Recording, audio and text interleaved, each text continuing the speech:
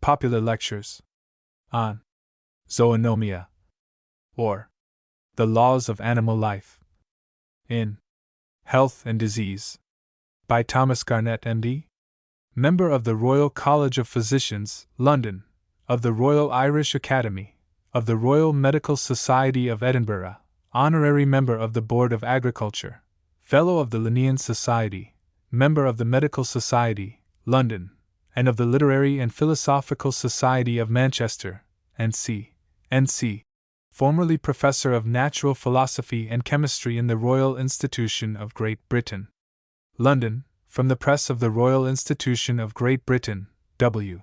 Savage, Printer. Published for the benefit of the author's children by his executors. To be had of Mr. Nicholson, Soho Square, Mr. Price, Westminster Library, Jermyn Street, and of all the booksellers. 1804. Frontispiece Portrait, Thomas Garnett. M.D. L.R. Smith, Del. Lenny Sculpt. Published January 1, 1805, by the executors for the benefit of his orphaned children. Entered at Stationers' Hall. To the Right Honourable and Honourable, the managers of the Royal Institution of Great Britain, these lectures, composed by a man who in his lifetime was honoured by their selection as their first lecturer, and whose infant family have since experienced their benevolence and protection, are, with permission, dedicated by the trustees of the subscription in favour of those orphans. Contents: the author's life, his early amusements, his apprenticeship to Mr. Dawson, his studies at Edinburgh, in London, his establishment at Bradford, at Knaresborough, at Harrogate, his marriage, his lectures at Liverpool, at Manchester, at Warrington, at Lancaster, at Glasgow, his tour in the Highlands, the death of his wife, his engagement in the Royal Institution, his resignation, his establishment in Marlborough Street, his appointment as physician to the Marylebone Dispensary, his death. Lecture I. Introduction. Difficulties and advantages of a popular course of lectures. General view of the human frame. Bones, muscles, joints, powers of the muscles, brain and nerves, senses, hypothesis of sensation, galvanism, distribution of the subjects of the course. Lecture 2 on respiration, air, trachea, thorax, animal heat, its uniformity, chemical properties of the air, combustion, effects of cold. Lecture 3 on the circulation of the blood, respiration partially voluntary, heart, circulation, pulsation, hepatic vessels, action of the arteries, causes propelling the blood, varieties of the pulse, changes of the blood, Harvey's merits. Lecture 4 on digestion and nutrition, necessity of food, structure of the viscera, bile, food of man, gastric juice, absorption, assimilation, lymphatics, diseases affecting digestion, advantages of temperance and exercise. Lecture V of the senses in general, sensation, attention, internal senses, habit, touch, skin, pain. Lecture 6 on taste and smell, tongue, kinds of taste, diseases of taste, smell, mucous membrane, odors, smell in animals, diseases of smell. Lecture 7 on sound and hearing, production of sound, medium, ear, hearing, pendulums, chords, wind instruments, tones, velocity of sound, music, echo, deafness. Lecture 8 on vision, the eye, figure, light, vision, accommodation to different distances, seat of vision, erect vision, single vision, squinting. Lecture 9 on the laws of animal life, action of external objects, excitability, its laws, action of light, of heat, of food, sound, odors, Lecture X, on the laws of animal life. General laws. Sleep. Degrees of excitability. Health. Comparison with a furnace. Oxidation. Electricity. Hydrogen. Theory of muscular contraction. Lecture 11, of the nature and causes of diseases. Brown's theory. Sthenic and asthenic diseases. Debility. Sthenic depression of spirits. Scale of excitability. Fallacy of symptoms effects of cold. Alcohol. Sthenic diseases. Lecture 12, on inflammation and asthenic diseases. Nature of inflammation. Distension of the arteries. Cure of ophthalmias. Asthenic diseases. Cold. Intemperance. Mental exertions. Classes of diseases. Cure. Oxidation. Lecture 13 on the gout. Effects of the gout. Gout not hereditary. Symptoms. Causes. Affections of the stomach. Cure. Use of electricity. Diet. Lecture 14 on nervous complaints. Predisposition. Classes. Sthenic kinds. Case of the author. Bad effects of wine. Asthenic kinds. Passions. Directability. Treatment. Torpor. Remedies. Exercise and temperance. Conclusion. An account of the life of the author. Dr. Garnett was born at Casterton, near Kirkby Lonsdale, Westmoreland, on the 21st of April 1766. During the first 15 years of his life, he remained with his parents, and was instructed by them in the precepts of the Established Church of England, from which he drew that scheme of virtue, by which every action of his future life was to be governed. The only school education he received during these early years was at Barban, a small village near his native place, to which his father had removed the year after he was born. The school was of so little consequence that its master changed not less than 3 times during the space of 7 or 8 years, and the whole instruction he received was comprehended in the rudiments of the English grammar, a small portion of Latin, and a little French, together with the general principles of arithmetic. His bodily constitution was from the beginning weak and susceptible. He was unequal to joining in the boisterous amusements of his companions, while from the liveliness of his disposition he could not remain a moment idle. To these circumstances we are, perhaps, to attribute the uncommon progress he made in every branch of knowledge to which he afterwards applied himself. Whilst a schoolboy, the susceptibility of his mind, and a diffidence of character connected with it, caused him to associate very little with his schoolfellows. He dreaded the displeasure of his preceptor, as the greatest misfortune which could befall him the moment he arrived at home. He set about preparing his lesson for the next day, and as soon as this was accomplished, he amused himself by contriving small pieces of mechanism, which he exhibited with conscious satisfaction to his friends. His temper was warm and enthusiastic. Whatever came within the narrow circle of his early knowledge he would attempt to imitate. He saw no difficulties beforehand, nor was he discouraged when he met with them.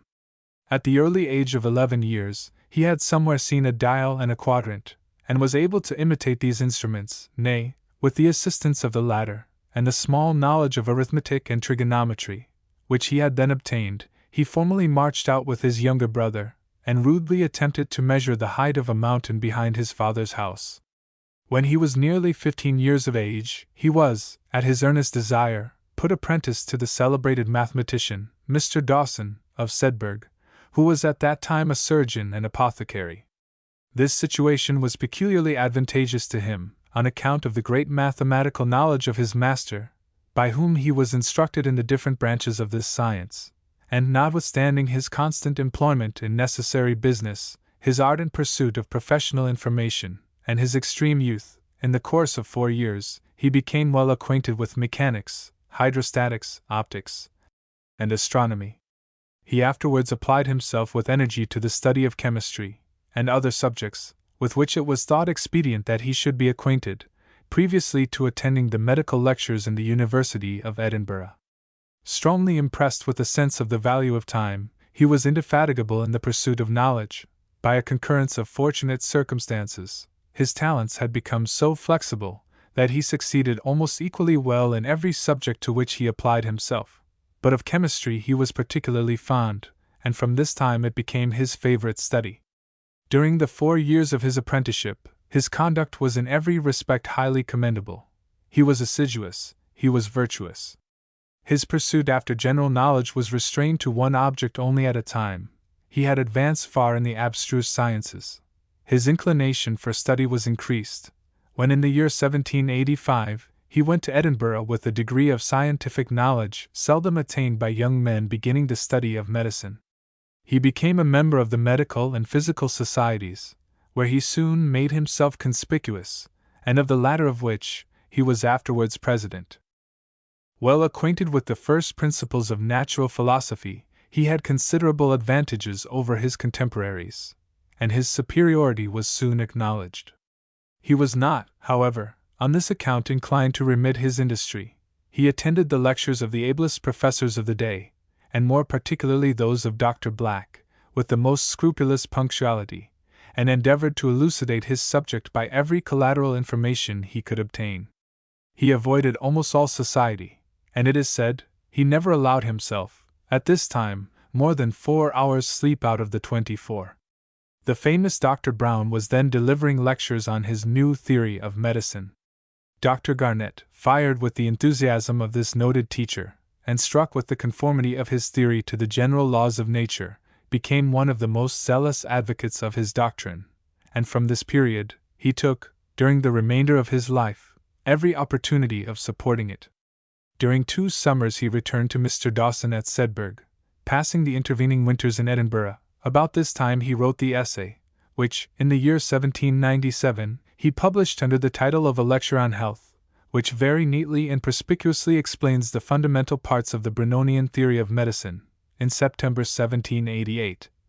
He published his inaugural dissertation De Visu, and obtained the degree of M.D. Very soon afterwards he went to London, to pursue his professional studies, which he continued to do with the greatest perseverance. He attended with unceasing diligence the lectures of the most eminent lecturers, and he sought practical knowledge in the chief hospitals of the metropolis with the most ardent zeal, so that whilst he gained information to himself, he set an impressive example to his contemporary medical students, who in the delusive pursuits of a great city are too apt to neglect the objects their parents had in view in sending them to the capital. Having finished his studies in London, Dr. Garnett, in 1789, returned to his parents.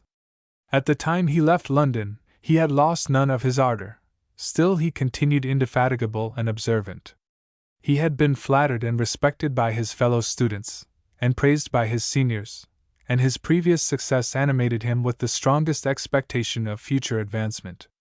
At this time, it is supposed, he wrote the justly admired treatise on optics, which is in the Encyclopaedia Britannica.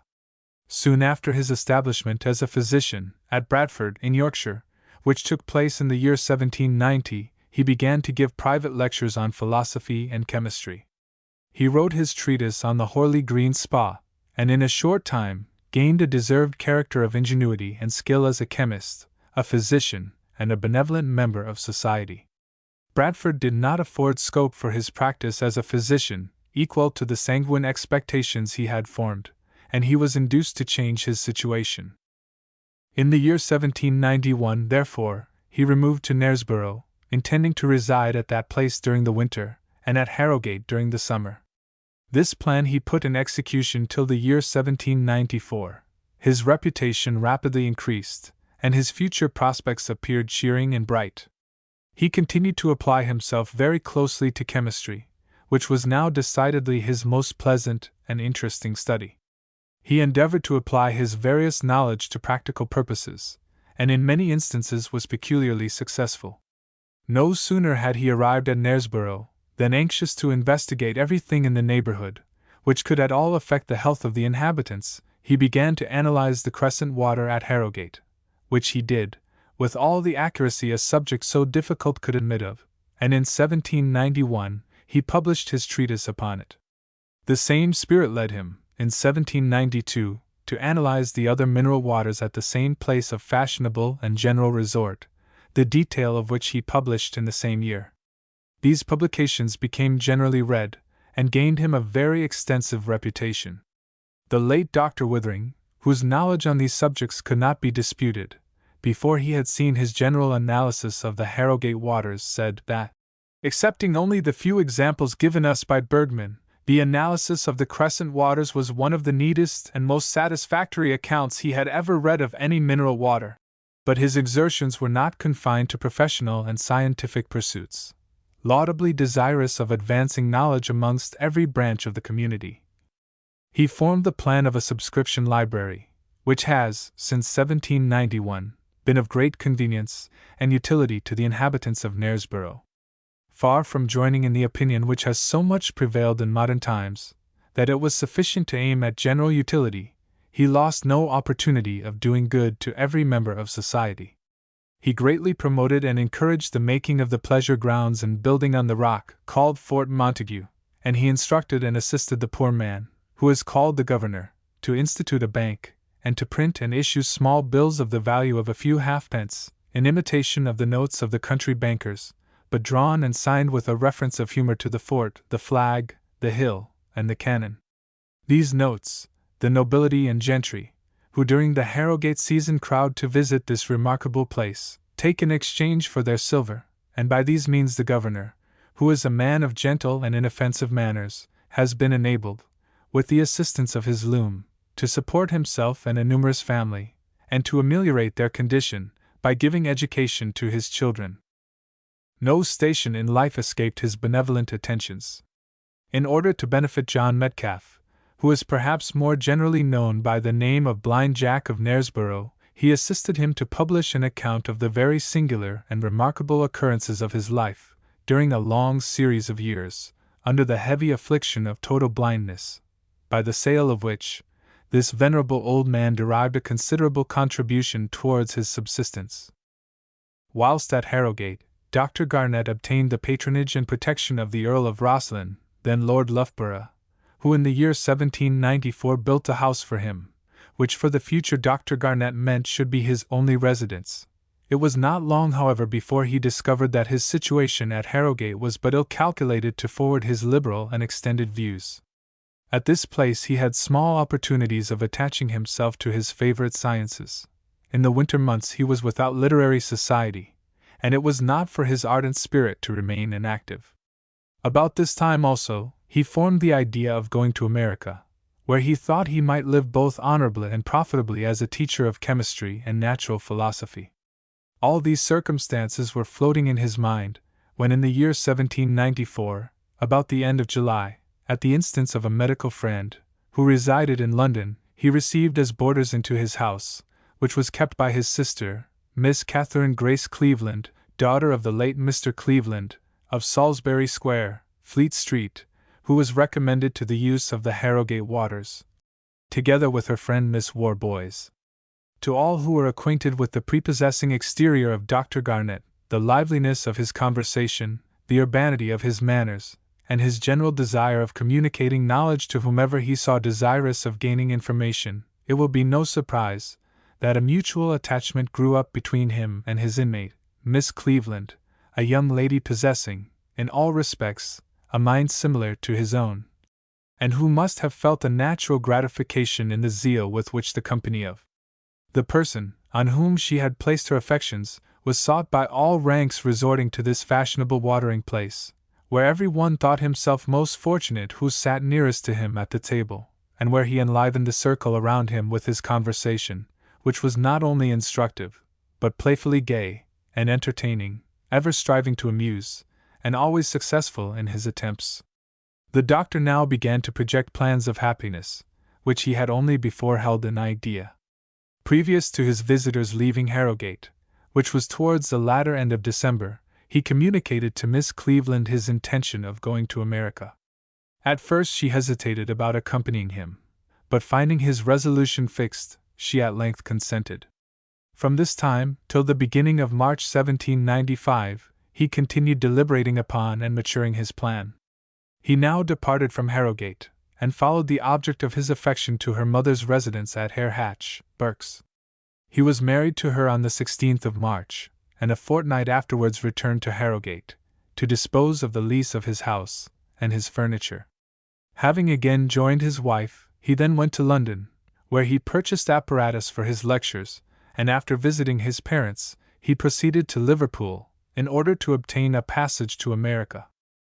Whilst he was thus waiting for the opportunity of a vessel to transport him across the Atlantic, he was solicited by the medical gentleman at Liverpool to unpack his apparatus and give a public course of lectures on chemistry and experimental philosophy.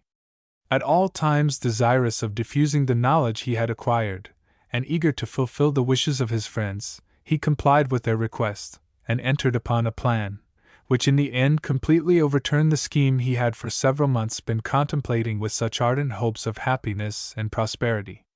No sooner had he been prevailed upon, than he set about getting everything ready for his lectures, and after a single week's preparation, he commenced his course. The deep interest he took in his subject, the anxiety he showed to make himself understood, and the enthusiastic hope he constantly expressed of the advancement of science, had a remarkable effect upon his audience, and his lectures were received with the most flattering marks of attention, and excited the most general applause and satisfaction. In a short time, he received a pressing invitation from the most eminent characters at Manchester to repeat his course in that town. This invitation he accepted, and encouraged by the success he had just experienced, he postponed the idea of leaving his country. He arrived at Manchester about the middle of January 1796, and began his lectures on the 22nd of that month. Before his arrival, not less than 60 subscribers had put down their names, the more strongly to induce him to comply with their wishes, and many more had promised to do it, as soon as his proposals were published. Notwithstanding he was thus led to expect a large audience, and had procured apartments, which he imagined would be sufficiently spacious for their reception, he was obliged, for want of room, to change them not less than 3 times during one course. With such success did the career of his philosophical teaching begin, and with such extreme attention and respect was he everywhere received, that he used afterwards to mention this period as not only the most profitable, but the most happy of his life. On the 24th of February, his wife was brought to bed of a daughter, the eldest of the 2 orphans who have now to lament the death of so valuable a parent, to deplore the loss of that independence which his exertions were certain to have raised them, and to rely on a generous public for protection, in testimony of the virtues and merit of their father. After this time Dr. Garnett repeated nearly the same course of lectures at Warrington and at Lancaster, to both which places he was followed by the same success. Whilst he was in this manner exerting himself for the general diffusion of knowledge, his fame spread with the delight and instruction he had everywhere communicated to his audience. The inhabitants of Birmingham wished to have the advantage of his lectures, and he also received a most pressing invitation from Dublin, where a very large subscription had already been formed. It was his intention to have accepted of the latter invitation, but previous to his departure for Ireland, from whence he had even yet some thoughts of emigrating to America, he was informed of the vacancy of the professorship in Anderson's institution, at Glasgow, by his friend the late Dr. Easton of Manchester, who strongly urged him to become a candidate. As this situation must inevitably destroy all his future prospects, he for a long time hesitated, but Dr. Easton having informed the managers of the institution that there was a possibility of their obtaining a professor so eminently qualified as Dr. Garnett, they, after making further inquiry concerning him, offered it to him in so handsome a manner that, although the situation was by no means likely to be productive of so much emolument as the plan of life he had lately been pursuing, he yielded to their proposal, strengthened as it was by the earnest solicitation of Mrs. Garnett, who felt considerable apprehension at the thoughts of going to America, and consented to accept of the professorship. He began his lectures at Glasgow in November 1796, and a short account of them may be found in his Tour to the Highlands, Volume 2, page 196. The peculiar clearness with which he was wont to explain the most difficult parts of science, together with the simplicity of the terms he employed, rendered his lectures particularly acceptable to those who had not been initiated in the technical terms, generally used on such occasions. Everything he delivered might easily be understood by those who had not previously attended to the subject, and of consequence, all who had been disgusted or frightened by the difficulties they had before met with, or imagined, were eager to receive his instructions, and the audience he obtained was much more numerous than either the trustees or himself had deemed probable. When the session was completed, he repaired to Liverpool for the purpose of fulfilling a promise he had formerly given to his friends, to repeat his course of lectures in that town. Mrs. Garnett, in the meantime, remained at Kirkby Lonsdale, where he joined her as soon as his lectures were finished. He spent the latter part of the summer chiefly in botanical pursuits, and returned to Glasgow in the autumn, when he made known his intention of practicing as a physician. Fortune continued to favor him, his reputation increased, and he rapidly advanced towards the first professional situation in Glasgow. In July 1798, he began his tour to the Highlands, an account of which he published in 1800, and having returned to his duties in the institution, the success of his lectures suffered no interruption, but whilst he was reaping the benefit due to his industry and his talents, his happiness received a blow, which was irrecoverable, by the loss of his wife, who died in childbirth. December the 25th, 1798, the infant was preserved. The sentiments of Dr. Garnett on this occasion will be best expressed in his own words, in a letter to Mr. Ort, of Bury in Lancashire. Glasgow, January 1st, 1799. Oh, my dear cousin, little did I expect that I should begin the new year with telling you that I am now deprived of all earthly comforts. Yes, the dear companion of my studies, the friend of my heart, the partner of my bosom, is now a piece of cold clay. The senseless earth is closed on that form which was so lately animated by every virtue, and whose only wish was to make me happy. Is there anything which can now afford me any consolation? Yes, she is not lost, but gone before. But still it is hard to have all our schemes of happiness wrecked, when our bark was within sight of port, when we were promising ourselves more than common felicity. It struck upon a rock, my only treasure went to the bottom, and I am cast ashore, friendless, and deprived of every comfort. My poor, dear love had been as well as usual during the 2 or 3 last months, and even on the dreadful evening, Christmas Eve, she spoke with pleasure of the approaching event. My spirits were elevated to so uncommon a pitch by the birth of a lovely daughter, that they were by no means prepared for the succeeding scene, and they have been so overwhelmed, that I sometimes hope it may be a dream, out of which I wish to awake. The little infant is well, and I have called it Catherine, a name which must ever be dear to me, and which I wish to be able to apply to some object whom I love, for though it caused the death of my hopes, it is dear to me, as being the last precious relic of her, whom everybody who knew her esteemed, and I loved. I must now bid adieu to every comfort, and live only for the sweet babes. Oh, 'tis hard, very hard. Thomas Garnett. To Mr. Ort, Bury, Lancashire. The affliction Dr. Garnett experienced on the death of his wife was never recovered. On all occasions of anxiety which were multiplied upon him, by reason of his exquisite sensibility, he longed for the consolation her society used to afford him, and although his susceptibility to the action of external causes would not allow him to remain in continued and unalterable gloom and melancholy, yet in solitude, and on the slightest accident, his distress returned, and he despaired of the possibility of ever retrieving his lost happiness.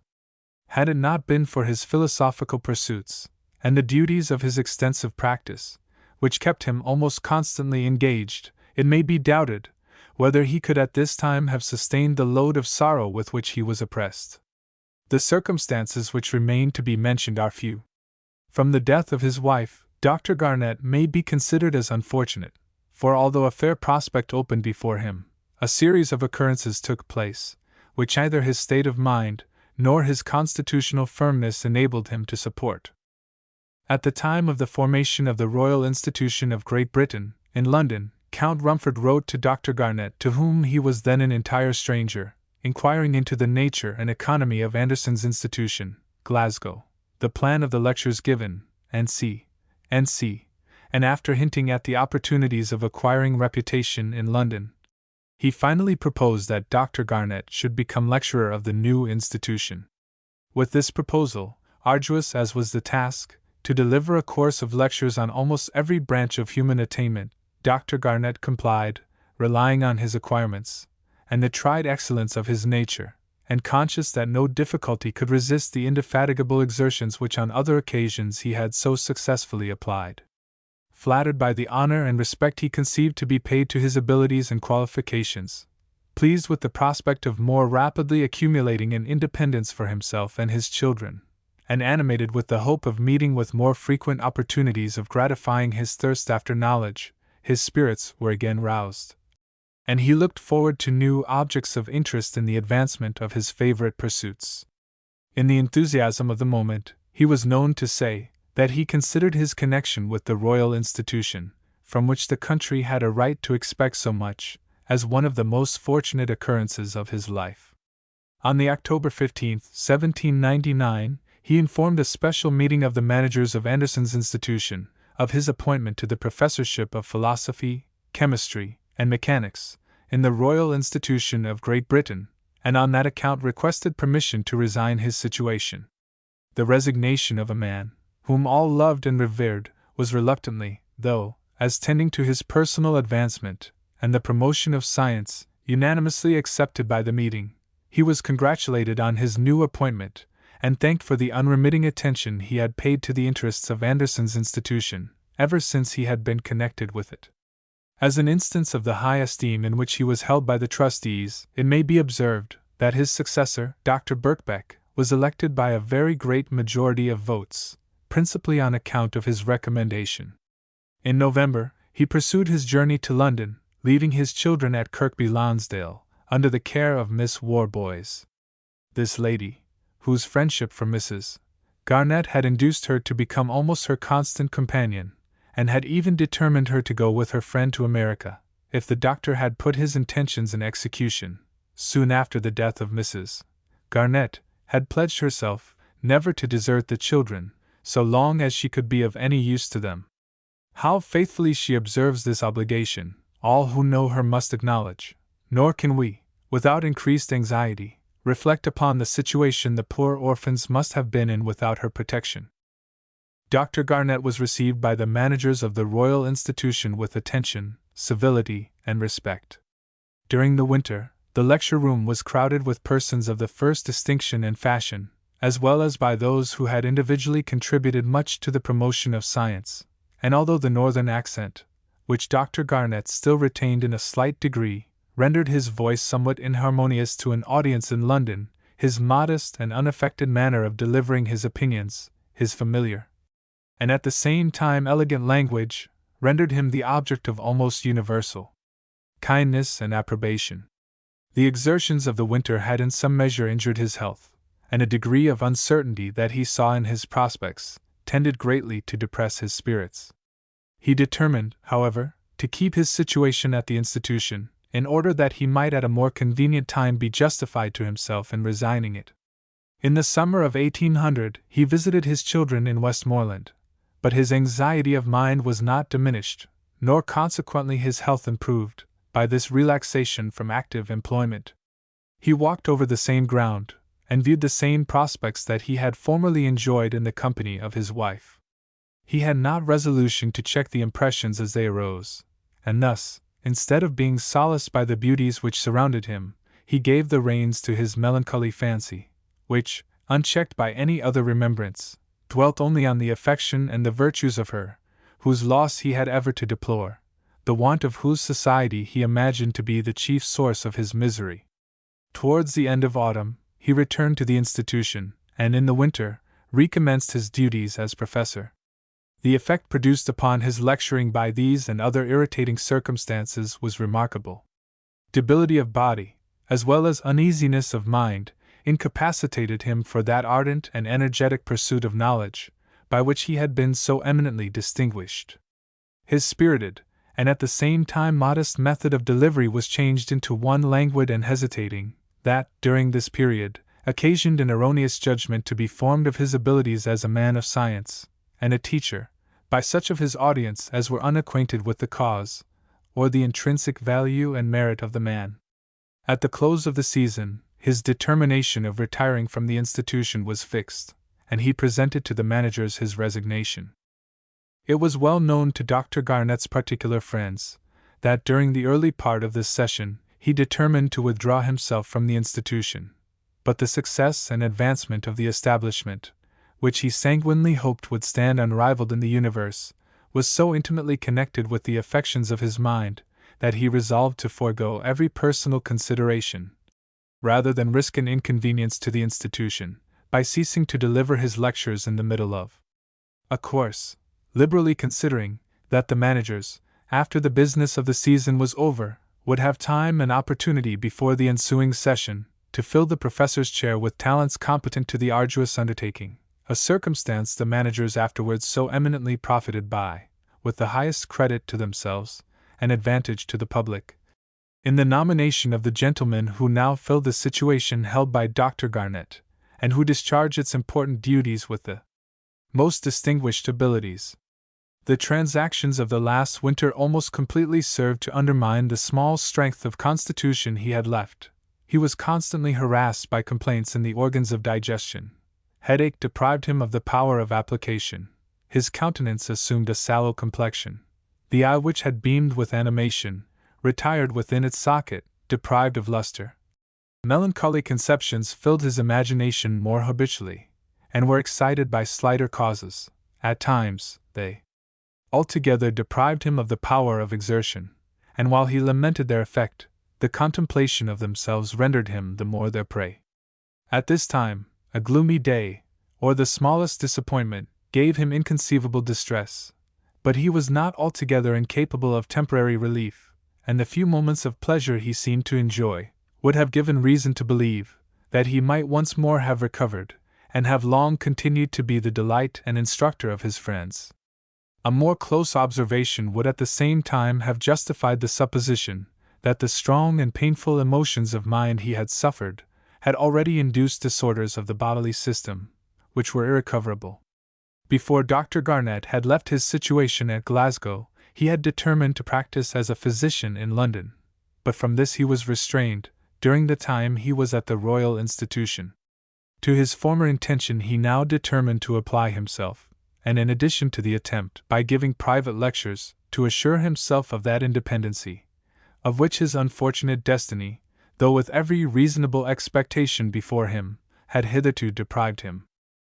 With this intention, he purchased the lease of a house in Great Marlborough Street, and in the summer of 1801, built a lecture room. He brought his family to town, and once more looked forward with hope. The flattering success he soon met with, and a short residence at Harrogate in the autumn, contributed to afford a temporary renovation of health and spirits.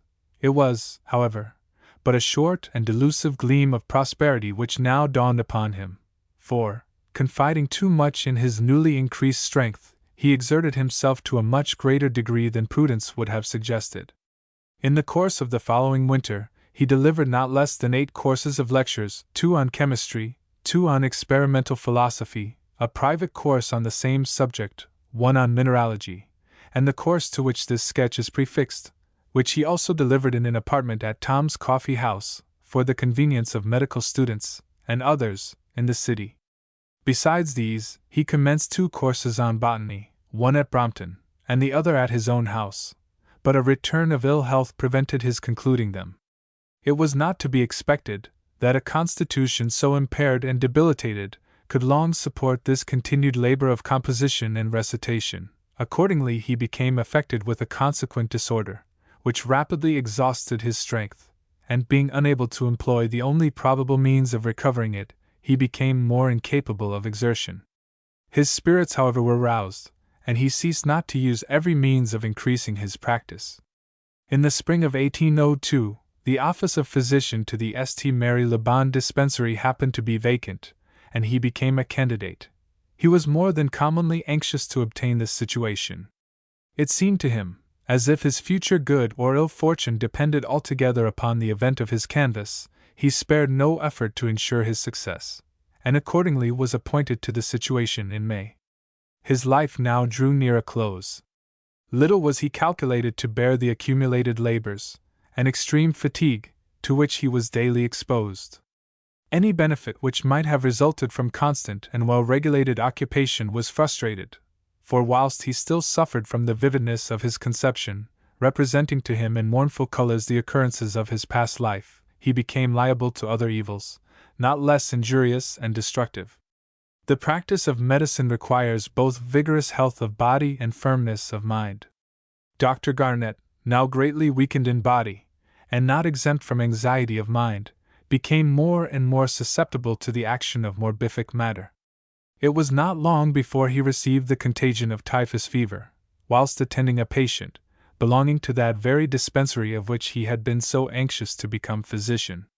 He labored under the disorder for 2 or 3 weeks, and died the 28th of June 1802, and was buried in the new burial ground of the parish of St. James, Westminster. Thus was lost to society a man, the ornament of his country, and the general friend of humanity. In his personal attachments, he was warm and zealous.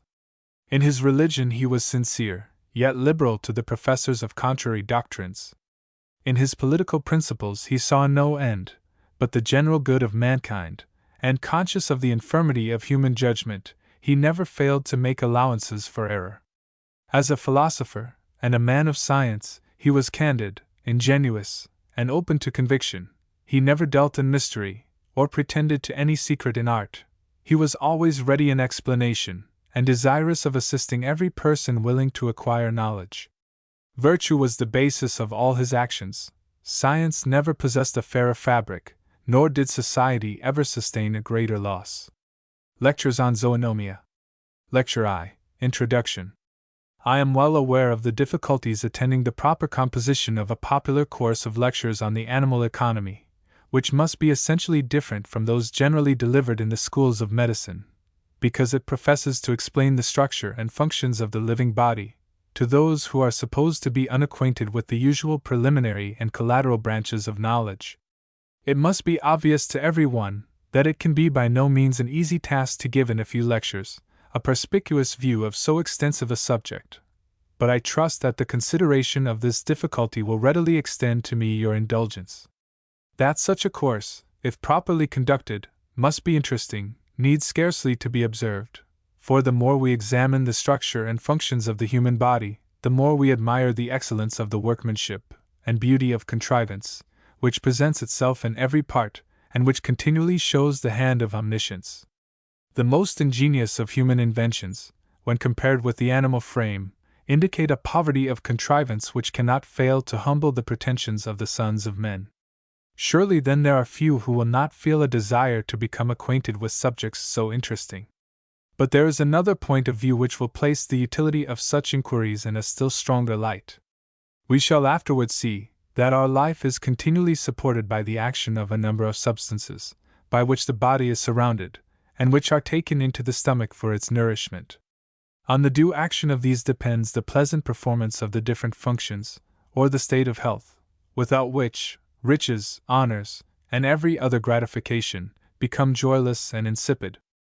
By understanding the manner in which these powers act, or, in other words, by becoming acquainted with the principles of physiology, we shall be enabled to regulate them, so as, in a great measure, to guard against the numerous ills that flesh is heir to, for it is universally agreed that by far the greatest part of the diseases to which mankind are subject have been brought on by intemperance, imprudence, and the neglect of precautions, which often arises from carelessness, but much oftener from ignorance of those precautions. Physiological ignorance is, undoubtedly, the most abundant source of our sufferings. Every person accustomed to the sick must have heard them deplore their ignorance of the necessary consequences of those practices, by which their health has been destroyed, and when men shall be deeply convinced that the eternal laws of nature have connected pain and decrepitude with one mode of life, and health and vigor with another, they will avoid the former and adhere to the latter. It is strange, however, to observe that the generality of mankind do not seem to bestow a single thought on the preservation of their health, till it is too late to reap any benefit from their conviction, so that we may say of health, as we do of time, we take no notice of it but by its loss, and feel the value of it when we can no longer think of it but with retrospect and regret. When we take a view of the human frame, and see how admirably each part is contrived for the performance of its different functions, and even for repairing its own injuries, we might at first sight imagine that such a structure, unless destroyed by external force, should continue forever in vigor, and in health, and it is by mournful experience alone that we are convinced of the contrary. The strongest constitution, which never experienced the qualms of sickness, or the torture of disease, and which seems to bid defiance to the enemies of health that surround it, is not proof against the attacks of age. Even in the midst of life we are in death. How many of us have contemplated with admiration the graceful motion of the female form, the eyes sparkling with intelligence, the countenance enlivened by wit, or animated by feeling? A single instant is sufficient to dispel the charm. Often without apparent cause, sensation and motion cease at once. The body loses its warmth, the eyes their luster, and the lips and cheeks become livid. These, as Cuvier observes, are but preludes to changes still more hideous. The color passes successively to a blue, a green, and a black. The flesh absorbs moisture, and while one part of it escapes in pestilential exhalations, the remaining part falls down into a putrid liquid mass. In a short time no part of the body remains, but a few earthy and saline principles, its other elements being dispersed through air, or carried off by water, to form new combinations, and afford food for other animals. The human body has been defined to be a machine composed of bones and muscles, with their proper appendages, for the purpose of motion, at the instance of its intelligent principle. From this principle, nerves, or instruments of sensation, are likewise detached to the various parts of the body, for such information as may be necessary to determine it to those motions of the body, which may conduce to the happiness of the former, and the preservation of both. It may perhaps be objected to this definition, that the body consists of other parts besides bones, muscles, and nerves. This is undoubtedly true. But if we examine more minutely, we shall find that all the other parts, as well as functions of the body, seem only to be subservient to the purposes I have mentioned.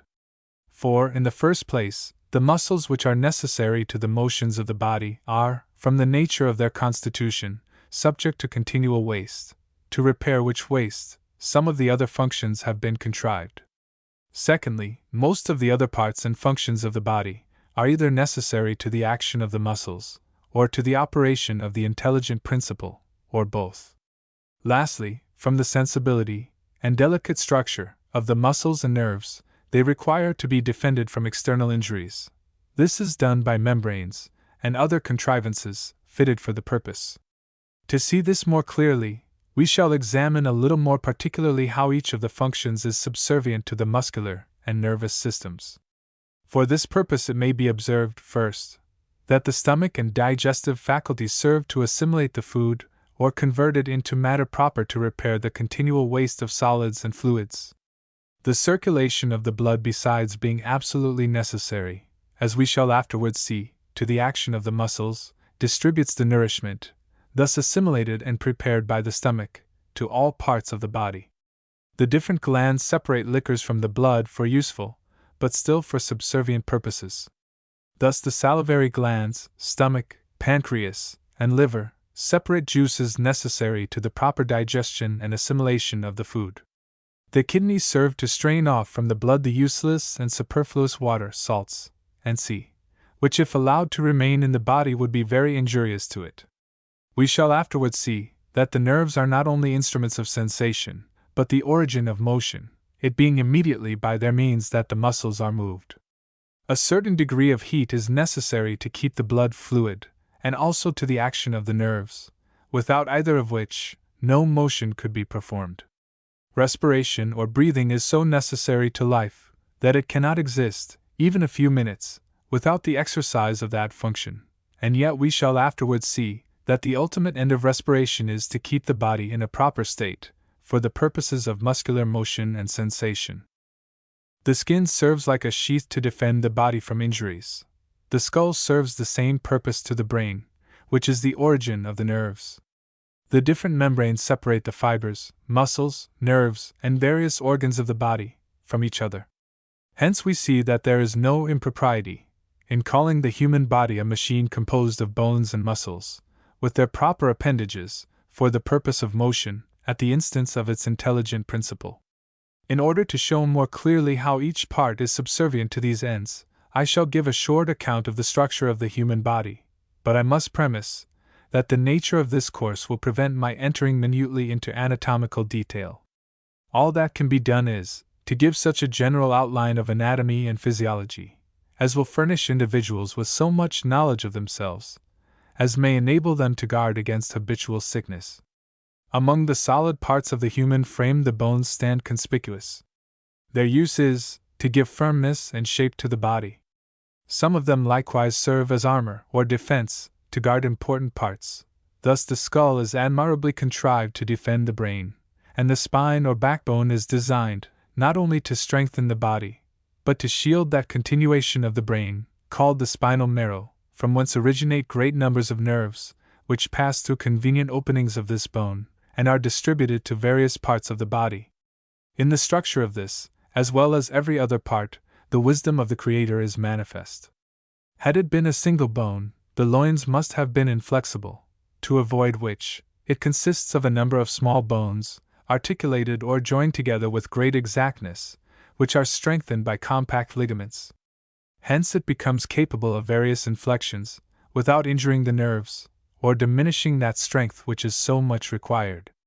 The whole system of bones, or skeleton, is constructed of several parts, of different shapes and sizes, joining with one another in various manners, and so knit together, as best to answer to the motions which the occasions of the animal may require. These bones serve as levers for the muscles to act on, which last serve as mechanical powers, to give the machine various motions, at the command of the will. The muscles are fleshy fibers, attached by their extremities to the bones. When the fibers shorten themselves, the two parts into which the muscle is inserted are brought nearer, and by this simple contrivance, all the motions of animals are performed, and their bodies carried from one place to another. Joints are provided with muscles for performing the motions for which they are adapted, every muscle pulling the bone, to which it is attached, in its own particular direction. Hence the muscles may be considered as so many moving forces, as was before hinted, and their strength, the distance of their insertion from the center of motion, the length of the lever to which they are attached, and the weight connected with it, determine the duration and velocity of the motions which they produce. Upon these different circumstances depend the different kinds of motion performed by various animals, such as the force of their leap, the extent of their flight, the rapidity of their course, and their address in catching their prey. Most of the muscles act upon the bones, so as to produce the effects of a lever of the third kind, as it is termed by mechanics, where the power acts between the center of motion and the weight. Hence it has a mechanical disadvantage. As an instance of this, the muscle which bends the forearm is inserted about 1/8 or 1/10 of the distance from the center of motion that the hand is, where the weight or resistance is applied.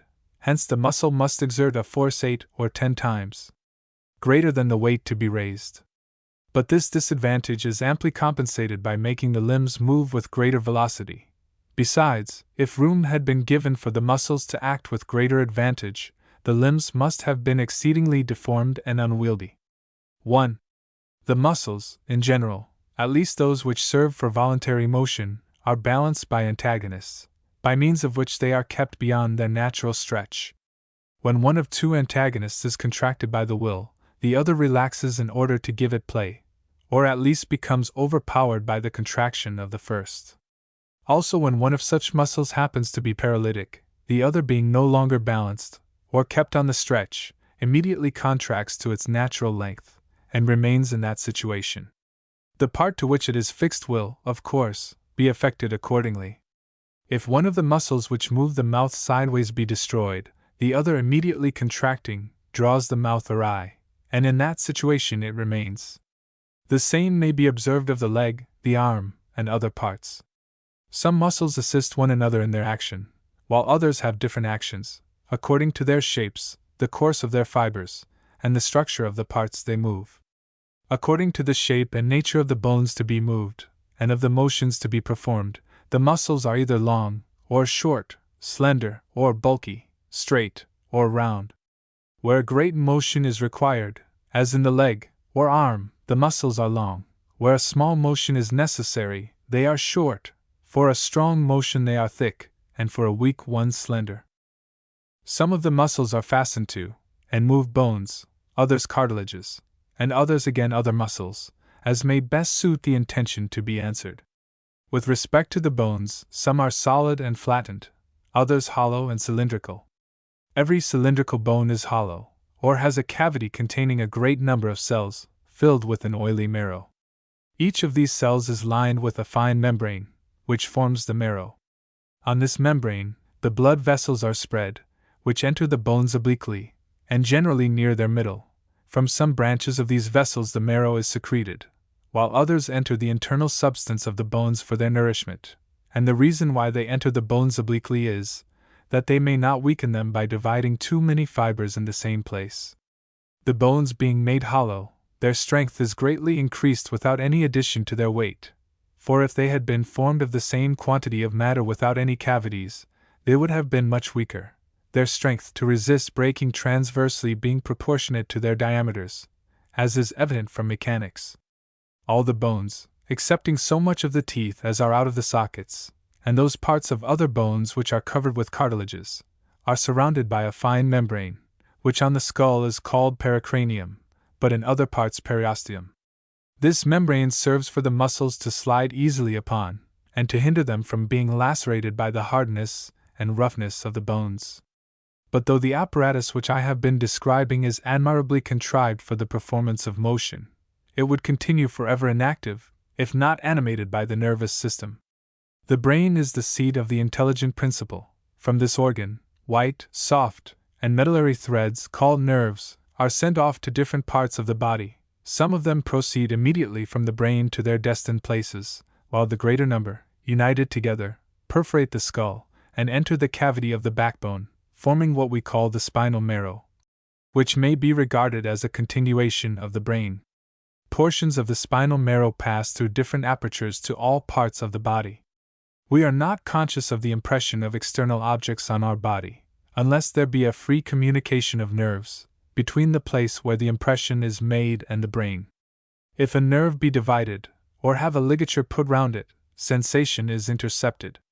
There is perhaps only one sense which is common to all classes of animals, and which exists over every part of the surface of the body. I mean the sense of touch. The seat of this sense is in the extremities of the nerves distributed over the skin, and by means of it we ascertain the resistance of bodies, their figure, and their temperature. The other senses have been thought to be only more refined modifications of the sense of touch, and the organs of each are placed near the brain on the external surface of the head. The sense of sight, for instance, is seated in the eye, the hearing in the ear, the smell in the internal membrane of the nose, and the taste in the tongue. The light, the pulses, or vibrations of the air, the effluvia floating in the atmosphere, saline particles, or particles which are soluble in water or saliva, are the substances which act upon these four senses, and the organs which transmit their action to the nerves are admirably adapted to the respective nature of each. The eye presents to the light a succession of transparent lenses to refract its rays. The ear opposes to the air membranes, fluids, and bones, well fitted to transmit its vibrations. The nostrils, while they afford a passage to the air and its way to the lungs, intercept any odorous particles which it contains, and the tongue is provided with spongy papillae to imbibe the sapid liquors which are the objects of taste. It is by these organs that we become acquainted with what passes around us. By these we know that a material world exists. We may, however, observe that the nervous system, besides making us acquainted with external things, gives us notice of many changes that take place within our own body. Internal pain warns us of the presence of disease, and the disagreeable sensations of hunger, thirst, and fatigue are signs of the body standing in need of refreshment or repose. Concerning the manner in which we become acquainted with external things, by means of the senses, we know nothing. Many hypotheses have been offered to explain this. None of them, however, are the result of experiment and observation. Many philosophers have supposed the universe to be filled with an extremely subtle fluid, which they have termed ethereal, and this hypothesis has been sanctioned by the illustrious authority of Newton. He, however, merely offered it in the modest form of a query, for the attention of other philosophers, little thinking that it would be made use of to explain phenomena which they did not understand. His query about a subtle elastic fluid pervading the universe, and giving motion and activity to inert masses of matter, and thereby causing the phenomena of attraction, gravitation, and many other appearances in nature, was immediately laid hold of by his followers, as a fact sufficiently supported, because it seemed to have the sanction of so great an authority. This hypothesis was made use of to explain a great number of phenomena, and the physiologists, whose theories were generally influenced by the prevailing philosophy, eagerly laid hold of it to explain the phenomena of sensation and muscular motion. When an impression was made upon any part of the external surface of the body, whether it was occasioned by heat or mechanical impulse, they supposed that the ether in the extremities of the nerves was set in motion. This motion, from the energy of the ether, is communicated along the nerves to the brain, and that produces such a change as occasions a consciousness of the original impression, and a reference in the mind to the place where it was made. Next, they supposed that the action of the will caused a motion of the ether to be instantly propagated along the nerves that terminate in the fibers of the muscles, which stimulated them to contraction. Other philosophers imagined that a tremulous motion was excited in the nerves themselves by the action of external impulses, like the motions excited in the string of a harp.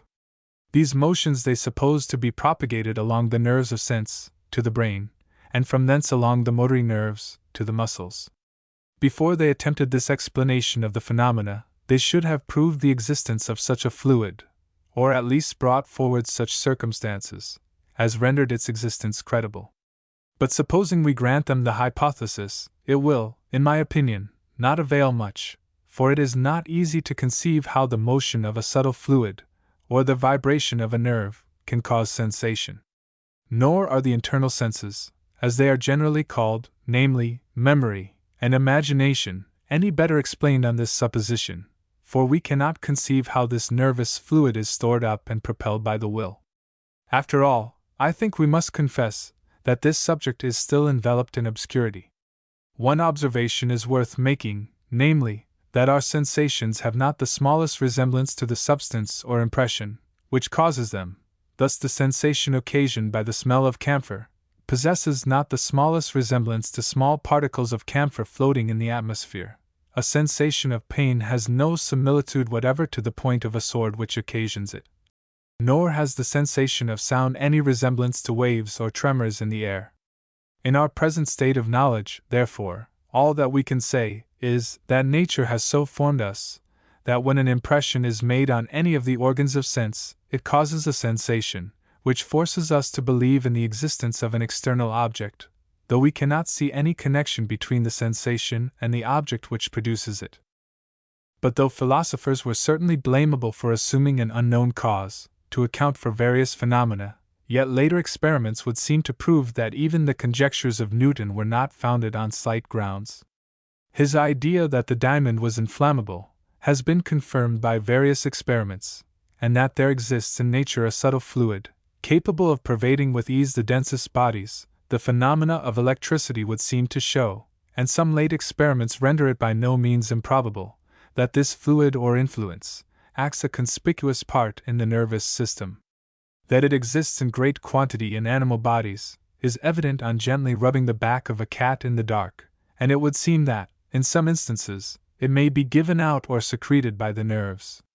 We shall afterwards see that the seat of vision is a delicate expansion of a large nerve which comes from the brain, and is spread out on the bottom of the eye, and flashes of light, or a kind of sparkling, is often seen to dart from the eyes of persons in high health, and possessed of much nervous energy.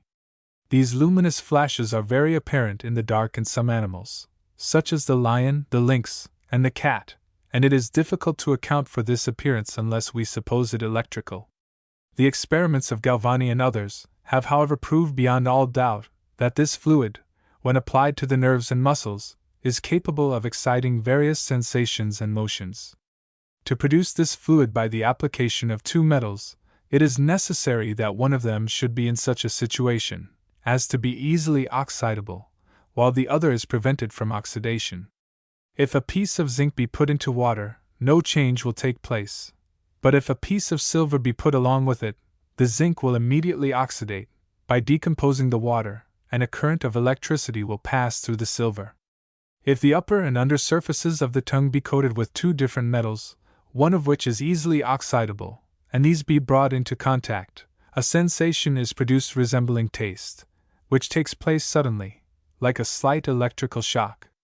This taste may likewise be produced by applying one part of the metals to the tongue and the other to any part of the body deprived of the cuticle, and bringing them in contact. The sensation of light may be produced in various ways, such as by applying one metal between the gum and the upper lip, and the other under the tongue, or by putting a silver probe up one of the nostrils, and a piece of zinc upon the tongue. A sensation resembling a very strong flash of light is perceived in the corresponding eye, at the instant of contact. But the experiments which tend most strongly to prove what I have hinted, are made in the following manner.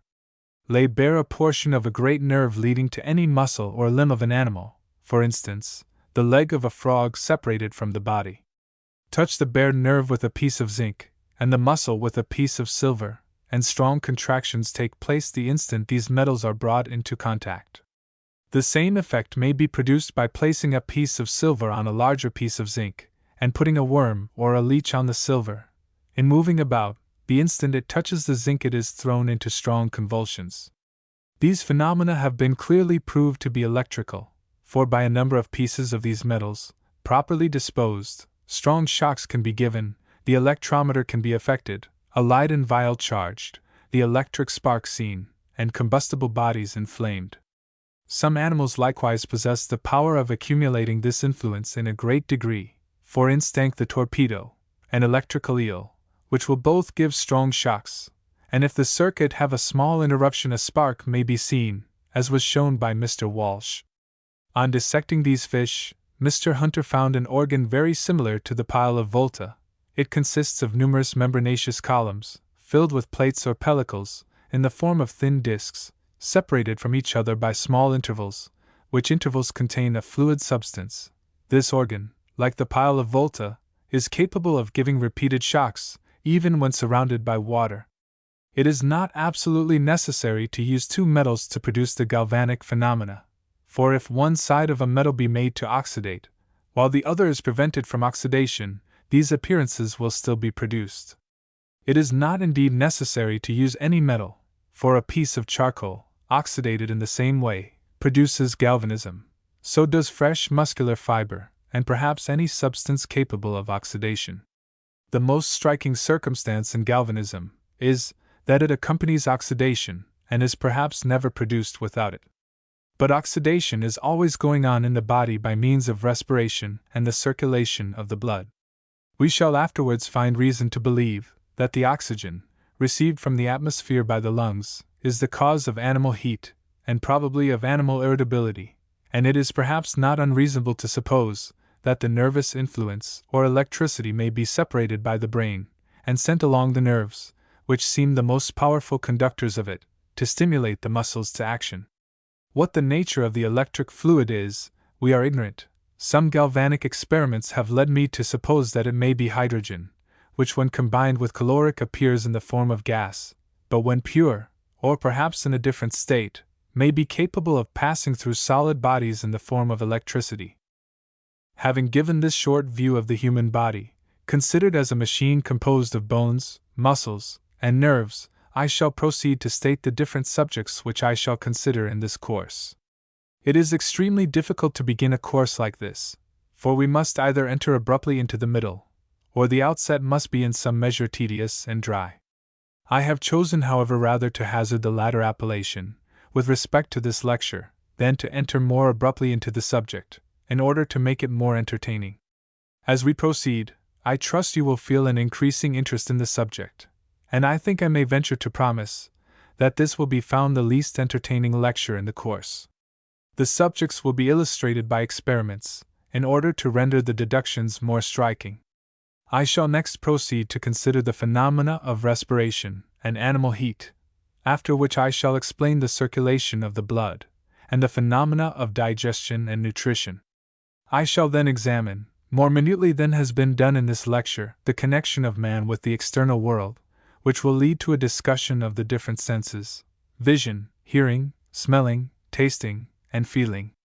When these subjects have been discussed as fully as our time will allow, I shall examine, at considerable length, the manner in which the powers that support life, which have been improperly called by physiologists the non-naturals, act upon the body. This will naturally lead to a fuller explanation of the system which I have attempted to defend in my lecture on health. And, after I have fully explained the laws by which the irritable principle is regulated, I shall proceed to show how those variations from the healthy state, called diseases, are produced. I shall point out the difference that exists between the debility which is brought on by the diminished action of the powers which support life, and that which results from their too powerful action. I shall then inquire into the nature of diseases of increased excitement, and after having shown how the undue action of the powers which support life operates in producing disease, I shall endeavor to lay down such rules for the preservation of health as are the result of reasoning on these subjects, and are also confirmed by experience. 1. Figure: suppose AC to be a lever, held in equilibrio by the force B and weight W, then the whole momentum exerted at B must be equal to that at W, but the forces will be different. For BXAC equals WXAB, and if AC equals 10AB, then a force equal to 10 times the weight to be raised must be exerted by the muscle. Hence we see that in the actions of muscles there is a loss of power, from their insertions being nearer the fulcrum than the weight. For example, suppose the deltoid muscle to act and raise a weight of 55 pounds. The weight of the arm is 5 pounds, and the distance of its insertion is only 1/3 of the arm's length, hence the force exerted must be 55 plus 5, x3 is equal to 180 lb. Figure: but by this contrivance we gain a greater extent of motion, and also a greater velocity, and both with less contraction. Let A be the center of motion, or articulation, B the insertion of a muscle, and AC the length of the lever or bone, then, by a contraction only equal to B_B_, C is carried through C_C_, which is to B_B_ as AC to AB. It is obvious also that the velocity is greater, since C moves to C in the same time as B to B. A loss of power is likewise occasioned by the obliquity of the muscular action, and the oblique direction of the fibers. For, in this case, there is a compound of two forces, and a consequent loss of power, for the forces are proportioned to the two sides of a parallelogram, but the effects produced are proportioned only to the diagonal. Lecture 2. Respiration. In the last lecture I took a short view of the human body, as a moving machine, regulated by the will. We shall now proceed to examine some of its functions more particularly. I need not tell any of my audience how necessary air is to the living body, for every person knows that we cannot live when excluded from this fluid. But before we can understand the manner in which it acts on the body, we must become acquainted with some of its properties. That the air is a fluid, consisting of such particles as have little or no cohesion, and which slide easily among each other, and yield to the slightest force, is evident from the ease with which animals breathe it, and move through it. Indeed, from its being transparent, and therefore invisible, as well as from its extreme tenuity, and the ease with which bodies move through it, people will scarcely believe that they are living at the bottom of an aerial ocean, like fishes at the bottom of the sea. We become, however, very sensible of it, when it flows rapidly in streams or currents, so as to form what is called a wind, which will sometimes act so violently as to tear up the strongest trees by the roots, and blow down to the ground the best and firmest buildings. Some may still be inclined to ask, what is this air in which we are said to live? We see nothing, we feel nothing, we find ourselves at liberty to move about in any direction, without any hindrance. Whence then comes the assertion that we are surrounded by a fluid called air? When we pour water out of a vessel, it appears to be empty, for our senses do not inform us that anything occupies the place of the water, for instance, when we pour water out of a vial. But this operation is exactly similar to pouring out mercury from a vial in a jar of water. The water gets in and supplies the place of the mercury. So does the air which supplies the place of the water, and this air will prevent water from rising, or filling a vessel which contains it. Hence we see that air possesses similar appearances of impenetrability with other matter, for it excludes bodies from the space which itself occupies. Air being therefore material must have weight, and we shall accordingly find that a quart of it weighs about 15 grains. But a quart of water weighs about 2 pounds. This fluid therefore is nearly 1,000 times heavier than air. But though air is so much lighter than water, yet, because it extends to a considerable height above the surface of the earth, it is evident that it must press strongly on the surfaces of bodies. It is thought to extend nearly 50 miles above the surface of the earth, and must therefore press heavily on this surface. This may be evinced by different experiments, performed by means of the air pump. Another property of the air, by which it is distinguished from most other fluids, is its elasticity. It may be compressed into a less space than it naturally occupies, and when the compressing force is removed, it expands to its former bulk, by its spring or elasticity. Indeed, it is always compressed into less space than it would naturally occupy, by the weight of the superincumbent air. The trachea, or windpipe, commences at the further end of the mouth, between the root of the tongue and the passage into the stomach. Its upper part is termed the larynx. It forms the projection in the fore part of the neck, which is more prominent in the male than the female. Its opening is called the glottis, and is covered with a small valve, or lid, called the epiglottis, which is open while we breathe, but shuts when we swallow anything, to prevent its getting into the lungs, sometimes.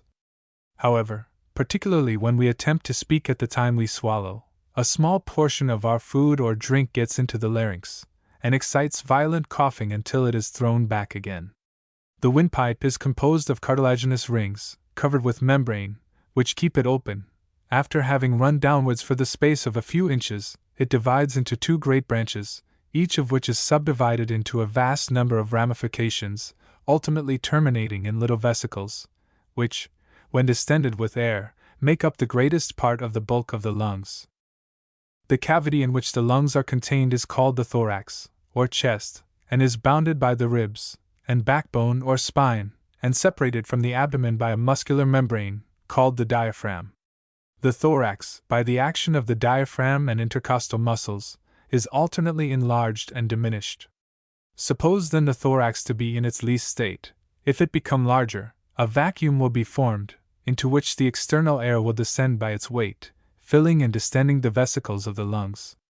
The thorax, thus dilated, is brought back to its former magnitude, principally by the relaxation of the muscles, which distended it, and the natural elasticity of the parts, aided by the contraction of the abdominal muscles.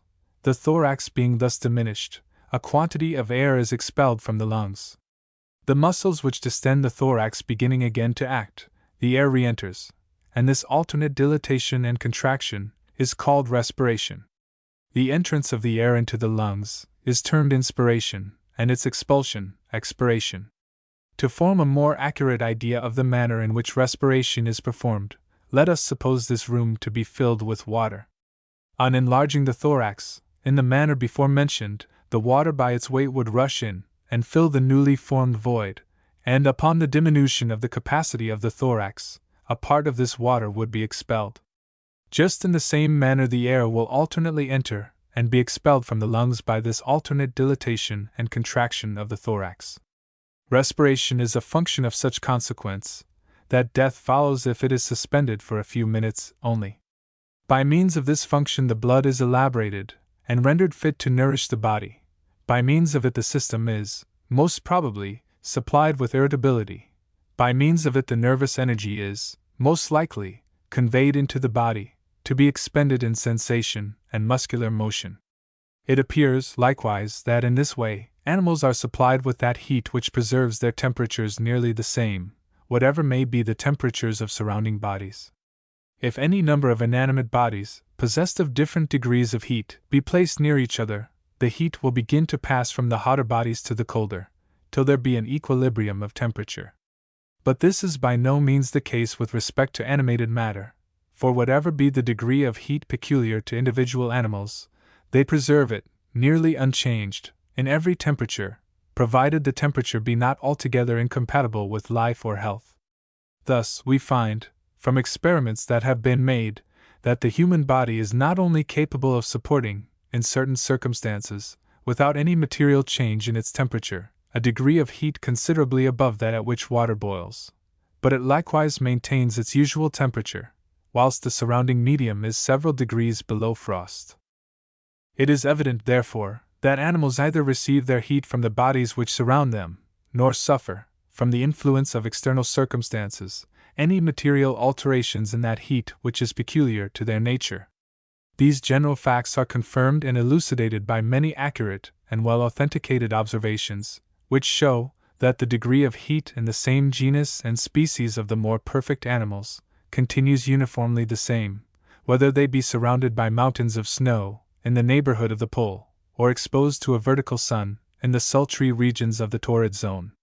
This stability and uniformity of animal heat, under such a disparity of external circumstances, and so vast a latitude in the temperature of the ambient air, prove, beyond doubt, that the living body is furnished with a peculiar mechanism, or power of generating, supporting, and regulating its own temperature, and that this is so wisely adapted to the circumstances of its economy, or so dependent upon them, that, whatever be the temperature of the atmosphere, it will have very little influence, either in diminishing or increasing that of the animal. In order that we may see how this effect is produced, we must examine the chemical properties of the air. Previously to this, however, it will be necessary to point out briefly how bodies are affected, with respect to heat, when they change their form. When a body passes from a state of solidity to that of fluidity, it absorbs a quantity of heat, which becomes chemically combined with it, and insensible to the touch or the thermometer.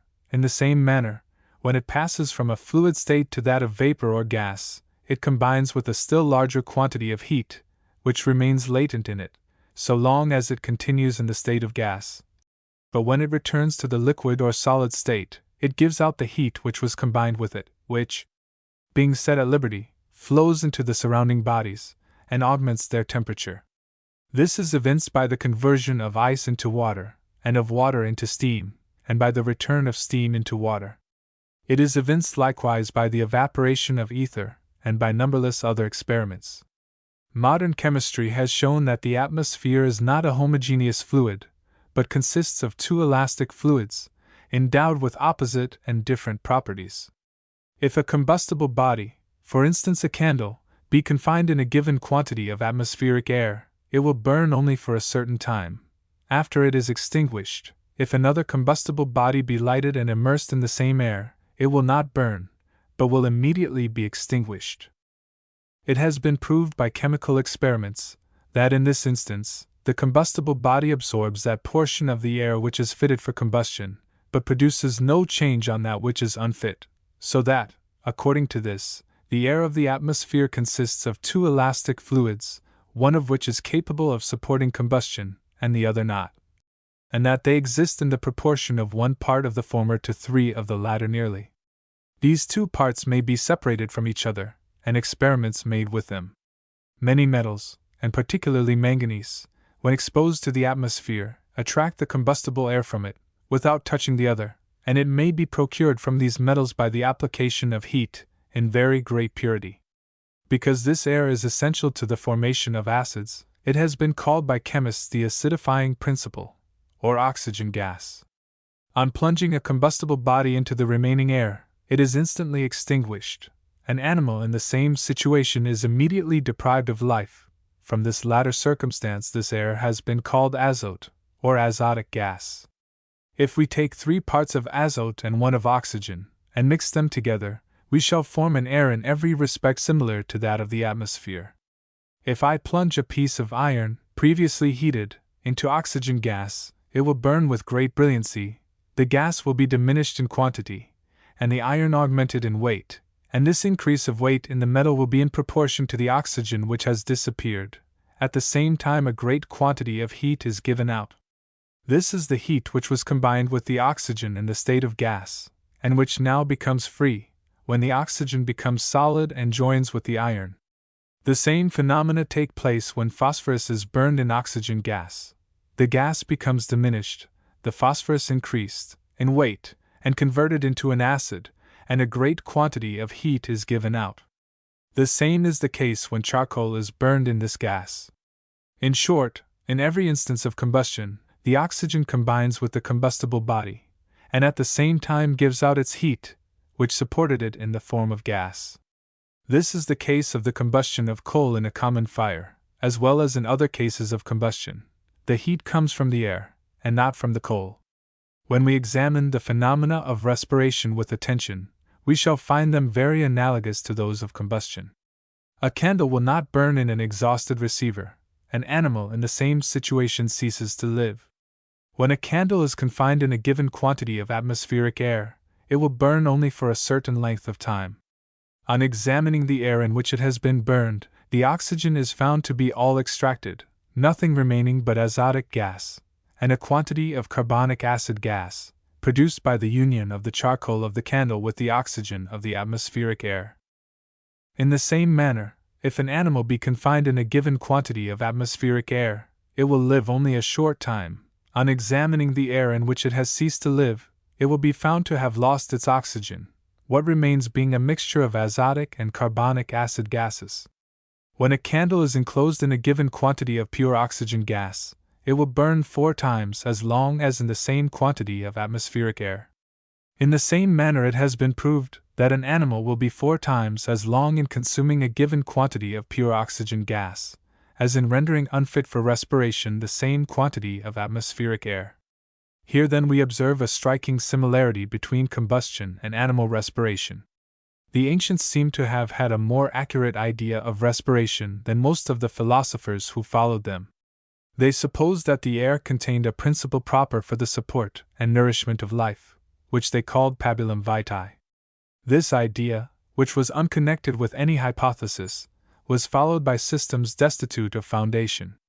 Sometimes it was thought that the air in the lungs incessantly acted as a stimulus or spur to drive on the circulation.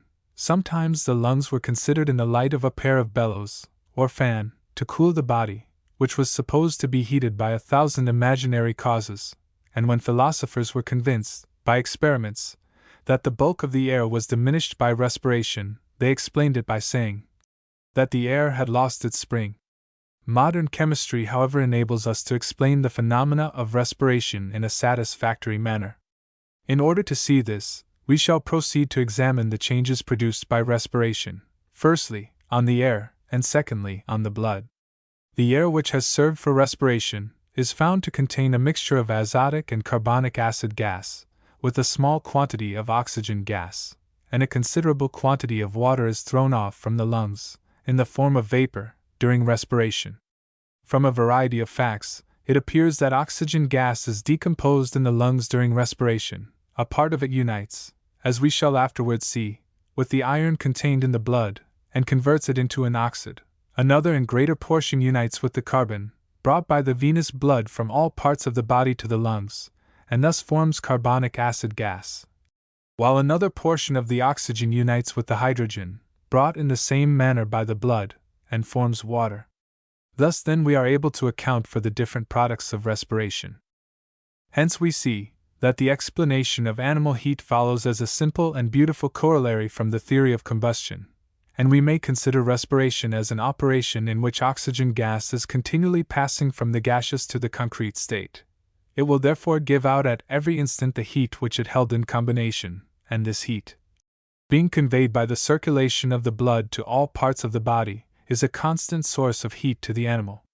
These facts likewise enable us to explain the reason why an animal preserves the same temperature, notwithstanding the various changes which occur in the temperature of the surrounding atmosphere.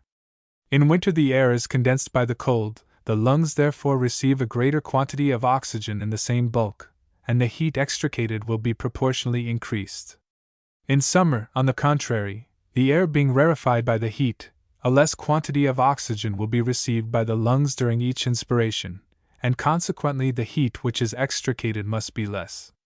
For the same reason, in northern latitudes, the heat extricated by respiration will be much greater than in the southern. By this simple and beautiful contrivance, nature has moderated the extremes of climate, and enabled the human body to bear vicissitudes which would otherwise destroy it. Of all the phenomena of the animal body, there is none at first sight more remarkable than that which animals possess of resisting the extremes of temperature. The heat of the body, as has already been observed, continues at the same degree, though the temperature of the atmosphere be sometimes considerably hotter, at other times considerably colder, than the animal body, so that man is able to live, and to preserve the temperature of health, on the burning sands of Africa, and on the frozen plains of Siberia.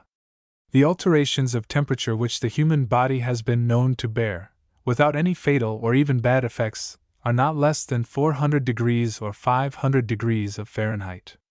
The natural heat of the human body is 96 degrees or 97 degrees.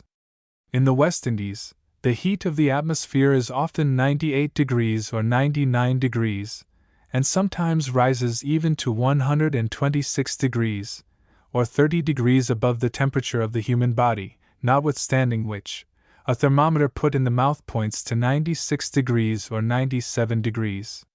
The inhabitants of the hot regions of Suriname support, without inconvenience, the heat of their climate.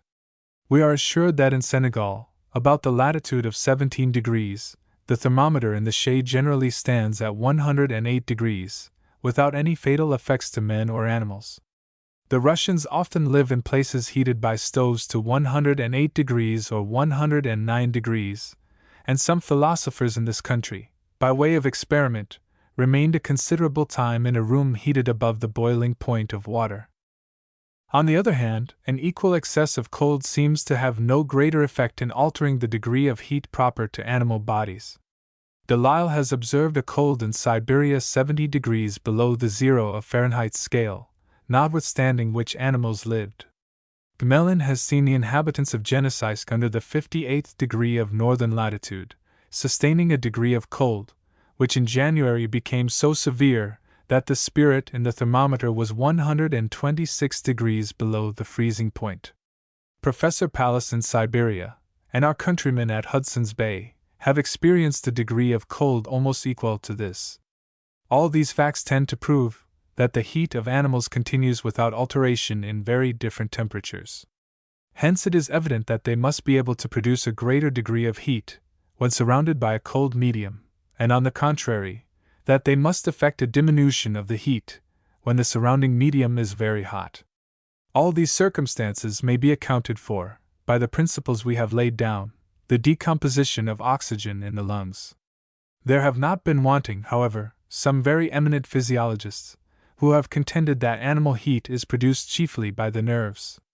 They have brought forward in proof of this the well-known fact that when the spinal marrow is injured, the temperature of the body generally becomes diminished, and that in a paralytic limb the heat is less than ordinary, though the strength and velocity of the pulse remain the same.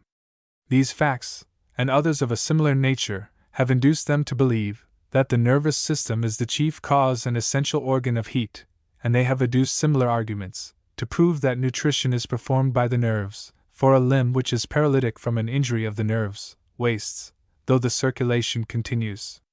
The truth is that the nerves exert their influence upon these and all other functions of the body, and modify their action. The liver secretes bile, but if the nerves leading to it be destroyed, the secretion of bile will cease. But who will say that the bile is secreted by the nerves? The nitric acid will dissolve metals, and this solution will go on more quickly if heat be applied. But surely the nitric acid is the solvent, the heat being only an aiding cause. But though the human body has been so wisely constructed as to bear, without inconvenience, a considerable variation of temperature, yet this latitude has its limits, which depend upon the capability of extricating heat from the atmosphere. There must be a limit below which the diminution of heat takes place faster than its production. If this be continued, or increased, the heat of the animal must diminish, the functions lose their energy, and an insuperable inclination to sleep is felt, in which if the sufferer indulge, he will be sure to wake no more. This is confirmed by what happened to Sir Joseph Banks and his party on the heights of Terra del Fuego. Dr. Solander, who had more than once crossed the mountains which divide Sweden from Norway, well knew that extreme cold produces an irresistible torpor and sleepiness. He therefore conjured the company to keep always in motion, whatever exertion it might require, and however great might be their inclination to rest. Whoever sits down, says he, will sleep, and whoever sleeps will wake no more. Thus, at once admonished and alarmed, they set forward, but while they were still upon the naked rocks, the cold was so intense as to produce the effects which had been so much dreaded. Dr. Solander himself was the first who found the inclination against which he had warned others irresistible, and insisted on being suffered to lie down. Sir Joseph entreated and remonstrated in vain. He lay down upon the ground, though it was covered with snow, and it was with great difficulty that his friend kept him from sleeping. One of his black servants also began to linger, having suffered from the cold in the same manner as the doctor. Partly by persuasion, and partly by force, they were got forwards. Soon, however, they both declared that they would go no further. Sir Joseph had recourse again to entreaty and expostulation, but these produced no effect. When the black was told that if he did not go on, he would shortly be frozen to death, he answered that he desired nothing so much as to lie down and die. The doctor did not so explicitly renounce his life, but said he would go on, if they would first allow him to take some sleep, though he had before told them that to sleep was to perish. They both in a few minutes fell into a profound sleep, and after 5 minutes Sir Joseph Banks happily succeeded in waking Dr. Solander, who had almost lost the use of his limbs. The muscles were so shrunk that his shoes fell from his feet, but every attempt to recall the unfortunate black to life proved unsuccessful. As the circulation of the blood is the means by which the heat produced is conveyed to all parts of the body, and as it is a function of the highest importance, I shall, in the next lecture, proceed to the consideration of it. Lecture 3. Circulation of the blood. 2 kinds of motion may be distinguished in the animal economy: the one voluntary, or under the command of the will, which takes place at certain intervals, but may be stopped at pleasure. The other kind of motion is called involuntary, as not depending on the will, but going on constantly, without interruption, both when we sleep and when we wake. Of the first kind is the motion of the limbs, of which I have already spoken in general terms, the object of which is to change the situation of the animal, and carry it where the will directs. Among the involuntary motions, the most remarkable is the circulation of the blood, which I shall proceed to consider in this lecture. There is one motion, however, which claims a middle place between the voluntary and involuntary. I mean respiration. This action is so far under the command of the will that it may be suspended, increased, or diminished in strength and frequency, but we can only suspend it for a very short time, and it goes on regularly during sleep, and in general, even when we are awake, without the intervention of the will, its continuation being always necessary, as we have already seen, to support life. The motion of the fluids in the living body is regulated by very different laws from those which govern the motion of ordinary fluids, that depend upon their gravity and fluidity. These last have a general center of gravitation to which they incessantly tend. Their motion is from above downwards, when not prevented by any obstacles, and when they meet with obstruction, they either stop till the obstacle is removed, or escape where they find the least resistance. When they have reached the lowest situations, they remain at rest, unless acted upon by some internal impulse, which again puts them in motion. But the motion of the fluids in an animal body is less uniform, constant, and regular. It takes place upwards as well as downwards, and overcomes numerous obstacles.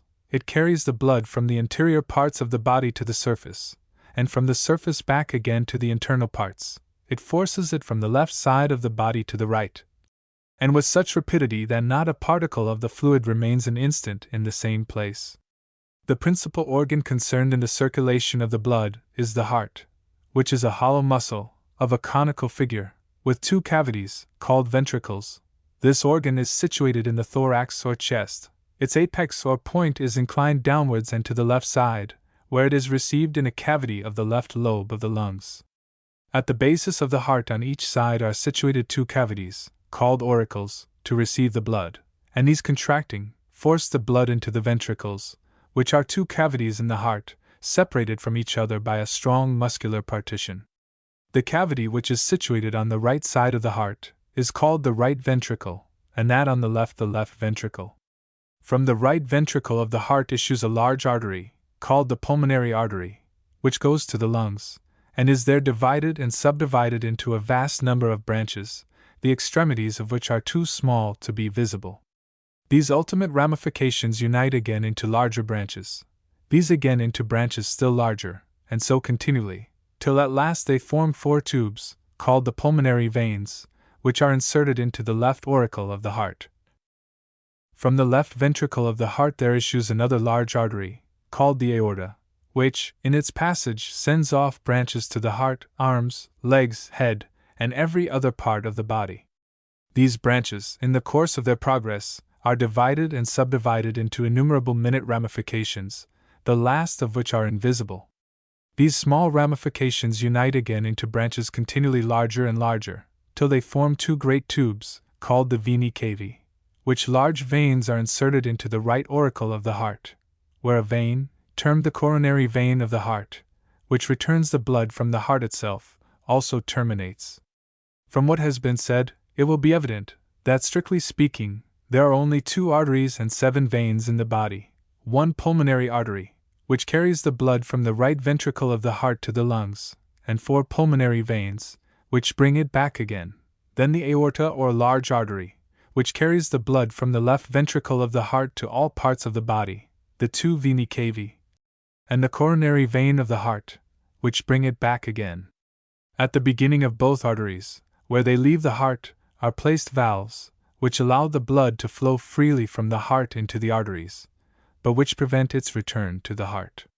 There are likewise valves between the auricles and ventricles, which permit the blood to flow from the former into the latter, but prevent its return into the auricles. The veins are likewise furnished with valves, which allow the blood to flow from their minute branches along the larger toward the heart, but prevent its returning to these minute branches. The blood being brought back from all parts of the body into the right auricle of the heart, distends this cavity, and thus causes it to contract. This auricle, by contracting, forces the blood into the right ventricle. This muscular cavity, being distended and irritated by the blood, contracts, and propels the blood through the pulmonary artery into the lungs. From hence it is brought back by the pulmonary veins to the left auricle of the heart, by whose contraction it is forced into the left ventricle. The contraction of this ventricle propels the blood, with great force, into the aorta, through the innumerable ramifications of which it is carried to every part of the body, and brought back by veins, which accompany these arterial ramifications, and form the veni cavae, which conduct the blood into the right auricle of the heart, from whence it is again sent into the right ventricle, which sends it through the pulmonary artery to the lungs. The pulmonary veins bring it back again to the heart, from whence it is propelled through the aorta to all parts of the body, thus running a perpetual round, called the circulation of the blood. Thus then we see that the circulation consists of 2 circles or stages, one through the lungs, which may be called the pulmonary, or lesser circle, and the other through all parts of the body, which may be termed the aortal, or greater circle. That the blood circulates in this manner is evident from the valves placed at the origin of the arteries, and in the large branches of the veins, which prevent the return of the blood to the heart in any other manner than that I have described. This is likewise evident in the common operation of blood-letting. When the arm is tied, the vein swells below the ligature instead of above, and we do not make the opening above the ligature, or on the side next the heart. If the vein were opened above the ligature, it would not bleed, for it only swells next the hand, which shows that the blood does not flow into the vein downwards from the heart, but upwards from the hand. If the ligature be too tight, the blood will not flow through the opening in the vein. The reason of this is that the artery is compressed, in this case, as well as the vein, and as the veins derive their blood from the arteries, it follows that if the blood's motion be obstructed in the latter, none can flow from them into the former. When we wish to open an artery, the orifice must be made above the ligature. Another proof of the circulation being performed in this manner is derived from microscopic observations on the transparent parts of animals, in which the blood can be seen to move towards the extremities, along the arteries, and return by the veins.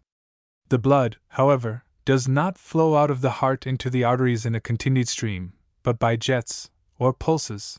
When the ventricles are filled with blood from the auricles, this blood stimulates them, and thereby causes them to contract. By such contraction, they force the blood, which they contain, into the arteries. This contraction is called the systole of the heart. As soon as they have finished their contraction, they relax, till they are again filled with blood from the auricles, and this state of relaxation of the heart is called the diastole. This causes the pulsation or beating of the heart.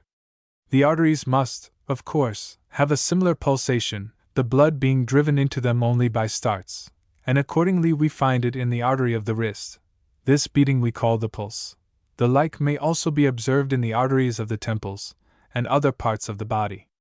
The veins, however, have no pulsation, for the blood flowing on, in an uninterrupted course, from smaller tubes to wider, its pulse becomes entirely destroyed. The different cavities of the heart do not contract at the same time, but the two auricles contract together, the ventricles being at that time in a state of relaxation. These ventricles then contract together, while the auricles become relaxed. Both the arteries and veins may be compared to a tree, whose trunk is divided into large branches.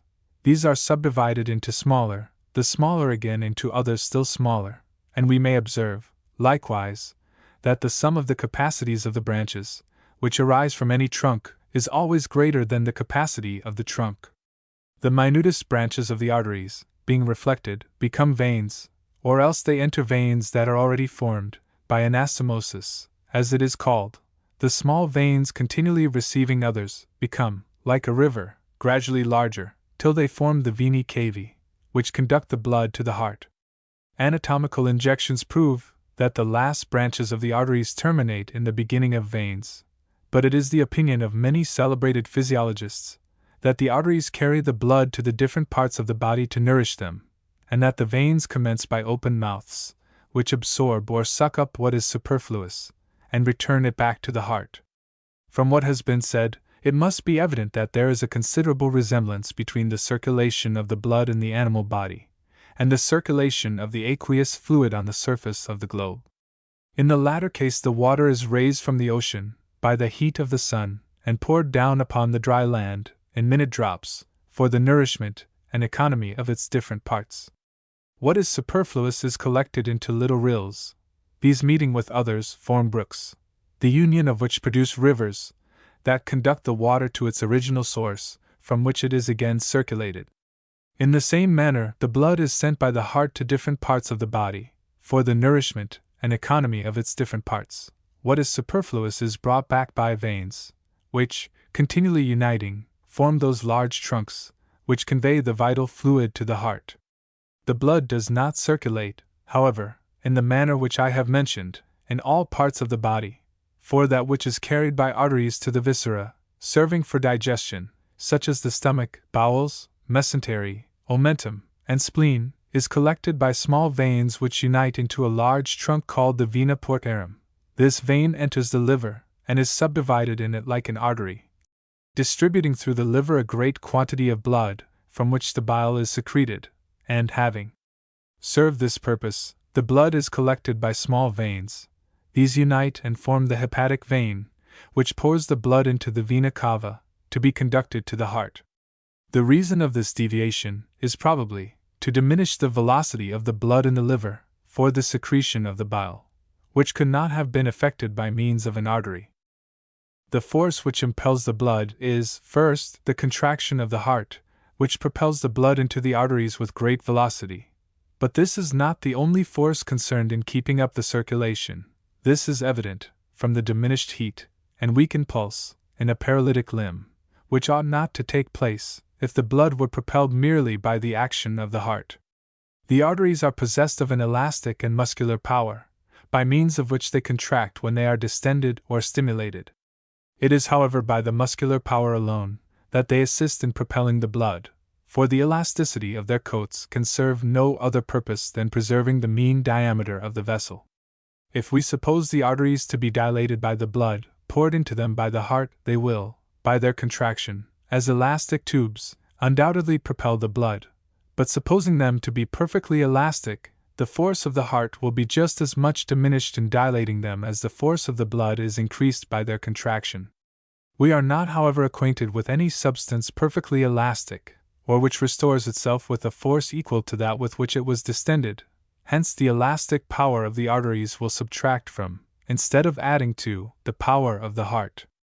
It is evident, therefore, that it must be by the muscular power of the arteries, which causes them to contract like the heart, that they propel the blood.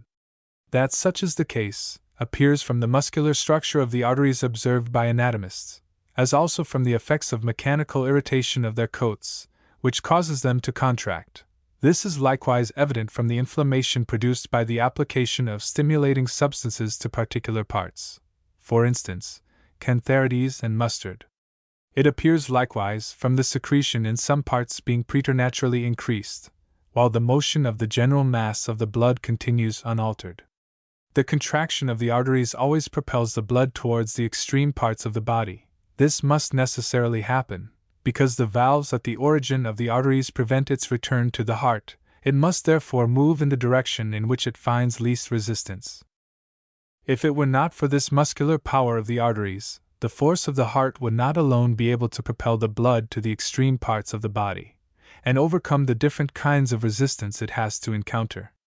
Among the causes that lessen the velocity of the blood may be mentioned the increasing area of the artery, for it was before observed that the sum of the cavities of the branches from any trunk exceeded the cavity of the trunk, and from the principles of hydrostatics, the velocities of fluids, propelled by the same force, in tubes of different diameters, are inversely as the squares of the diameters. So that in a tube of double the diameter, the velocity will only be 1/4, in one of the triple, only 1/9, and since the arteries may be looked upon as conical, it is evident that the velocity of the blood must be diminished from this cause. The curvilinear course of the arteries likewise gives considerable resistance, for at every bending the blood loses part of its momentum against the sides, and this loss is evidently proportioned to the magnitude of the angle at which the branch goes off. Convolutions are frequently made, in order to diminish the force of the blood in particular organs.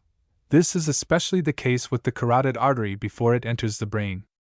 The angles which the ramifications of the arteries make are greater or more obtuse nearer the heart, and more acute as the distance increases, by which means the velocity of the blood is rendered more equal in different parts. The anastomosing or union of different branches of arteries likewise retards the velocity of the blood, the particles of which, from different vessels, impinging, disturb each other's motion, and produce a compound force, in which there is always a loss of velocity, and it is evident, from the composition of forces, that this loss must be proportioned to the obliquity of the angle at which the vessels unite. The adhesion of the blood to the sides of the vessels likewise causes a loss of velocity in the minuter branches, which may be owing to a chemical affinity. The viscidity or imperfect fluidity of the blood is another retarding cause. All these causes united would render it impossible for the heart to propel the blood with the velocity with which it moves in the very minute branches of the arteries, if these arteries were not endowed with a living muscular power like the heart, by which they contract and propel their contents. In the veins, the motion of the blood is occasioned partly by the vis a tergo, and partly by the contraction of the neighboring muscles, which press upon the veins, and these veins being furnished with valves, the return of the blood towards the arteries is prevented. It must therefore move towards the heart. That the contraction of the muscles of the body tends very much to promote the circulation of the blood is evident, from the increase of the circulation from exercise, and likewise from the languid motion of the blood in sedentary persons, and those given to indolence. Hence we may account for the different diseases to which such persons are subject, and know how to apply the proper remedies. Hence likewise we see the reason why rest is so absolutely necessary in acute and inflammatory diseases, where the momentum of the blood is already too great. It has been doubted by anatomists whether the veins were possessed with muscular power, but this seems now to be confirmed. Haller found the vena cava near the heart to contract on the application of stimulants, though he could see no muscular fibers. These, however, have been discovered by succeeding anatomists. The magnitude of the veins is always greater than that of the corresponding arteries, hence the velocity of the blood must be less in the veins, and hence likewise we may account for their want of pulsation, for the action of the heart upon the arteries is at first very great, but as we recede from the heart, this effect becomes less perceptible. The arterial tube increases both in size and muscularity, in proportion to its distance from the source of circulation. The powers of the heart are spent in overcoming the different resistances which I have noticed, before the blood enters the veins, hence the blood will flow uniformly in these last. The blood is subject in the veins to retarding causes, similar to those which operate in the arteries, but perhaps not in an equal degree, for the flexures are less frequent in the veins than in the arteries. As the capacity of the arterial tube increases with its distance from the heart, the velocity, from this cause, as has already been observed, is continually diminished. But a contrary effect takes place in the veins, for the different branches uniting form trunks, whose capacities are smaller than the sums of the capacities of the branches, hence the velocity of the blood in the veins will increase as it approaches the heart. Another retarding cause may be mentioned, namely, gravity, which acts more on the venous than the arterial system. The effects of gravity on the veins may be exemplified by a ring being pulled off the finger with ease when the hand is elevated, also by the swellings of the feet that occur in relaxed habits, which swellings increase towards night, and subside in the morning, after the body has been in a horizontal posture for some hours. In weak persons, the frequency of the pulse is increased by an erect posture, which may probably depend on gravity, as we know, from the observations of MacDonald and others, that an erect posture will make a difference of 15 or 20 beats in a minute. The experiments alluded to were made by gently raising a person fastened to a board, where there being no muscular exertion, respiration would not be increased, so that the whole effect was probably owing to gravity accelerating the column of arterial blood. The inverted posture produces a still more remarkable effect in accelerating the pulse than the erect, for it sometimes causes it to beat 10 or 12 times more in the former case than in the latter. While we are on this subject, it may not be improper to take notice of the effects of swinging on the circulation, which have been found by Dr. Carmichael Smith and others to diminish the strength and velocity to such a degree as to bring on fainting. These effects have never been satisfactorily accounted for, but they would seem to admit of an easy explanation on mechanical principles. They are undoubtedly owing, at least in a great measure, to the centrifugal force acquired by the blood. By a centrifugal force, I mean the tendency which revolving bodies have to fly off from the center, which arises from their tendency to move in a straight line, agreeably to the laws of motion. Hence a tumbler of water may be whirled in a circle vertically without spilling it, the centrifugal force pushing the water against the bottom of the tumbler. In the same manner, when the human body is made to revolve vertically in the arch of a circle, this centrifugal force will propel the blood from the head and heart towards the extremities. Hence the circulation of the blood will be weakened, and the energy of the brain diminished. The contrary, however, will take place on a horizontal swing, as I have frequently observed, both on myself and others, for the centrifugal force in this case will propel the blood from the extremities towards the head. It has been already observed that the pulsations of the artery which we feel at the wrist are occasioned by its alternate dilatations and contractions, which vary according to the strength and regularity of the circulation, which is liable to be affected by the smallest changes in the state of health. Hence physicians make use of the pulse as a criterion whereby to judge of the health of the body. And we may observe that there are few more certain characteristics of the state of the body than the pulse. Yet the conclusions that have been drawn from it have often been erroneous, and this has arisen from trusting to observation without the aid of reason. That we may better understand the phenomena of the pulse, I shall lay down the following postulata. First, it is now generally believed that every part of the arterial system is endowed with irritability, or a power of contracting on the application of a stimulus, and that the blood acting on this contractibility, if the term may be allowed, causes contraction, and that the alternate relaxation and contraction gives the phenomenon pulsation. 2d. The greater the action of the stimulus of the blood, the greater will be the contraction, that is, the nearer will the sides of the artery approach towards the axis. 3d. That the velocity with which a muscular fiber, in a state of debility, contracts, is at least equal to that with which a fiber in a state of strength contracts, is a fact generally allowed by physiologists. We shall afterwards see that a deficient action of stimulus on the vessels may arise either directly from diminishing the quantity of blood contained in them, or indirectly, from the application of too great a stimulant power, which has diminished the capability of contracting inherent in the vessels. From these postulata, it will be evident that the greater the action of the arteries, that is, the more powerful their contraction, the longer will be the intervals between the pulsations. For the velocity being at least equal in debility and in strength, the times between the pulsations will be proportioned to the approach of the sides of the artery towards its axis. But the approach of the sides towards the axis is greater when the arteries are in a state of vigor than when debilitated. Consequently, the intervals between the pulsations will be greater when the arteries are in a state of vigor than when debilitated. Hence it is evident that a frequency of pulse must generally indicate a diminished action or debility, while a moderate slowness indicates a vigorous or just action. Hence likewise the opinion of increased action, which has been supposed to take place in fevers, because a frequent pulse was observed, must be false, because the frequency arises from a directly opposite state, and indicates a diminished action of the vascular system. In a sound and adult man the frequency of the pulse is about 70 beats in a minute, and in an infant, within the first 5 or 6 months, the pulse is seldom less than 120, and diminishes in frequency as the child grows older. But though 70 beats in the minute may be taken as a general standard, yet in persons of irritable constitutions the frequency is greater than this, and many, who are in the prime of life, have the pulse only between 50 and 60. It is generally observed that the pulse is slower in the morning, that it increases in frequency till noon, after dinner it again becomes slow, and in the evening its frequency returns, which increases till midnight. These phenomena may be rationally explained on the principles just laid down.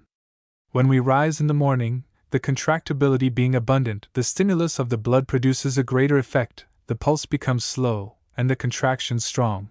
It becomes more frequent, however, till dinner time, from a diminished contractibility. After dinner, from the addition of the stimulus of food and chyle, it again decreases in frequency, and becomes slow till the evening, when its frequency returns, because the contractibility becomes exhausted, and this frequency continues till the vital power have been recruited by sleep. By the same principles it is easy to explain the quickness of the pulse in infancy, its gradual decrease till maturity, its slowness and strength during the meridian of life, and the return of its frequency during the decline. Having now described the phenomena of the circulation, it will be proper to examine the changes produced by this function on the blood, and in the first place, it may be observed that the blood which returns by the vena cava to the heart is of a dark color inclining to purple, while that which passes from the left ventricle into the arteries is of a bright vermilion hue. The blood which is found in the pulmonary artery has the same dark purple color with that in the vena cava, while that in the pulmonary vein resembles the aortal blood in its brightness. Hence it would appear that the blood, during its passage through the lungs, has its color changed from a dark purple to a bright vermilion, in which state it is brought by the pulmonary vein to the left auricle of the heart. This auricle, contracting, expels the blood into the corresponding ventricle, by whose action, and that of the arteries, it is distributed to all parts of the body. When it returns, however, by the veins, it is found to have lost its fine bright color. It would appear, therefore, that the blood obtains its red color during its passage through the lungs, and becomes deprived of it during its circulation through the rest of the body. That the blood contains iron may be proved by various experiments. If a quantity of blood be exposed to a red heat in a crucible, the greatest part will be volatilized and burnt, but a quantity of brown ashes will be left behind, which will be attracted by the magnet. If diluted sulfuric acid be poured on these ashes, a considerable portion of them will dissolve. If into this solution we drop tincture of galls, a black precipitate will take place, or if we use prussiate of potash, a precipitate of Prussian blue will be formed. These facts prove, beyond doubt, that a quantity of iron exists in the blood. I shall not now particularly inquire how it comes there. It may partly be taken into the blood along with the vegetable and animal food, which is received into the stomach, for the greatest part of the animal and vegetable substances, which we receive as food, contain a greater or less quantity of iron. Or it may be partly formed by the animal powers, as would appear from the following circumstance. The analysis of an egg, before incubation, affords not the least vestige of iron, but as soon as the chick exists, though it has been perfectly shut up from all external communication, if the egg be burnt, the ashes will be attracted by the magnet. But, however we may suppose the blood to obtain its iron, it certainly does contain it. If the coagulable lymph and serum of the blood be carefully freed from the red particles, by repeated washing, the strictest analysis will not discover in either of them a particle of iron, while the red globules thus separated will be found to contain a considerable quantity of this metal. That the red color of the blood depends upon iron, appears likewise from the experiments of Mengini, which show that the blood of persons who have been taking chalybeate medicines for some time is much more florid than it is naturally. The same is agreeable to my own observation. A late analysis, by Forcre, has likewise proved that the red color of the blood resides in the iron. But though the red color of the blood may reside in the iron which it contains, we shall find that this color is likewise connected with oxidation.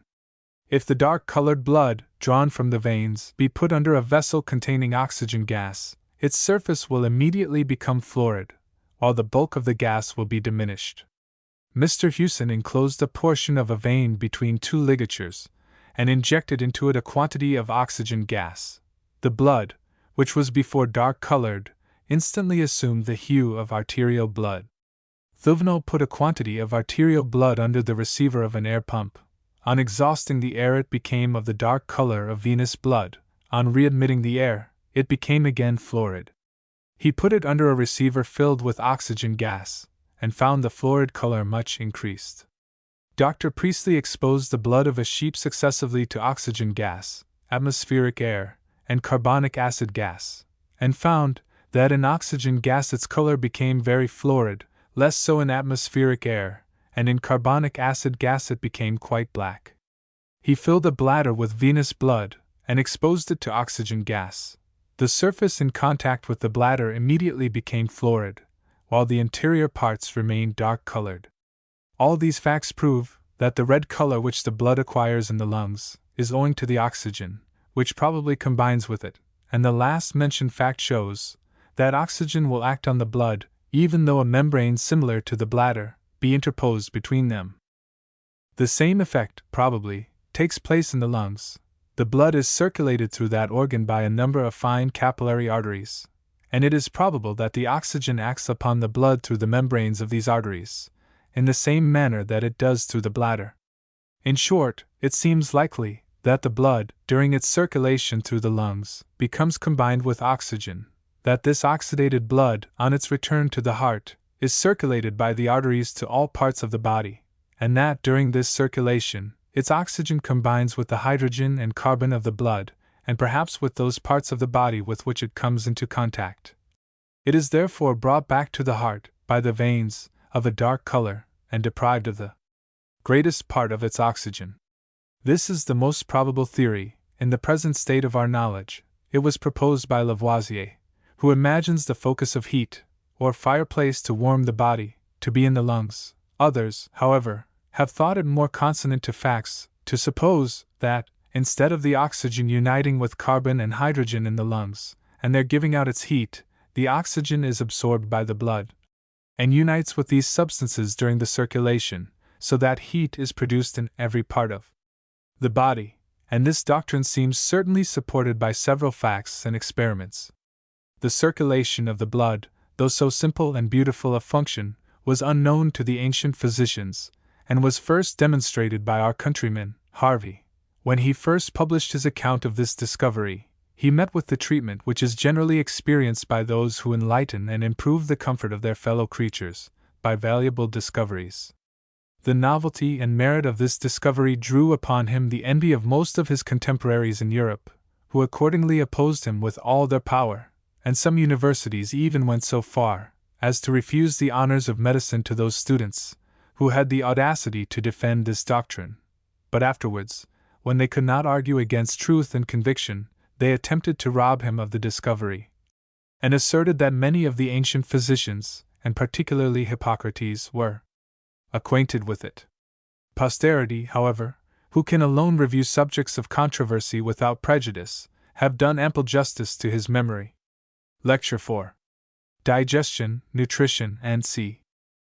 The human body, by the various actions to which it is subject, and the various functions which it performs, becomes, in a short time, exhausted, the fluids become dissipated, the solids wasted, while both are continually tending towards putrefaction.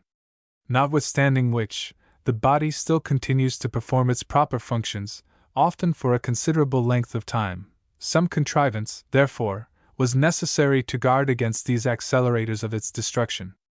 There are two ways in which the living body may be preserved: the one by assimilating nutritious substances, to repair the loss of different parts; the other to collect, in secretory organs, the humors secreted from these substances. We are admonished of the necessity of receiving substances into the body, to repair the continual waste, by the appetites of hunger and thirst. For the stomach being gradually emptied of its contents, and the body, in some degree, exhausted by exercise, we experience a disagreeable sensation in the region of the stomach, accompanied by a desire to eat, at first slight, but gradually increasing, and at last growing intolerable, unless it be satisfied. When the fluid parts have been much dissipated, or when we have taken, by the mouth, any dry food, or acrid substance, we experience a sensation of heat in the fauces, and at the same time a great desire of swallowing liquids. The former sensation is called hunger, and the latter thirst. From the back part of the mouth passes a tube, called the esophagus or gullet. Its upper end is wide and open, spread behind the tongue to receive the masticated aliment. The lower part of this pipe, after it has passed through the thorax, and pierced the diaphragm, enters the stomach, which is a membranous bag, situated under the left side of the diaphragm. Its figure nearly resembles the pouch of a bagpipe, the left end being most capacious. The upper side is concave, and the lower convex. It has two orifices, both on its upper part, the left, which is a continuation of the esophagus, and through which the food passes into the stomach, is named cardia, and the right, through which the food is conveyed out of the stomach, is called pylorus. Within this last orifice is a circular valve, which, in some degree, prevents the return of the aliment into the stomach. From the pylorus, or right orifice of the stomach, arise the intestines, or bowels, which consist of a long and large tube, making several circumvolutions, in the cavity of the abdomen. This tube is about 5 or 6 times as long as the body to which it belongs. Though it is one continued pipe, it has been divided, by anatomists, into 6 parts, 3 small, 3 large. The 3 small intestines are the duodenum, the jejunum, and the ileum. The duodenum commences at the pylorus, and is continued into the jejunum, which is so called from its being generally found empty. The ileum is only a prolongation of the jejunum, and terminates in the first of the great intestines, called the cecum. The other great guts are the colon and the rectum. The whole of what has been described is only a production of the same tube, beginning at the esophagus.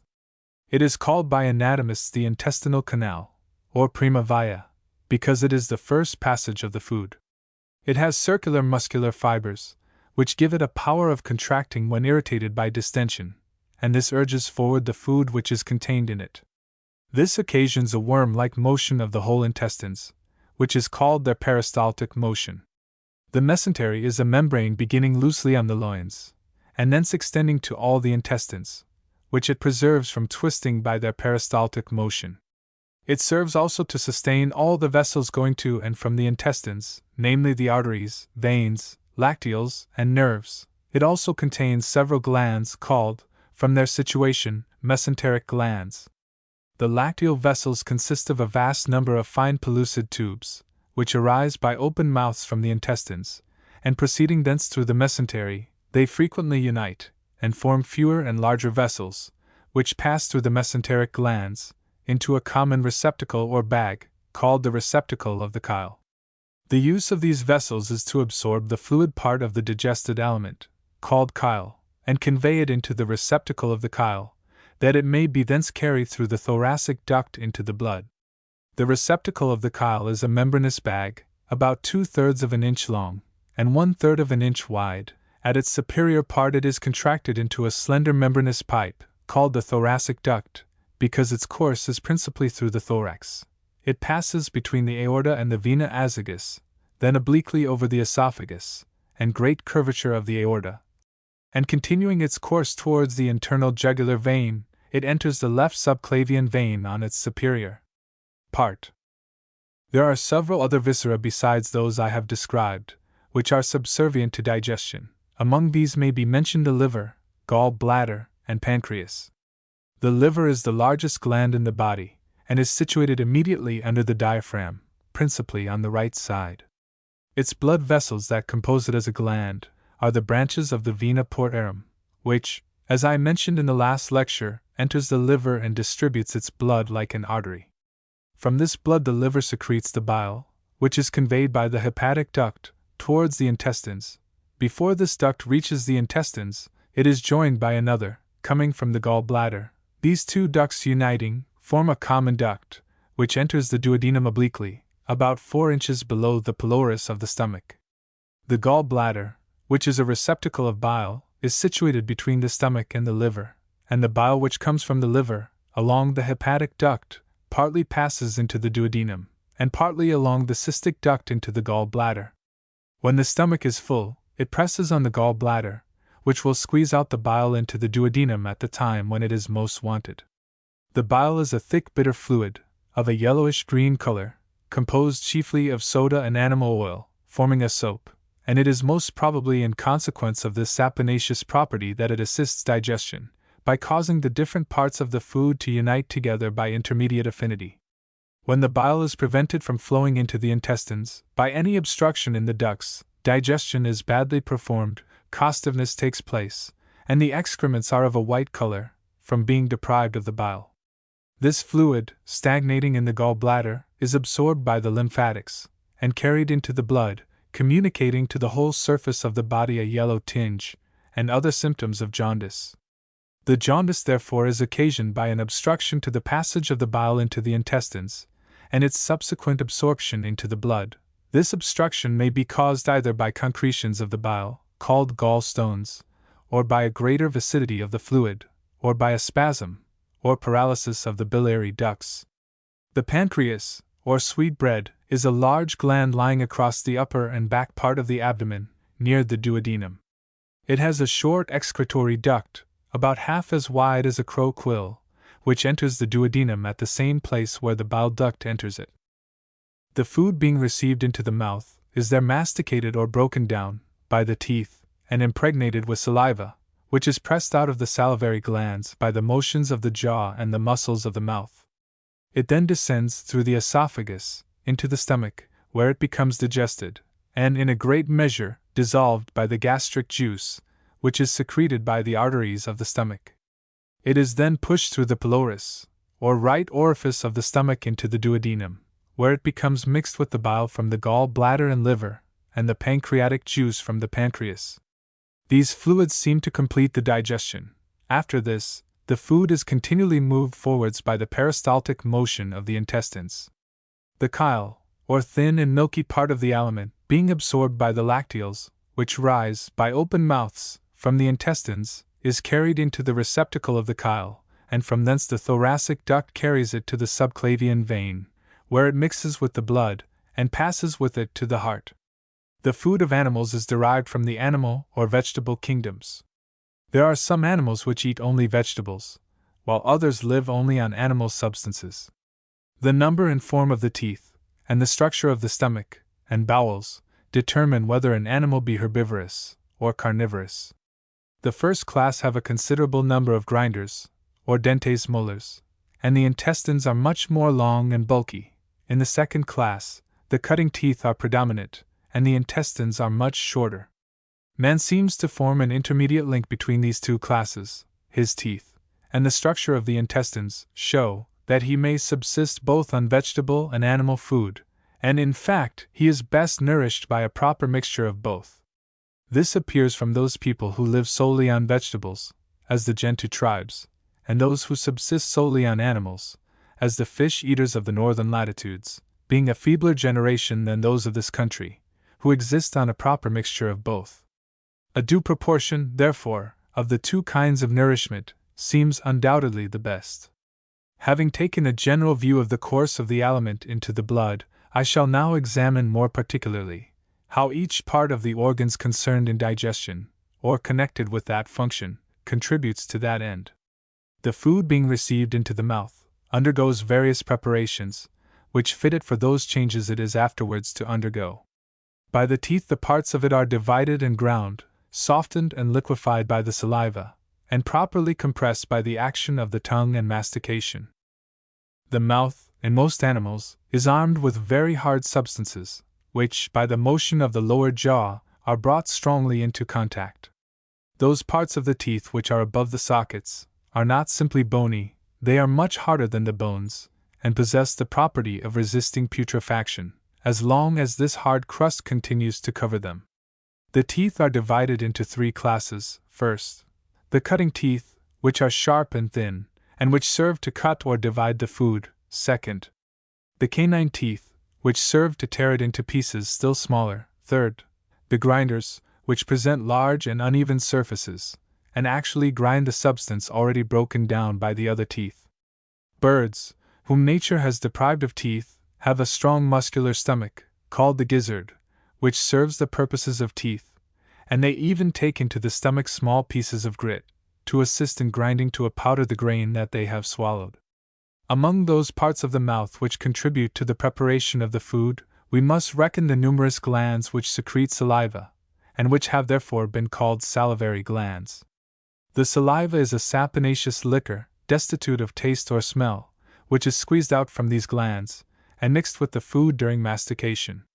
In the mouth, therefore, the food becomes first broken down by the teeth, impregnated with saliva, and reduced to a soft pasty substance, capable of passing with ease, through the esophagus, into the stomach. It is here that it undergoes the change, which is particularly termed digestion. Digestion comprehends two classes of phenomena, distinct from each other: first, physical and chemical; second, organic and vital. The object of the first is to bring the alimentary substances to such a state as is necessary, that they may be capable of the new combinations into which they are to enter, to obtain the animal character. The object of the second is to produce those combinations which some have thought to be very different from those produced by simple chemical attractions. The physical and chemical phenomena of digestion relate chiefly, first, to the action of heat, 2 to the dissolution of the alimentary substances. The heat of the animal is such as is well fitted to promote solution. That digestion is performed by solution is evident from several experiments, particularly those made by Dr. Stevens, who enclosed different alimentary substances in hollow spheres of silver, pierced with small holes. These were swallowed, and after remaining some time in the stomach, the contents were found dissolved. The great agent of solution is the gastric juice, which possesses a very strong solvent power.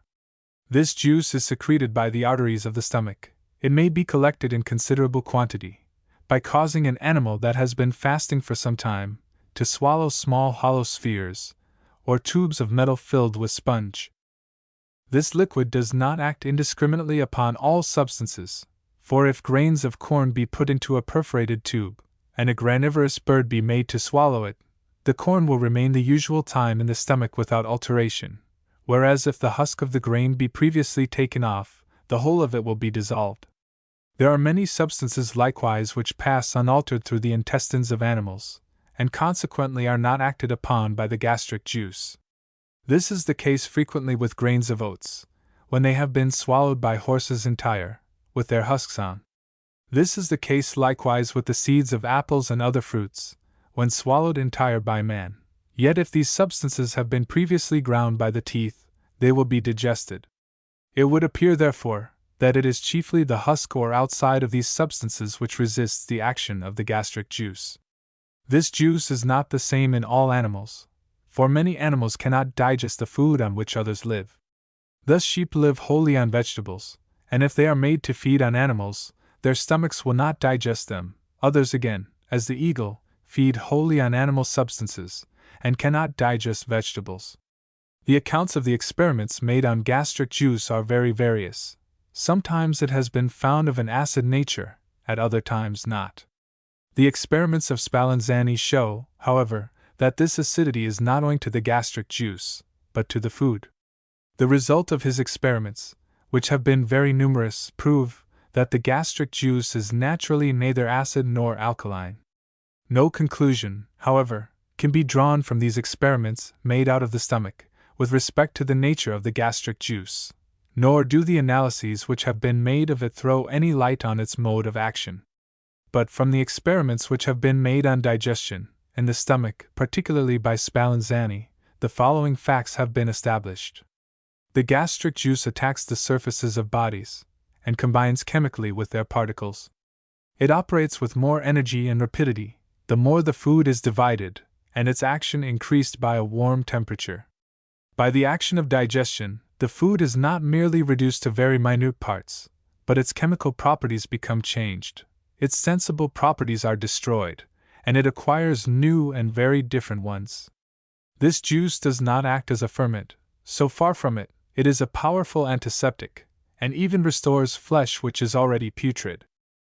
When the alimentary substances have continued a sufficient time in the stomach, they are pushed into the intestines, where they become mixed with the bile and pancreatic juice, as was before observed.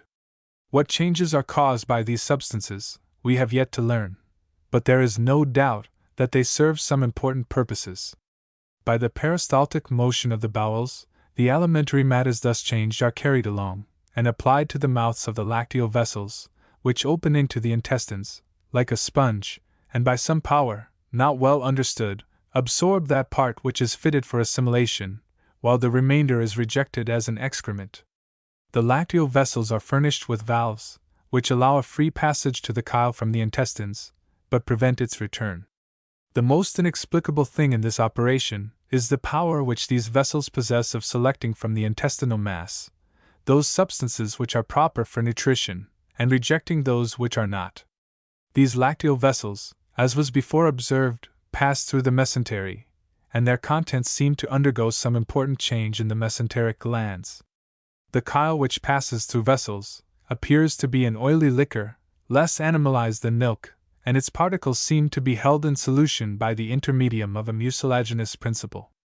It is conveyed along the thoracic duct in the manner already described, and enters the blood slowly, and, as it were, drop by drop, by the subclavian vein.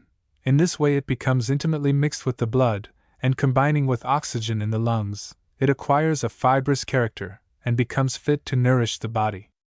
We have now seen how the process of digestion is performed, at least, so far as we are acquainted with it, and how its products are conveyed into the blood. But to what purposes the blood is employed, which is formed with so much care, we have yet to discover. It seems to answer two purposes. The parts of which the body is composed, namely, bones, muscles, ligaments, membranes, and are continually changing. In youth they are increasing in size and strength, and in mature age they are continually acting, and consequently, continually liable to waste and decay. They are often exposed to accidents, which render them unfit for performing their various functions, and even when no such accidents happen, it seems necessary for the health of the system that they should be perpetually renewed. Materials must therefore be provided for repairing, increasing, or renewing all the various organs of the body. The bones require phosphate of lime, and gelatin, the muscles fibrin, and the cartilages and membranes albumin, and accordingly we find all these substances contained in the blood, from whence they are drawn, as from a storehouse, whenever they are wanted. The process by which these different parts of the blood become various parts of the body is called assimilation. Over the nature of assimilation the thickest darkness still hangs. All that we know for certain is, that there are some conditions necessary to its action, without which it cannot take place. These are 1. A sound and uninterrupted state of the nerves. 2. A sound state of the blood vessels. 3. A certain degree of tone or vigor in the vessels of the part. There remains yet to be noticed another set of vessels, connected with the circulating and nutritive systems, called lymphatics. These vessels are very minute, and filled with a transparent fluid. They rise by open mouths in every cavity of the body, as well as from every part of the surface, and the course of those from the lower extremities, and indeed from most of the lower parts of the body, is towards the thoracic duct, which they enter at the same time with the lacteal vessels already described. They are furnished, like the lacteals, with numerous valves, which prevent their contents from returning towards their extremities. The minute arteries in every part of the body exhale a colorless fluid, for lubricating the different parts, and other important purposes, and the lymphatic vessels absorb the superfluous quantity of this fluid, and convey it back to the blood. It must be evident, therefore, that, if the lymphatics in any cavity become debilitated, or by any other means be prevented from absorbing this exhaled fluid, an accumulation of it will take place. The same will happen, if the exhaling arteries be debilitated, so as to allow a greater quantity of fluid to escape than the absorbents can take up.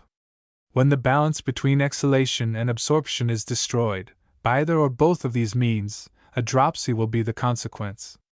Before we finish the subject of digestion, I shall take a short view of some of the morbid affections, attending this important function of the animal economy. A deficiency of appetite may arise either from an affection of the stomach, or a morbid state of the body, for there is such a sympathy between the stomach and the rest of the system, that the first is very seldom disordered, without communicating more or less disorder to the system, nor can the system become deranged and the stomach remain sound. A want of appetite may arise from overloading the stomach, whereby its digestive powers will be weakened. And this may be occasioned in two ways. First, by taking food of the common quality in too great quantity, which will certainly weaken the powers of the stomach. An excellent rule, and one which, if more attended to, would prevent the dreadful consequences of indigestion, is always to rise from the table with some remains of appetite. This is a rule applicable to every constitution, but particularly to the sedentary and debilitated. The second way in which the stomach may be debilitated is by taking food too highly stimulating or seasoned, and this even produces much worse effects than an overdose with respect to quantity. The tone of the stomach is destroyed, and a crude unassimilated chyle is absorbed by the lacteals, and carried into the blood, contaminating its whole mass. Made dishes, enriched with hot sauces, stimulate infinitely more than plain food, and bring on diseases of the worst kind, such as gout, apoplexy, and paralysis. For my part, says an elegant writer, when I behold a fashionable table set out in all its magnificence, I fancy I see gouts, and dropsies, fevers, and lethargies, with other innumerable distempers, lying in ambuscade among the dishes. All times of the day are not equally fitted for the reception of nourishment. That digestion may be well performed, the functions of the stomach and of the body must be in full vigor. The early part of the day, therefore, is the proper time for taking nutriment, and, in my opinion, the principal meals should not be taken after 2 or 3 o'clock, and there should always be a sufficient time between each meal to enable the stomach to digest its contents. I need not remark how very different this is from the common practice of jumbling 2 or 3 meals together, and at a time of the day likewise when the system is overloaded.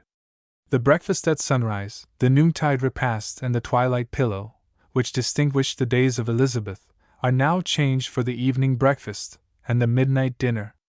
The evening is by no means the proper time to take much nourishment, for the powers of the system, and particularly of the stomach, are then almost exhausted, and the food will be but half digested. Besides, the addition of fresh chyle to the blood, together with the stimulus of food acting on the stomach, always prevents sleep, or renders it confused and disturbed, and instead of having our worn-out spirits recruited, by what is emphatically called by Shakespeare the chief nourisher in life's feast, and rising in the morning fresh and vigorous, we become heavy and stupid, and feel the whole system relaxed. It is by no means uncommon for a physician to have patients, chiefly among people of fashion and fortune, who complain of being hot and restless all night, and having a bad taste in the mouth in the morning. On examination, I have found that, at least in 19 cases out of 20, this has arisen from their having overloaded their stomachs, and particularly from eating hot suppers. Nor do I recollect a single instance of a complaint of this kind in any person not in the habit of eating such suppers. The immoderate use of spirituous and fermented liquors is still more destructive of the digestive powers of the stomach, but this will be better understood when we have examined the laws by which external powers act upon the body. The remarks I have made could not, however, I think, have come in better than immediately after our examination of the structure of the digestive organs, as the impropriety of intemperance, with respect to food, is thus rendered more evident. The appetite becomes deficient from want of exercise, independently of the other causes that have been mentioned. Of all the various modes of preserving health and preventing diseases, there is none more efficacious than exercise. It quickens the motion of the fluids, strengthens the solids, causes a more perfect sanguification in the lungs, and, in short, gives strength and vigor to every function of the body. Hence it is that the author of nature has made exercise absolutely necessary to the greater part of mankind for obtaining means of existence. Had not exercise been absolutely necessary for our well-being, says the elegant Addison, nature would not have made the body so proper for it, by giving such an activity to the limbs, and such a pliancy to every part, as necessarily produce those compressions, extensions, contortions, dilatations, and all other kinds of motion, as are necessary for the preservation of such a system of tubes and glands. We may, indeed, observe that nature has never given limbs to any animal, without intending that they should be used. To fish she has given fins, and to the fowls of the air wings, which are incessantly used in swimming and flying, and if she had destined mankind to be eternally dragged about by horses, her provident economy would surely have denied them legs. The appetite becomes deficient on the commencement of many diseases, but this is to be looked upon here rather as a salutary than as a morbid symptom, and as a proof that nature refuses the load, which she can neither digest nor bear with impunity. In healthy people the appetite is various, some requiring more food than others, but it sometimes becomes preternaturally great, and then may be regarded as a morbid symptom. The appetite may be preternaturally increased, either by an unusual secretion of the gastric juice, which acts upon the coats of the stomach, or by any acrimony, either generated in, or received into the stomach, or, lastly, by habit, for people undoubtedly may gradually accustom themselves to take more food than is necessary. The appetite sometimes becomes depraved, and a person thus affected feels a desire to eat substances that are by no means nutritious, or even esculent. This often depends on a debilitated state of the whole system. There are some instances, however, in which this depravity of the appetite is salutary. For example, the great desire which some persons, whose stomachs abound with acid, have for eating chalk and other absorbent earths, likewise, the desire which scorbutic patients have for grass and other fresh vegetables. Appetites of this kind, if moderately indulged in, are salutary, rather than hurtful. The appetite for liquids as well as solids is sometimes observed to be deficient, and sometimes too great. The former can scarcely be considered as a morbid symptom, provided the digestion and health be otherwise good. But when along with diminished thirst, the fauces and tongue are dry, this deficiency may be regarded as a morbid and dangerous symptom. A more common morbid symptom, however, is too great thirst, which may arise from a deficiency of fluids in the body, produced by violent exercise, perspiration, too great a flow of urine, or too great an evacuation of the intestines. A preternatural thirst may likewise arise from any acrid substance received into the stomach, which our provident mother, nature, teaches us to correct by dilution. This is the case with respect to salted meats, or those highly seasoned with pepper. It may arise also from the stomach being overloaded with unconcocted aliment, or from a suppressed or diminished secretion of the salivary liquors in the mouth, which may arise from fever, spasm, or affections of the mind. An increased thirst may likewise take place from a derivation or determination of the fluids to other parts of the body. Of this, dropsy affords an example. Indeed, various causes may concur to increase the thirst. This is the case in most fevers, where great thirst is occasioned by the dissipation of the fluids of the body by heat, as well as by the diminished secretion of the salivary humors which should moisten the mouth, to which may be added the heat and diminished concoctive powers of the stomach. From what has been said, we can easily understand why preternatural thirst may sometimes be a necessary instinct of nature, at other times, an unnecessary craving, why acids, scent fruits, and weak fermented liquors quench thirst more powerfully than pure water, and lastly, why thirst, in some instances, may be relieved by emetics, when it has resisted other remedies. There is no organ of the body whose functions are so easily deranged as those of the stomach, and these derangements prove a very fertile source of disease. They ought, therefore, carefully to be guarded against, and it is fortunate for us that we have this generally in our power, if we would but avail ourselves of it, for most of the derangements proceed from the improper use of food and drink, and a neglect of exercise. Indeed, when we examine, we shall find but a short list in the long catalogue of human diseases, which it is not in our power to guard against and prevent, and which surely will be guarded against, when their causes are known, and consequences understood. Among the diseases arising from a disordered state of the stomach and indigestion, may be enumerated the following: great oppression and anxiety, pain in the region of the stomach, with acid eructations, nausea, vomiting, the bowels sometimes costive, sometimes too loose, but seldom regular, depression of spirits, and all the long lists commonly, but very improperly, termed nervous complaints, deficient nutrition, and consequently general weakness, a relaxed state of the solids, 2 grade A. Tenuity of the fluids, headache, vertigo, and many other complaints, too numerous to mention here. The greatest misfortune, and which indeed arises from a want of physiological knowledge, is, that people laboring under these disorders imagine they may be cured by the reception of drugs into the stomach, and thus they are induced to receive into that organ half the contents of an apothecary's shop. There is no doubt that these complaints may oftentimes be alleviated, and the cure assisted by medicines. Thus, when the stomach is overloaded, this may be removed by an emetic.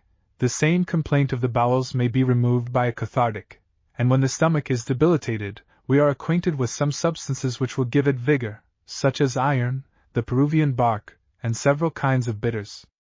These, however, when used alone, afford but temporary relief, and unless the cause which induced the disease be removed, it will afterwards return with redoubled violence. When the stomach, for instance, is debilitated by want of exercise, I would ask, is there an article in the whole materia medica that can cure the complaints of sedentary people, unless proper exercise at the same time be taken?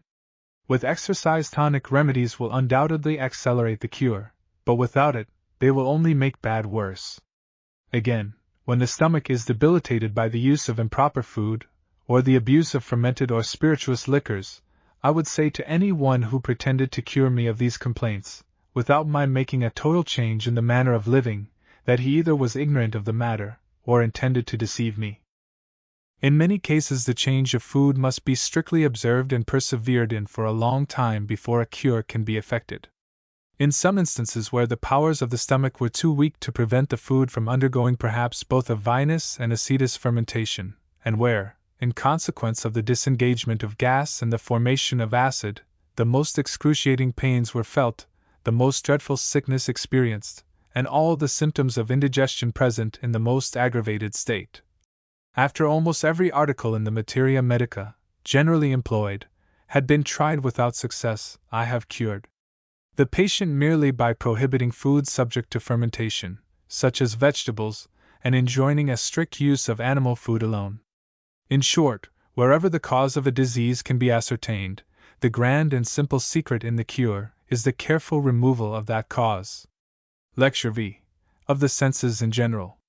In this lecture, I propose to take a view of the connection of man with the external world, and shall endeavor to point out the manner in which he becomes acquainted with external objects, by means of the faculties called senses. A human creature is an animal endowed with understanding and reason, a being composed of an organized body and a rational mind. With respect to his body, he is pretty similar to other animals, having similar organs, powers, and wants. All animals have a body composed of several parts, and though these may differ from the structure of the human body in some circumstances, to accommodate it to peculiar habits and wants of the animal, still there is a great similarity in the general structure. The human body is feeble at its commencement, increases gradually in its progress by the help of nourishment and exercise, till it arrives at a certain period, when it appears in full vigor. From this time it insensibly declines to old age, which conducts it at length to dissolution. This is the ordinary course of human life, unless it happens to be abridged either by disease or accident. With regard to his reasoning faculties, or mind, man is eminently distinguished from other animals. It is by this noble part that he thinks, and is capable of forming just ideas of the different objects that surround him, of comparing them together, of inferring from known principles unknown truths, of passing a solid judgment on the mutual agreement of things, as well as on the relations they bear to him, of deliberating on what is proper or improper to be done, and of determining how to act. The mind recollects what is past, joins it with the present, and extends its views to futurity. It is capable of penetrating into the causes of events, and discovering the connection that exists between them. Governed by invariable laws, which connect him with all the beings, whether animate or inanimate, among which he exists, man has certain relations of convenience and inconvenience, arising from the particular constitution of the surrounding objects, as well as of his own body.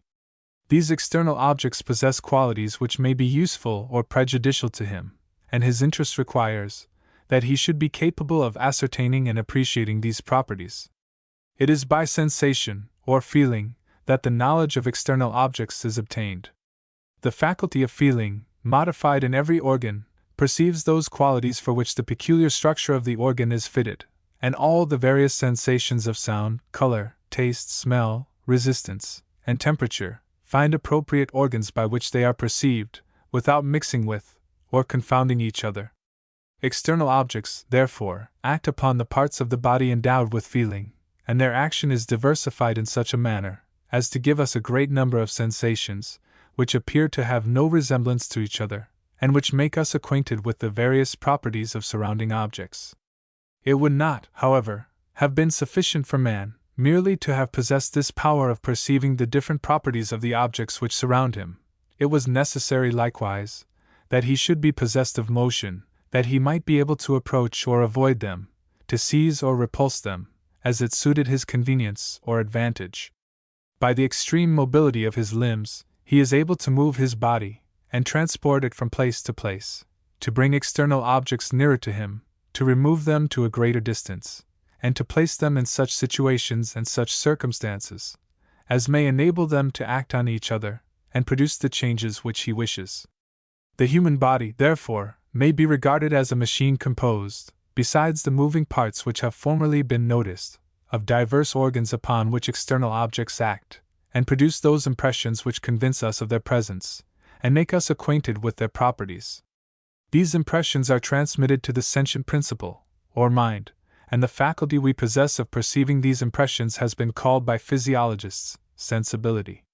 Sensation has generally been defined by metaphysicians to be a change in the mind, of which we are conscious, caused by a correspondent change in the state of the body.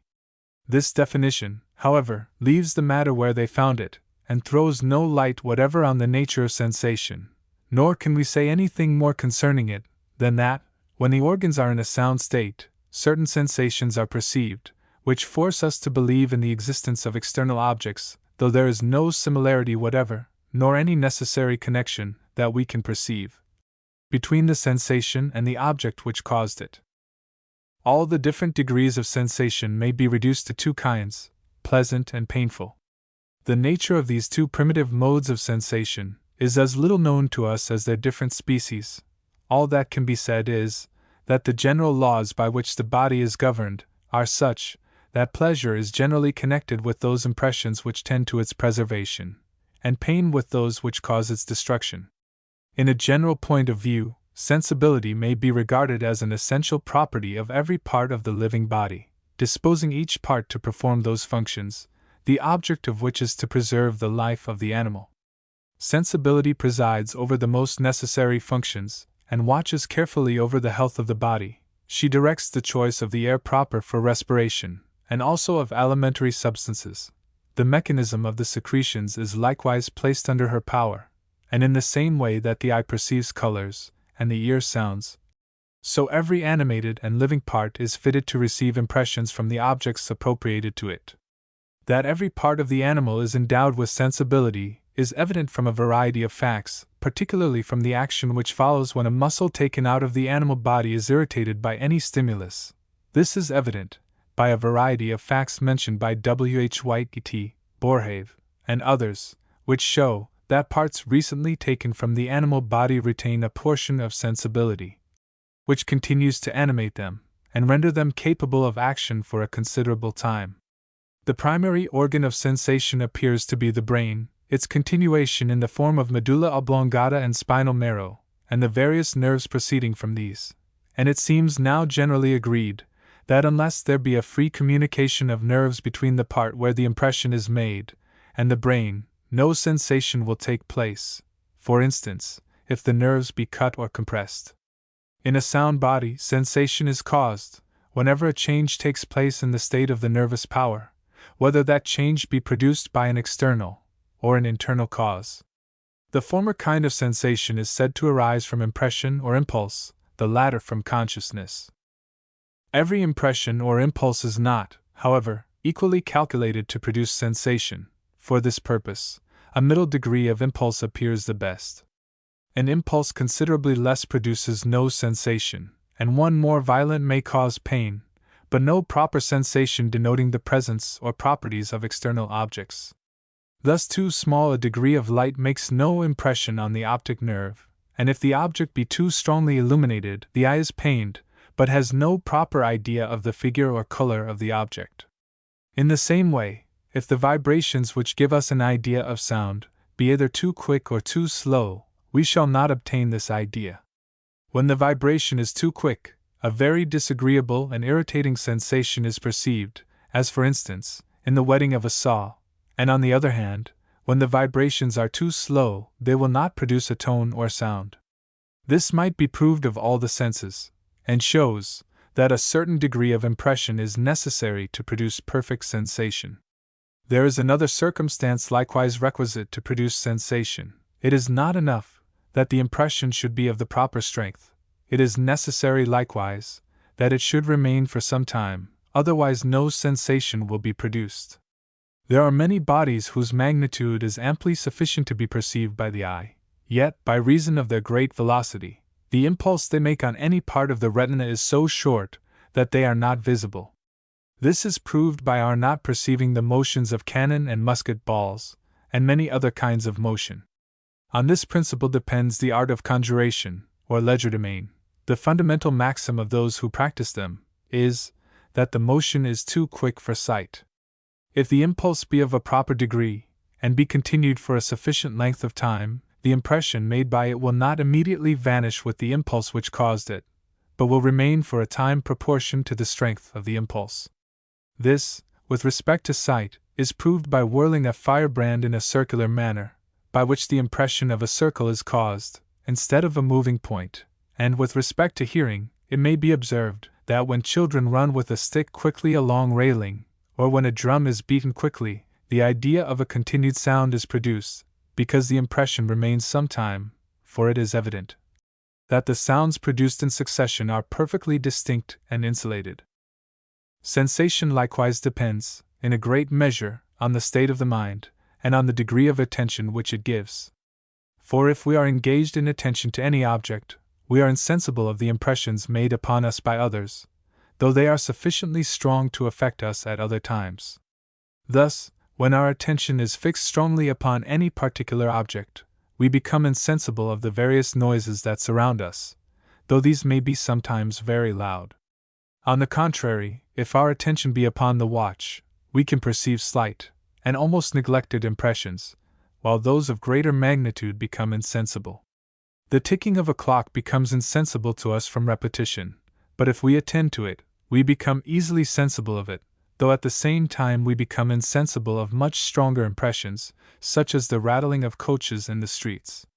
The attention depends in some degree on the will, but is generally given to those impressions which are particularly strong, new, pleasant, or disagreeable, in short, to those which particularly affect the mind. Hence it is that things which are new produce the most vivid impressions, which gradually grow fainter, and at last become imperceptible. There is one circumstance respecting sensation, which will probably account for our only perceiving those impressions to which the mind attends, and this is, that the mind is incapable of perceiving more than one impression at a time. The more accurately we examine this, the greater reason we shall have to think it true. But the mind can turn its attention so quickly, from one object to another, that at first sight, we are led to believe that we are able to attend to several at the same time. But though the mind cannot perceive or attend to various sensations at the same time, yet if two or more of these are capable of uniting in such a manner as to produce a compound sensation, this may be perceived by the mind. This compound sensation may be produced either by impressions made at the same instant, or succeeding each other so quickly that the second takes place before the first has vanished. As an instance of the first, we may mention musical chords, or the sounds produced by the union of two or more tones at the same time. We have another instance likewise in odors or smells. If two or more perfumes be mixed together, a compound odor will be perceived, different from any of them. As an instance of the latter, if a paper painted of various colors be made to revolve rapidly in a circle, a compound color, different from any of them, will be perceived. These observations apply particularly to the senses we have mentioned, and likewise to taste, but the sensations afforded us by touch do not seem capable of being compounded in this manner. There are many things necessary to perfect sensation, besides those that have been mentioned. The degree and perfection of sensation will depend much on the mind, and will be continually altered by delirium, torpor, sleep, and other circumstances. Much likewise depends on the state of the organs with respect to preceding impressions, for if any organ of sense have been subjected to a strong impression, it will become nearly insensible of those which are weaker. Of this innumerable instances may be given. An eye which has been subjected to a strong light becomes insensible of a weaker, and on the contrary, if the organs of sense have been deprived of their accustomed impressions for some time, they are affected by very slight ones. Hence it is, that when a person goes from daylight into a darkened room, he can at first see nothing. By degrees, however, he begins to have an imperfect perception of the different objects, and if he remain long enough, he will see them with tolerable distinctness, though the quantity of light be the same as when he entered the room, when they were invisible to him. Sensation often arises from internal causes, without any external impulse. To this source may be referred consciousness, memory, imagination, volition, and other affections of the mind. These are called the internal senses. The senses, whether internal or external, have never been accurately reduced to classes, orders, or genera. The external indeed are generally referred to 5 orders, namely, seeing, hearing, smelling, tasting, and feeling, or touch. With respect to the 4 first, the few qualities of external bodies which each perceives may be easily reduced to classes, each of which may be referred to its peculiar organ of sensation, because each organ is so constituted that it can only be affected by one class of properties. Thus the eye can only be affected by light, the ear by the vibrations of the air, and so of the rest. The same organ, whatever be its state, or whatever be the degree of impulse, always gives to the mind a similar sensation, nor is it possible, by any means we are acquainted with, to communicate the sensation peculiar to one organ by means of another. Thus we are incapable, for instance, of hearing with our eyes and seeing with our ears, nor have we any reason to believe that similar impressions produce dissimilar sensations in different people. The pleasure, however, as well as the pain and disgust, accompanying different sensations, differ very greatly in different persons, and even in the same person at different times, for the sensations which sometimes afford us pleasure, at other times produce disgust. Habit has a powerful influence in modifying the pleasures of sensation, without producing any change in the sensation itself, or in the external qualities suggested by it. Habit, for instance, will never cause a person to mistake gentian or quassia for sugar, but it may induce an appetite or liking for what is bitter, and a disgust for what is sweet.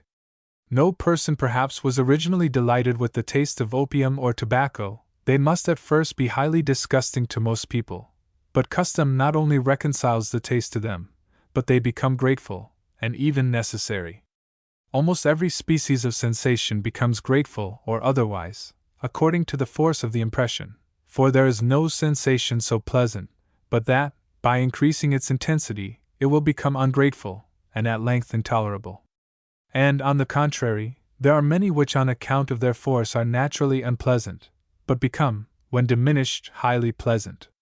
The softest and sweetest sounds may be increased to such a degree as to be extremely unpleasant, and when we are in the steeple of a church, the noise of a peal of bells stuns and confounds our senses, while at a distance their effect is very pleasant.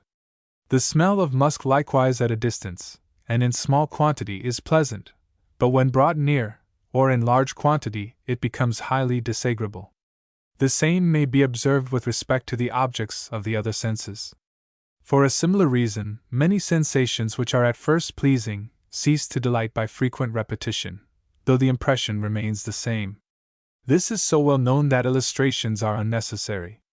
Those who are economical of their pleasures, or who wish them to be permanent, must not repeat them too frequently.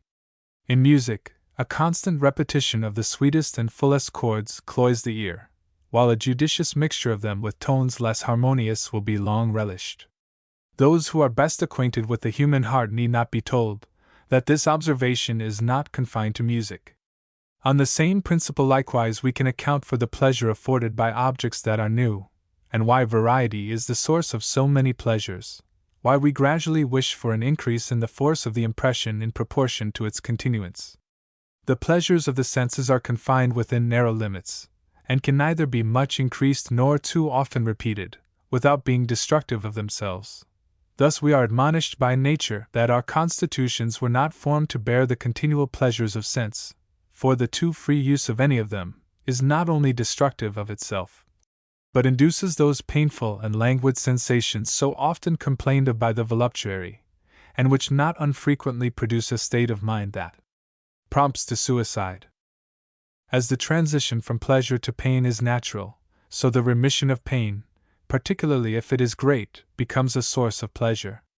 There is much truth, therefore, in the beautiful allegory of Socrates, who tells us that pleasure and pain were sisters, who, however, met with a very different reception by mankind on their visit to the earth, the former being universally courted, while the latter was carefully avoided. On this account, pain petitioned Jupiter, who decreed that they should not be parted, and that whoever embraced the one obtained also the other. There is a great diversity with respect to the duration of the pleasures of the different senses. Some of the senses become soon fatigued, and lose the power of distinguishing accurately their different objects. Others, on the contrary, remain perfect a long time.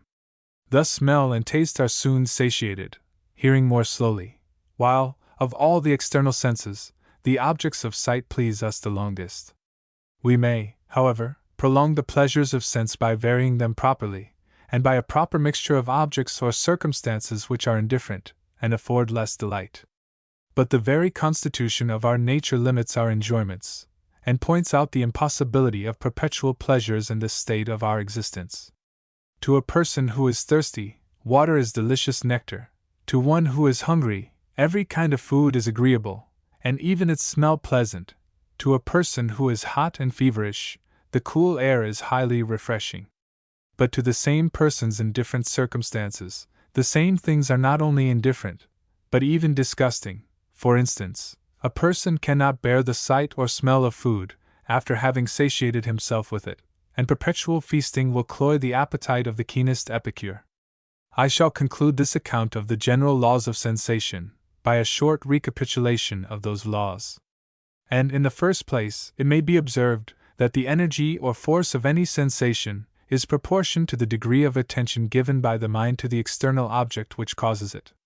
Secondly, a repetition of sensations diminishes their energy, and at last nearly destroys it, but this energy is restored by rest, or the absence of these sensations.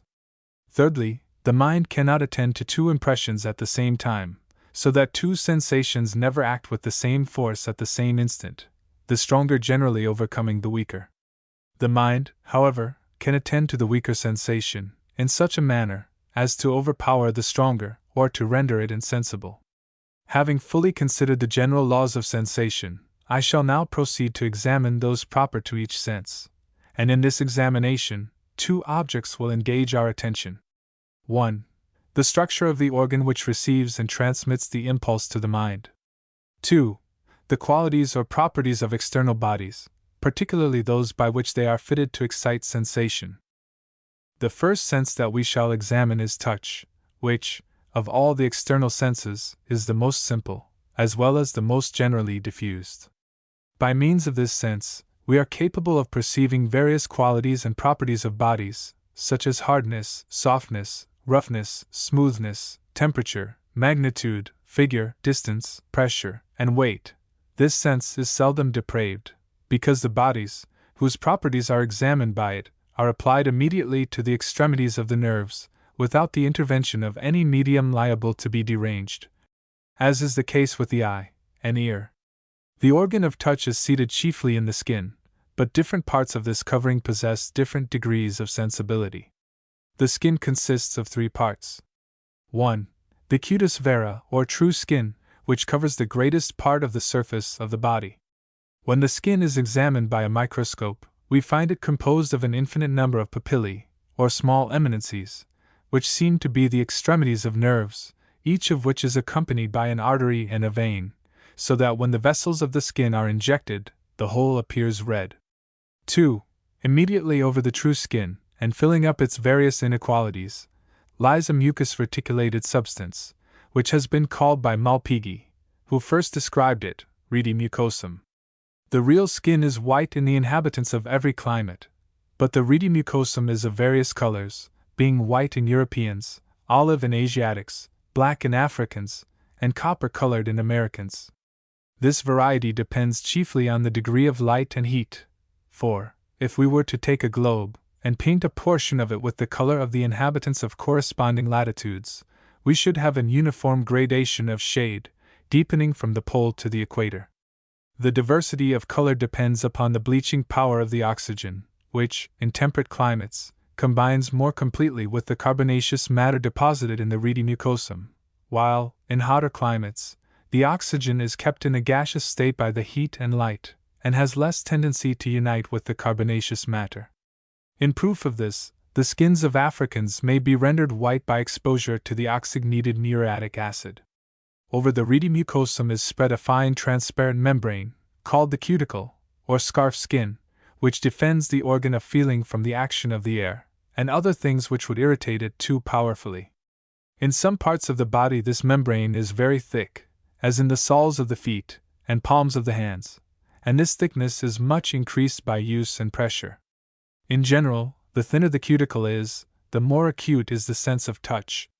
This sense is very acute and delicate about the ends of the fingers, where we have the most need of it, but in the lips, mouth, and tongue, it is still more delicate, a galvanic or electrical shock being felt by the tongue, when it is impossible for us to perceive it by the fingers. This sense, like the others, becomes more exquisite when its organ is defended from the action of external bodies. It is on this account that the cuticle becomes so sensible under the end of the nail, which defends it from the action of external objects, and when part of the nail is taken away, we can scarcely bear to touch anything with this newly exposed part of the skin. When we place our fingers upon the surface of any body, the first sensation we experience is that of resistance, after which the other properties are perceived in a natural order, such as heat or cold, moisture or dryness, motion or rest, distance, and figure or shape. With respect to the diseases of this sense, it is very seldom that it becomes too acute over the whole body, though it frequently does so in particular parts, which may arise from the cuticle being too thin or abraded, or from an inflamed state of the part. It however becomes sometimes obtuse, and indeed almost abolished over the whole body, and this takes place from compression of the brain, and various affections of the nervous power. This diminution is called anesthesia. The touch becomes deficient, and indeed almost abolished, when the cuticle is injured by the frequent application of hot bodies, or acrid substances. Thus the cuticle of the hands of blacksmiths and glassblowers is generally so hard and horny, that they can take up and grasp in their hand pieces of red-hot iron with impunity. We generally refer pain to this sense, though it may arise from too violent an impression made upon any of the organs of sense. Pain is an unpleasant sensation, which the mind refers to some part of the body, and very accurately, if any part of the surface is affected, but less so, if it arises from the affection of an internal part. The sensation of pain may arise from anything which tends to injure the structure of the body, whether that be internal or external, so that it serves as a monitor to put us on our guard, and to induce us to remove anything which might be injurious to us. This sensation is produced by anything which punctures, cuts, tears, distends, compresses, bruises, corrodes, burns, or violently stimulates any part of the body. A moderate degree of pain in any part excites the action of the whole body. A greater quantity of blood and nervous energy is determined to the part. A still greater degree of pain brings on inflammation and its consequences, and if it be intense, it will bring on fever, convulsions, delirium, fainting, and even death. The endurance of pain depends much on the strength of mind possessed by the patient, which, in some instances, is such that the most violent pains are patiently endured, while in other instances, the slightest can scarcely be borne. It is a curious circumstance that a moderate degree of pain, when unaccompanied by fever, often tends to render the understanding more clear, lively, and active. This is confirmed by the experience of people laboring under gout. We have an account of a man who possessed very ordinary powers of understanding, but who exhibited the strongest marks of intelligence and genius in consequence of a severe blow on the head, but that he lost these powers when he recovered from the effects of the blow. Peckland mentions a young man, who during a complaint originating from worms, possessed an astonishing memory and lively imagination, both of which he nearly lost by being cured. Haller mentions a man who was able to see in the night, while his eyes were inflamed, but lost this power as he got well. All these facts show that a certain action or energy is necessary for the performance of any of the functions of the body or mind, and whatever increases this action will, within certain limits, increase those functions. Feeling is by far the most useful, extensive, and important of the senses, and may be said indeed to be the basis of them all. Vision would be of very little use to us if it were not aided by the sense of feeling. We shall afterwards see that the same observation may be applied to the other senses. In short, it is to this sense that we are indebted, either immediately or indirectly, for by far the greatest part of our knowledge, for without it we should not be able to procure any idea with respect to the magnitude, distance, shape, heat, hardness or softness, asperity or smoothness of bodies. Indeed, if we were deprived of this sense, it is difficult to say whether we should have any idea of the existence of any external bodies. On the contrary, it seems probable that we should not. Lecture 6. Taste and Smell. From the sense of touch we proceed naturally to that of taste, for there seems to be less difference between these two senses than between any of the others. The sense of taste appears to be seated chiefly in the tongue, for any sweet substance, such as sugar, applied to any other part of the mouth, scarcely excites the least sensation of taste.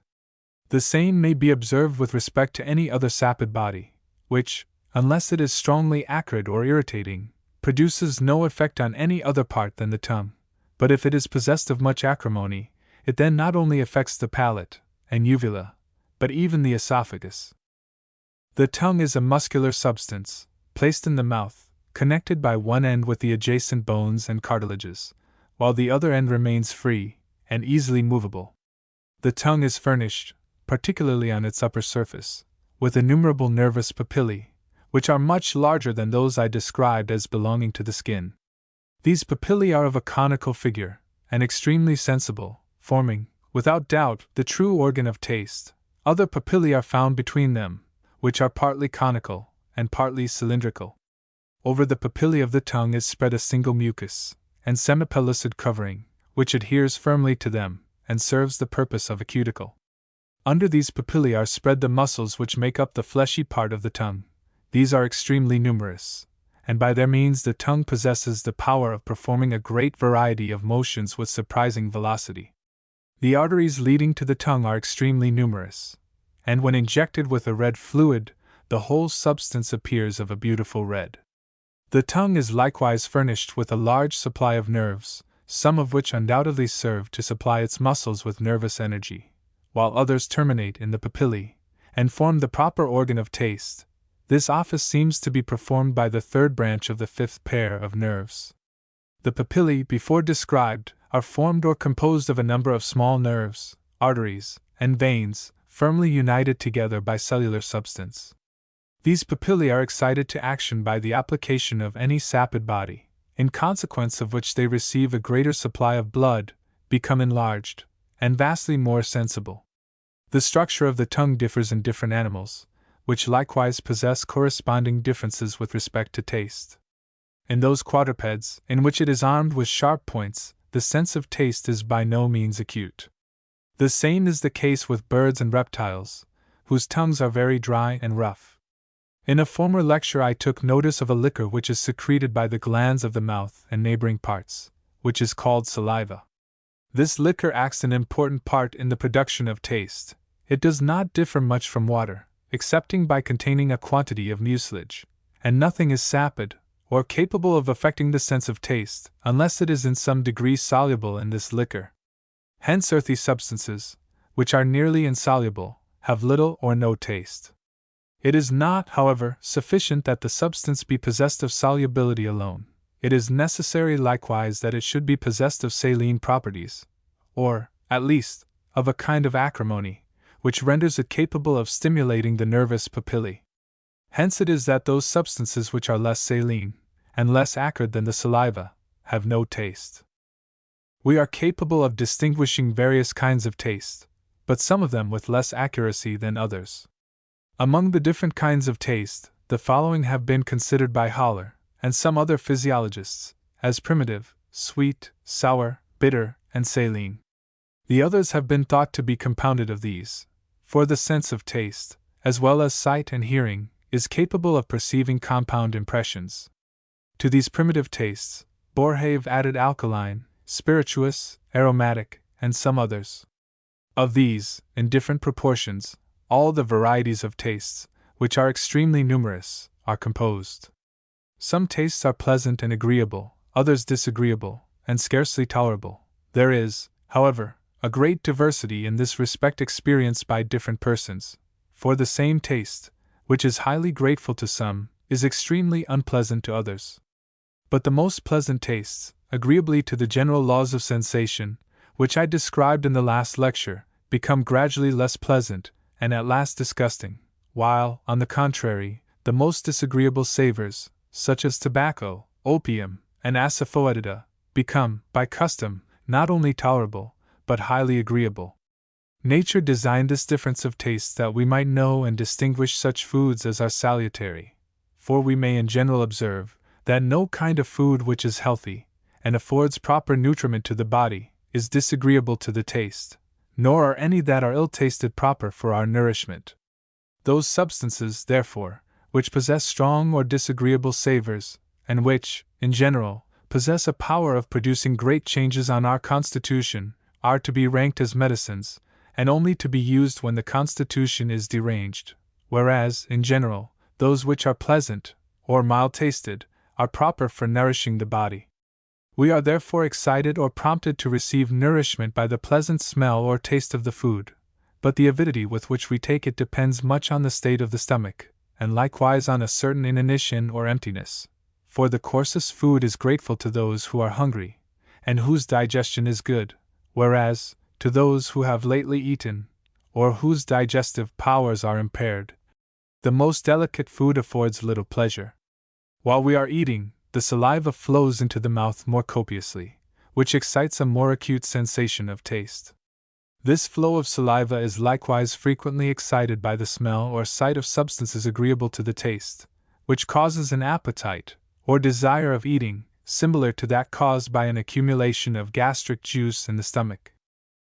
In brute animals, who have not, like ourselves, the advantage of learning from each other by instruction, the faculty of taste is much more acute, by which they are admonished to abstain from noxious or unhealthy food. This sense, for the same reason, is more acute in savages than in those who live in civil society, which, whatever perfection it gives to the reasoning faculties of man, certainly diminishes the acuteness of all our senses, partly by affording fewer inducements to exercise them, and partly by our manner of living, and by the application of substances to the organs of sense, which tend to vitiate them, and render them depraved. Taste is modified by age, temperament, habit, and disease, and in this it obeys the general laws of sensation. Children are pleased with the taste of what is sweet, and little stimulating. As we advance in years, the taste of more stimulating substances becomes agreeable to us, so that we are admonished by this sense to take into the stomach the kind of nourishment fitted to each period of life. We often, however, counteract this salutary monitor by depraving our sense of taste by the too free use of vinous or spirituous liquors, which so far deadens the sense of taste that sweet substances become unpleasant, and nothing but acrid and stimulating things can make an impression on our diminished and vitiated sense of taste. This sense, as well as others, is liable to be diseased. In order that the sense may be perfect, it is necessary that the membrane which envelopes the nervous papillae of the tongue, and serves as a cuticle, should neither be too thick nor too thin, too dry nor too moist. It is necessary likewise that the qualities of the saliva be natural, for alterations in the nature of this liquor affect very much the sense of taste. If it is bitter, which sometimes happens in bilious complaints, all kinds of food have a bitter taste. If it is sweet, the food has a faint and unpleasant flavor, and if it is acid, the food too tastes sour. This sense is seldom observed to be too acute, unless from a vitiated state of the cuticle, or membrane, which covers the tongue. If this has been abraded or ulcerated, then the substances applied to the tongue are more sensibly tasted. In many instances, however, they do not produce an increased sensation of taste, but only of pain. The sense of taste, as well as of touch, may become deficient from various affections of the brain and nerves. This, however, is not often the case. Some persons have naturally a diminished sense of taste, and this generally accompanies a diminished sense of smell. This sense is frequently diminished in sensibility from a deficiency of saliva, as well as of the proper moisture of the tongue. Hence, in many diseases, it becomes defective, such as fevers, colds, and the like, both from a want of the proper degree of moisture and from defect of appetite, which, as was before observed, is necessary to the sense of taste. The sense of taste is often diminished by a thickened mucous covering of the tongue, which prevents the application of substances to its nervous papillae. This mucous covering arises from a disordered state of the stomach, as well as from several other affections of the body. Hence physicians inspect the tongue, that they may be able to judge of the general state of the body. And next to the pulse, it is undoubtedly the best criterion that we have, as it not only points out the nature and degree of several fevers, but likewise, in many instances, the degree of danger to be apprehended. Having examined the sense of taste, I shall now proceed to consider that of smell, the use of which, like taste, is to enable us to distinguish unwholesome from salutary food. Indeed, by this sense, we are taught to avoid what is prejudicial before it reaches the sense of taste, to which it might be very injurious, and thus we are enabled to avoid anything which has a putrid tendency, which, if received into the stomach, would taint the whole mass of fluids, and bring on speedy dissolution. The seat of this sense is a soft pulpy membrane, full of pores, and small vessels, which lines the whole internal cavity of the nose. On this membrane are distributed abundance of soft nerves, which arise chiefly from an expansion of the first pair of nerves coming from the brain. This membrane is likewise plentifully supplied with arteries, so that by means of this nervous and arterial apparatus, this membrane is possessed of very great sensibility. But the nerves of the nose, being almost naked, require a defense from the air, which is continually drawn through the nostrils into the lungs, and forced out again by respiration. Nature has therefore supplied this part with a thick insipid mucus, very fluid at its first separation, but gradually thickening, as it combines with oxygen, into a dry crust, approaching often to a membranous matter. This mucus is poured out, or exhaled, by the numerous minute arteries of the nostrils, and serves to keep the nervous apparatus moist, and in a proper state for receiving impressions, as well as to prevent the violent effects which might arise from the stimulus of the air and other bodies. The sense of smell is the most acute about the middle of the septum of the nose, where the nervous membrane which I have described is thicker and softer, than in the cavities more deeply situated, where it is less nervous and vascular. These parts are not, however, destitute of the sense.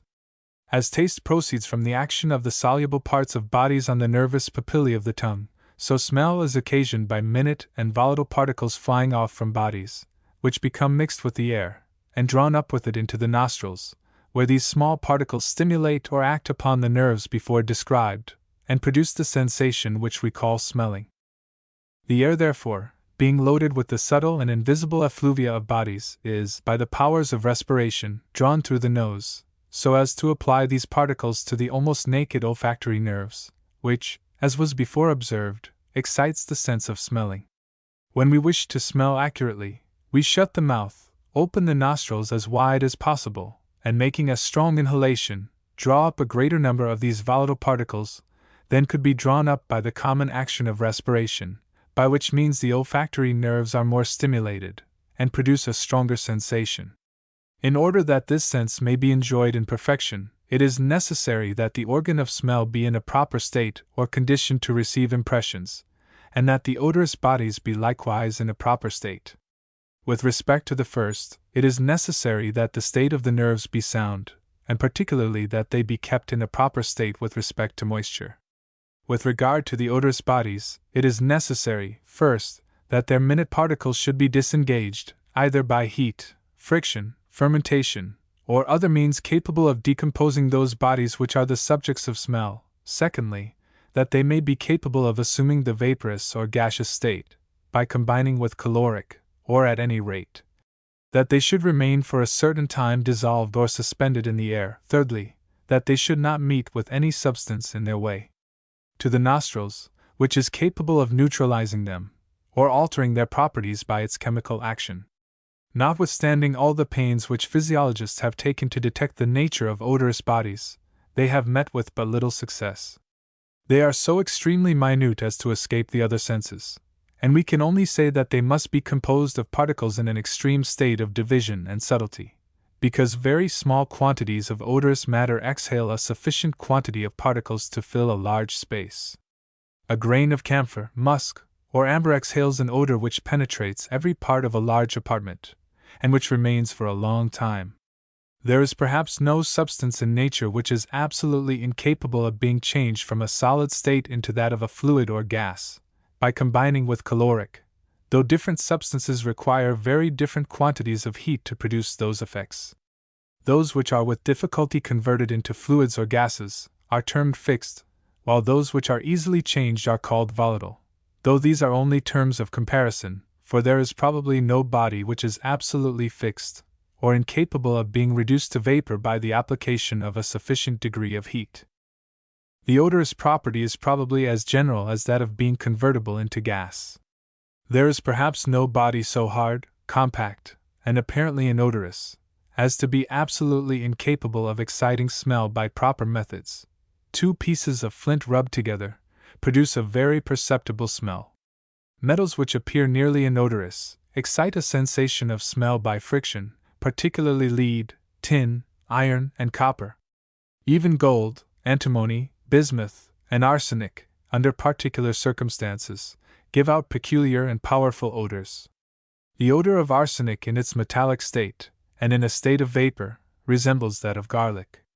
The chief means of developing the odorous principles are friction, heat, electricity, fermentation, solution, and mixture.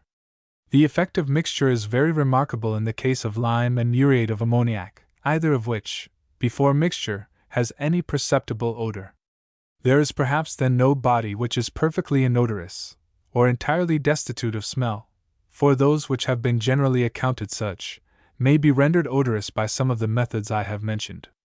Several naturalists and physiologists, such as Haller, Linnaeus, and Laurie, have attempted to reduce the different kinds of odors to classes, but without any great success, for we are by no means so well acquainted with the physical nature of the odorous particles, as we are with that of light, sound, and the objects of touch, until we do obtain a knowledge of these circumstances, which perhaps we never shall. It will be in vain to attempt any accurate classification. The division of them into odors peculiar to the different kingdoms is very inaccurate, for the odor of musk, which is thought to be peculiarly an animal odor, is developed in the solution of gold by some mineral solvents. It is perceptible in the leaves of the geranium muscatum, and some other vegetables. The smell of garlic is possessed by many vegetables, by arsenic, and by toads. The violet smell is perceived in some salts, and in the urine of persons who have taken turpentine. The same may be observed with respect to several other odors.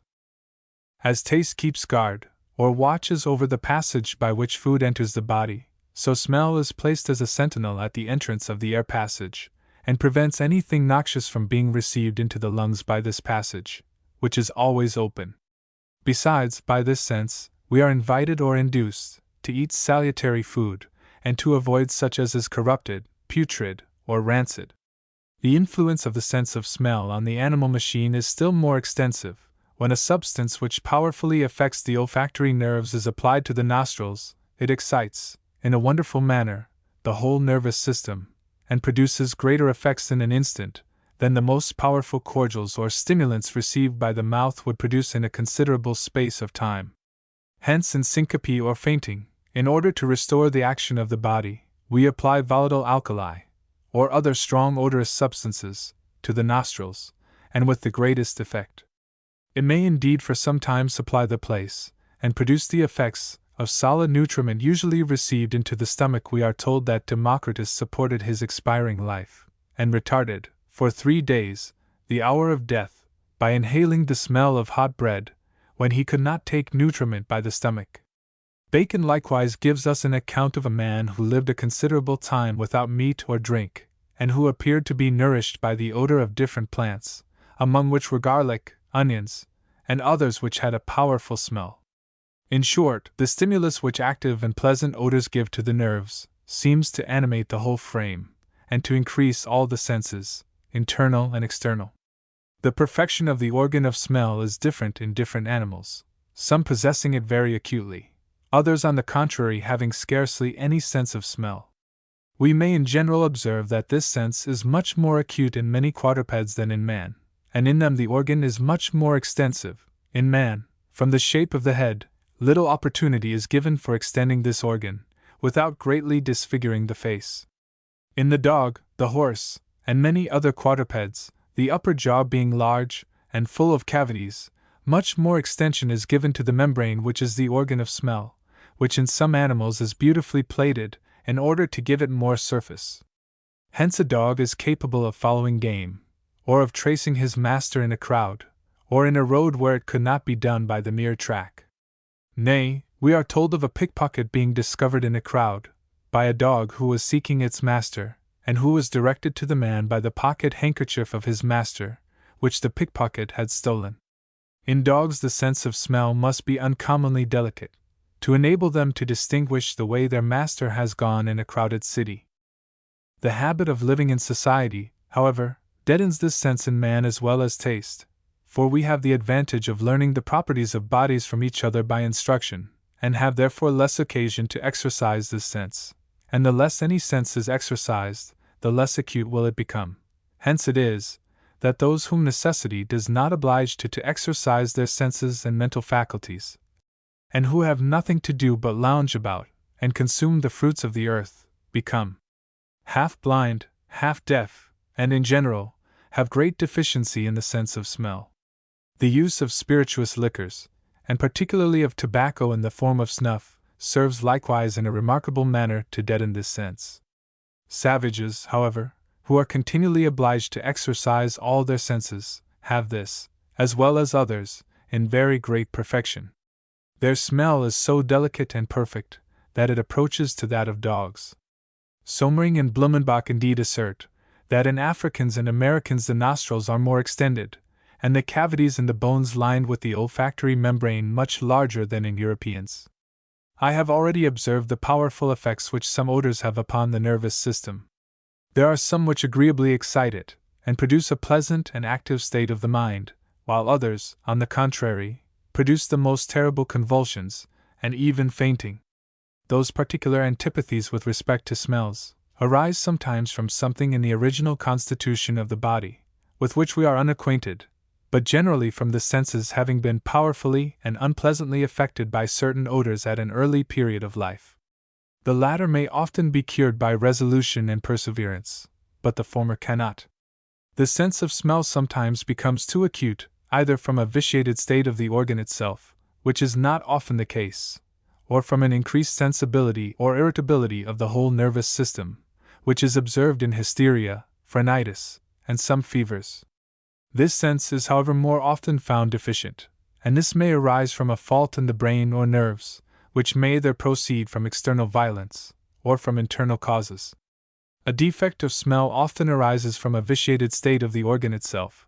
For instance, if the nervous membrane is too dry, or covered with a thick mucus, of both of which we have an example in catarrh or common cold, where, at the beginning, the nostrils feel unusually dry, but as the disease advances, the pituitary membrane becomes covered with a thick mucus. In both states, the sense of smell is in general deficient, and sometimes nearly abolished. This sense is sometimes depraved, and smells are perceived when no odorous substance is present, or odors are perceived to arise from substances, which are very different from those which we perceive in a sound state. There are many diseases likewise of the nose, and neighboring parts, which cause a depraved sensation, such as ulcers, cancer, caries, a diseased state of the mouth, teeth, throat, or lungs, or a vitiated state of the stomach, which sometimes exhales a vapor similar to that of sulphuretted hydrogen. This sense likewise sometimes becomes depraved from a diseased state of the brain and nerves. Lecture 7. Sound and Hearing. Having in the last lecture examined the senses of taste and smell, I now proceed to that of hearing.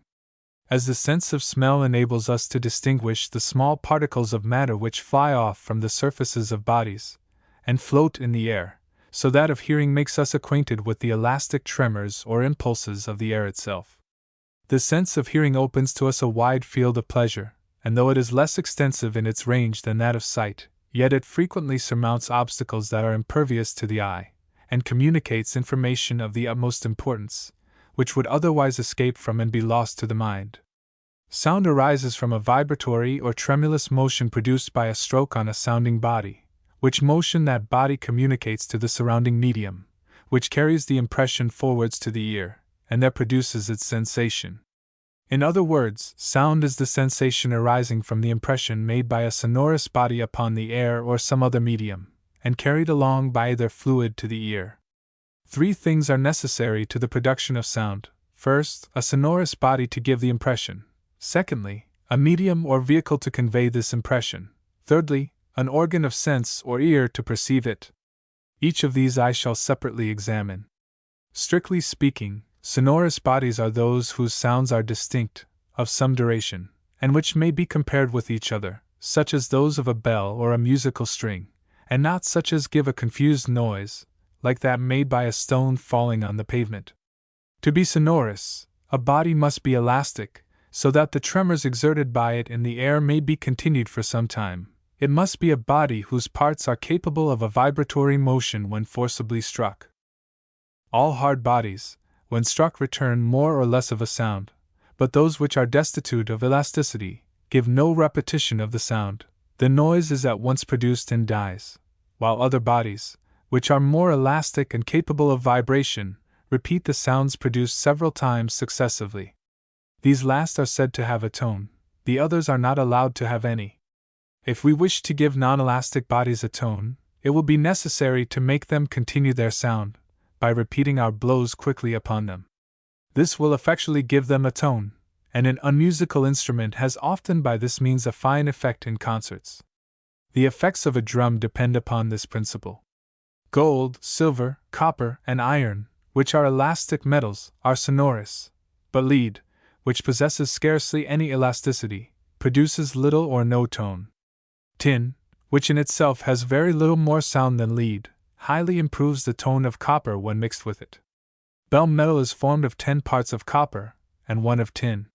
Each of these is ductile when separate, though tin is only so in a small degree, yet they form when united a substance almost as brittle as glass, and highly elastic.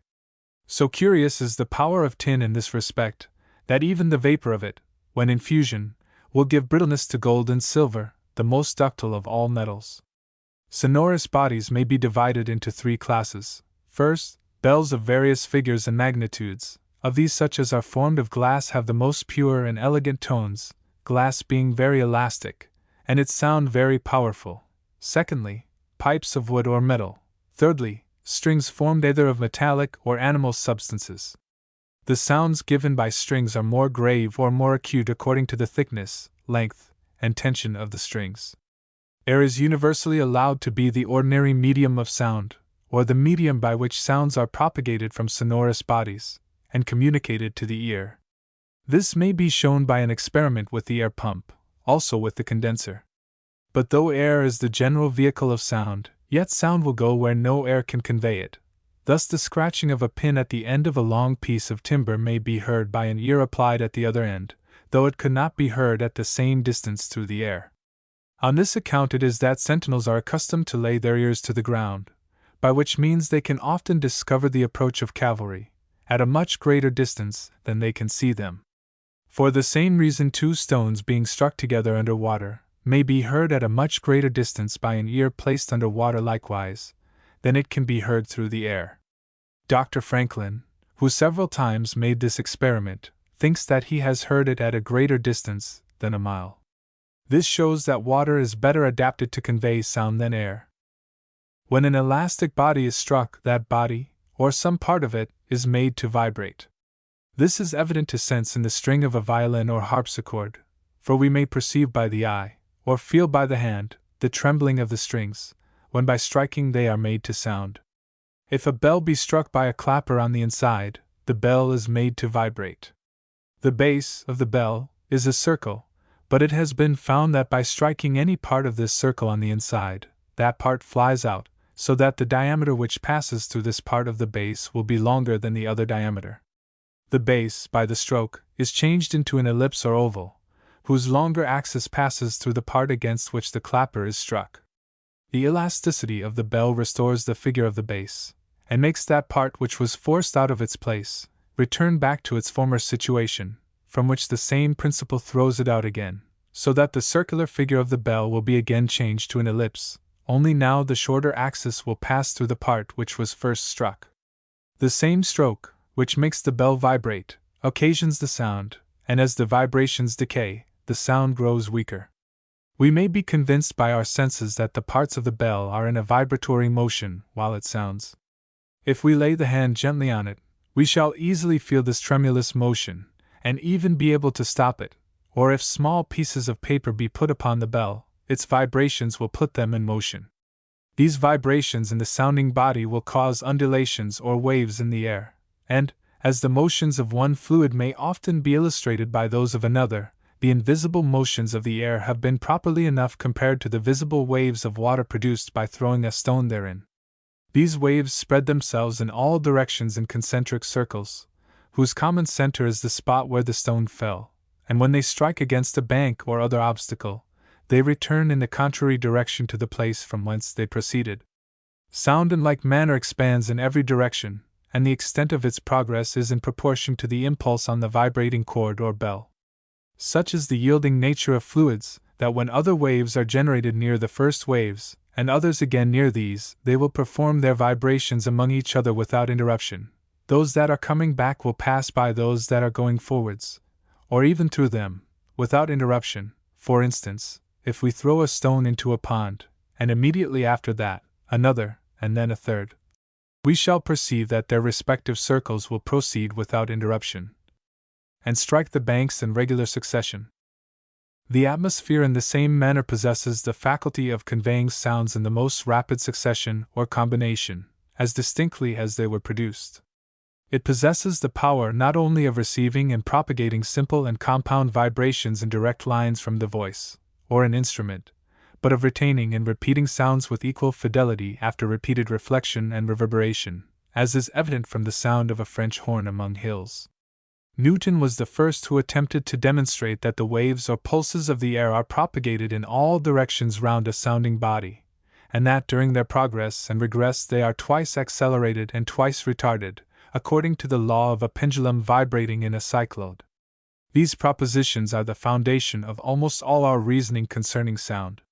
When sonorous bodies are struck, they, by their vibration, excite waves in the air, similar to those caused by a stone thrown into water. Some parts of these waves entering the ear produce in us that sensation which we call sound. How these pulsations act upon the auditory nerve to produce sound, we know not, as we see no necessary connection between the pulses and the sensation, nor the least resemblance between them, but we can trace their progress to a certain extent, which I shall now endeavor to do. The external part of the ear is called the auricle, or outward ear, which is a cartilaginous funnel, connected to the bones of the temple, by means of cellular substance, and likewise by its own proper ligaments and muscles. This cartilage is of a very compound figure, being a kind of oval, marked with spirals standing up, and hollows interposed, to which other hollows and ridges correspond on the opposite side. The outer eminence is called helix. Within the body of the cartilage arises a forked eminence called antihelix, which terminates in a small and short tongue called antitragus. The remaining part of the ear, called the conchus or shell, is anteriorly hollow, but posteriorly convex, growing gradually deeper, with a crooked line or ridge running along its middle, which is immediately joined to the meatus auditorius, or entrance into the ear, before which stands a round movable appendix, which serves as a defense, called tragus. Against this funnel of the ear the sonorous waves strike, and its different parts are most admirably contrived to reflect them all into the meatus auditorius. If it would not occupy too much time, it might be shown that all these curves and spirals are contrived in the best manner possible, and with a most perfect knowledge of the geometry of sounds, to reflect the sonorous pulses accurately, and in the greatest possible quantity, into the ear. This external part of the ear is differently formed in different animals, and admirably suited to their various situations and habits. In man it is close to the head, but so formed as to collect the various pulses with great accuracy. In other animals it is more simple, where less accuracy is required, but it is, in general, much larger, having the appearance of an oblong funnel, and this gives them a greater delicacy of hearing, which was necessary for them.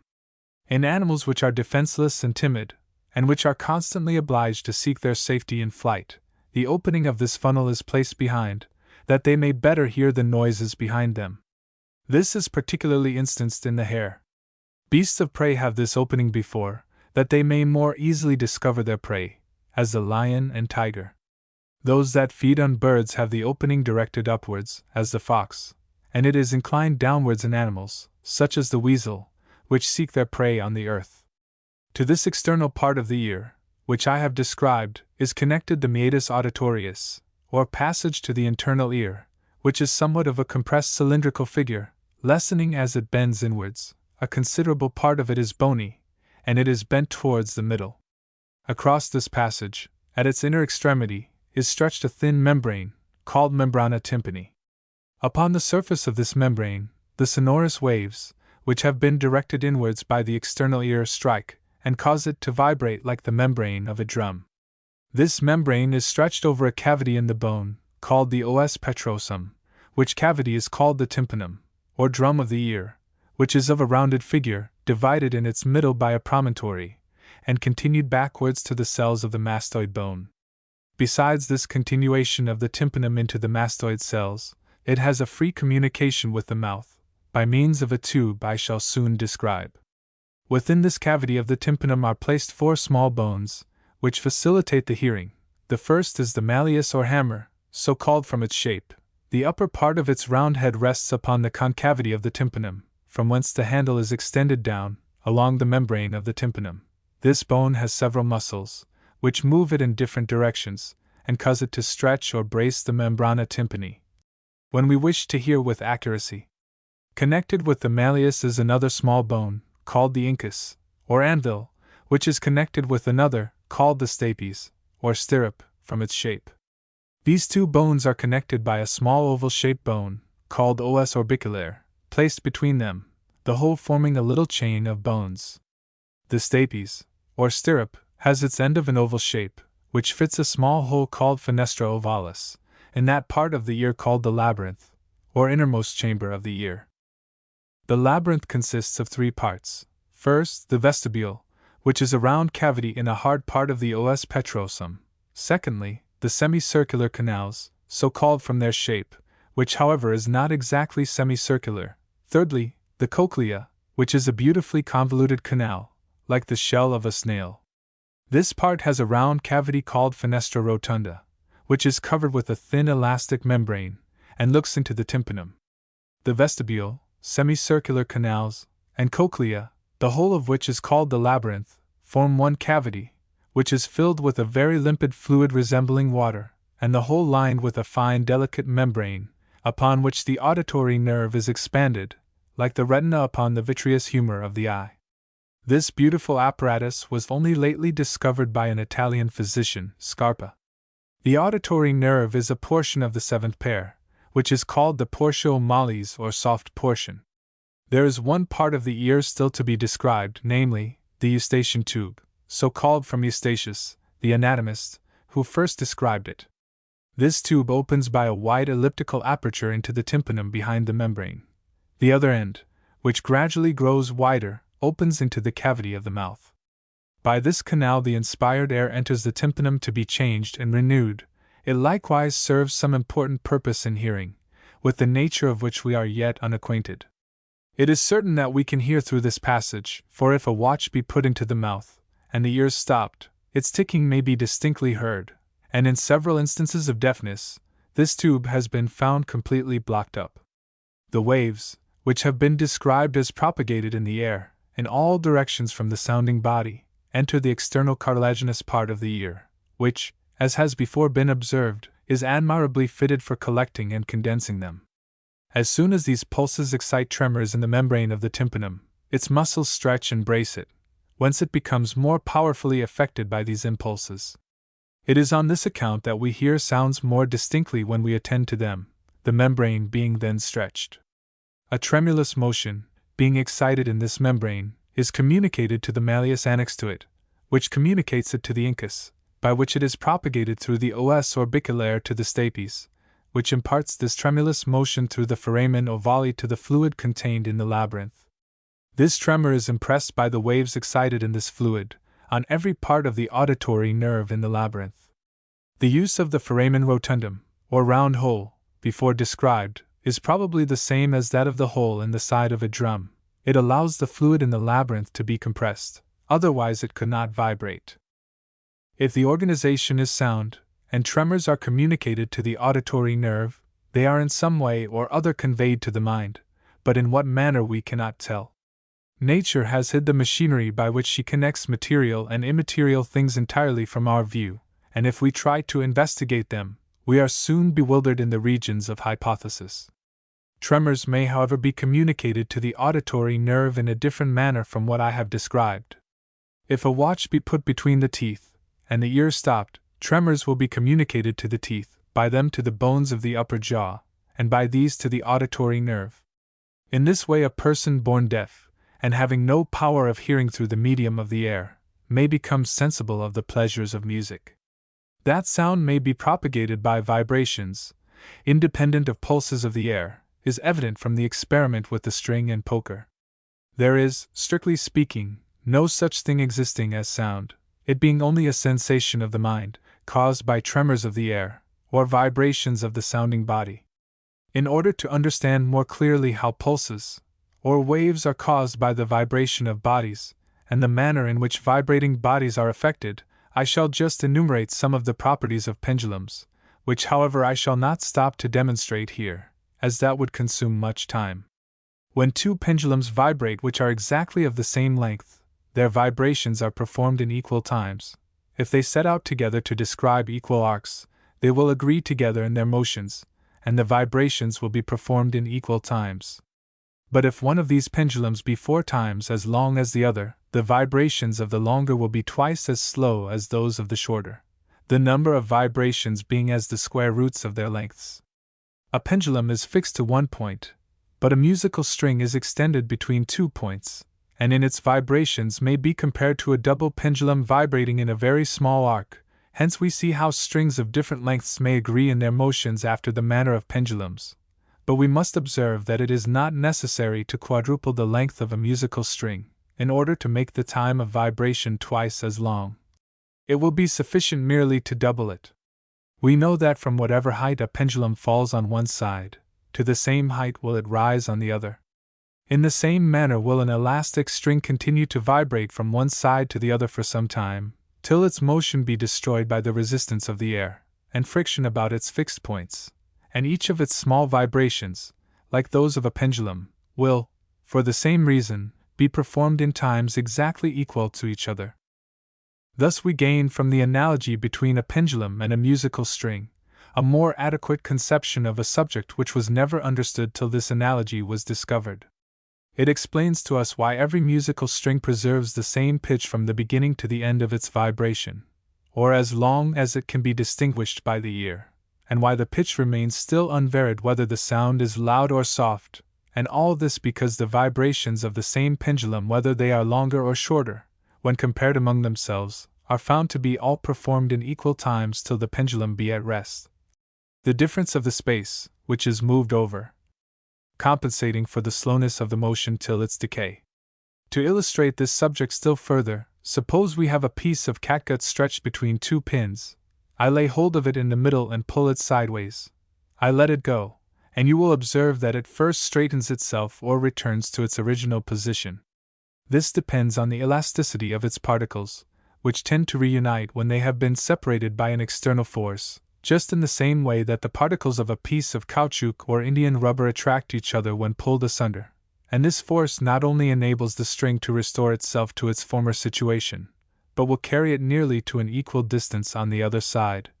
Just in the same manner as a ball falling down an inclined plane will rise nearly to the same height up. Another, or a pendulum will rise nearly to the height from which it fell. In this way will a string move backwards and forwards, till friction and the resistance of the air have destroyed the velocity which it acquired by the force of elasticity. It is obvious that when a string is thus let fly from the finger, whatever be its own motion, such will also be the motion of the particles of the air which fly before it. The air will be driven forwards, and by that means condensed. When this condensed air expands itself, it will expand not only towards the string, but as its elasticity acts in all directions, it will also expand itself forwards and condense the air that is beyond it. This last condensed air, by its expansion, will produce the same effect on the air that lies still further forwards, and thus the motion produced in the air, by the vibration of the elastic string, is constantly carried forwards and conveyed to the ear. It will be proper, however, to observe that these pulses are sometimes produced without any such vibration of the sounding body, as we find it in musical strings and bells. In these cases we have to discover by what cause these condensations or pulses may be produced without any apparent vibrations in what is considered as the sounding body. We have 2 or 3 instances of this kind, one in wind instruments, such as the flute or organ pipe, another in the discharge of a gun. In an organ, or flute, the air, which is driven through the pipe, strikes against the edge of the lips of the instrument in its passage, and by being accumulated there, is condensed, and this condensation produces waves or pulses in the air. When a gun is discharged, a great quantity of air is produced by the firing of the gunpowder, which being violently propelled from the piece, condenses the air that encompasses the space where the expansion happens, for whatever is driven out from the space where the expansion is made will be forcibly driven into the space all around it. This condensation forms the first pulse, and as this, by its elasticity, expands again, pulses of the same sort will be produced and propagated forwards. There is likewise another curious instance of the production of sound, when a tube is held over a stream of inflamed hydrogen gas issuing out of a capillary tube in a bottle. Sounding bodies propagate their motions on all sides, directly forwards, by successive condensations and rarefactions, so that sound is driven in all directions, backwards and forwards, upwards and downwards, and on every side. The pulses go on succeeding each other like circles in disturbed water. Sounds differ from each other both with respect to their tone and intensity. In respect to their tone, they are distinguished into grave and acute. In respect to their intensity, they are distinguished into loud and low, or strong and weak. The tone of a sound depends on the velocity with which the vibrations are performed, for the greater the number of vibrations in a given time, the more acute will be the tone, and on the contrary, the smaller the number, the more grave it will be. The tone of a sound is not altered by the distance of the ear from the sounding body, but the intensity or strength of any sound depends on the force with which the waves of the air strike the ear, and this force is different at different distances, so that a sound which is very loud when we are near the body that produces it, will be weaker if we are further from it, though its tone will suffer no alteration. And the distance may be so great that we cannot hear it at all. It has been demonstrated that the intensity of sound at different distances from the sounding body is inversely as the square of the distance. Sound moves with the same velocity at all distances from the sounding body, otherwise it would not produce the same tone at all distances. Sounds of different tones likewise move with the same velocity. This is evident from a peal of bells being heard in the same order in which they are rung, whether we are near or at a distance. It is likewise found that sounds of the same tone but of different intensities are propagated with the same velocity. A low sound cannot indeed be heard so far as a loud one, but sounds, whether low or loud, will be conveyed in an equal time to any equal distance at which they can both be heard. The report of a cannon does not move faster, or pass over a given space sooner, than the sound of a musical string. The principal cause of the decay of sound is the want of perfect elasticity in the air, whence it happens that every subsequent particle has not the entire motion of the preceding particle communicated to it, as is the case with equal and perfectly elastic bodies. Consequently, the further the motion is propagated, the more will the velocity with which the particles move be diminished. The condensation of the air will be diminished also, and consequently its effect on the ear. That the want of perfect elasticity in the air is the principal cause of the decay of sound, appears from this, that sounds are perceived more distinctly when the north and easterly winds prevail, at which time the air is dry and dense, as appears from the hygrometer and barometer, and of course, the air in this state must be more elastic, for the vapors diffused through the atmosphere, unless dilated by intense heat, diminish the spring of the air. That sound is not propagated to all distances instantaneously, but requires a sensible time for its passage from one place to another, is evident from the discharge of a gun at a distance, for the report is not heard till some time after the flash is seen. Light moves much more swiftly than sound. It comes from the sun in 8 minutes, which is at the rate of 74,420 leagues in a second, so that the velocity of light may be considered as instantaneous, at any distance on the earth, and, as sound takes up a considerable time in its passage, the interval between the flash and the report of the gun shows the space it passes over in a given time, which is found to be 1,142 feet in a second, so that if 3 seconds elapse between the time when we see the flash and hear the report of the gun, it must be distant 1,142 yards. From experiments that have been made at different times, by various philosophers, we may collect the following results. First, that the mean velocity of sound is a mile in about 4 3/4 seconds, or 1,142 feet in a second of time. Secondly, that all sounds, whether they be weak or strong, have the same velocity. Thirdly, that sound moves over equal spaces in equal times, from the beginning to the end. The tone of a musical string, or a bell, appears continuous.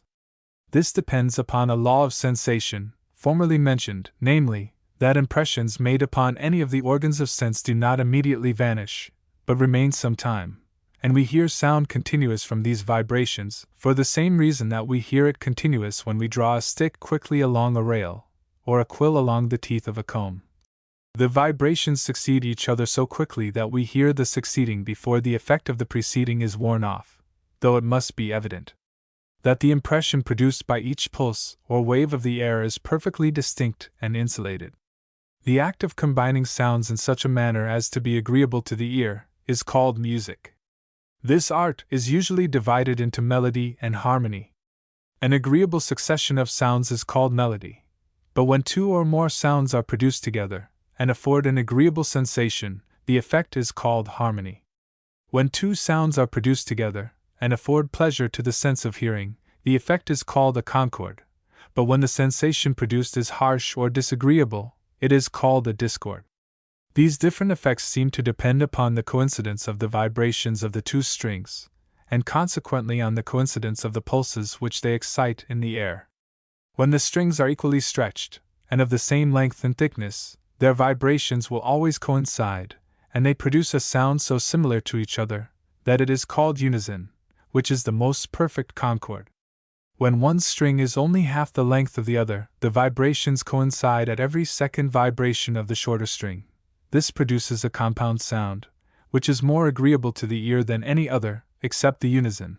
This note, when compared with the tone produced by the longer string, is called the octave to it, because the interval between the 2 notes is so divided by musicians that from one to the other they reckon 8 different tones. If the strings be of the length 2 and 3, the coincidence of the pulses will happen less frequently, viz. at every third vibration of the shorter string, and the concord will be less perfect. This forms what is called a fifth. The less frequent the coincidence of the vibrations, the less perfect will be the concord, or the less pleasure will it afford to the mind, till the vibrations coincide so seldom, that the sound produced by both strings at once is harsh and disagreeable, and is called a discord. The effects of music upon the mind, the power by which it moves the heart, touches the passions, and excites sometimes the highest pleasure, and sometimes the deepest melancholy, depend upon melody. By a simple melody the ignorant are affected as well as those skilled in music. The pleasures arising from harmony or a combination of sounds are acquired rather than natural. Its pleasures are the result of experience and knowledge in music. Music affords a source of innocent and inexhaustible pleasure, but its effects are different on different persons. Some are enthusiastically fond of it, while others hear the sweetest airs with a listlessness bordering upon indifference. This has been supposed to depend on a musical ear, which is not given by nature to all. The cause of this difference is by no means evident. It does not depend on the delicacy of the sense of hearing, for there are some persons half-deaf who have the greatest relish for music, while others who have a very acute sense of hearing have no relish for music. In some instances I think a musical ear has been acquired where it did not seem originally to exist. The force of sound is increased by the reflection of many bodies, particularly such as are hard or elastic, which receive the waves or pulses of the air and reflect them back again. These reflected pulses, striking the ear along with the original, strengthen the original sound. Hence it is that the voice of a speaker is louder, and more distinctly heard, in a room than in the open air. I said that these reflected sounds entered the ear at the same time with the original. This, however, is not strictly the case, for they must enter the ear after the original, because the sound has a greater space to move over, but they enter the ear so quickly after the original that our sense cannot distinguish the difference. If, however, the reflecting body should be placed at such a distance that the reflected sound should enter the ear some considerable or sensible time after the original, an echo or distinct sound would be heard. It appears from experiment that the ear of an experienced musician can only distinguish such sounds as follow each other at the rate of 9 or 10 in a second, or any lower rate, and therefore that we may have a distinct perception of the direct and reflected sound, there should at least be an interval of 1/9 of a second, but in this time sound passes over 127 feet, and consequently, unless the space between the sounding body and the reflecting surface, added to that between the reflecting surface and the ear, be greater than 127 feet, no echo will be heard, because the reflected sound will enter the ear so soon after the original that the difference cannot be distinguished, and therefore it will only serve to augment the original sound. From what has been said, it is evident, in order that a person may hear the echo of his own voice, that he should stand at least 63 or 64 feet from the reflecting obstacle, so that the sound may have time to move over at least 127 feet before it come to his ear, otherwise he could not distinguish it from the original sound. But though the first reflected pulses may produce no echo, both on account of their being too few in number, and too rapid in their return to the ear, yet it must be evident that the reflecting surface may be so formed, that the pulses, which come to the ear after 2 or more reflections, may, after having passed over 127 feet or more, arrive at the ear in sufficient numbers to produce an echo, though the distance of the reflecting surface from the ear be less than the limit of echoes. This is instanced by the echoes that we hear in several caves or caverns. The sense of hearing is more apt to be vitiated or diseased than any of the other senses, which indeed is not surprising, when we consider that its organ is complex, consisting of many minute parts, which are apt to be deranged. It sometimes becomes too acute, and this may arise either from too great an irritability of the whole nervous system, which often occurs in hysteria, also in phrenitis, and some fevers, or from an inflamed state of the ear itself.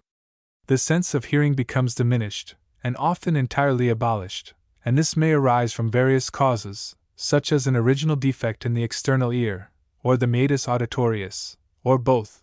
The meatus auditorius is often blocked up with wax or other substances, which being removed, the hearing becomes perfect.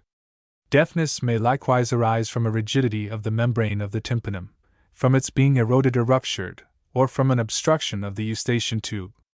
It may likewise arise from a paralysis or torpor of the auditory nerve, or from some diseased state of the labyrinth, or from a vitiated state of the brain and nerves. There is a kind of nervous deafness which comes on suddenly, and often leaves the patient as suddenly. There are various instances, however, in which the membrane of the tympanum has been lacerated or destroyed, without a total loss of the sense of hearing, or indeed any great diminution of it. A consideration of these circumstances induced Mr. Astley Cooper to think of perforating it, in cases of deafness arising from a permanent obstruction of the eustachian tube, and he has often performed this operation with great success. Of this he has given an account in the last part of the Philosophical Transactions. This operation ought, however, only to be performed in case of the closure of the eustachian tube. Cases of this kind may be distinguished by the following criteria. If a person on blowing the nose violently feel a swelling in the ear, from the membrane of the tympanum being forced outwards, the tube is open, and though the tube be closed, if the beating of a watch placed between the teeth, or pressed against the side of the head, cannot be heard, the operation cannot relieve, as the sensibility of the auditory nerve must have been destroyed. In a closed eustachian tube, there is no noise in the head, like that accompanying nervous deafness. There is one species of deafness, which occurs very frequently, and happens generally to old persons, though sometimes to the delicate and irritable in the earlier periods of life. Anxiety and distress of mind have been known to produce it. Its approach is generally gradual, the patient hears better at one time than at another, a cloudy day, a warm room, agitated spirits, or the operation of fear, will produce a considerable diminution in the powers of the organ. In the open air the hearing is better than in a confined situation, in a noisy, than in a quiet society, in a coach when it is in motion, than when it is still. A pulsation is often felt in the ear, a noise resembling sometimes the roaring of the sea, and at others the ringing of distant bells is heard. This deafness generally begins with the diminished secretion of the wax of the ear, which the patient attributes to cold. It may be cured, particularly at its commencement, by the application of such stimulants as are capable of exciting a discharge from the ceruminous glands, for which purpose they should be introduced into the meatus auditorius. In some cases of this kind, where the auditory nerve has been in some degree torpid, or rather perhaps where there has been a kind of paralysis, or want of action, in the muscles which brace the membrane of the tympanum, and keep the chain of bones in their proper state, a person has not been able to hear, except during a considerable noise. Willis mentions the case of a person who could only hear when a drum was beaten near her, and we are told of a woman who could not hear a word except when the sound of a drum was near, in which case she could hear perfectly well. When she married, her husband hired a drummer for his servant. In instances of this kind the noise probably excites the action of the torpid muscles, which then put the apparatus in a proper condition to hear. Lecture 8. Vision. In order to understand properly the theory of vision, it will be necessary to premise an anatomical description of the eye, but I shall content myself with as short a one as will suffice to explain the effects it produces on the rays of light, so as to produce the distinct vision of an object. The shape of the eye is nearly spherical. It is composed of several coats or tunics, one within another, and is filled with transparent humors of different densities. The proper coats of the eye are reckoned 5 in number, viz. the sclerotica, cornea, choroids, iris or uvea, and the retina. After the tunica conjunctiva, or adnata, a membrane, which, having lined the eyelids in the manner of a cuticle, surrounds the anterior part of the globe, is removed, we perceive a white, firm membrane, called the sclerotica, which takes its rise from that part of the globe where the optic nerve enters, and surrounds the whole eye, except a little in the forepart, which forepart has a membrane, immediately to be described, called the cornea. The tunica sclerotica, viewed through the conjunctiva, forms what is called the white of the eye. Some anatomists have supposed that this coat is a continuation of the dura mater, which surrounds the optic nerve, but later observations have shown this opinion to be ill-founded. The tunica sclerotica consists of 2 layers, which are with difficulty separated. The next coat is the cornea, so called from its resemblance to transparent horn. It arises where the sclerotic coat ends, and forms the forepart of the eye. The cornea is a segment of a lesser sphere than the rest of the eye, and consequently makes it more prominent on the forepart. It is transparent, and firmly connected by its edges to the sclerotica. Immediately adherent to the sclerotica, within, is the choroids, which takes its rise from that part of the eye where the optic nerve enters, and accompanies the sclerotica to the place where it is joined to the cornea. Here it is very closely connected to the sclerotica, where it forms that annulus, called ligamentum ciliare. Then leaving the sclerotic coat, it is turned inwards, and surrounds the crystalline lens.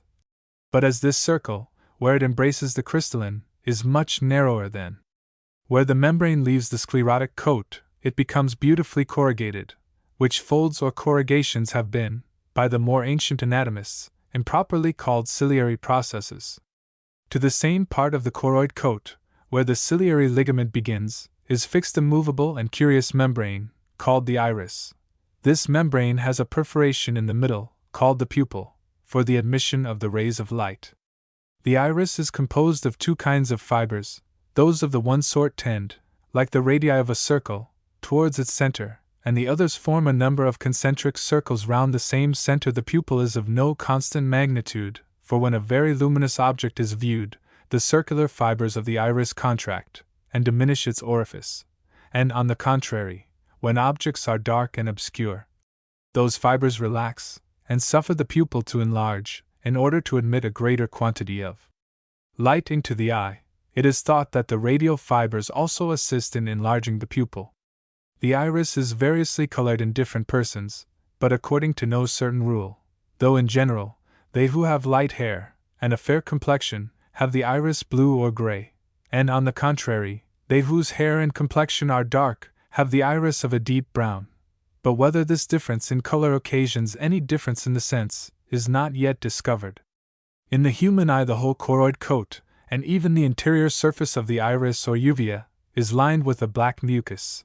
This mucus, or as it is called, pigmentum, is darkest in young persons, and becomes more light-colored as we advance in years. In many animals, but more particularly those which catch their prey in the night, this pigmentum is of a bright color. Its use will appear afterwards. The last, and innermost coat of the eye, is the retina. It differs much from the above-mentioned coats, being very delicate and tender. It is nothing but an expansion of the medullary part of the optic nerve, which is inserted into each eye, nearer the nose, and a little higher than the axis. This coat has been thought by many to end where the choroids, going inwards, towards the axis of the eye, forms the ciliary ligament. Dr. Monro thinks that it is not continued so far, and we cannot see with what advantage it could have been continued to the ciliary ligament, since none of the rays of light, passing through the pupil, could fall upon that part of it. In the middle of the optic nerve is found the branch of an artery, from the internal carotid, which is diffused and ramified in a beautiful manner along the retina. From this artery, a small branch goes through the middle of the vitreous humor, and giving off branches on every side, expands itself upon the capsule of the crystalline lens. We shall now consider the humors of the eye, which are three in number: the aqueous, the crystalline, and the vitreous, all transparent, and in general colorless, but of different densities. The aqueous humor, so called from its resemblance to water, fills up all the space between the cornea and the crystalline humor. It is partly before and partly behind the uvea, and is divided by that membrane into two parts, which are called the chambers of the aqueous humor, which chambers communicate with each other by means of the pupil. The next humor is the crystalline. It is situated between the aqueous and vitreous humors, and is connected to the choroid coat by the ciliary ligament. It is not the least of all the humors, as has been generally supposed, the aqueous, and it being of equal weights. But its substance is more firm and solid than that of the other humors. Its figure is that of a double convex lens. But the forepart next the pupil is not so convex as its other side, which is contiguous to the vitreous humor. The diameter of the sphere, of which its anterior segment is a part, being in general about 7 or 8 lines, whereas the diameter of the sphere, of which its posterior segment forms a portion, is commonly only about 5 or 6 lines. It is covered with a fine transparent capsule, which is called arachnoids. This humor is situated exactly behind the pupil, but not in the center of the eye, as was supposed by Vesalius, being a good deal nearer its forepart. The convexity of its posterior surface is received into an equal concavity of the vitreous humor. It is not of an equal density throughout, but is much more hard and dense towards its center than externally, the reason of which will appear hereafter. Till we arrive at about our 30th year, this humor continues perfectly transparent and colorless.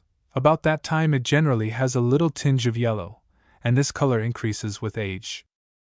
The third humor of the eye is the vitreous. It is the largest of all the humors, filling up the whole of that part of the eye which lies behind the crystalline humor. It is thicker than the aqueous, but thinner than the crystalline humor. On its back part is spread the retina, and in the middle of its forepart is a small cavity, in which the whole posterior surface of the crystalline lens lies. This humor is also enclosed in a very fine capsule, called tunica vitrea. This capsule at the edge of the crystalline humor is divided into two membranes, of which the one is continued over the whole anterior surface of the vitreous humor, and lines that cavity into which the back part of the crystalline is received. The other passes over the crystalline humor and covers all its forepart, by which means these two humors are closely connected together. The weights of the aqueous, crystalline, and vitreous humors in a human eye are, according to the accurate Petit, at a medium, to each other, as 1, 1, and 25. It was thought necessary to premise this general description of the structure of the eye, in order that what we are going to add in the remaining part of this lecture may be the more easily comprehended. A more distinct idea will perhaps be had from a contemplation of the following figure, which represents the section of an eye by a vertical plane passing through its center. Figure explanation. NO represents the optic nerve. The outmost line ALB represents the sclerotic coat, and the part ACB the transparent cornea. The line ALB, immediately within the former, represents the choroids. The part APB is the iris or uvea, in which the hole at P is the pupil. The line FUG is the retina. The cavity ACBEMDA is the aqueous humor. DE is the crystalline lens or humor. The spaced FUJ, lying behind the crystalline, represents the vitreous humor. B and AD is the ligamentum ciliare. Nature and properties of light. After this short description of the human eye, I shall next proceed to take notice of some of the properties of light, but shall confine myself to such as are absolutely necessary for explaining the phenomena of vision, as far as that can be done from optical principles. 1. It is, I believe, generally at present agreed that light consists of exceedingly small particles of matter, projected with great velocity in all directions from the luminous or radiant body. This hypothesis, to which no solid objection has yet been made, appears to be more simple than any other, and is so consistent with all the phenomena yet observed, that we have great reason to think it true. However, as it is not absolutely and directly demonstrated, it may have been wrong in optical writers to have given this hypothesis, for it can only be called a hypothesis, as a definition of light. 2. The space through which light passes is, by opticians, called a medium, and it is observed that, when light passes through a medium, either absolutely void, or containing matter of an uniform density, and of the same kind, it always proceeds in straight lines. 3. Those rays of light which come directly from a luminous body to the eye, only give us a perception of light, but when they fall upon other bodies, and are from them reflected to the eye, they give us an idea or perception of those bodies. 4. When a ray of light passes out of one medium into another of different density, it is bent out of its course, and is said to be refracted. We must, however, except those rays which fall in a direction perpendicular to the surface of the refracting medium. As the refractive force acts in the same direction in which those rays move, they will not be turned out of their course, but proceed in the same direction they had before they entered the refracting medium. When a ray passes out of a rarer into a denser medium, it will be refracted, or bent towards a line which is perpendicular to the surface which separates the media at the point where it falls. But when it passes out of a denser into a rarer medium, it will be bent from the perpendicular. 5. Whenever the rays, which come from all the points of any object, meet again in so many points, after they have been made to converge by refraction, there they will form the picture of the object, distinct, and of the same colors, but inverted. This is beautifully demonstrated by a common optical instrument, the camera obscura. If a double convex lens be placed in the hole of a window shutter in a dark room, and a sheet of white paper be placed at a certain distance behind the lens, a beautiful, but inverted picture of the external objects will be formed. But if the paper be held nearer, or more remote than this distance, so that the rays from each point shall not meet at the paper, but betwixt it and the lens, or beyond the paper, the picture will be indistinct and confused. Of the manner in which vision is performed. From the just mentioned properties of light, and the description we have given of the eye, it will not be difficult to explain the theory of vision, so far as it depends upon optical principles. For the eye may, with great propriety, be compared to a camera obscura, the rays which flow from external objects, and enter the eye, painting an inverted picture of those objects on the retina. If you carefully dissect from the bottom of an eye, newly taken out of the head of an animal, a small portion of the tunica sclerotica and choroids, and place this eye in a hole made in the window shutter of a dark chamber, so that the bottom of the eye may be towards you. The pictures or images of external objects will be painted on the retina in lively colors, but inverted. In order to see how the several parts of the eye contribute to produce this effect, let us follow the rays proceeding from a luminous point, and see what will happen to them from the before-mentioned properties of light. Since the rays of light flow from every visible point of a body in every direction, some of them, issuing from this point, will fall upon the cornea, and entering a medium of greater density, will be refracted towards the perpendicular, and as they fall upon a convex spherical surface, nearly in a parallel state, the pupil being so extremely small, it is evident, from the principles of optics, that they will be made to converge. Those which fall very obliquely will either be reflected, or, falling upon the uvea, or pigmentum nigrum, which covers the ciliary ligaments, will be suffocated, and prevented from entering the internal parts of the eye.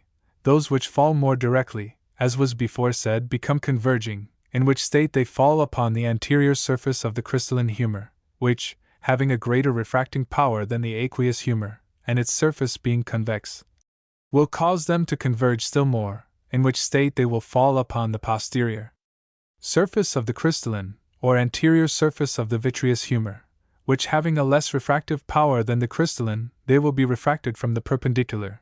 But, as they fall upon a concave surface, it is evident, from the principles of optics, that they will be made to converge still more, in which state they will go on to the retina, and if the eye is well formed, the refraction of these several humors will be just sufficient to bring them to a point or focus on the retina. The same thing will happen to rays flowing from every other visible point of the object. The rays which flow from every point will be collected into a corresponding point on the retina, and consequently, will paint the image of that object inverted. The rays coming from the superior part of any object, being collected on the inferior part of the retina, and vice versa, as is manifest from the principles of optics. If the rays are accurately, or very nearly, collected into a focus on the retina, distinct vision will be produced. But if they be made to converge to a point before or beyond the retina, the object will be seen indistinctly. This is proved by holding a convex or concave glass before the eye of a good-sighted person. In the former case, the rays will be made to converge to a point before they arrive at the retina, and in the latter, to a point beyond it. In these cases, it is plain that the rays which flow from a point in the object will not form a point, but a circular spot, upon the retina, and these various circles intermixing with other, will render the image very indistinct. This is well illustrated by the camera obscura, where if you hold the paper nearer or more remote than the focal distance of the lens, the picture will be indistinct. So far then, in the theory of vision, are we led by the principles of optics, and we can with certainty, by their assistance, affirm that if the eye is sound, and the image of an object distinctly painted upon the retina, it will be seen distinctly erect, and of its proper colors. So far we can proceed on safe and sure grounds, but if we venture further, we shall find ourselves bewildered in the regions of hypothesis and fancy. The machinery by which nature connects the material and immaterial world is hidden from our view. In most cases we must be satisfied with knowing that there are such connections, and that these connections invariably follow each other, without our being able to discover the chain that goes between them. It is to such connections that we give the name of laws of nature, and when we say that one thing produces another by a law of nature, this signifies no more than that one thing, which is called the cause, is constantly and invariably followed by another, which we call the effect, and that we know not how they are connected. But there seems a natural propensity in the mind of man to endeavor to account for every phenomenon that falls under his view, which has given rise to a number of absurd and romantic conjectures in almost every branch of science. From this source has risen the vibration of the fibers of the optic nerve, or the undulation of a subtle ether, or animal spirits, by which attempts have been made to explain the theory of vision, but all of them are absurd and hypothetical. Kepler was the first who had any distinct notion of the formation of the pictures of objects on the bottom of the eye. This discovery he published about the year 1600. Johannes Baptista Porta had indeed got some rude notion of it prior to the time of Kepler, but as he knew nothing of the refraction made by the humors of the eye, his doctrine was lame and defective, for he imagines that the images are painted on the surface of the crystalline humor. The disputes concerning the theory of vision had very much divided the ancient philosophers, some of them imagining that vision was caused by the reception of rays into the eye, while a great many others thought it more agreeable to nature that certain emanations, which they called visual rays, should flow from the eye to the object. We shall now inquire more particularly how each part of the eye is peculiarly fitted to produce distinct vision. Though the eye is composed of different humors, yet one might have been sufficient to collect the rays into a focus, and form the picture of an object upon the retina. By the experiments of the accurate Dr. Robertson, it appears that there is less difference in the density, as well as in the refracting power of the humors, than has been generally thought. By weighing them in a hydrostatic balance, he found that the specific gravities of the aqueous and vitreous humors were very nearly equal, each being nearly equal to that of water, and that the specific gravity of the crystalline did not exceed the specific gravity of the other humors in a greater proportion than that of about 11 to 10. Hence it would seem to follow that the crystalline is not of such great use in bringing the rays together, and thereby forming the pictures of objects on the retina, as has been commonly thought by optical writers, for though in shape it resembles a double convex lens, and is, on that account, fitted to make the rays converge, yet because it is situated between two humors nearly of the same refractive power with itself, it will alter the direction of the light but a little. From this, the reason is evident why the sight continues after the operation for the cataract, in which the crystalline is depressed, or extracted, and why a glass of small convexity is sufficient to supply the little refraction wanting, occasioned by the loss of this humor. But without doubt several important purposes are effected by this construction of the eye, which could not have been attained if it had been composed of one humor only. Some of those purposes seem sufficiently evident to us.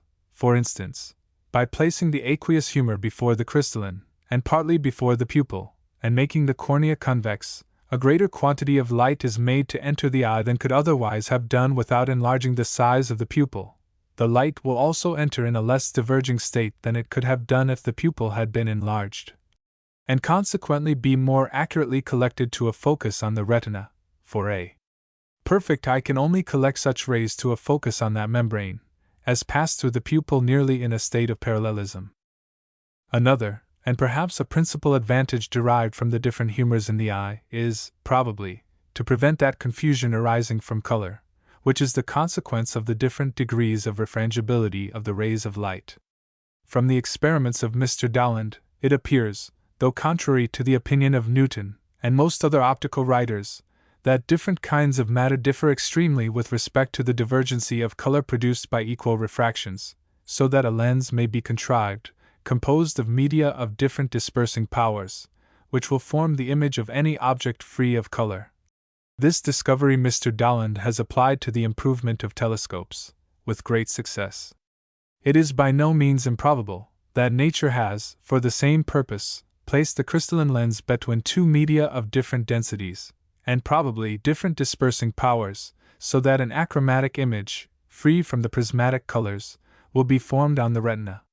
Indeed, we find a conjecture of this kind, so long since as Dr. David Gregory's time, he says, in speaking of the imperfection of telescopes, Quod siob difficultates physicas, in speculis idonius torno elaborandis, et poliendis, etiamnum lentibus utio portit, fortis sis media diversi densitatis ad lentem objectivam componendum adhibere udifore, utia natura factum observamus in oculo, ubi crystallinus humor, feri justum cum vitro virtutis ad radios lucis refringendos.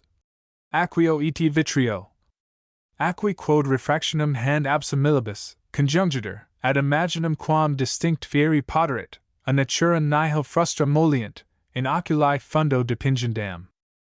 In describing the eye, I observed that the crystalline humor was not everywhere of the same consistence, being much more hard and dense towards its center than externally.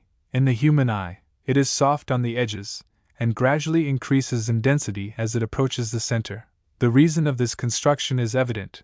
At least we know of one use which it will serve, for, from the principles of optics, it is plain that the rays which fall at a distance from the axis of the crystalline, by reason of their greater obliquity, if the humor were of the same density in all its parts, would be more refracted than those which fall near its axis, so that they would meet at different distances behind the crystalline humor, those which pass towards its extremity, nearer, and those near its axis, at a greater distance, and could not be united at the same point on the retina, which would render vision indistinct. Though the indistinctness arising from this cause is only about the 1/5449. Part of that which arises from the different refrangibility of the rays of light, as Sir Isaac Newton has demonstrated. Nature has, however, contrived a remedy for this also, by making the crystalline humor more dense and solid near its center, that the rays of light which fall near its axis may have their refraction increased, so as to meet at the same point with those which fall at a distance from its axis. Of the manner in which the eye conforms itself in order to see distinctly at different distances, it has been much disputed in what manner the eye conforms itself to see distinctly at different distances, for it is evident that, without some change, the rays which flow from objects at different distances could not be collected into a focus at the same point, and consequently, though the eye might see distinctly at one distance, it could not at another. This subject has given rise to a variety of opinions, but few of them are satisfactory, and though several of them might explain the phenomena of vision at different distances, yet it is by no means proved that those supposed changes do take place in the eye. I shall content myself with just mentioning the principal opinions on this subject, without engaging in a controversy, which has for a long time employed the ingenuity of philosophers to little purpose. Some are of opinion that the whole globe of the eye changes its figure, becoming more oblong when objects are near, and more flat when they are removed to a greater distance, and this change in the figure of the eye is differently explained by different authors. Some maintain that it is rendered oblong by the joint contraction of the two oblique muscles, others think that the four straight muscles acting together compress the sides of the globe, and by this compression reduce it to an oblong figure when objects are near, and that, by its natural elasticity, it recovers its former figure when these muscles cease to act. Others again think that when these four straight muscles act together, they render the eye flat by pulling it inwards, and pressing the bottom of it against the fat, and that it is reduced to its former figure, either by the joint contraction of the two oblique muscles, or by the inherent elasticity of its parts, which exerts itself when the muscles cease to act. That, if such a change should take place in the eye, it would produce distinct vision, will be readily granted, but that such a one does not take place, at least in any of these ways, is, in my opinion, very certain. Dr. Porterfield thinks that the crystalline lens has a motion by means of the ligamentum ciliare, by which the distance between it and the retina is increased or diminished, according to the different distances of objects. The ligamentum ciliare, he says, is an organ, the structure and disposition of which excellently qualify it for changing the situation of the crystalline, and removing it to a greater distance from the retina, when objects are too near for us, for that, when it contracts, it will not only draw the crystalline forwards, but will also compress the vitreous humor, lying behind it, so that it must press upon the crystalline, and push it from the retina. Although this hypothesis will, in a great measure, account for distinct vision at different distances, yet it could only be of use where the rays enter the eye with a certain degree of divergency, while, however, we are sure that in looking at very distant objects which are at different distances from us, the eye undergoes a change. But a sufficient objection to Dr. Porterfield's hypothesis is, that it is by no means proved that the crystalline lens can be moved in the manner he supposes, or that the ligamentum ciliare is possessed of muscular fibers. On the contrary, some eminent anatomists deny that they are. We shall now take a view of the opinion of M. de la Hire, who considered this subject, as well as almost every other relating to vision, with the closest attention. He maintains that, in order to view objects distinctly at different distances, there is no alteration but in the size of the pupil, which is well known to contract and dilate itself according to the quantity of light flowing from the object we look at, being most contracted in the strongest light, and most dilated when the light is weakest, and consequently will contract when an object is held near the eye, and dilate as it is removed, because in the first case the quantity of light entering the eye is much greater than in the last. That this contraction of the pupil will have the effect of rendering vision distinct, especially when objects are within the furthest limits of distinct vision, will plainly appear, if we consider the cause of indistinct vision. Dr. Jurin has shown that objects may be seen with sufficient distinctness, though the pencils of rays issuing from the points of them do not unite precisely in another point on the retina, but instead thereof, if they form a circle which does not exceed a certain magnitude, distinct vision will be produced. The circle formed by these rays on the retina he calls the circle of dissipation. The pupil will, by contracting, not only diminish the circles of dissipation, and thereby help to produce distinct vision, but will also prevent so great a quantity of light from falling near the circumferences of those circles. And Dr. Jurin has shown that, if the light on the outer side of the circles of dissipation is diminished, the remainder will scarce affect the sense. In both these ways, the contraction of the pupil has a tendency to diminish the circles of dissipation, and consequently, to produce distinct vision. This is likewise confirmed by experiment, for when an object is placed so near that the pupil cannot be so much contracted as is necessary for distinct vision, the same end may be obtained by means of an artificial pupil, for, if a small hole is made in a card, a very near object may be viewed through it with the greatest ease and distinctness. Also, if a person have his back turned towards a window, and hold a book so near his eyes as not to be able to read, if he turn his face to the light, he will find that he will be able to read it very distinctly, which is owing to the contraction of the pupil by means of the light. M. Leroy, a member of the Royal Academy of Montpellier, has attempted to defend the opinion of M. de la Hire, and indeed, it seems, of all others, the best supported by facts, but perhaps it may not account so well for vision at great distances. It is likewise rendered more probable by viewing the pictures of external objects, formed in a dark chamber, by rays coming through a hole in the window shutter. Those pictures will be rendered distinct, by dilating, or contracting the aperture, without the assistance of a lens, accordingly as the object is more or less distant. Those who have had the crystalline lens depressed, or extracted, by means of one glass can see objects pretty distinctly at different distances. These, and several other arguments that might be brought, tend to prove that the eye accommodates itself to view objects distinctly at different distances, chiefly by means of the motion of the pupil. And though this does not explain the phenomenon so satisfactorily as we could wish, yet it is certain that it has a share in it. We are, however, certain that, in whatever manner it may be produced, the eye has a power of accommodating itself to view objects distinctly enough at several different distances. Concerning the seat of vision, no subject has been more canvassed than that concerning what is improperly called the seat of vision. In early times, the crystalline lens was thought to be best qualified for this office, but this substance, though situated in the middle of the eye, which Baptista Porta thought to be the proper center of observation, had universally given place to the better founded pretensions of the retina, and from the time of Kepler, few ventured to dispute its claim to that office, till M. Mariotte was led, from some curious circumstances, to think that vision was not performed by the retina, but by the choroid coat. Having often observed in the dissections of men, as well as of brutes, that the optic nerve is not inserted exactly opposite to the pupil, that is, in the place where the picture of the objects upon which we look directly is made, and that in man it is somewhat higher, and on the side towards the nose, he had the curiosity to examine the reason of this structure, by throwing the image of an object on this part of the eye. In order to do this, he fastened on a dark wall, about the height of his eyes, a small round paper, to serve for a fixed point of sight, and he fastened such another paper on the right hand, at the distance of about 2 feet, but rather lower than the former, so that light issuing from it might strike the optic nerve of his right eye, while the left was kept shut.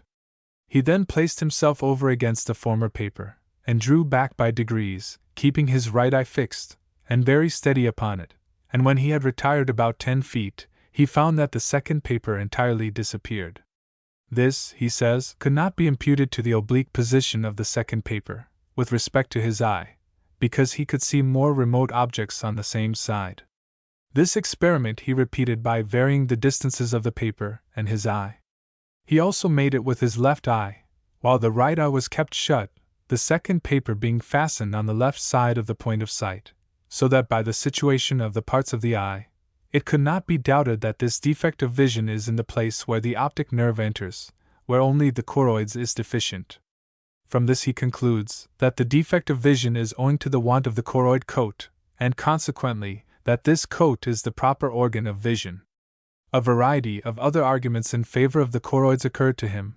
Particularly, he observed that the retina is transparent, which he thought could only enable it to transmit the rays further, and he could not persuade himself that any substance could be considered as being the termination of the pencils, and the proper seat of vision, at which the rays are not stopped in their progress. Mr. Piquet, in answer to Marryat's observation, says that the retina is very imperfectly transparent, resembling oiled paper or horn, and besides that its whiteness demonstrates that it is sufficiently opaque for stopping the rays of light as much as is necessary for vision, whereas, if vision be performed by means of those rays which are transmitted through such a substance as the retina, it must be very indistinct. Notwithstanding the plausibility of this opinion of M.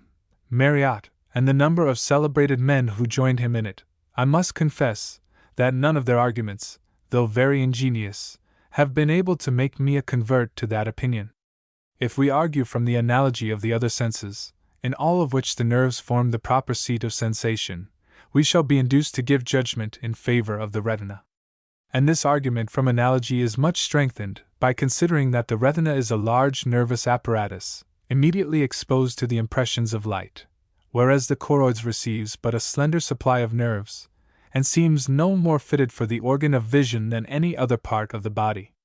But facts are not wanting which make still more in favor of the retina.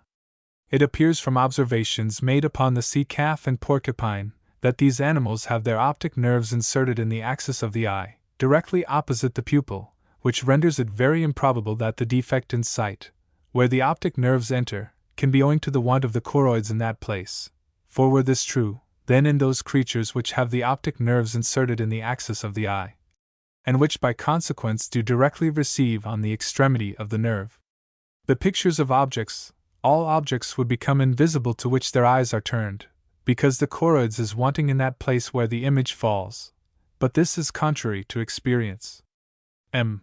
Lecat, though he strenuously supports Marryat's opinion, takes notice of a circumstance, which, if he had properly considered it, might have led him to a contrary conclusion. From a beautiful experiment he obtains data, which enable him with considerable accuracy to determine the size of the insensible spot in his eye, which he finds to be about 1/30th or 1/40th of an inch in diameter, and consequently only about 1/5 or 1/6 of the diameter of the optic nerve, that nerve being about 1/6 of an inch in diameter. I find that in my eye likewise, the diameter of the insensible spot is about 1/40th of an inch, or something less. Whence it is evident that vision exists where the choroid coat is not present, and consequently that the choroid coat is not the organ of vision. It is probably owing to the hardness and callosity of the retina where the nerve enters, that we have this defect of sight, as it has not yet acquired that softness and delicacy which is necessary for receiving such slight impressions as those of the rays of light, and this conjecture is rendered still more probable by an observation of M.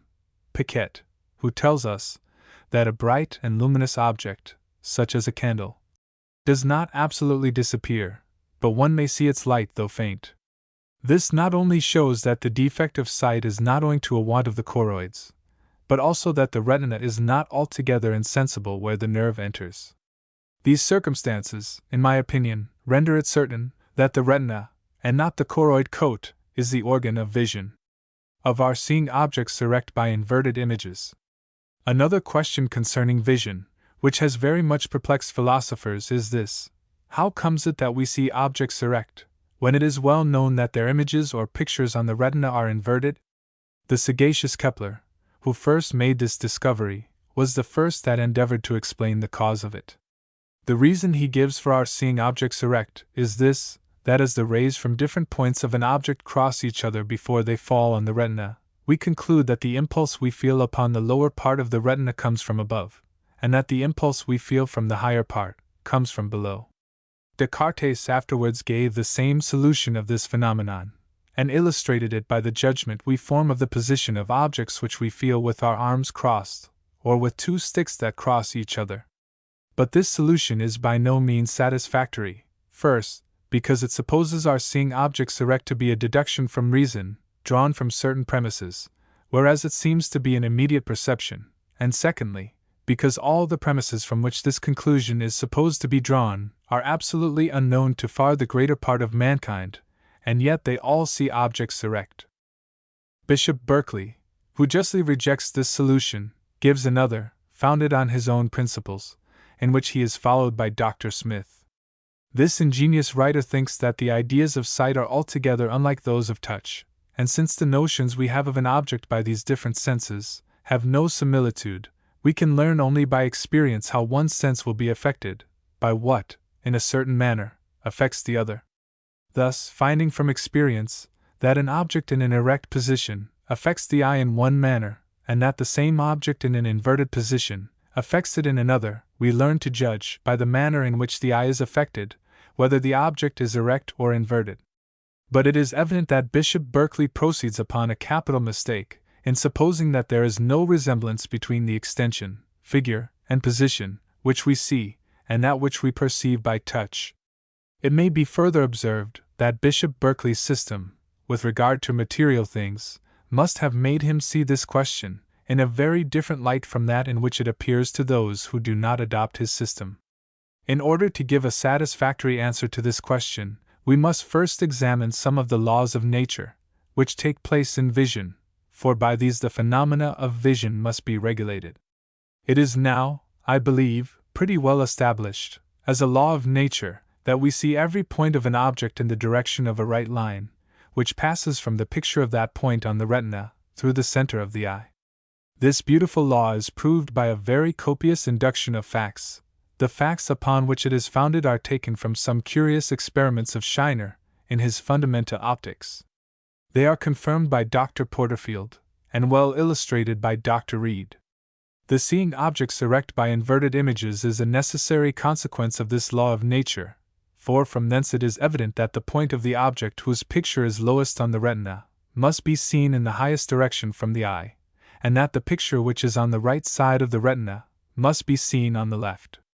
Of seeing objects single with two eyes.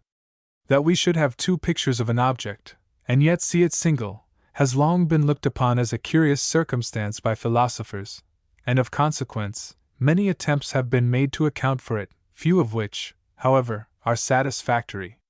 As it would take up too much time to give a view of all the opinions on this subject, I shall pass over the opinions of Galen, Gassendi, Baptista Porta, Rolt, and others, which do not deserve a serious refutation, and shall content myself with making a few observations on the hypothesis of Bishop Berkeley. But it seems the most proper way of proceeding, first of all to consider the phenomena of single and double vision, in order, if possible, to discover some general principle to which they lead, and of which they are necessary consequences, and for the sake of perspicuity, we shall premise the following definition.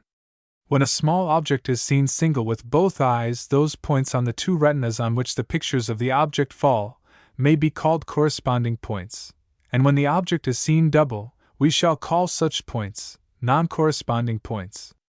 Now we find that in sound and perfect eyes, when the axes of both are directed to one point, an object placed in that point is seen single, and in this case, the two pictures which show the object single are painted on the centers of the retinas. Hence, the centers of the two retinas correspond. Other objects at the same distance from the eyes as that to which their axes are directed do also appear single, and in this case, it is evident to those who understand the principles of optics that the pictures of an object to which the eyes are not directed, but which is at the same distance as that to which they are directed, fall both on the same side of the center, that is, both to the right, or both to the left, and both at the same distance from the center. Hence it is plain that points in the retina, which are similarly situated with respect to the centers, are corresponding points. An object which is much nearer, or much more distant from the eyes, than that to which their axes are directed, appears double. In this case, it will easily appear that the pictures of the object which is seen double do not fall upon points which are similarly situated. From these facts, we are led to the following conclusion, viz., that the points of the two retinas, which are similarly situated with respect to the centers, correspond with each other, and that the points which are dissimilarly situated do not correspond. The truth of this general conclusion is founded upon a very full induction, which is all the evidence we can have for a fact of this nature. The next thing that seems to merit our attention is to inquire whether this correspondence between certain points of the two retinas which is necessary to single vision is the effect of custom, or an original property of the human eyes. We have a strong argument in favor of its being an original property, from the habit we get of directing our eyes accurately to an object. We get this habit by finding it necessary for perfect and distinct vision, because thereby, the two images of the object falling upon corresponding points, the eyes assist each other in vision, and the object is seen better by both eyes together than by one. But when the eyes are not accurately directed, the two images of the object fall upon points which do not correspond, whereby the sight of the one eye disturbs that of the other. Hence it is not unreasonable to conclude that this correspondence between certain points of the retina is prior to the habits we acquire in vision, and consequently, natural and original. We have all acquired the habit of directing our eyes in one particular manner, which causes single vision. Now, if the author of nature had ordained that we should see objects single, only when our eyes are thus directed, there is an obvious reason why all mankind should agree in the habit of directing them in this manner.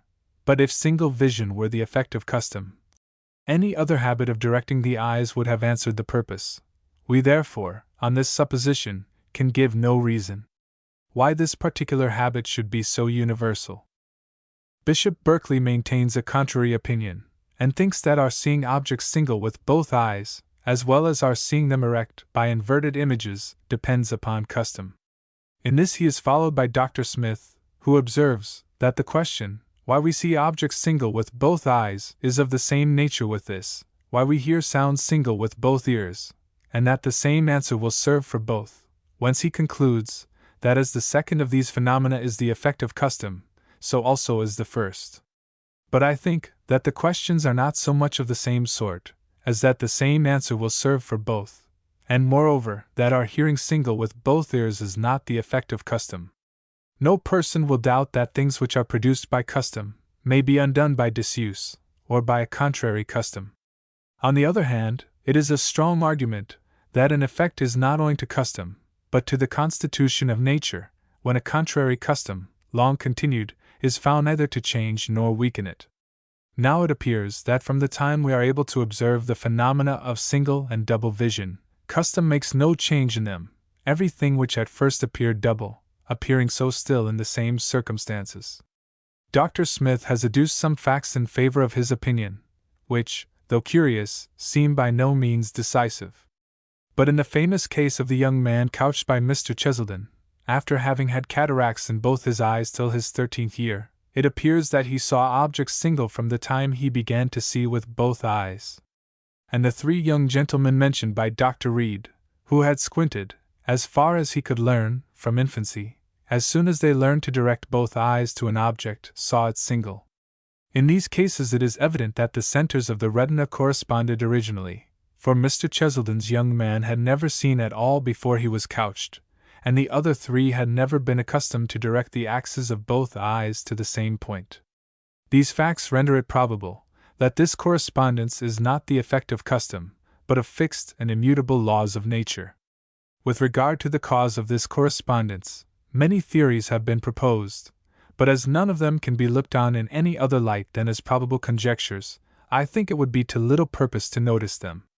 That of the illustrious Newton is the most ingenious of any, and though it has more the appearance of truth than any other, that great man has proposed it under the modest form of a query. Having given a short account of the principal phenomena of vision, I proceed next to treat of some of the diseases to which this sense is subject. I shall first take notice of the deformity called squinting. Of squinting. Though this is a subject which well deserves our particular attention, yet having spoken of such a variety of subjects in the preceding part of this lecture, I have not time for many observations on this. I shall just mention the principal opinions concerning the cause of this deformity, and point out that which seems to me most probable. This subject is certainly very worthy the attention of the physician, as it is a case concerning which he may often be consulted, and which it may be sometimes in his power to cure. A person is said to squint when the axes of both his eyes are not directed to the same object. This defect consists in the wrong direction of one of the eyes only. I have never met with an instance in which both eyes had a wrong direction, either have I seen one accurately described by any author. The generality of writers on this subject have supposed this defect to proceed from a disease of, or want of proper correspondence in, the muscles of the eyes, which not acting in proper concert with one another, as in persons free from this blemish, are not able to point both eyes to the same object.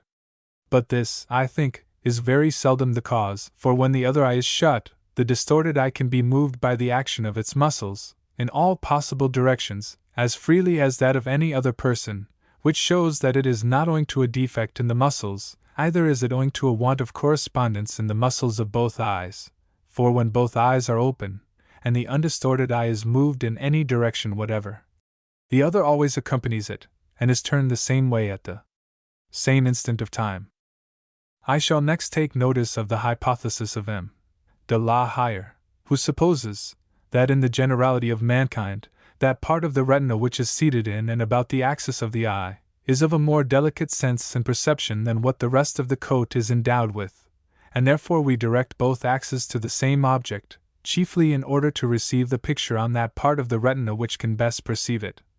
But in persons who squint, he conceives the most sensible part of the retina of one eye not to be placed in the axis, but at some distance from it, and that, therefore, this more sensible part of the retina is turned towards the object, to which the other eye is directed, and thus causes squinting. This ingenious hypothesis has been followed by Dr. Borhave, and many other eminent physicians. If it be true, then if the sound eye be shut, and the distorted eye alone be used to look at an object, it must still be as much distorted as before, for the same reason, but the contrary is true in fact. For if you desire such a person to close his other eye and look at you with that which is usually distorted, he will immediately turn the axis of it directly towards you. If you bid him open the undistorted eye, and look at you with both eyes, you will find the axis of this last pointed at you and the other turned away, and drawn close to the nose, or perhaps to the upper eyelid. From these facts, and some others mentioned by Dr. Jurin, I think we may conclude that this defect is seldom, if ever, occasioned by such a preternatural make of the eye, as M. de la Hire supposed. From the most accurate observations it will appear that by far the most common cause of squinting is a defect in the distorted eye. Dr. Reed examined above 20 people that squinted, and found in all of them a defect in the sight of one eye. M. Buffon likewise, from a great number of observations, has found that the true and original cause of this blemish is an inequality in the goodness, or in the limits of distinct vision, in the two eyes. Dr. Porterfield says this is generally the case with people who squint, and I have found it so in all that I have had an opportunity of examining. With regard to the nature of this defect, the distorted eye is sometimes more convex, and sometimes more flat, than the sound one. Sometimes it does not depend upon the convexity, but upon a weakness, or some other affection, of the retina, of the nature of which we are ignorant. It will be easy to conceive how this inequality of goodness in the two eyes, when in a certain degree, must necessarily occasion squinting, and that this blemish is not a bad habit, but a necessary one, which the person is obliged to learn, in order to see with advantage. When the eyes are equally good, an object will appear more distinct and clear when viewed with both eyes than with only one, but the difference is very little. The ingenious Dr. Jurin, who has made some beautiful experiments to ascertain this point, has shown that when the eyes are equal in goodness, we see more distinctly with both than with one, by about 1/13 part only. But M. Buffon has found that when the eyes are unequal, the case will be quite different. A small degree of inequality will make the object, when seen with the better eye alone, appear equally bright or clear, as when seen with both eyes. A little greater inequality will make the object appear less distinct when seen with both eyes than when it is seen with the stronger eye alone, and a still greater inequality will render the object, when seen with both eyes, so confused, that in order to see it distinctly, one will be obliged to turn aside the weak eye, and put it into a situation where it cannot disturb the sight of the other. The truth of this may be easily proved by experiment. Let a person take a convex lens, and hold it about half an inch before one of his eyes. He will, by these means, render them very unequal. And if he attempt to read with both eyes, he will perceive a confusion in the letters, caused by this inequality, which confusion will disappear as soon as he shuts the eye which is covered with the lens, and looks only with the other. Squinting is a necessary consequence of this inequality in the goodness of the two eyes, for a person whose eyes are to a certain degree unequal finds that, when he looks at an object, he sees it very indistinctly. Every conformation, or change of direction of his eyes which lessens the evil, will be agreeable, and he will acquire a habit of turning his eye towards the nose, not for the sake of seeing better with it, but in order to avoid, as much as possible, seeing at all with the distorted eye, for which purpose it will be drawn either under the upper eyelid, so that the pupil may be entirely or partially covered, or directly towards the nose, in which case the image of the object will fall at a distance from the axis of the eye, and it is a fact well known to philosophers that we never naturally attend to an image which is at a distance from the axis, so that in this situation it will give little disturbance to the sight of the other. It is easy to show that a squinting person very seldom, if ever, sees an object with the distorted eye.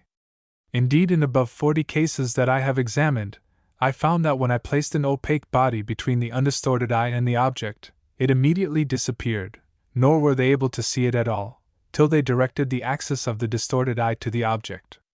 I find the same observation made by Dr. Reid and M. Buffon.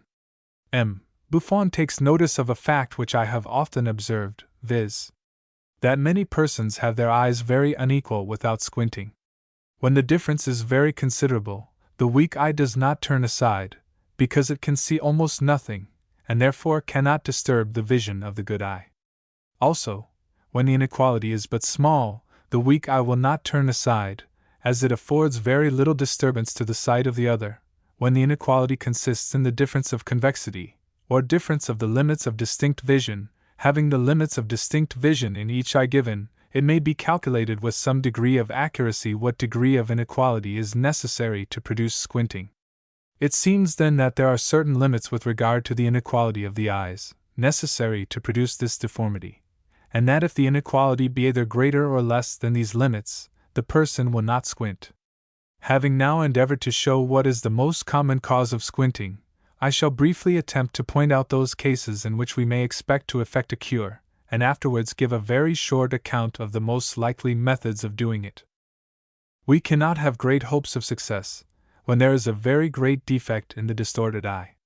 When the eyes are of different convexities, there is no other way of removing the deformity than by bringing them to an equality by means of glasses, and then the person would only look straight when he used spectacles. When this defect is owing to a weakness in the distorted eye, it may sometimes be cured. M. Buffon observes that a weak eye acquires strength by exercise, and that many persons, whose squinting he had thought to be incurable, on account of the inequality of their eyes, having covered their good eye for a few minutes only, and consequently being obliged to exercise their bad one for that short time, were themselves surprised at the strength it had acquired, and on measuring their view afterwards, he found it to be more extended, and judged the squinting to be curable. In order therefore to judge with any certainty of the possibility of a cure, it ought always to be tried whether the distorted eye will grow better by exercise. If it does not, we can have little hopes of success. But when the eyes do not differ much in goodness, and it is found that the distorted eye acquires strength by exercise, a cure may then be attempted, and the best way of doing it, according to M. Buffon, is to cover the good eye for some time, for, in this condition, the distorted eye will be obliged to act, and turn itself towards objects, which by degrees will become natural to it. When the eyes are nearly brought to an equality by exercise, but cannot both be directed to the same point, Dr. Jurin's method may be practiced, which is as follows. If the person is of such an age as to be capable of observing directions, place him directly before you, and let him close the undistorted eye, and look at you with the other. When you find the axis of this fixed directly upon you, bid him endeavor to keep it in that situation, and open the other eye. You will now see the distorted eye turn away from you towards his nose, and the axis of the other will be pointed towards you, but with patience and repeated trials he will, by degrees, be able to keep the distorted eye fixed upon you, at least for some time after the other is opened, and when you have brought him to keep the axis of both eyes fixed upon you, as you stand directly before him, it will be time to change his posture, and set him, first a little to one side of you, and then to the other, and so practice the same thing. And when, in all these situations, he can perfectly and readily turn the axes of both eyes towards you, the cure is effected. An adult person may practice all this before a mirror, without a director, though not so easily as with one, but the older he is, the more patience will be necessary. With regard to the success of this method, M. Buffon says that having communicated his scheme to several persons, and among others to M. Bernard de Jussieu, he had the satisfaction to find his opinion confirmed by an experiment of that gentleman, which is related by Mr. Allen, in his Synopsis Universi Medicinae. Dr. Jurin tells us that he had attempted a cure in this manner with flattering hopes of success, but was interrupted by the young gentleman's falling ill of the smallpox, of which he died. Dr. Reed likewise tried it with success on 3 young gentlemen, and had brought them to look straight when they were upon their guard. Upon the whole, this seems by much the most rational method of attempting to cure the deformity. The only remaining morbid affections of the eye which I shall take notice of in this lecture are 2, which produce the indistinct vision of an object, by directly opposite means. The first is caused by the cornea and crystalline, or either of them, being too convex, or the distance between the retina and crystalline being too great. It is evident that from any of these causes, or all combined, the distinct picture of an object, at an ordinary distance, will fall before the retina, and therefore the picture on the retina itself must be confused, which will render the vision confused and indistinct, whence, in order to see things distinctly, people whose eyes are so formed are obliged to bring the object very near their eyes, by which means the rays fall upon the eye in a more diverging state, so that a distinct picture will be formed on the retina, by which the object will be distinctly seen. From the circumstance of such persons being obliged to hold objects near their eyes, in order to see them distinctly, they are called short-sighted. If a short-sighted person look at an object through a small hole made in the card, he will be able to see even remote objects, with tolerable distinctness, for this lessens the circles of dissipation on the retina, and thus lessens the confusion in the picture. For the same purpose, we commonly observe short-sighted people, when they wish to see distant objects more distinctly, almost shut their eyelids, and it is from this, says Dr. Porterfield, that short-sighted persons were anciently called myopes.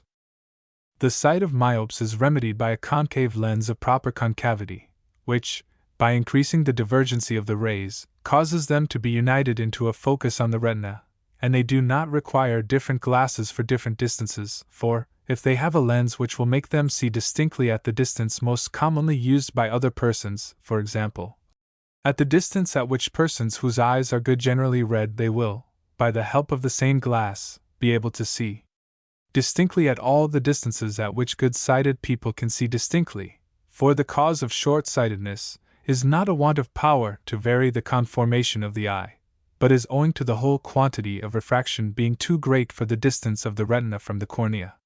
The other defect to be mentioned is of an opposite nature, and persons laboring under it are called long-sighted, or presbyty. It is caused by the cornea and crystalline, or either of them, being too flat in proportion to the distance between the crystalline and retina, whence it follows that the rays which come from an object at an ordinary distance will not be sufficiently refracted, and consequently will not meet at the retina, but beyond it, which will render the picture on the retina confused, and vision indistinct.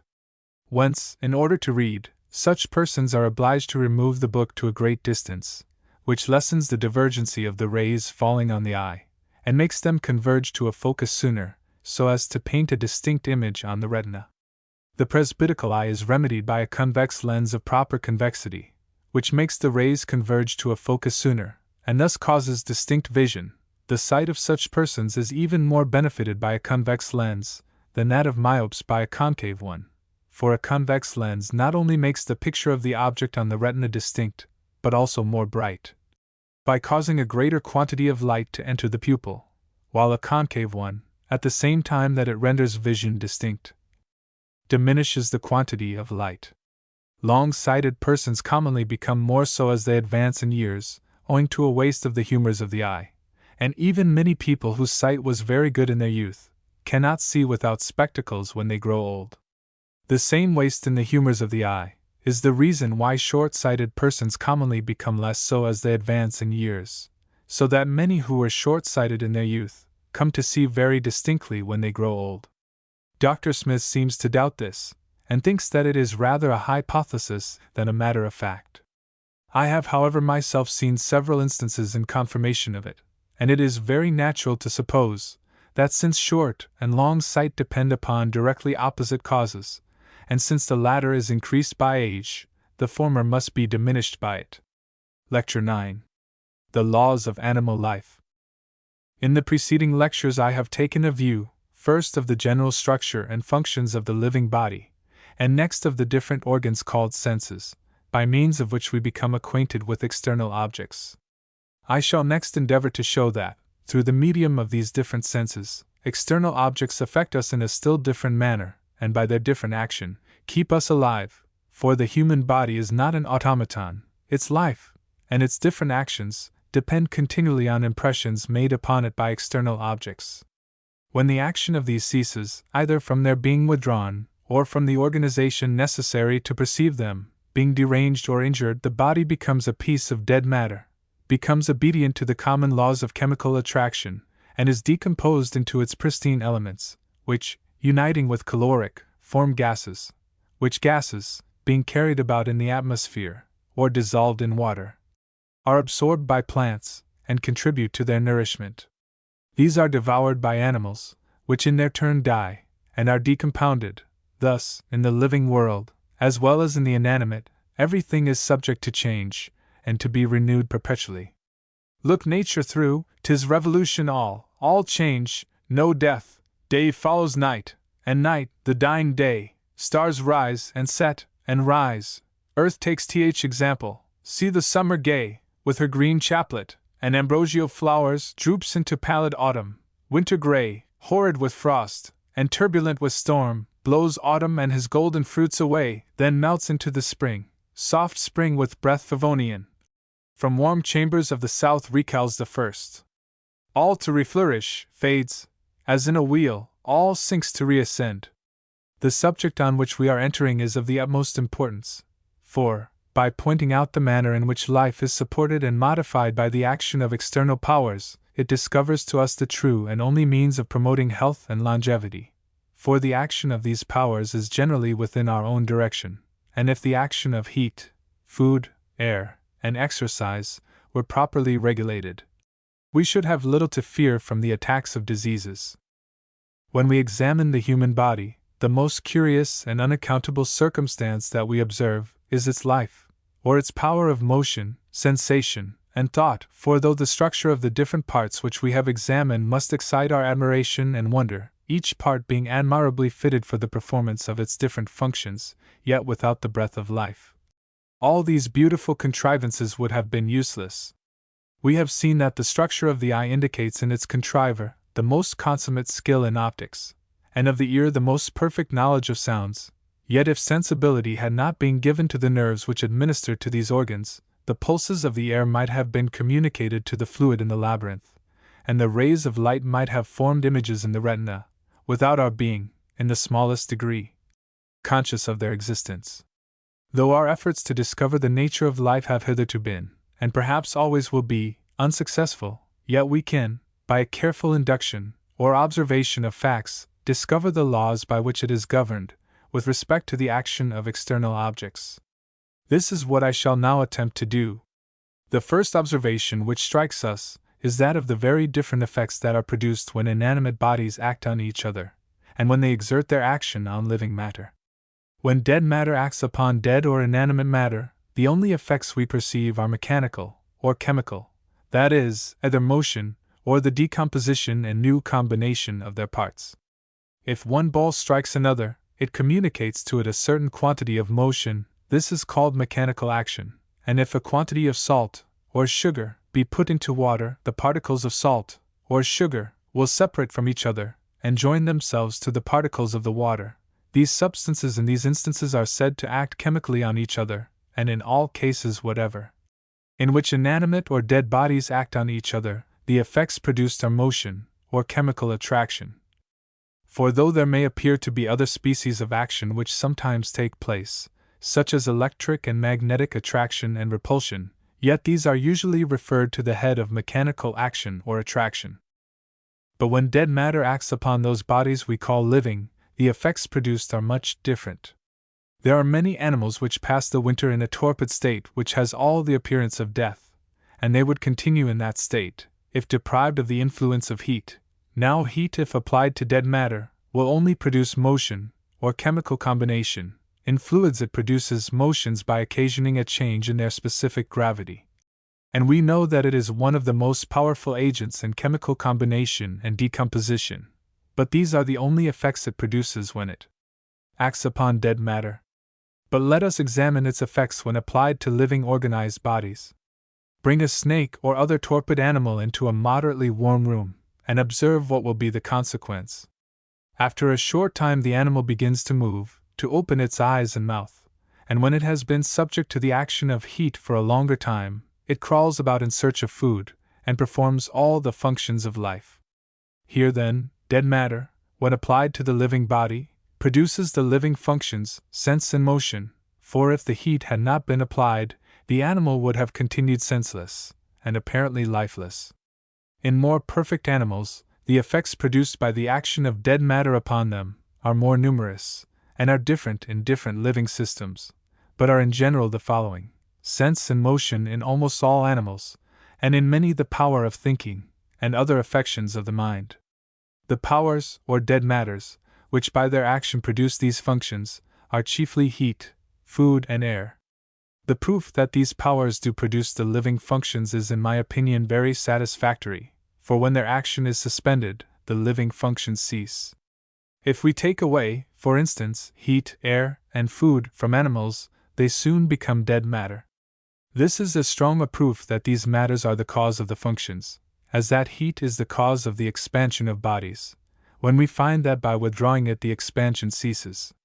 Indeed, it is not necessary that an animal should be deprived of all these powers to put a stop to the living functions. If any one of them is taken away, the body sooner or later becomes dead matter. It is found by experience that if a man is deprived of air, he dies in about 3 or 4 minutes. For instance, if he is immersed under water, if he is deprived of heat, or in other words is exposed to a very severe degree of cold, he likewise soon dies. Or if he is deprived of food, his death is equally certain though more slow. It is sufficiently evident then that the living functions are owing to the action of these external powers upon the body. What I have here said is not confined to animals, but the living functions of vegetables are likewise caused by the action of dead matter upon them.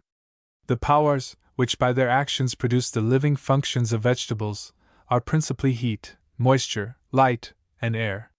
From what has been said, it clearly follows that living bodies must have some property different from dead matter, which renders them capable of being acted on by these external powers, so as to produce the living functions.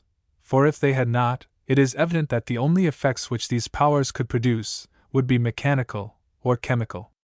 Though we know not exactly in what this property consists, or in what manner it is acted on, yet we see that when bodies are possessed of it, they become capable of being acted on by external powers, so as to produce the living functions. We may call this property, with Haller, irritability, or, with Brown, excitability, or we may use vital principle, or any other term, could we find one more appropriate.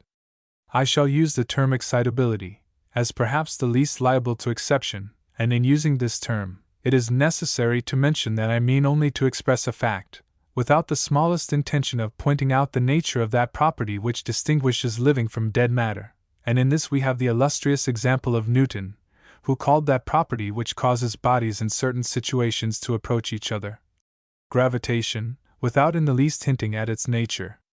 Yet though he knew not what gravitation was, he investigated the laws by which bodies were acted on by it, and thus solved a number of phenomena which were before inexplicable. In the same manner, though we are ignorant of the nature of excitability, or of the property which distinguishes living from dead matter, we can investigate the laws by which dead matter acts upon living bodies through this medium. We know not what magnetic attraction is, yet we can investigate its laws, the same may be observed with respect to electricity. If ever we should obtain a knowledge of the nature of this property, it would make no alteration in the laws which we had before discovered.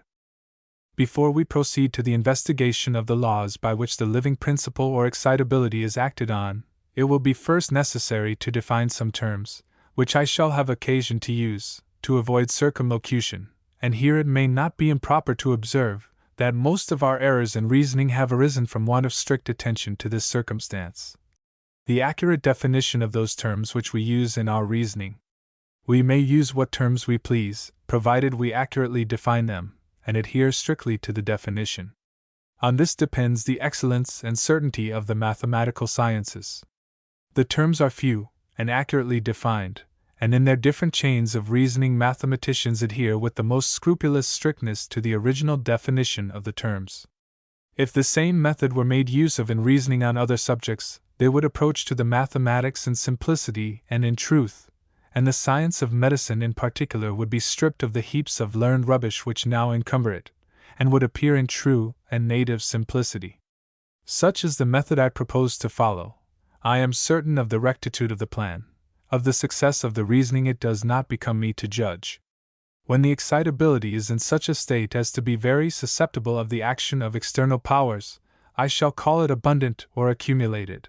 But when it is found in a state not very capable of receiving their action, I say it is deficient or exhausted.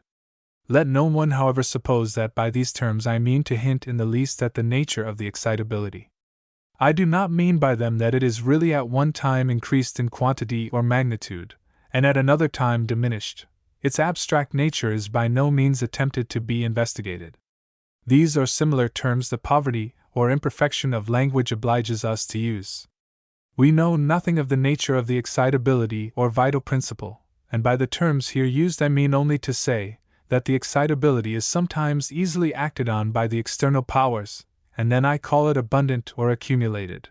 At other times the living body is with more difficulty excited, and then I say the vital principle or excitability, whatever it may be, is deficient or exhausted. On examination we shall find the laws by which external powers act on living bodies to be the following.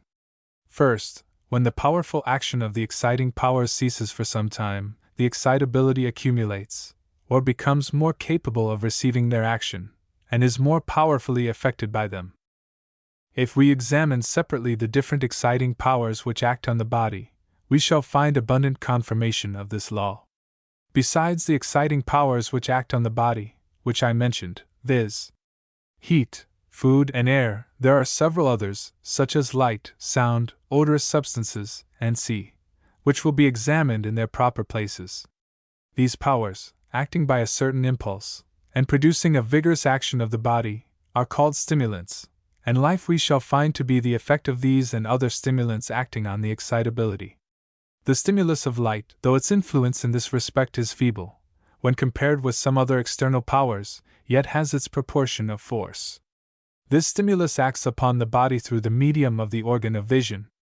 Its influence on the animal spirits strongly demonstrates its connection with animal life, and hence we find a cheerful and depressed state of mind in many people, and more especially in invalids, to be intimately connected with the presence or absence of the sun. Indeed, to be convinced of the effects of light we have only to examine its influence on vegetables. Some of them lose their color when deprived of it, many of them discover a partiality to it in the direction of their flowers, and all of them perspire oxygen gas only when exposed to it. Nay, it would seem that organization, sensation, spontaneous motion, and life exist only at the surface of the earth, and in places exposed to light. Without light nature is lifeless, inanimate, and torpid. Let us now examine if the action of light upon the body is subject to the law that has been mentioned. If a person be kept in darkness for some time, and then be brought into a room in which there is only an ordinary degree of light, it will be almost too oppressive for him, and will appear excessively bright, and if he have been kept for a considerable time in a very dark place, the sensation will be very painful. In this case, while the retina or optic nerve was deprived of light, its excitability accumulated, or became more easily affected by light, for if a person go out of one room into another, which has an equal degree of light, he will perceive no effect. You may convince yourselves of the truth of this law by a very simple experiment. Shut your eyes, and cover them for a minute or two with your hand, and endeavor not to think of the light, or what you are doing. Then open them, and the daylight will for a short time appear brighter. If you look attentively at a window for about 2 minutes, then cast your eyes upon a sheet of white paper, the shape of the window frames will be perfectly visible upon the paper, those parts which express the woodwork appearing brighter than the other parts. The parts of the optic nerve on which the image of the frame falls are covered by the woodwork from the action of the light. The excitability of these parts will therefore accumulate, and the parts of the paper which fall upon them must of course appear brighter. If a person be brought out of a dark room where he has been confined, into a field covered with snow, when the sun shines, it has been known to affect him so much as to deprive him of sight altogether. This law is well exemplified when we come into a dark room in the daytime. At first we can see nothing, but with the absence of light the excitability accumulates, and we begin to have an imperfect glimpse of the objects around us. After a while the excitability of the retina is so far accumulated, and we become so sensible of the feeble light reflected from the surfaces of bodies, that we can discern their shapes, and sometimes even their colors. Let us next consider what happens with respect to heat, which is a uniform and active stimulus in promoting life.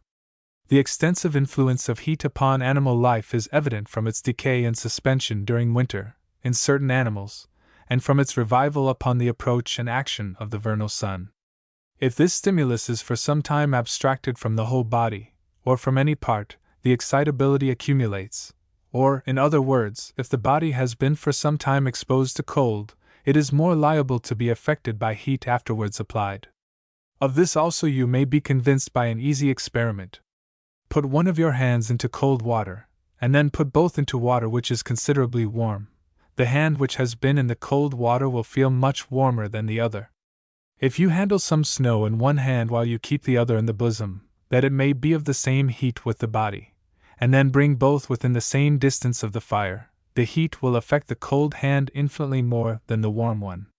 This is a circumstance of the utmost importance, and ought always to be carefully attended to.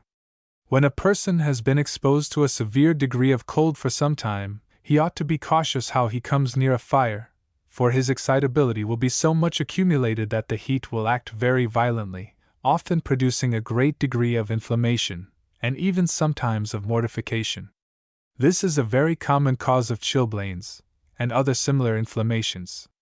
When the hands, or any other parts of the body, have been exposed to a violent cold, they ought first to be put in cold water, or even rubbed with snow, and exposed to warmth in the gentlest manner possible. The same law regulates the action of food, or matters taken into the stomach.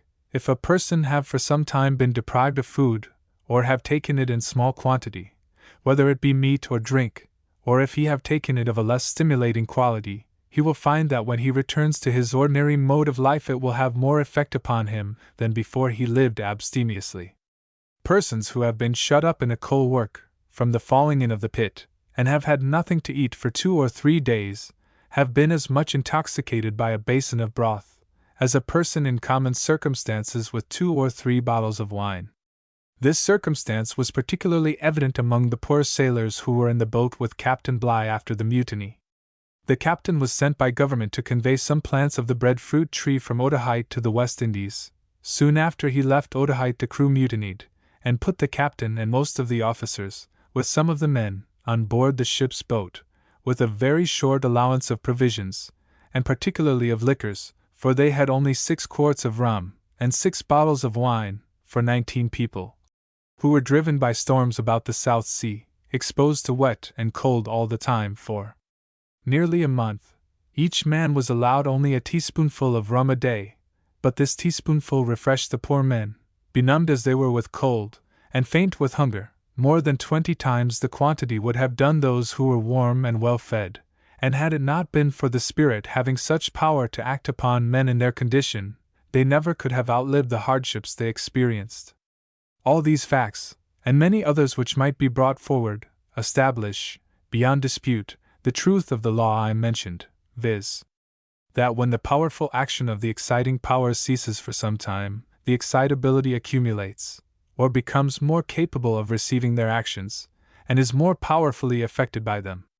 When the legs or arms have for some time been exposed to cold, the slightest exertion, or even the stimulus of a gentle heat, throws the muscles into an inordinate action or cramp.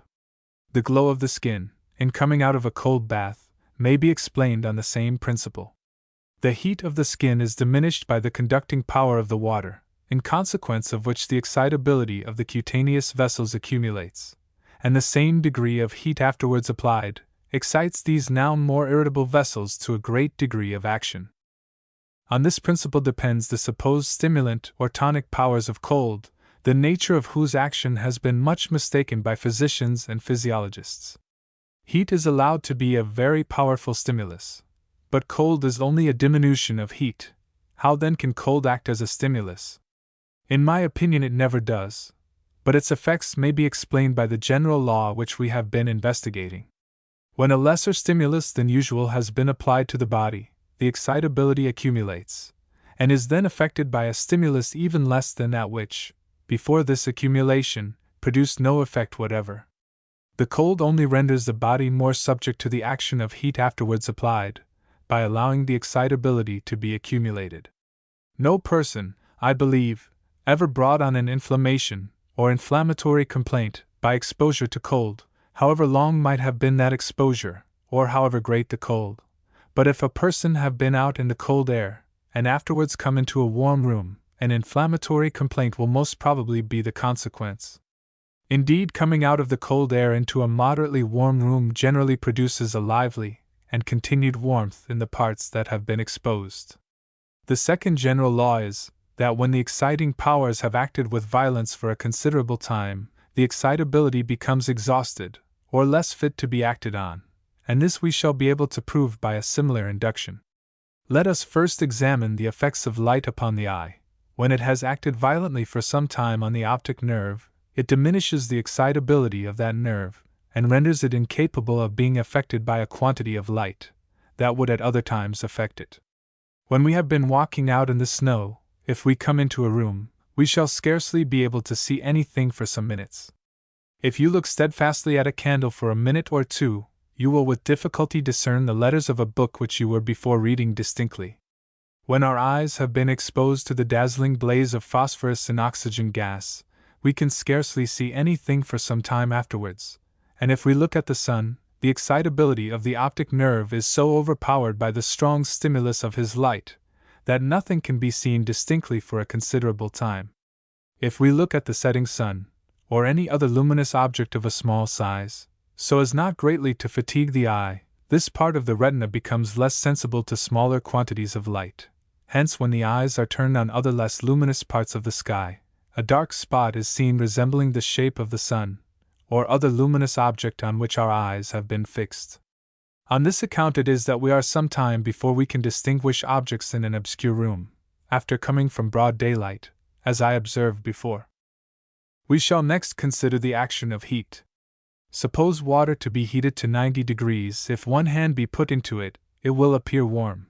But if the other hand be immersed in water heated to 120 degrees, and then put into the water heated to 90 degrees, that water will appear cold, though it will still feel warm to the other hand, for the excitability of the hand has been exhausted by the greater stimulus of heat, to such a degree as to be insensible of a less stimulus.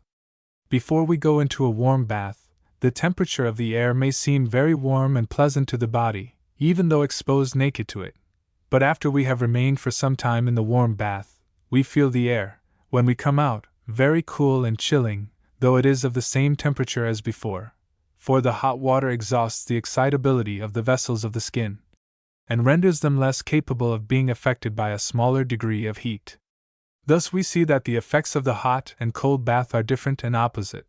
The one debilitates by stimulating, and the other produces stimulant or tonic effects by debilitating. This seeming paradox may, however, be easily explained by the principles we have laid down, and though the hot and cold bath produce such different effects, yet it is only the same fluid, with a small variation in the degree of temperature. But these effects depend on the temperature of our body being such that a small decrease of it will produce an accumulation of excitability, while a small increase will exhaust it. I shall next proceed to examine the effects of the substances taken into the stomach, and as the effects of spirituous and vinous liquors are a little more remarkable than those of food, I shall first begin with them. A person who is not accustomed to take these liquors will be intoxicated by a quantity that will produce no effect upon one who has been some time accustomed to take them, and when a person has used himself to these stimulants for some time, the ordinary powers which in common support life will not have their proper effects upon him, because his excitability has been, in some measure, exhausted by these stimulants. The same holds good with respect to tobacco and opium. A person accustomed to take opium, or smoke tobacco, will not be affected by a quantity that would completely intoxicate one not used to them, because the excitability has been so far exhausted by the use of those stimulants that it cannot be acted on by a smaller quantity.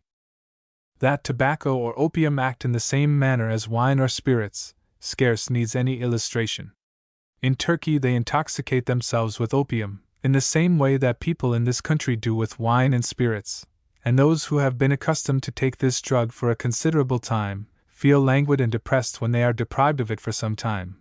They repair to the opium houses, as our dram drinkers do to the gin shops in the morning, sullen, dejected, and silent. In an hour or two, however, they are all hilarity. This shows the effects of opium to be stimulant. Tobacco intoxicates those who are not accustomed to it, and in those who are, it produces a serene and composed state of mind by its stimulating effects. Like opium and fermented liquors, it exhausts the excitability, and leaves the person dejected, and all his senses blunted, when its stimulant effects are over. That what is more properly called food acts in the same way as the substances I have just examined, is evident from the fact which I mentioned some time ago, that persons whose excitability has been accumulated, by their being deprived of food for some days, have been intoxicated by a basin of broth. These facts, with innumerable others which will easily suggest themselves, prove, beyond doubt, the truth of the second law, namely, that when the exciting powers have acted violently, or for a considerable time, the excitability is exhausted, or less fit to be acted on. Besides the stimulants which I have mentioned, there are several others which act upon the body, many of which will hereafter be considered, but all act according to this law. When their action has been suspended or diminished, the excitability of the organ on which they act becomes accumulated, or more easily affected by their subsequent action, and on the contrary, when their action has been violent, or long continued, the excitability becomes exhausted, or less fit to receive their actions. Among the stimulants acting on the body, we may mention sound, which has an extensive influence on human life. I need not mention here its numerous natural or artificial sources, as that has been fully done in a preceding lecture. The effect of music, in stimulating and producing a state of mind approaching to intoxication, is universally known. Indeed, the influence of certain sounds in stimulating, and thereby increasing, the powers of life, cannot be denied. Fear produces debility, which has a tendency to death. Sound obviates this debility, and restores to the system its natural degree of excitement. The schoolboy and the clown invigorate their trembling limbs, by whistling, or singing, as they pass by a country churchyard, and the soldier feels his departing courage recalled in the onset of a battle, by the spirit-stirring drum. Intoxication is generally attended with a higher degree of life or excitement than is natural. Now sound will produce this effect with a very moderate portion of fermented liquor. Hence we find persons much more easily intoxicated and highly excited at public entertainments, where there is music and loud talking, than in private companies, where no auxiliary stimulus is added to that of wine. Persons who are destitute of hearing and seeing possess life in a more languid state than other people, which is, in a great degree, owing to the want of the stimulus of light and noise. Odors have likewise a very sensible effect in promoting animal life. The effects of these will appear obvious in the sudden revival of life, which they produce, in cases of fainting. The smell of a few drops of hartshorn, or even a burnt feather, has frequently, in a few minutes, restored the system from a state of weakness, bordering upon death, to an equable and regular degree of excitement. All these different stimuli undoubtedly produce the greatest effects upon their proper organs. Thus the effect of light is most powerful on the eye, that of sound on the ear, that of food on the stomach, and c. But their effects are not confined to these organs, but extended over the whole body. The excitability exists, one and indivisible, over the whole system. We may call it sensibility, or feeling, to enable us to understand the subject. Every organ, or indeed the whole body, is endowed with this property in a greater or less degree, so that the effects produced by any stimulus, though they are more powerful on the part where they are applied, affect the whole system. Odors afford an instance of this, and the prick of a pin in the finger produces excitement, or a stimulant effect, over the whole body. From what has been said, it must be evident that life is the effect of a number of external powers, constantly acting on the body, through the medium of that property which we call excitability, that it cannot exist independent of the action of these stimuli. When they are withdrawn, though the excitability does not instantly vanish, there is no life, no motion, but the semblance of death. Life, therefore, is constantly supported by, and depends constantly on, the action of external powers on the excitability. Without excitability, these stimulants would produce no effect, and whatever may be the nature of the excitability, or however abundant it may be, still, without the action of external powers, no life is produced. From what has been said, we may see the reason why life is in a languid state in the morning. It acquires vigor by the gradual and successive application of stimuli in the forenoon. It is in its most perfect state about midday, and remains stationary for some hours. From the diminution or exhaustion of the excitability, it lessens in the evening, and becomes more languid at bedtime, when, from defect of excitability, the usual exciting powers will no longer produce their effect. A torpid state ensues, which we call sleep, during which the exciting powers cannot act upon us, and this diminution of their action allows the excitability to accumulate, and to use the words of Dr. Armstrong, ere morn the tonic, irritable nerves feel the fresh impulse, and awake the soul. Lecture X. The Laws of Animal Life, continued. In the last lecture I began to investigate the laws by which living bodies are governed, and the effects produced by the different exciting powers, which support life, upon the excitability, or vital principle. The facts which we examined led us to two conclusions, which, when properly applied, we shall find will explain most of the phenomena of life, both in health and in disease. The conclusions alluded to are these: when the exciting powers have acted more feebly, or weakly, than usual, for some time, or when their action is withdrawn, the excitability accumulates, and becomes more powerfully affected by their subsequent action. And, on the contrary, when the action of these powers has been exerted with violence, or for a considerable time, the excitability becomes exhausted, and less fit to receive their actions. A number of facts were mentioned in proof of these conclusions, and a great number more might have been brought forwards, could it have served any other purpose than to have taken up our time, which I hope may be better employed. This exhaustion of the excitability, by stimulants, may either be final, or temporary. We see animals, while the exciting powers continue to act, at first appear in their greatest vigor, then gradually decay, and at last come into that state, in which, from the long continued action of the exciting powers, the excitability is entirely exhausted, and death takes place. We likewise see vegetables in the spring, while the exciting powers have acted on them moderately, and for a short time, arrayed in their verdant robes, and adorned with flowers of many mingling hues. But as the exciting powers, which support their life, continue to be applied, and some of them, for instance heat, as the summer advances, become increased, they first lose their verdure, then grow brown, and at the end of summer cease to live, because their excitability is exhausted by the long continued action of the exciting powers. And this does not happen merely in consequence of the heat of the summer decreasing, for they grow brown, and die, even in a greater degree of heat than that which in spring made them grow luxuriantly.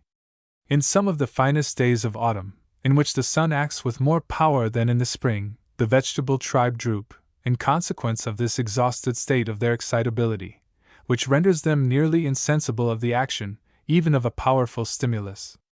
These are examples of the final or irreparable exhaustion of the excitability, but we find also that it may be exhausted for a time, and accumulated again. Though the eye has been so dazzled by the splendor of light, that it cannot see an object moderately illuminated, Yet if it be shut for some time, the excitability of the optic nerve will accumulate again, and we shall again be capable of seeing with an ordinary light.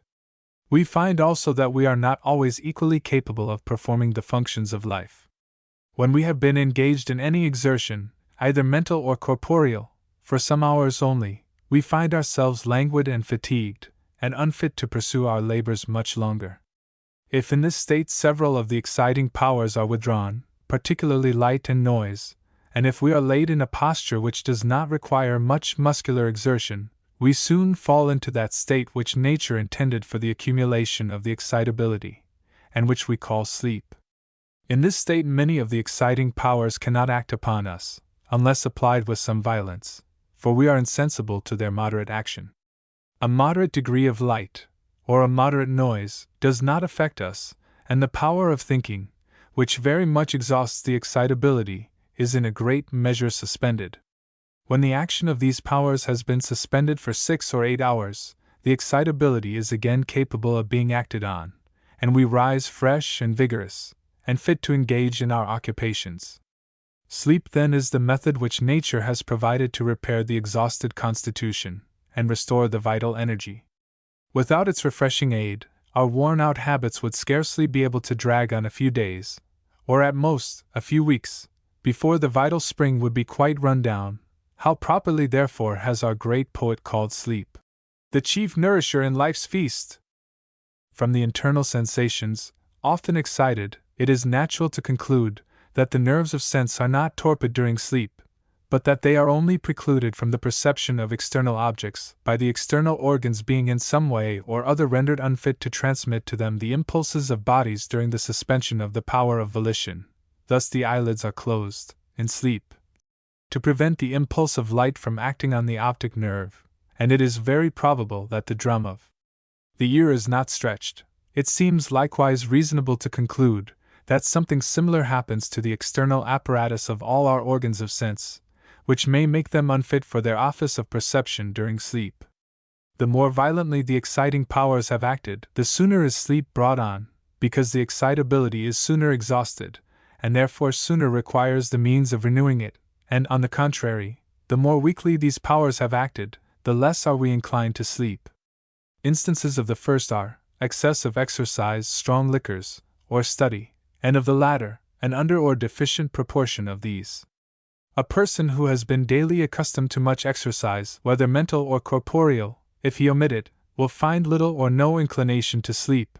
This state may, however, be induced by taking some diffusible stimulus, as a little spirits and water or opium, which seem to act entirely by exhausting the excitability, to that degree which is compatible with sleep, and, when the stimulant effect of these substances are over, the person soon falls into that state. But though the excitability may have been sufficiently exhausted, and the action of external powers considerably moderated, yet there are some things within ourselves, which often stimulate violently, and prevent sleep, such as pain, thirst, and strong passions and emotions of the mind. These all tend to drive away sleep, by their vehement stimulating effect, which still has power to rouse the excitability to action, though it has been considerably exhausted. The best method of inducing sleep, in these cases, is to endeavor to withdraw the mind from these impressions, particularly from uneasy emotions, by employing it on something that makes a less impression, and which does not require much exertion, or produce too much commotion, such as counting to 1,000, or counting drops of water which fall slowly, by listening to the humming of bees, or the murmuring of a rivulet. Virgil describes a situation fitted to induce sleep, most beautifully, in the following words: Fortunate senex, hic inter flumina nota, et fontes sacros, frigus captabis opacum. Hinc tibi, quae semper vicino oblimit sepes hyblis apibus florum de pasta salicti, sep levi somnum suadibit inire susurro. In infancy much sleep is required. The excitability, being then extremely abundant, is soon exhausted by external stimulants, and therefore soon requires renewing or accumulating. On this account, during the first 5 or 6 months of their life, children require this mode of renewing their exhausted excitability several times in the day. As they advance in years, and as this excessive excitability is exhausted by the application of stimulants, less sleep is required, in the prime of life. Least of all is necessary. There is great difference, however, in this respect, in different constitutions. Some persons are sufficiently refreshed by 3 or 4 hours sleep, while others require 8 or 10 hours.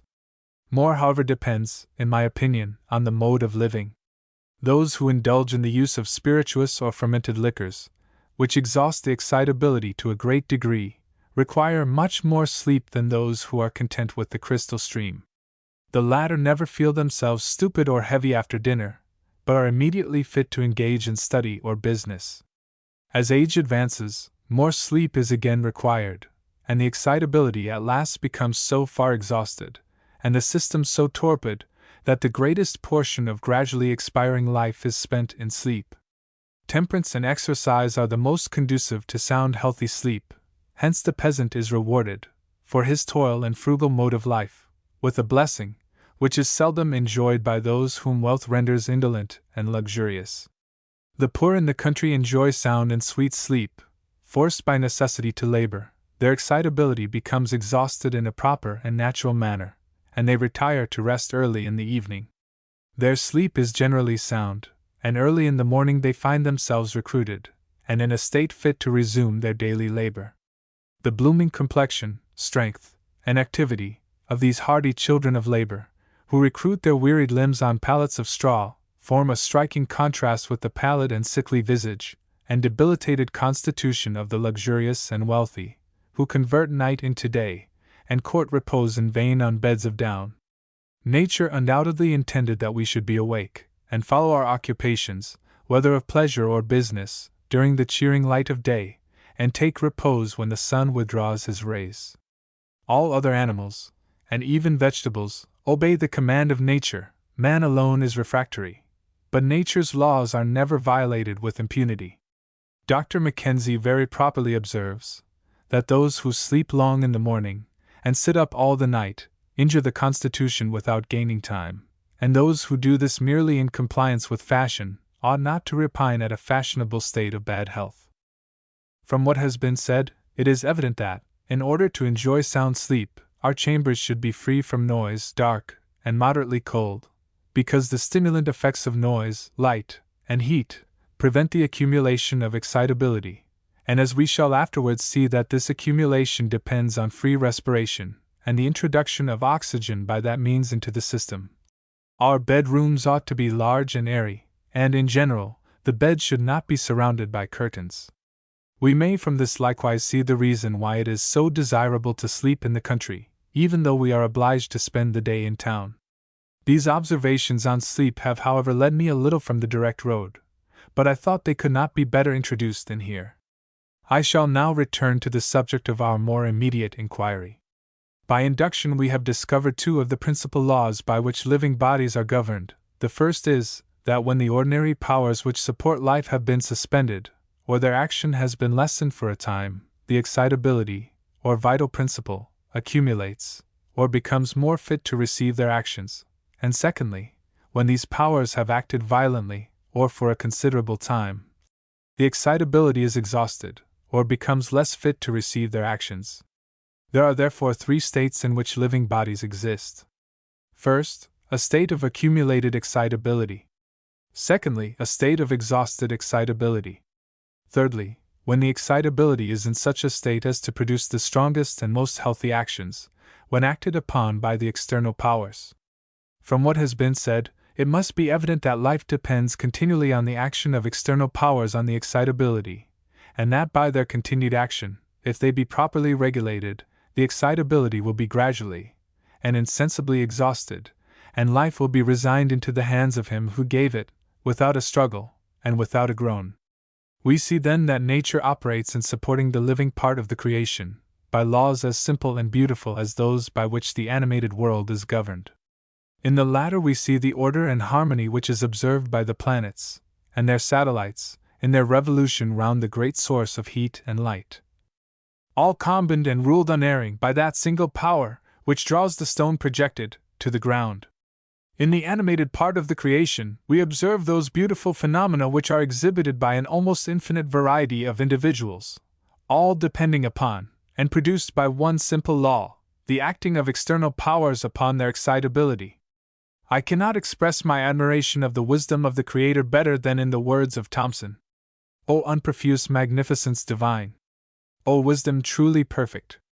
Thus to call from a few causes such a scheme of life, effects so various, beautiful, and great. Life, then, or those functions which we call living, are the effects of certain exciting powers acting on the excitability, or property distinguishing living from dead matter. When these effects, viz., the functions, flow easily, pleasantly, and completely from the action of these powers, they indicate that state which we call health.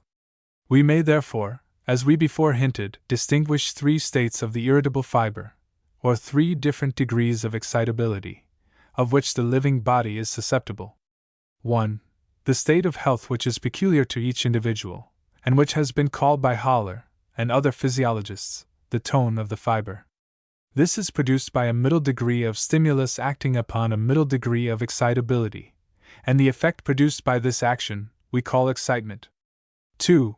The state of accumulation, produced by the absence or diminished action of the accustomed stimuli. 3.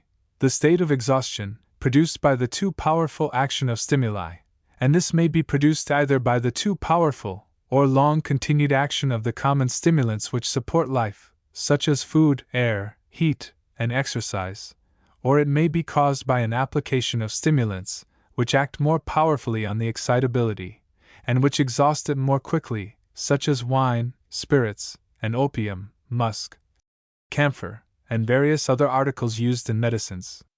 The state of health, or tone, if we use that term, consists therefore in a certain quantity or energy of excitability necessary to its preservation. To maintain this state, the action of the stimuli should be strong enough to carry off from the body the surplus of this irritable principle. To obtain this end, a certain equilibrium is necessary between the excitability and the stimuli applied, or the sum of all the stimuli acting upon it must be always nearly equal, and sufficient to prevent an excess of excitability, but not so strong as to carry off more than this excess. It is in this equilibrium between the acting stimuli and the excitability that the health, or tone of the living body consists. When the sum of the stimuli, acting on the body, is so small as not to carry off the excess of excitability, it accumulates, and diseases of irritability are produced. Of this nature are those diseases to which the poor are often subject, and which will be particularly considered hereafter. When the sum of the stimuli acting on the body is too great, it is deprived not only of the excess of excitability, but also of some portion of the irritable principle necessary for the tone of the body, or, to speak more distinctly, the body loses more excitability than it receives, and of course must, in a short time, be in a state of exhaustion. This gives rise to diseases which afflict drinkers, or those who indulge in any kind of intemperance, or persons born in climates where the temperature is moderate, but who emigrate to those which are much warmer. Thus we have endeavored, after the example of Dr. Brown, to ascertain the cause of the healthy state, before the causes of diseases were investigated, and though this is contrary to the general practice, yet it must be evident to every one that unless we are acquainted with the causes of good health, it will be impossible for us to form any estimate of those variations from that state, called diseases. Hence it is that a number of diseases, which have been brought on merely by the undue action of the exciting powers, such as gout, rheumatism, and the numerous trains of nervous complaints, which were by no means understood, may be easily and satisfactorily explained, and as easily cured, by restoring the proper action of these powers, and bringing the excitability to its proper state. As this theory, therefore, is so important, not only in respect to the preservation of health, which nearly concerns every individual, but to the cure of diseases, which is the province of the physician, I have endeavored to explain it as fully and minutely as possible. To make it still plainer, we may perhaps make use of the following illustration. Suppose a fire to be made in a grate or furnace, filled with a kind of fuel not very combustible, and which could only be kept burning by means of a machine, containing several tubes placed before it, and constantly pouring streams of air into it. Suppose also a pipe to be fixed in the back of the chimney, through which a constant supply of fresh fuel is gradually let down into the grate, to repair the waste occasioned by the combustion kept up by the air machine.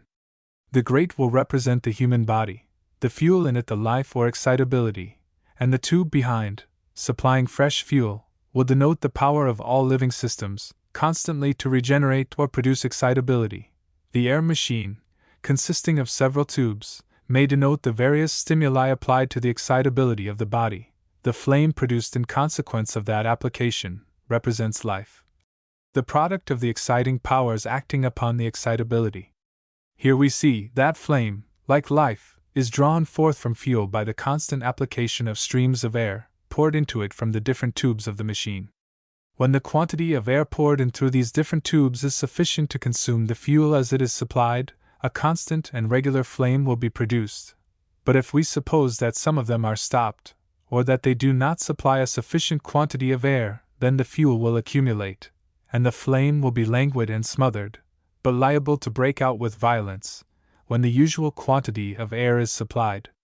On the contrary, if we suppose a greater quantity of air to rush through the tubes, then the fuel will be consumed or exhausted faster than it is supplied, and in order therefore to reduce the combustion to the proper degree, the quantity of air supplied must be diminished, and the quantity of fuel increased.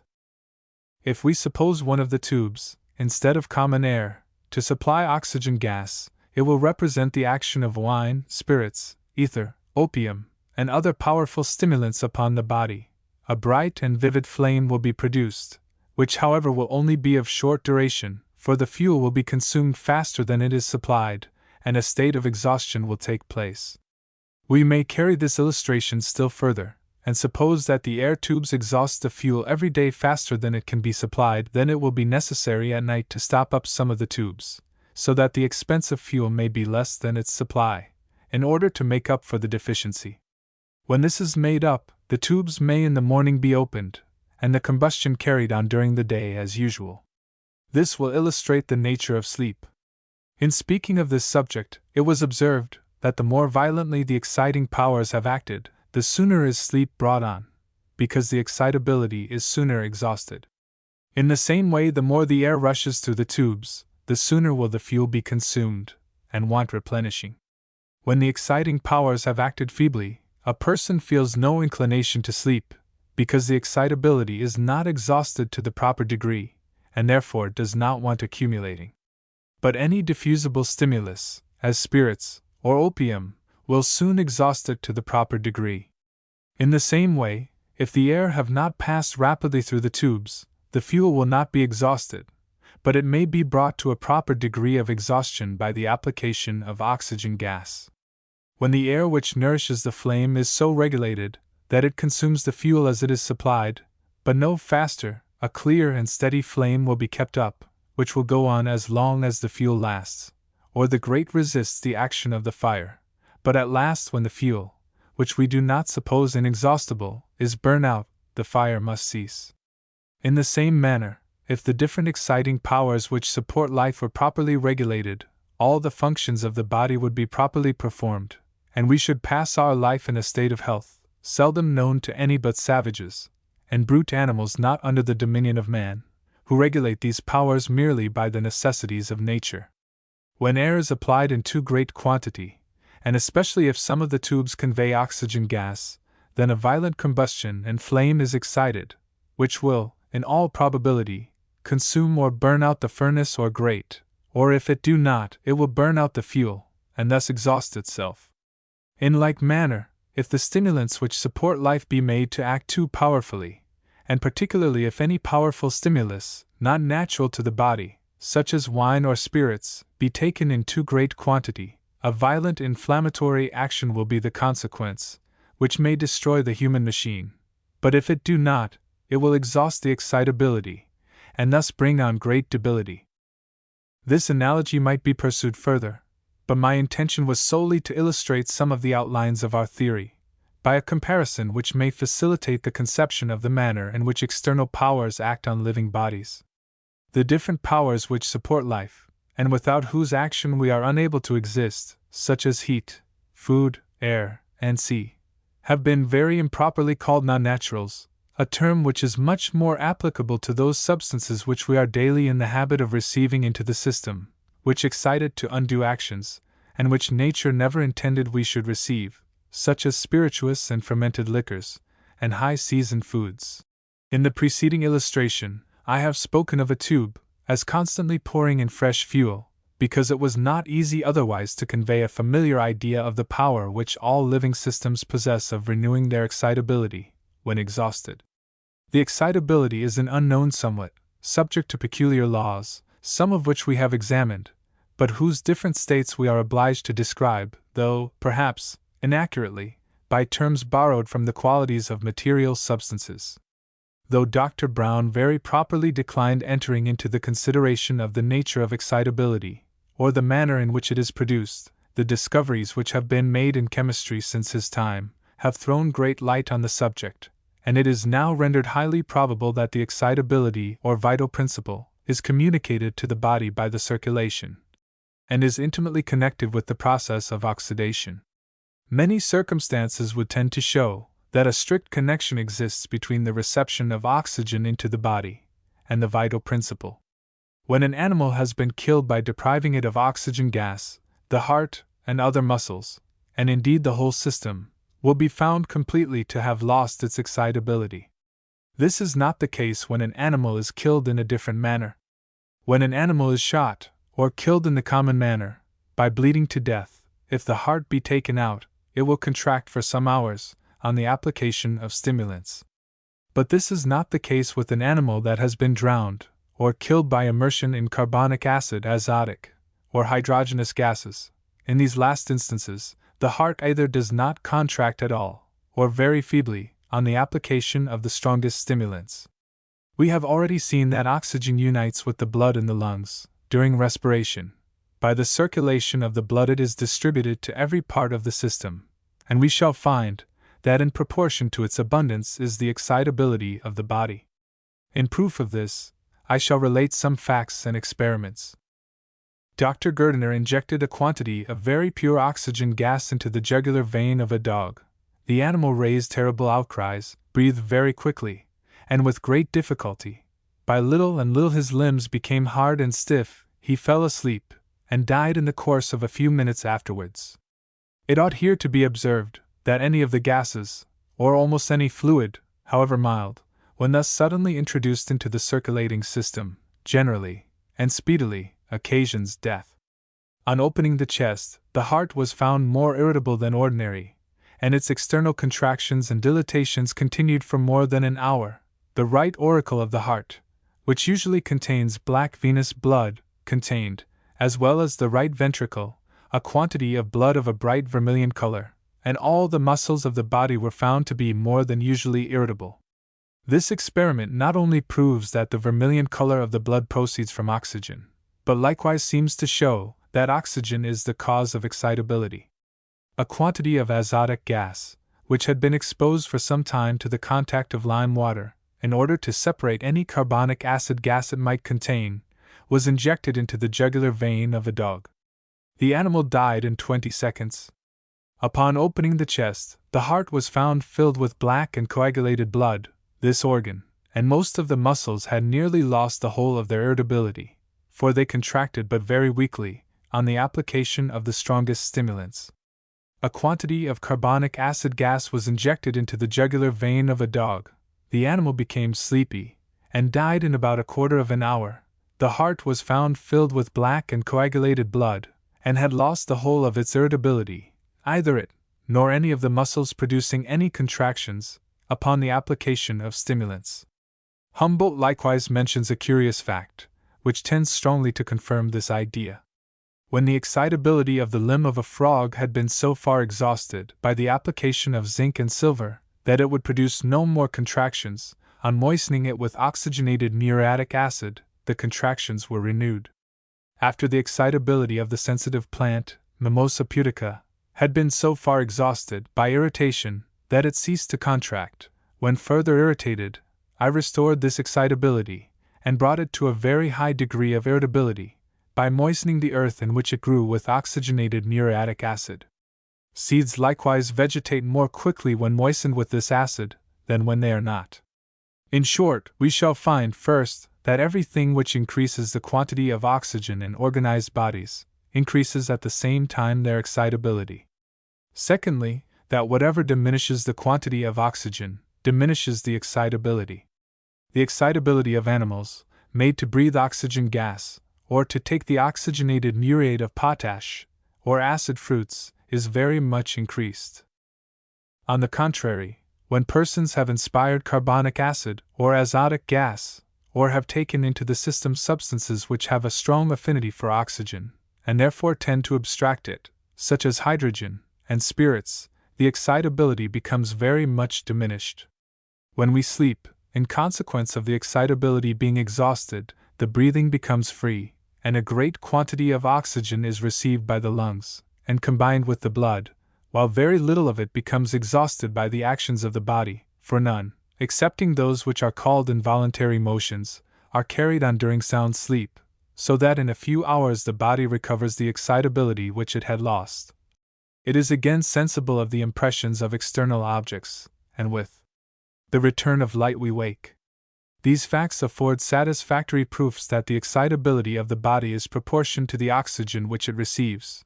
But in what manner it produces this state of susceptibility, and how it is exhausted by stimulants, we have yet to learn. The following theory may perhaps throw some light upon the subject. I propose it, however, merely as an hypothesis, for we have no direct proofs of it, but it seems to account for many phenomena. It is now well known that while the limb of an animal possesses excitability, the smallest quantity of electricity sent along the principal nerve leading to it produces contractions similar to those produced by the will. This is instanced in the common galvanic experiment with the limb of a frog, which I had formerly occasion to show. From the effects produced, when a stream of electricity is sent through water, I think it not improbable that hydrogen and electricity may be identical. When a piece of zinc and silver are connected together, and the zinc is put in a situation to decompose water and oxidate, a current of hydrogen gas will separate from the silver wire, provided this be immersed under water, but when it is not, a current of electricity passes, which is sensible to the electrometer. Now there appears no greater improbability in the supposition that hydrogen, in a certain state, may be capable of passing through metals and animal substances in the form of electricity, and that when it comes in contact with water, which is not so good a conductor, it may combine with caloric and form hydrogen gas, in which state it becomes incapable of passing through the conductors of electricity. I say there appears no greater improbability in this than that caloric should sometimes be in such a state that it will pass through metals and animal substances which conduct it, and at other times, as when combined with oxygen or hydrogen, it should form gases, and be then incapable of passing through these conductors of heat. Galvanic effects may be produced by the oxidation of fresh muscular fiber without the aid of metals, and contractions have been thus produced in the limb of an animal, and we have already noticed that when this contraction ceases, it may be restored by moistening the limb with oxygenated muriatic acid. The excitability of the body may, most probably, be conveyed by respiration and the circulation of the blood, which tend continually to oxidate the different parts, and hydrogen or electricity may be secreted by the brain, and sent along the nerves, which are such good conductors of it, and by uniting with the oxygen of the muscle, may cause it to contract. But as the oxygen will, by this union, be diminished, if the contractions be often repeated, the excitability will thus be expended faster. Then it can be supplied by the circulation, and will become exhausted. But will facts bear us out in this explanation? To see this, we must examine the chemical nature of the substances which produce the greatest action, and the greatest exhaustion of the vital principle, namely, those which produce intoxication. Fermented liquors differ from water, in containing carbon and more hydrogen. These produce intoxication, but pure spirits, which contain still more hydrogen, produce a still higher degree of intoxication, and consequent exhaustion of the excitability. Ether, which appears to be little more than condensed hydrogen, probably kept in a liquid state by union with a small quantity of carbon, and which easily expands by caloric into a gas, which very much resembles hydrogen gas, produces a still greater degree of intoxication, so that we see the action produced by different substances, as well as the exhaustion of excitability which follows, is proportioned to the quantity of hydrogen they contain. There is another circumstance which seems to strengthen this idea. The intoxicating powers of spirits are diminished by the addition of vegetable acids, or substances which contain oxygen, which will counteract the effects of the hydrogen. Thus it is known that the same quantity of spirit, made into punch, will not produce either the same ebriety, or the same subsequent exhaustion, as when simply mixed with water. Recollect, however, that I propose this only as a hypothesis. Its truth may be confirmed by future observations and experiments, or it may be refuted by them, but it is certainly capable of explaining many of the phenomena, which is one of the conditions required by Newton's first rule of philosophizing. Heat, and light, and other stimuli, may perhaps exhaust the excitability, by facilitating the combination of oxygen in the fibers with the hydrogen and carbon in the blood. There are several substances which cause a diminution or exhaustion of the excitability, without producing any previous increased excitement. These substances have by physicians been called sedatives, and though the existence of such bodies is denied by Dr. Brown, yet we are constrained to admit them, nor do their effects seem incapable of being explained on the principle laid down, especially if we call in the aid of chemistry. Any substance which is capable of combining rapidly with oxygen, and diminishing its quantity, will be a sedative. But the action of some of the animal and vegetable poisons is difficult to explain in the present state of our knowledge. Such very minute portions of these produce great exhaustion of the excitability, and even death, that we can scarcely explain their action on the supposition that they combine with the oxygen. They may perhaps act as ferments, and occasion throughout the whole system a new and rapid combination of oxygen with the hydrogenous, carbonic, and perhaps azotic parts of the blood and fluids, and even of the solids, which will speedily destroy the excitability, and even the organization. Many of the vegetable narcotics, though they will destroy life when given in considerable doses, yet when exhibited in less quantities become very powerful remedies, particularly in cases where the excitability is accumulated, in consequence of which violent spasms and inordinate actions take place, which are very quickly calmed by opium, camphor, musk, asafoetida, ether, and medicines that occasion a speedy exhaustion of the excitability. In diseases of exhaustion, however, these remedies are improper. The indication here is to accumulate the irritability, by the introduction of oxygen, and by the diminution of the action of the stimulants which support life.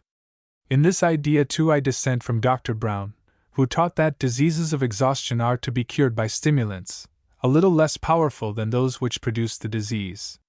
This subject will, however, be more fully discussed hereafter. This doctrine of animal life, which I have been attempting to illustrate and render familiar, exhibits a new view of the manner in which it is constantly supported.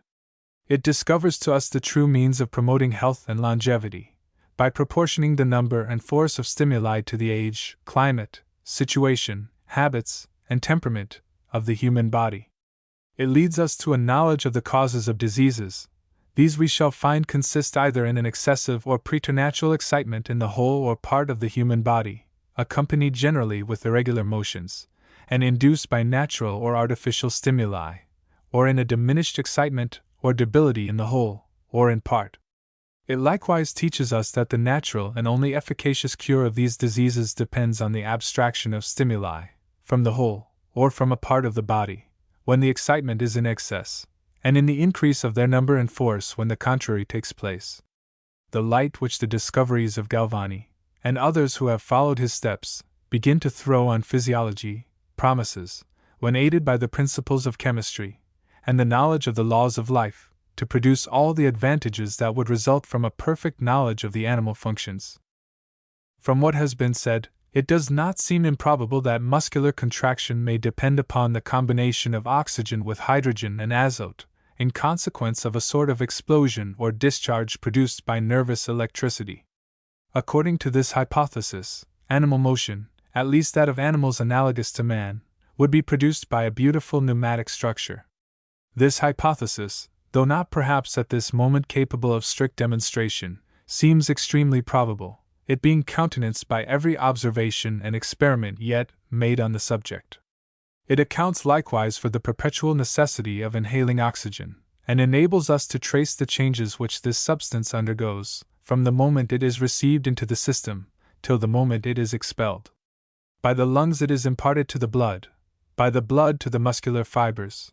In these, during their contraction, it combines with the hydrogen, and perhaps carbon and azote, to form water and various salts, which are taken up by the absorbents, and afterwards exhaled or excreted. We know the necessity of oxygen to muscular motion, and likewise that this motion languishes when there is a deficiency of the principle, as in sea scurvy. Thus a boundless region of discovery seems to be opening to our view. The science of philosophy, which began with remote objects, now promises to unfold to us the more difficult and more interesting knowledge of ourselves. Should this kind of knowledge ever become a part of general education, then the causes of many diseases being known, and the manner in which the external powers, with which we are surrounded, act upon us, a great improvement not only in health, but in morality must be the consequence. With respect to its influence on the science of medicine, we may observe that, from the time of Hippocrates till almost the present day, medicine has not deserved the name of a science but, as he called it, of a conjectural art. At present, however, by the application of the laws of life, and of the new chemistry, there is beginning to appear in physiology and pathology something like the simplicity and certainty of truth. In proportion as the laws of animal nature come to be ascertained, the study of them will excite more general attention, and will ultimately prove the most popular, as well as the most curious and interesting branch of philosophy. This must be productive of beneficial consequences to society, since these truths, once impressed upon the mind by conviction, will operate as moral motives, by which the sum of disease and human misery cannot fail to be greatly diminished. Lecture 11. Of the nature and causes of diseases. In the two last lectures I have attempted to investigate the laws of life. I now proceed to the most important part of our course, and for which all the preceding lectures were intended to prepare us. I mean the application of the laws of life to explain the nature and causes of diseases, and the methods of curing them, which must always be imperfect and conjectural, unless the nature of the diseases themselves be well understood. We have already seen that life is constantly supported by the action of the external powers which surround us, and that if the action of these powers be properly regulated, and at the same time no other powers be suffered to act on the body, we shall enjoy perfect health. But if, on the contrary, the exciting powers which support life act either too feebly or too powerfully, then the functions will not be performed with precision and vigor, but irregularly. The mind and body will become deranged, and death will often take place many years before the natural period at which that event might be expected. As health is the greatest blessing which man can enjoy, it is natural to think that in the early ages of society, when men began to lose sight of the dictates of nature, and feel the torture of disease, they would regard with gratitude those who had contributed towards their relief, and that they would place their physicians among their heroes and their gods. In the early ages, however, diseases would be very few, for it would not be till civilization had made considerable progress that such unnatural modes of life as conduced to their production would take place. As the first professors of physic knew nothing of the animal economy, and little of the theory of diseases, it is evident that whatever they did must have been in consequence of mere random trials. Indeed, it is impossible that this or any other art could originate in any other manner. Accordingly, history informs us that the ancient nations used to expose their sick in temples, and by the sides of highways, that they might receive the advice of every one that passed. It would take up too much time to pursue the history of medicine from this rude origin, through all its changes and revolutions, till the present time. Let it therefore suffice to say, that after various theories had been invented and overturned, and after one age had destroyed the labors of another, though different branches of the healing art, and particularly anatomy, had been enriched with valuable discoveries, still a rational theory was wanting. There was nothing to guide the practitioner in his way, and we may truly say that till the laws of life, which I have been endeavoring to illustrate, were investigated by Dr. Brown, medicine could boast of no theory which had a title to be called philosophical. The theories of Stahl, Boerhaave, and Cullen have passed away, and are almost forgotten, but this, which is founded on nature and on fact, will, like the Newtonian philosophy, last forever. It has already influenced the practice of medicine, and is taught in almost all the schools of Europe and America. In this country it seems to have had less attention paid to it than it deserved, because its influence was counteracted by the arrogance and profligacy of its author, as if the grossness of a man's manner affected the conclusiveness of his arguments. But this influence did not extend beyond Britain, while the light of his theory illuminated the opposite hemisphere. And when the manner in which he was persecuted is recollected, the liberal mind will allow something to the deep consciousness of neglected merit. A circumstance much in favor of this doctrine is, that those who understand its principles thoroughly are guided by it in their practice with a certainty and success before unknown. I say those who understand its principles, for these were not perfectly understood even by the author himself. He first saw with his mind's eye the grand outline of the system, from which, for want of proper reflection, he often drew wrong deductions, and which he often applied improperly. But whatever errors Brown may have committed in the application of his system, and however short his doctrines may fall of a perfect system of medicine, we may venture to predict that the grand outlines will remain unshaken. From what has been already shown, it must be evident that if the just degree of excitement could be kept up, mankind would enjoy continual health. But it is difficult, if not impossible, to regulate the action of the exciting powers in this equable manner, and if their action is increased, the first effect they produce on the functions is to increase them, and the next is to render them disturbed or uneasy, or, in other words, to bring on diseases of increased action, or what have been called inflammatory or phlogistic, both of which terms are improper, as they convey false ideas, and are connected with erroneous theories. Dr. Brown has given the name of sthenic to these diseases, from their consisting in increased strength or action, and this is certainly a more appropriate term. On the contrary, when the action of the exciting powers is diminished more than is natural, the functions become languid and disturbed, and by a still further decrease of the action of these powers, they become irregular and inordinate. This state of the body, which is opposite to the former, Dr. Brown has denominated asthenic. But the stimulant powers may act so powerfully, and exhaust the excitability to such a degree, that they may overstep the bounds of sthenic or inflammatory disease and bring on debility. Debility may therefore arise either from the stimuli acting too weakly, or from a deficient excitability, while the stimulus is not deficient.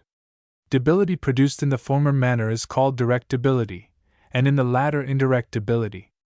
To explain this more clearly, let us take a common instance. If a person by any means be deprived of the proper quantity of food, he will feel himself enfeebled, and the functions will gradually grow more and more languid, and at last become irregular, and be performed with pain. This state is called direct debility. Here is excitability enough, and even too much, for it has accumulated by the subtraction of a stimulus. But here is a deficiency of excitement from defect of stimulus.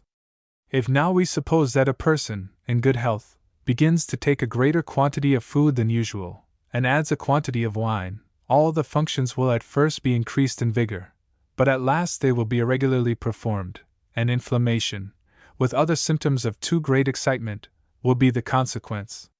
This state is called sthenic diathesis or disease.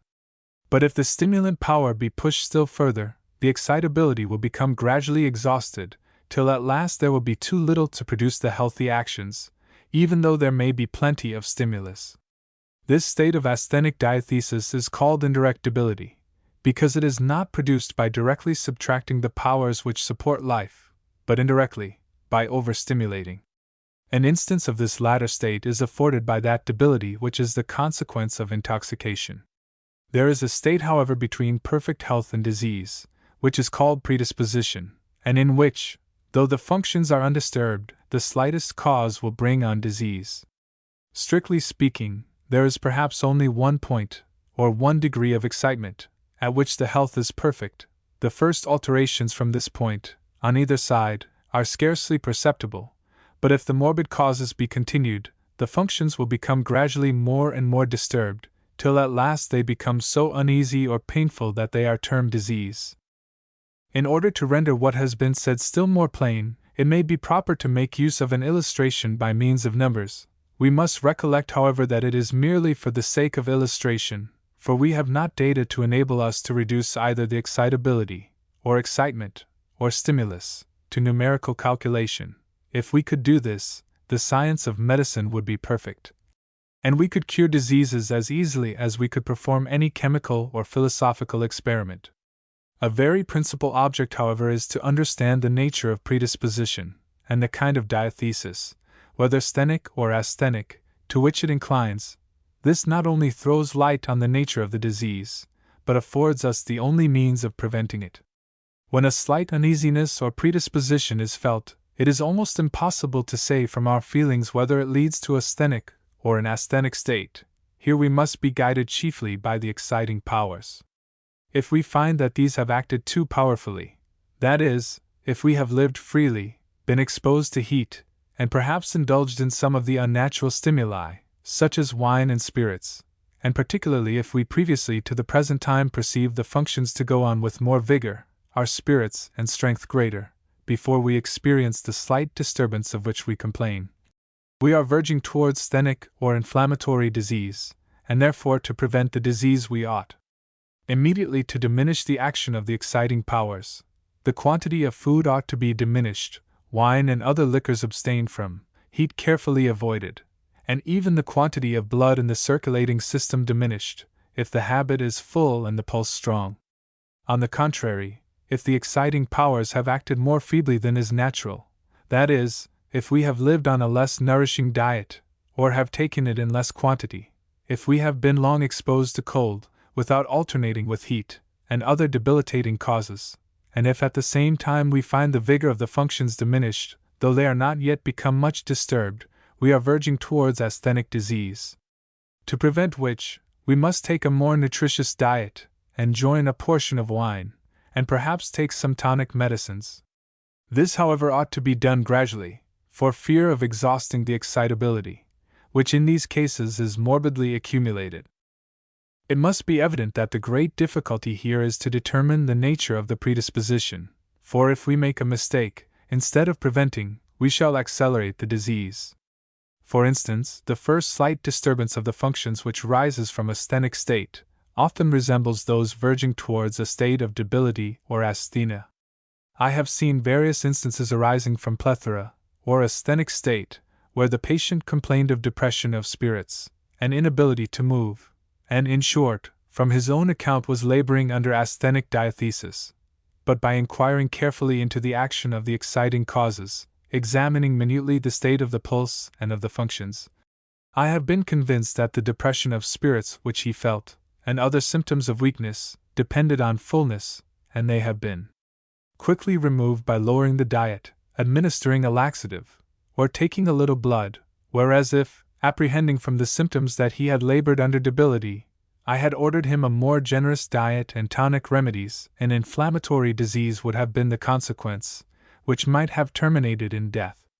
I have seen various instances where patients have complained of this unusual depression and inability to move. They have shown me prescriptions in which the stimulant or tonic plan was recommended, but instead of any alleviation the symptoms had become worse from their use. This hint was generally sufficient, for if the disease of predisposition had been asthenic, cordials and tonics ought to have relieved it. If, on inquiry, I found the exciting powers had acted too powerfully, I then, without hesitation, had recourse to the debilitating plan, and with the greatest certainty of success. Before I view diseases and their causes in this way, I must confess that I often felt great hesitation in practice, and judging merely from symptoms, which are frequently very fallacious, the operation of a remedy often disappointed me, and I could not pretend to predict the event with the certainty that I now can. This observation is of the greatest consequence in the cure both of predisposition and of disease. Though excitement regulates all the phenomena of life, yet the symptoms of diseases which either its excess or deficiency produces, do not of themselves lead to any proper judgment respecting it. On the contrary, their fallacious appearance has proved the source of infinite error. As excitement both depends on exciting powers and excitability, it is evident that when a middle degree of stimulus acts upon a middle degree of excitability, the most perfect effect will be produced. This point, could we ascertain it, might be called the point of health. For the sake of illustration, we may suppose that the greatest excitability of which the living body is capable is 80 degrees, This may be supposed to be the excitability possessed by the body at the commencement of its life, because no part has then been wasted or exhausted by the action of stimuli.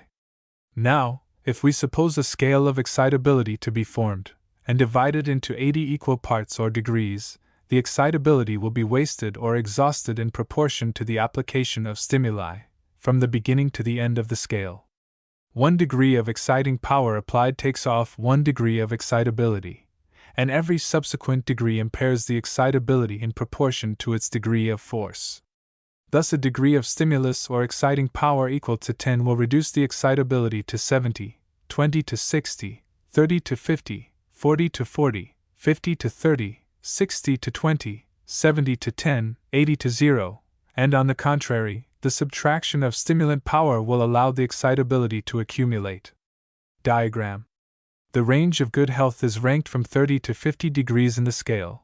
For perfect health, which consists in the middle point only, or at 40 degrees, rarely occurs, in consequence of the variation of the stimuli to which man is continually exposed, such as meat and drink, heat, exercise, and the emotions of the mind. The excitement commonly fluctuates between 30 and 50 degrees, and yet no particular disturbance of the functions takes place. But when at these points, 30 or 50, predisposition commences, the slightest debilitating cause in the former case, and the slightest stimulating cause in the latter, brings on disease, in which the functions begin to be disturbed in various ways, and this disturbance is always in proportion to the hurting powers which have produced the disease, and the delicacy or importance of the part affected. The effect produced on the excitability by any stimulus must evidently be in a ratio compounded of the degree of excitability and the force of the stimulus. The same stimulus will produce greater contractions upon a fiber that is more irritable than upon one which possesses less irritability, and the irritability or excitability of the fiber being given, or remaining the same, the contraction will be in proportion to the strength of the stimulus. Hence it is evident that the effect or excitement must be in a ratio compounded of the exciting powers and excitability. Sthenic diathesis and disease is caused by the operation of different exciting powers, which produce too great a degree of excitement in the system. This at first increases all the functions, and when increased, produces a disturbance and inordinate action of them, which is communicated to the whole body. In diseases of this kind there is often an appearance of debility, but this is extremely fallacious, and arises from the disturbed state of the different functions. Hence it is evidently of the utmost consequence to ascertain carefully whether this debility is real, or the effect of asthenic disease, or whether it is owing to the disturbance of the functions by overstimulating, and in this case fallacious. For should asthenic disease be treated by stimulants and cordials, the effect would be an aggravation of all the symptoms, and a much higher degree of disease. Asthenic diathesis and disease is brought on by the excitement of the system being diminished, and this may proceed either from a diminution of common stimulant powers, while the excitability is sufficiently abundant, or it may proceed from an exhausted excitability, while the stimulus is sufficiently abundant. The former is called direct, and the latter indirect debility. The exciting causes, therefore, of asthenic disease first impair the functions, then occasion a disturbed or inordinate action of them, giving many of them a false appearance. Some of them, for instance, appear to be increased, for in hysteria and epilepsy, which are both diseases of debility, the action of the muscles seems to be preternaturally increased, but this depends chiefly on the accumulated excitability, which gives such a degree of irritability to the system, that the smallest irritation, whether external, such as heat, exercise, and or internal, as emotions of the mind, excite a strong spasmodic action, which brings on the symptoms of epilepsy and hysteria. This inordinate action, however, soon exhausts the morbid excitability, and thus suspends itself. A sleep often follows, from which the patient wakes with only a general sense of languor and debility. But as the same cause still remains, the excitability of the body again becomes morbidly accumulated, and thus the slightest stimulus produces a recurrence of the fit, and the tendency to return will increase with its recurrence, so that at last the slightest imaginable cause will produce it, on account of the power of habit and association. Gout likewise appears like asthenic disease, and an inflammation takes place, which resembles pleurisy or parapneumonia. But this symptom is fallacious, for it depends on debility, and is only to be cured by means which in pleurisy and parapneumonia would produce death. Hence it must be evident that those phenomena of diseases, which we call symptoms, are generally fallacious. But this may be owing to our imperfect knowledge of the animal economy, so that we are not able to explain or understand the manner in which they are produced.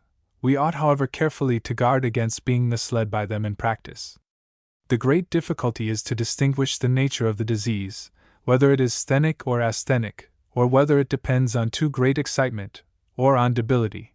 For this being once clearly ascertained, we proceed with certainty in our mode of treatment, instead of the random practice, which must be the consequence of not taking a proper view of the laws of life, and the causes of diseases. The nature of the disease may be generally ascertained, by attending to the habits of the patient, and the manner in which he has lived, as well as to the state of the pulse. But in cases where these circumstances do not render it clear, it may be ascertained, beyond a doubt, by a trifling degree of stimulus, as, for instance, by any cordial, as a little wine or spirits. If the disease be of an inflammatory or sthenic kind, the symptoms will be aggravated, and the cordial will not produce its usual pleasant effects on the system. But on the contrary, if the nature of the disease be asthenic, then the usual pleasant effects of the cordial will be perceived, and the pain and other symptoms will be alleviated. This trial, which is soon made, and without danger, will determine our plan of cure, and we can then proceed with the most perfect certainty. Thus you will see that this view we have taken leads to a very different and much more rational plan of practice than is generally followed, in which the most judicious physicians confess that they have no clue to guide them, and complain that the science of medicine consists merely in a number of insulated facts, not connected by any theory, that they merely prescribe a remedy because they have seen it of use in an apparently similar state, but that they have no certainty of its producing a similar effect in the cases in which they prescribe it. This all depends on trusting to the fallacious appearance of symptoms, and not having taken a proper view of the laws of life, or the manner in which the exciting powers act on living bodies. After these observations on the diagnosis, or the method of distinguishing the nature of diseases, I shall proceed to consider more particularly the nature of sthenic diseases, and the methods of curing them, which will occupy the remainder of our time this evening. The powers or causes, which by their action produce inflammatory or sthenic diseases, are, first, heat, which is a very frequent cause, particularly when it succeeds cold, for the cold accumulates the excitability, and then renders the whole body, or a part, more liable to be affected by the heat afterwards applied. In this way is produced rheumatism, catarrh, or, as it is commonly called, a cold, and parapneumonia. These complaints have been often attributed to cold, but I believe that there never was a well-attested instance where cold alone, without being either followed by heat or some other stimulus, produced a real sthenic, or inflammatory disease. This is not merely a distinction, it is a circumstance of the utmost importance, because it influences the mode of practice to be pursued. Heat is one of the exciting or stimulant powers which support life, and one of the most powerful of these stimulants. But cold is only a diminution of it. How then can this produce a sthenic state, or a state of too high excitement? The blood is one of the exciting powers, which, by its continual circulation, supports life. But surely if we abstracted a quantity of this fluid from the body, no person will be bold enough to say that we by that means should produce an inflammatory disease. Cold renders the body more liable to be affected by heat, or any other stimulus applied, but does not of itself produce any stimulant or inflammatory effects. To see more clearly the manner in which cold acts, let us inquire how it produces or contributes towards the production of catarrh. When we go into the cold air, at every respiration we take a quantity of it into the lungs, which brushes over the surface of the mucous membrane that lines the nostrils and trachea, and thus, robbing them of their heat, allows the excitability to accumulate. But we feel no fever, no sense of tightness or stuffing, nor any other symptom of catarrh, so long as we continue in the cold. If, however, we afterwards go into a warm room, and particularly near a fire, we receive by the act of respiration the warm air into those very parts which have been previously exposed to cold, and whose excitability is consequently accumulated. The first effect we perceive is a glow of the parts, which is by no means unpleasant. This, however, increases, and in the course of half an hour or an hour, a sense of dryness and huskiness comes on, with a sensation of stuffing in the nostrils, and a tendency to a short dry cough. Often likewise, if the exposure to cold has been considerable, and the heat afterwards applied great and sudden, we experience a shivering, and other symptoms of fever. These symptoms are all increased by taking into the stomach any liquid that is either of warm temperature or stimulating quality, or particularly both. We spend a restless night, and awake with all the symptoms of a catarrh, or cold, as it is improperly called. For it is evidently an inflammatory fever, and can be speedily cured by the debilitating plan, and particularly by keeping in a moderately cool place, where the temperature is equable, and not subject to alternations of heat and cold. But how easily might this complaint have been avoided, were the person subject to it acquainted with its real nature, and the manner in which it is brought on. When we come out of a very cold atmosphere, we should not at first go into a room that has a fire in it, or, if this cannot be well avoided, we should keep for a considerable time at as great a distance from the fire as possible, that the accumulated excitability may be gradually exhausted by the moderate and gentle action of heat, and then we may bear the heat of the fire without any danger. But above all, we should refrain from taking warm or strong liquors while we are hot. In confirmation of this opinion, numerous instances might be brought, where catarrh was cured merely by exposure to cold. When a part of the body only has been exposed to the action of cold, and the rest kept heated, if, for instance, a person in a warm room has been sitting so that a current of air, coming through a broken window, has fallen upon any part of the body, that part will soon be affected with an inflammation, or what is called a rheumatic affection. In this case, the excitability of the part exposed to the action of the cold becomes accumulated, and the warm blood, rushing through it, from every other part of the body, excites an inflammation. Thus catarrh and rheumatism are inflammatory complaints, or depend on too great a degree of excitement, and are to be cured by lowering the excitement, or diminishing the action of the exciting powers, by bleeding, purging, low diet, and particularly keeping in a moderately cool place, and these complaints will be as speedily and certainly cured by these methods, properly and judiciously persevered in, as a slight cut or wound will be healed by what surgeons call the first intention. There are complaints which resemble these, but whose nature, however, is very different, and which require a very different mode of treatment. After a part has been long affected with rheumatic inflammation, the excitability of the muscular fibers becomes so far exhausted that a state of indirect debility takes place, and an inflammation, accompanied with pain and redness, which is very different from that I formerly described, as it depends upon a debilitated or relaxed state of the parts, instead of too great a degree of excitement. This instance shows strongly the fallacy of symptoms, but it may be readily distinguished from the inflammatory rheumatism by attention to the effects of the exciting causes. The inflammatory rheumatism is aggravated by heat, hence it is more violent in bed than at any other time. The latter complaint, however, is greatly relieved by heat. The warm bath alleviates all the symptoms, so does a warm bed. It is evident that these diseases, though attended by the same symptoms, are as opposite, and require as different modes of treatment as an inflammation of the brain, and a dropsy. The inflammatory state has been called the acute rheumatism, and the other, the chronic rheumatism. I would, however, prefer the terms sthenic and asthenic rheumatism. In the same manner, there is a catarrh, which is liable to afflict persons who have often been subject to an inflammatory cold, particularly persons advanced in years, and this depends on a state of indirect debility of the parts, the excitability of which has been exhausted by frequent and violent inflammatory affections. This complaint, which I would call asthenic catarrh, requires directly opposite treatment from the inflammatory or sthenic catarrh. The latter is aggravated by heat, but relieved by a cool temperature. Warm air is peculiarly grateful to those who are afflicted with the former, and if they go into a cool temperature, they are immediately seized with cough and expectoration, for the disease being a disease of debility, the withdrawing the stimulus of heat must increase it. The excitability of the parts is so far exhausted that it requires a stimulus even more than natural to keep them in tone. Hence persons laboring under asthenic catarrh, and some species of asthma, which are only varieties of this disease, find themselves best when exposed to a warm temperature, but on the heat being diminished, and consequently the parts relaxed, the cough and difficulty of breathing immediately come on.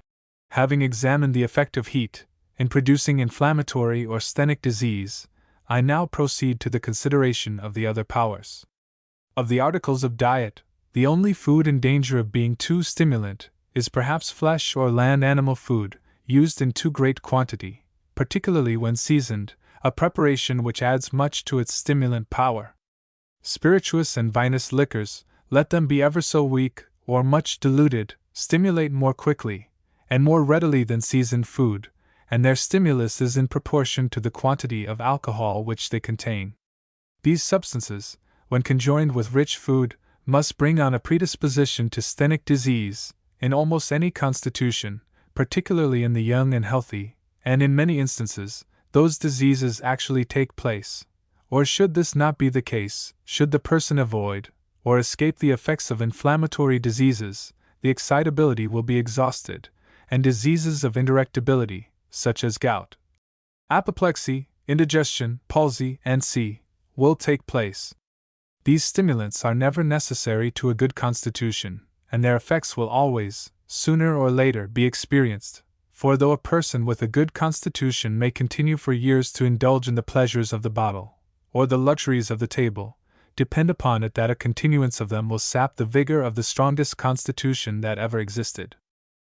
As nothing contributes more to the health of the body than moderate and frequently repeated exercise, which rouses the muscles to contraction, and promotes the circulation of the blood in the veins towards the heart, it thus produces excitement. But an excess of it will produce sthenic diathesis, and if carried to great excess, it will produce a state of indirectability, or exhausted excitability. When any, or all of these exciting powers act too strongly on the body, the first effect they produce is a preternatural acuteness of all the senses.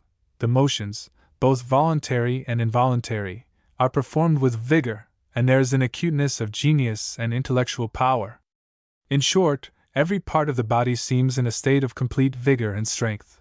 That this is the case with the heart and arteries appears from the strong and firm pulse.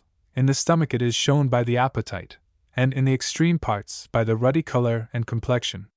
In short, every appearance marks vigor of the body, and abundance of blood. Could the body be kept in this state, nothing could be more to be desired. This, however, is impossible. The excitement, though still within the bounds of health, has overstepped the point of good health, and is verging fast to predisposition to sthenic disease, so that, to secure a permanent state of health, it is always better to keep the excitement rather under the middle point, or 40 degrees, than above it.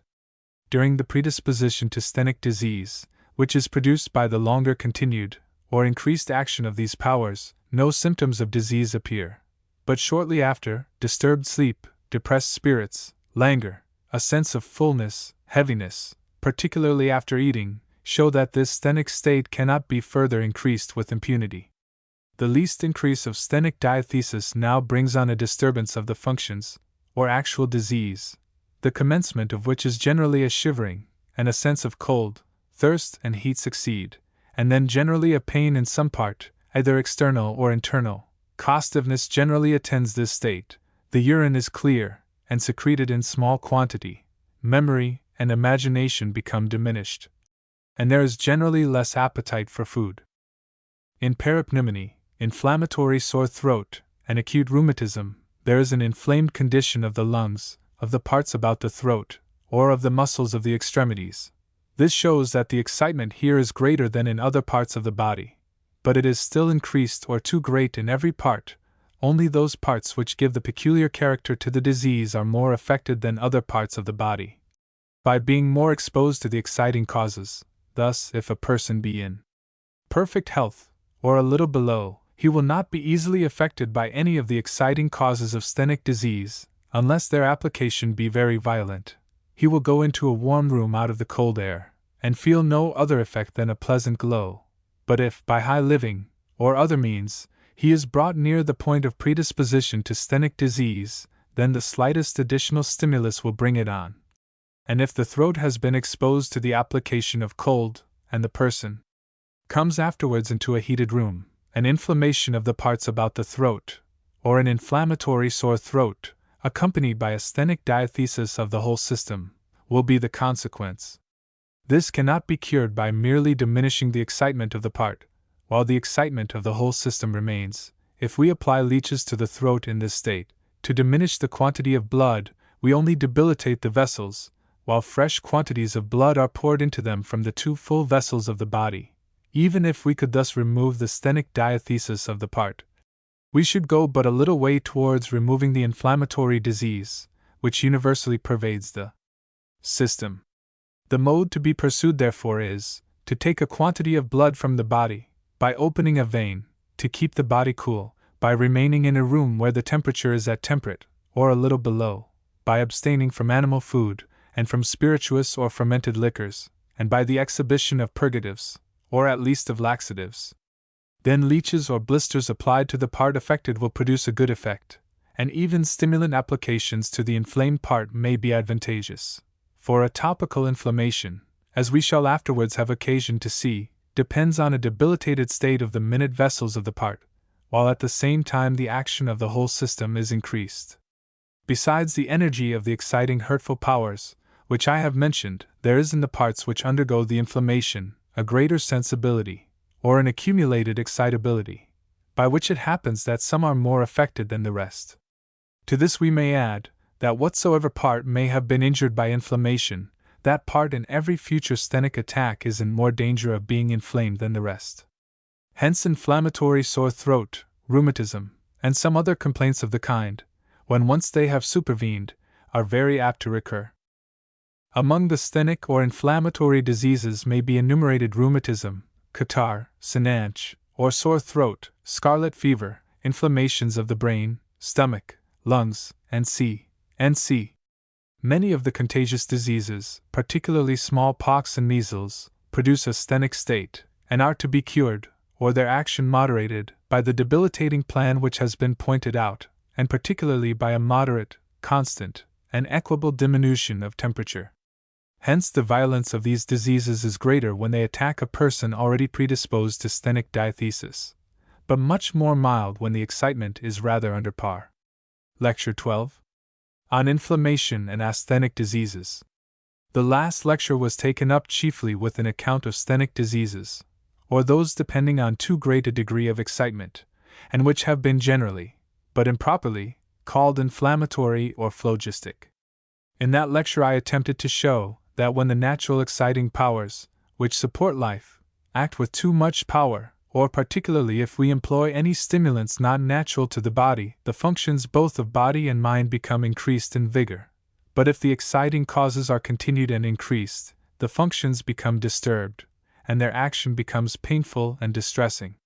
This state, which is called sthenic diathesis, is often accompanied by a redness, swelling, pain, and increased heat of some particular part. These symptoms constitute what is usually termed an inflammation of the part.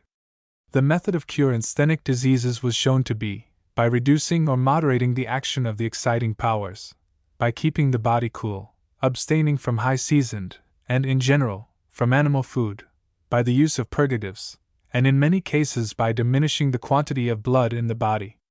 I mentioned likewise that it would be but of little use to attempt to subdue the excitement of the inflamed part, unless the excitement of the whole system was previously diminished, but that after a general bloodletting, stimulant remedies applied to the inflamed part might be employed with success.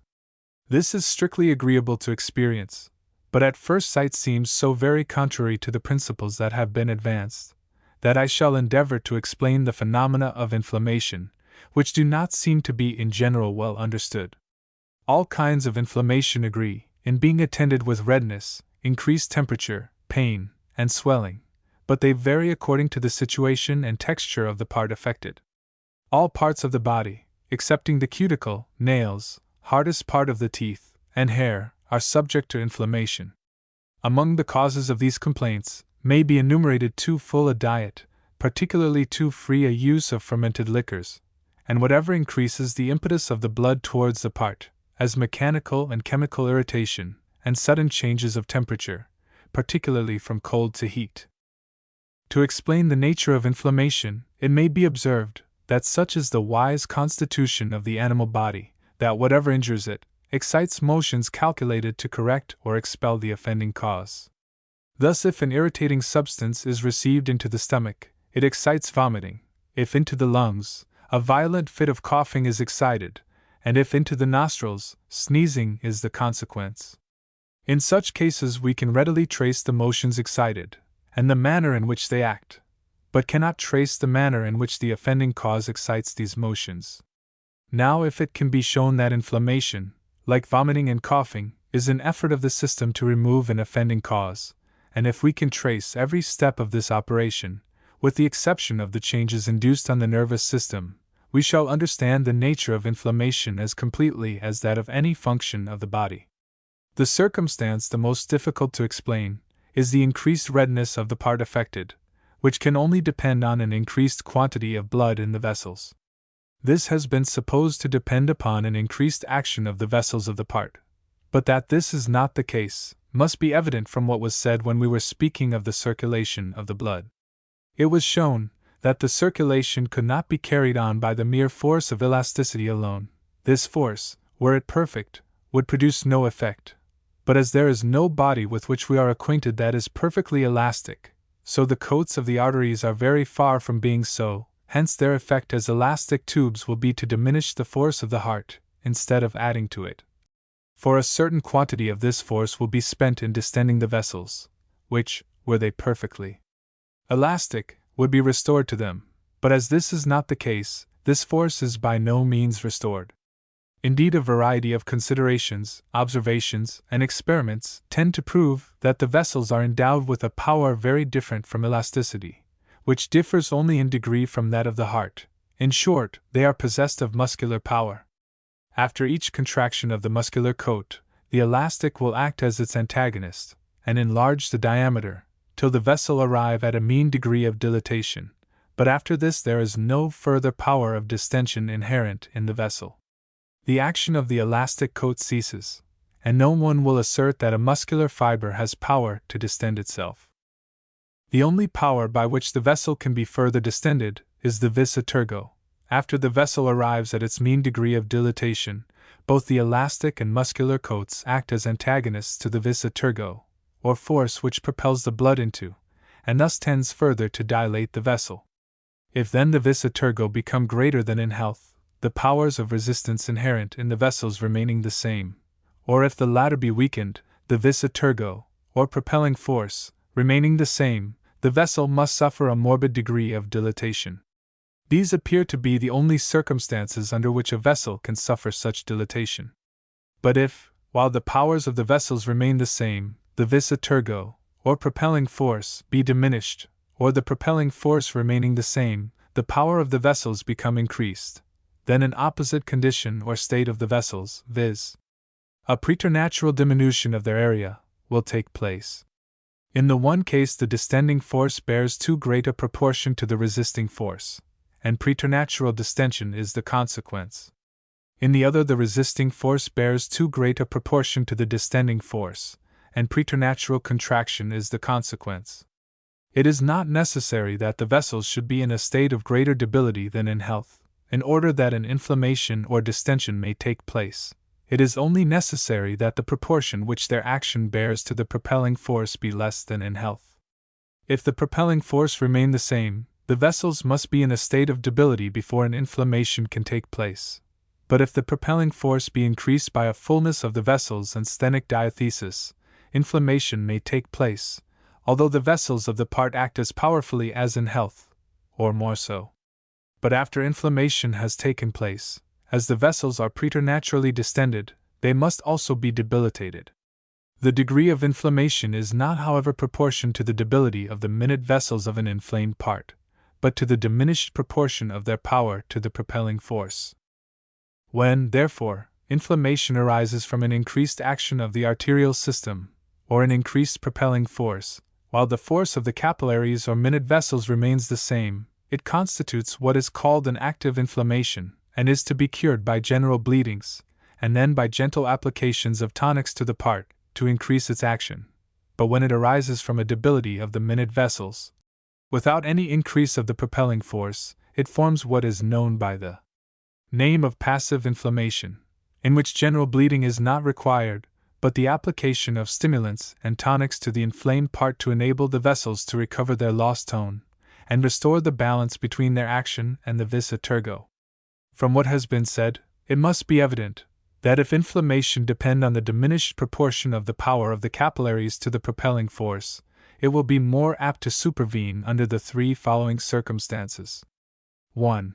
In a state of plethora, because then all the vessels are overdistended, and consequently any cause tending further to distend them, whether it be a cause which debilitates them, or increases the propelling force, will be more felt than in health. 2. In a state of general debility, because the vital powers in any part are more readily destroyed than in health. 3. In a state of general excitement, because then the propelling force is everywhere strong, and consequently apt to occasion distension of the vessels, wherever any degree of debility occurs. These are the states of the system which are found to predispose to inflammation. In the first and last, the inflammation is generally of that kind, which is termed active, the propelling force is considerable, and the larger arteries are readily excited to increased action. In the second state, the inflammation is of the passive kind. This is not merely a useless physiological disquisition, it is of the greatest use in directing our practice, and teaches us that, in passive inflammation, which has all the symptoms of active, and therefore shows in a striking point of view the fallacy of symptoms, we shall not succeed by applying leeches, and other debilitating means, to the inflamed part. On the contrary, we shall aggravate the complaint, and the cure must be effected by stimulants applied to the part. As an instance of this kind of inflammation, I may mention that kind of ophthalmia or inflammation of the eyes, which is of long standing, and which not only resists the powers of leeches and blisters, but is increased by them. I have frequently been consulted by patients, who had for months been under the debilitating plan, without any benefit, and who have been relieved almost instantly by the application of electricity and a stimulating lotion, which restored the tone of the debilitated vessels of the sclerotic coat, and enabled them to expel their overcharged contents. And the balance between their action and the propelling force being restored, the inflammation disappeared. Indeed, the effects of electricity in these kinds of inflammations are wonderful. It seems to act almost by a charm, so quickly does the inflammation subside. But when we understand the nature of this kind of inflammation, it is nothing but what we might expect from its action. I have been thus minute on the subject of inflammation, because the theory of it, which I have attempted to defend, differs considerably from the commonly received opinions. I shall now proceed to consider the nature of asthenic diseases. From what has been already said, it must be evident that the causes of diseases which we have assigned are very different from those delivered by physicians who preceded Dr. Brown. Some physicians imagined that diseases were caused by a change in the qualities of the fluids, which became sometimes acid, and sometimes alkaline, or on a change of figure of the particles of the blood. Some imagined diseases to be owing to a rational principle, which they called the vis medicatrix naturae, which governed the actions of the body, and excited fever or commotion in the system to remove any hurtful cause, or expel any morbid matter, which might have insinuated itself into the body. Others supposed many diseases to arise from a constriction of the extreme vessels by cold, or from a spasm of them, which was a contrivance of the vis medicatrix, to rouse the action of the heart and arteries to remove the debility induced. We have seen, however, that health and diseases are the same state, and depending upon the same cause, viz. excitement, but differing in degree, and that the powers producing both are the same, sometimes acting with a proper degree of force, at other times either with too much or too little. We shall now examine how the diminished actions of the different exciting powers produce asthenic disease, and we shall take them in the same order as when we were speaking of sthenic diseases. It must be recollected, however, that an asthenic state, or a state of debility, may be produced in two ways. First, by directly diminishing the action of the exciting powers. Secondly, by exhausting the excitability, by a strong or long continued stimulant action. The former state is called direct debility, and the latter indirect debility. This is not merely a distinction without a difference. The body is in very different states, under these two different forms of disease. In the former case, the excitability is abundant, and highly susceptible of the action of stimulants. In the latter, it is exhausted, and the body has very little susceptibility. Cold, or a diminution of heat, carried beyond a certain degree, is unfriendly to all animals.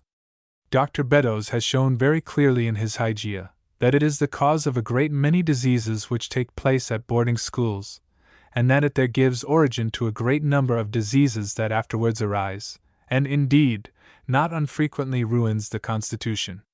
It produces relaxation of the vessels, asthenic or passive inflammation, and even gangrene. He has shown that in most schools children are afflicted with chilblains from this cause. This is a case of passive inflammation, but is only a symptom of the general debility induced, which shows itself afterwards by the production of other symptoms. Hence it is necessary for the preservation of health, that the temperature of schoolrooms should always be kept equable, and regulated by means of a thermometer. It should not exceed 50 degrees, nor should it be allowed to fall much below it. If precautions of this kind are thought to be necessary, and practiced with uncommon attention, in places where vegetables are reared, surely they ought not to be neglected in those seminaries where the human species are to be brought to maturity, and a good constitution established. But though I have no doubt whatever that this equable temperature would prevent a number of diseases, which originate in too low a temperature, yet I am far from wishing to have it thought that I would not induce a hardy state of the constitution, which would enable it to bear the vicissitudes to which it must be exposed in its journey through life, by every means in my power. Hardiness is the most enviable of all the attributes of animal nature, and can neither be acquired, nor recovered when it is lost, but upon certain terms, to which many people submit with reluctance, because they must give up many indulgences and gratifications with which it is utterly inconsistent. One of the causes that chiefly contributes to reduce persons living in affluence below the standard of hardiness is the dependence they place on a considerable degree of external warmth, for preserving a comfortable state of sensation. From what has been said again and again in some of the latest of these lectures, it must be evident that continued warmth renders the living system less capable of being excited to strong, healthy, and pleasant action. Heat in excess, whether it may be excess of duration or intensity, constantly debilitates, by exhausting the excitability of the system, and thus producing a state of indirect debility. Every muscle steeped in a heated medium, whether of air or water, loses much of its contractibility. A heart kept in heated air, or put in hot water, will not contract on the application of a stimulus. Even the limb of a frog, when heated in this manner, ceases to move on the application of the galvanic exciters. Every nerve grows languid, and when it does become excited, it acquires a disposition to throw the moving fibers, with which it is connected, into starts, twitchings, and other irregular convulsive motions. Though therefore nothing can more contribute to the health of the body than a moderate and well-regulated temperature, about 48 or 50 degrees, sometimes for a short interval a little lower, when exercise is taken at the same time, yet when we consider the life led by persons of fashion, we should hope that it proceeded from ignorance of these consequences. So diametrically opposite is it to the dictates of nature and reason. Instead of rising from table after dinner, and availing themselves of the cooling and refreshing qualities of the air, even in the finest seasons, when everything which pure and simple nature can offer invites them abroad, they do everything they can, as Dr. Beddoes observes, to add to the overstimulating operation of a full and hearty dinner. After taking strong wine with their food, they sit in rooms rendered progressively warmer, all the afternoon, by the presence of company, by the increase of fires, and for more than half the year, by the early closing of the shutters, and letting down of the window curtains. After a short interval, tea and coffee succeed, liquors stimulating both by their inherent qualities, and by virtue of the temperature at which they are often drank. And that nothing may be wanting to their pernicious effect, they are frequently taken in the very stew and squeeze of a fashionable mob. The season of sleep succeeds, and to crown the adventures of the evening, the bedroom is fastened close, and made stifling by a fire, and though the robust may not quickly feel the effects of this mode of life, with the feeble it is quite otherwise. These, as they usually manage, rarely pass a few hours of sleep without feverishness and uneasy dreams, both of which contribute to their finding themselves by far more spent and spiritless in the morning than after their evening fit of forced excitement, instead of having their spirits and strength recruited by the chief nourisher in life's feast. Perhaps they drink tea before rising, and indulge in a morning nap. This weakens much more than the greatest muscular exertion they would be capable of supporting for an equal time. For the sleep at this time is almost invariably disturbed, and attended by a heat of the skin. The reason of this must be evident to every one who has attended these lectures. The effect of sleep is to accumulate the excitability, or render it more sensible to the effects of any stimulants applied. This takes place in every constitution, and much more in the more delicate. Hence the heat of the bed, and of the tea, acts so powerfully on the surface, as, in general, to produce great perspiration, or, at any rate, great languor and debility. Let me ask, can anyone, who lives in this manner, expect to enjoy good health? With as great probability might we expect that when we plunged a thermometer into hot water, the mercury would not rise, or when we applied a lighted match to gunpowder, it would not explode. The laws of nature are constant and uniform, and the same, or similar causes, both in the animate and inanimate world, are always productive of the same, or similar effects. The cure of these complaints is at least obvious, if not easy. It consists in deserting crowded and heated rooms, at least for part of the time they have been usually occupied, in abstaining from strong wines, in keeping the bedrooms moderately cool, and retiring to rest at a proper hour. With respect to the effects of nutriment, in producing asthenic diseases, we may observe that all watery vegetable food, too sparing a use of animal food, as also meat which is too salt, and deprived of its nutritious juices by keeping, when more nutritious matter is at the same time withheld, constantly weaken, and thereby tend to produce asthenic diseases. Hence would appear to arise that remarkable imbecility of body and mind which distinguishes the genus. Hence arise the diseases with which the poor are everywhere afflicted, hence scrofula, epilepsy, and the whole band of asthenic diseases. But intemperance in eating and drinking, or taking nutritious and highly stimulant substances too freely, will, infallibly, bring on asthenic disease, or a state of indirectability, by exhausting the excitability, and it must be observed that this species of debility is much worse to cure than the direct kind, for in the latter we have abundance of excitability, and a variety of stimuli, by which we can exhaust it to the proper degree, and thus bring about the healthy state, whereas in indirectability, the vital principle or excitability is deficient, and we have not the means of reproducing it, at pleasure, absolutely under our command. Besides, the subtraction of stimulants, which is one of the most certain means we have of accumulating excitability, if carried to a great extent, in diseases of indirectability, would produce death, before the system had power to reproduce the lost or exhausted excitability. Hence the cure, in these two kinds of debility, must be very different. In cases of directability, as in epilepsy, we must begin with gentle stimulants, and increase them with the greatest caution, till the healthy state is established. We must, however, guard most carefully against overdoing it, for, if we should once overstep the bounds of excitement, and convert the direct into indirectability, we shall have a disease to combat, in which we have both a want of excitement, and of exciting power.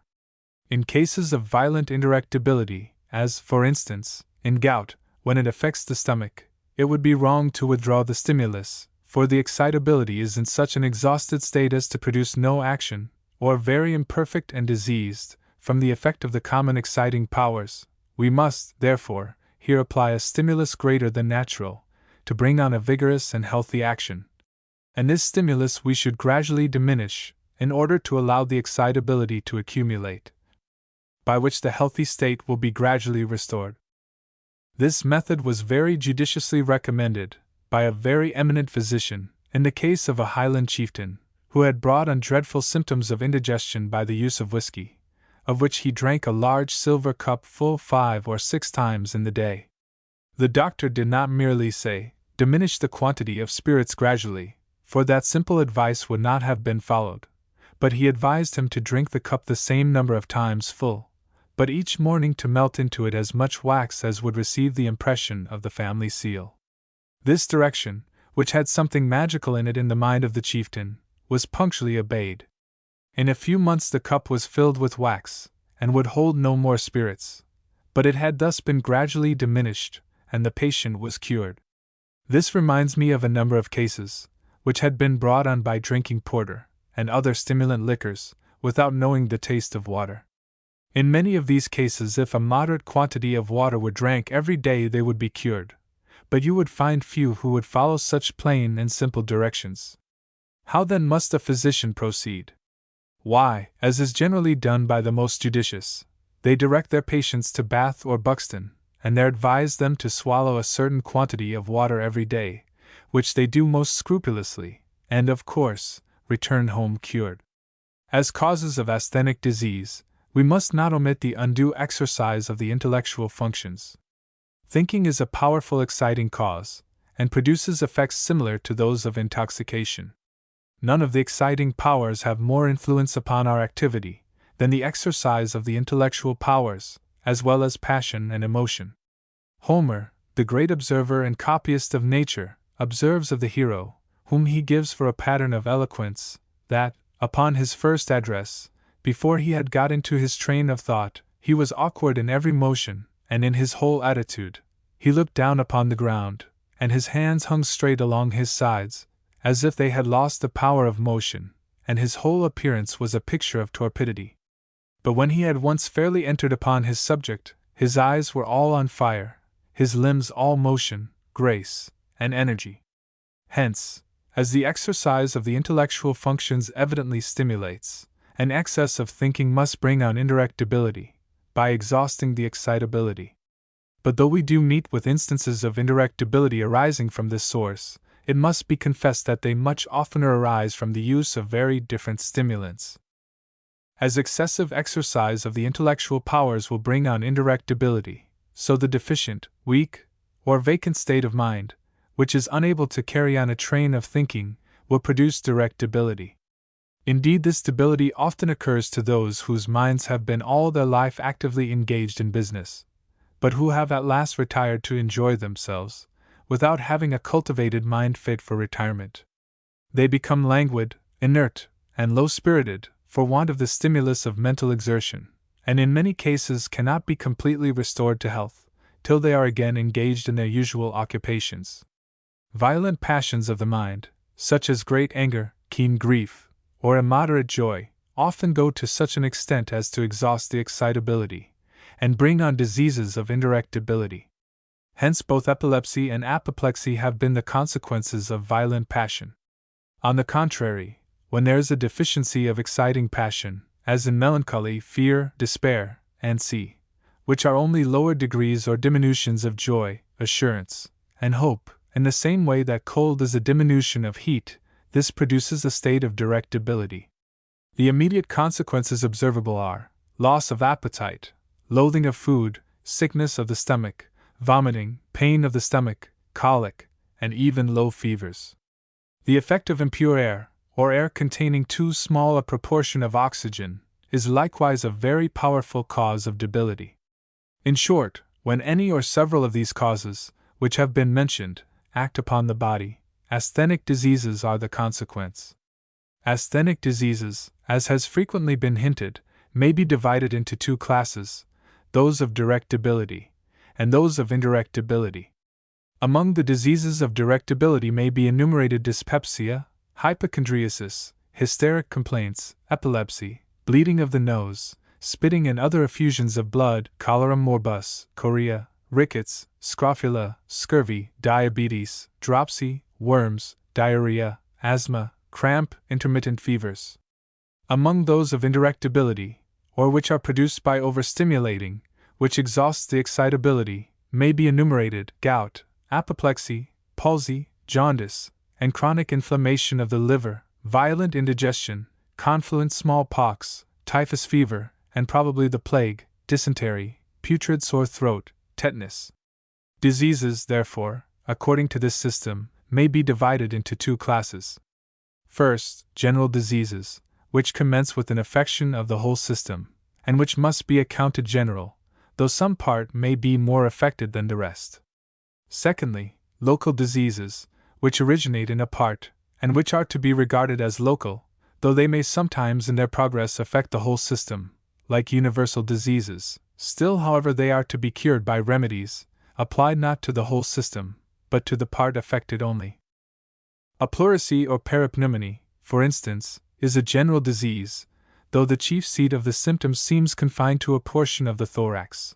But the affection of this part, though it may be somewhat greater than that of any other equal part, is vastly less than the affection or diathesis diffused over the whole body. The exciting or hurtful causes which produce these diseases by no means exert their whole power upon a small portion of the superficial vessels of the lungs, and leave the rest untouched. On the contrary, they affect every part of the system, and the whole body partakes of the morbid change. Indeed, the general or universal affection, viz., a sense of heaviness and fullness, uneasy sleep, and other symptoms of increased excitement, are commonly perceived some time before the pain of the thorax becomes sensible. The remedies which remove the disease, viz., venesection, abstaining from animal food, and every mode of debilitating, do not exert their whole efficacy on an inflamed portion of the lungs, for by removing the affection of the lungs we should go but a little way towards removing the disease. Among local diseases we may enumerate wounds, or solutions of the continuity of the part, bruises, fractures, inflammations from local irritation, and hence it is evident that the treatment of general diseases is the province of the physician, and of local ones of the surgeon. But there are some general diseases which are apt to degenerate into local, and therefore require the attention both of the physician and the surgeon. Among these we may reckon suppuration and gangrene, sphacilis, and some others. The first class, or general diseases, may be divided into two orders, sthenic and asthenic. The asthenic order may be subdivided into two genera, viz., diseases of direct debility, and diseases of indirect debility. For debility, according to the system I am explaining, is that relaxed or atonic state of the system which accompanies a deficient action of the stimulant or exciting powers, and this deficient action may arise immediately from the partial or too sparing application of the exciting powers. The excitability or capacity of the system to receive their actions, being unaffected or sufficiently abundant, or it may arise from the excitability being exhausted by the violent or long-continued action of the exciting powers. This arrangement of diseases, which naturally follows from the fundamental principles of the doctrine, and which is guided by the state and degree of excitement, is widely different from that of former nosologists, who have arranged or classed them according to symptoms, which have already been shown to be fallacious, and which method of arrangement brings together diseases the most opposite in their nature, and separates those most nearly allied. This is evident in every part of the nosology of Sauvages and Cullen.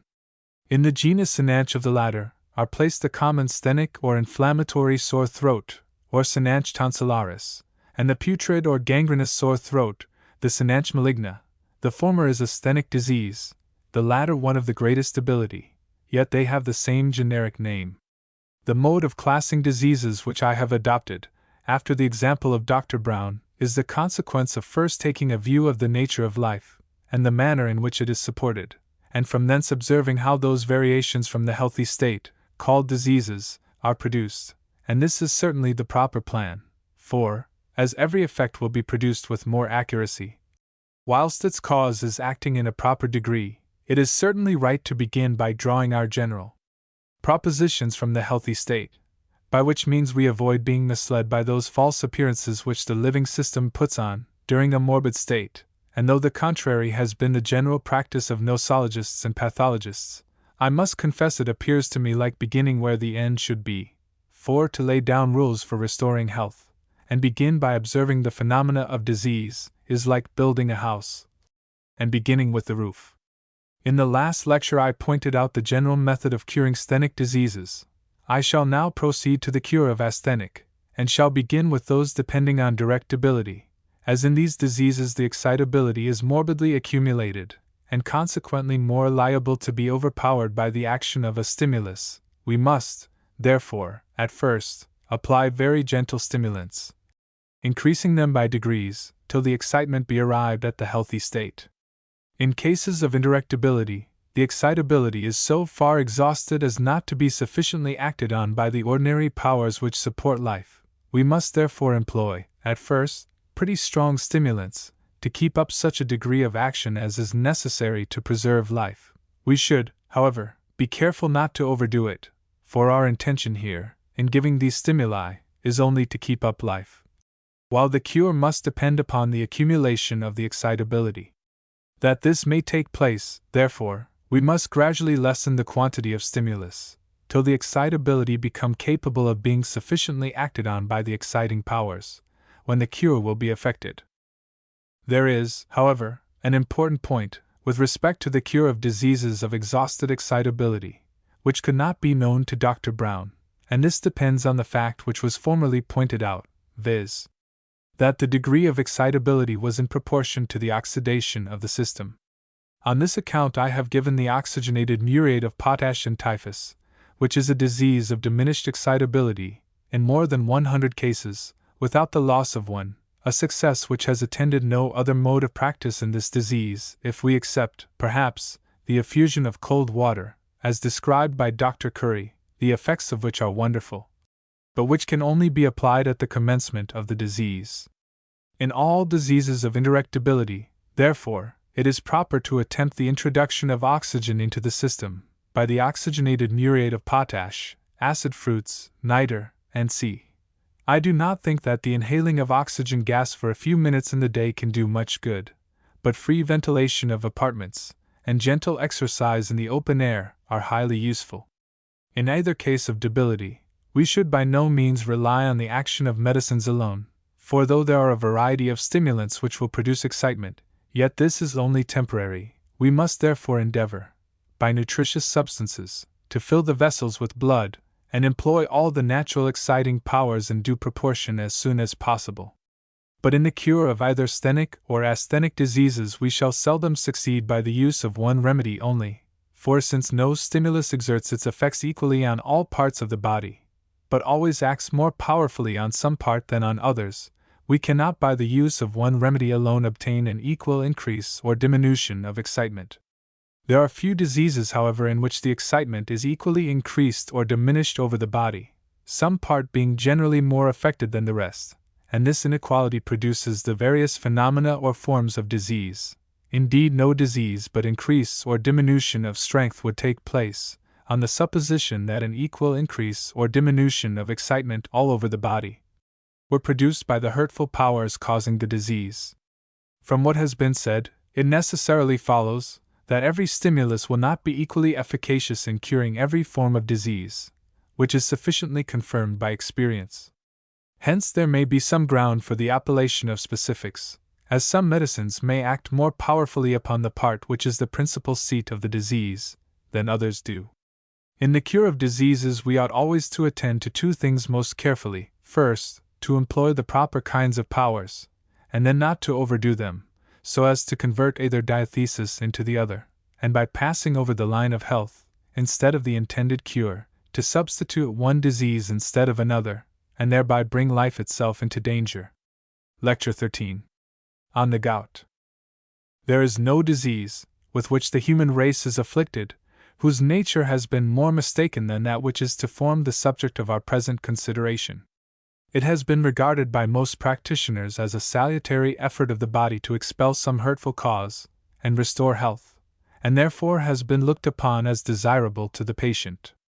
To attempt to cure it, therefore, would have been wrong, had it been curable, but it has likewise been looked upon as beyond the reach of medicine, or perfectly incurable, and on both these accounts, after having tried a variety of drugs, without any good effect, the physicians have at last abandoned their patients to the care of patience and flannel, which, if the constitution be not very much shattered, will often see them through the disease.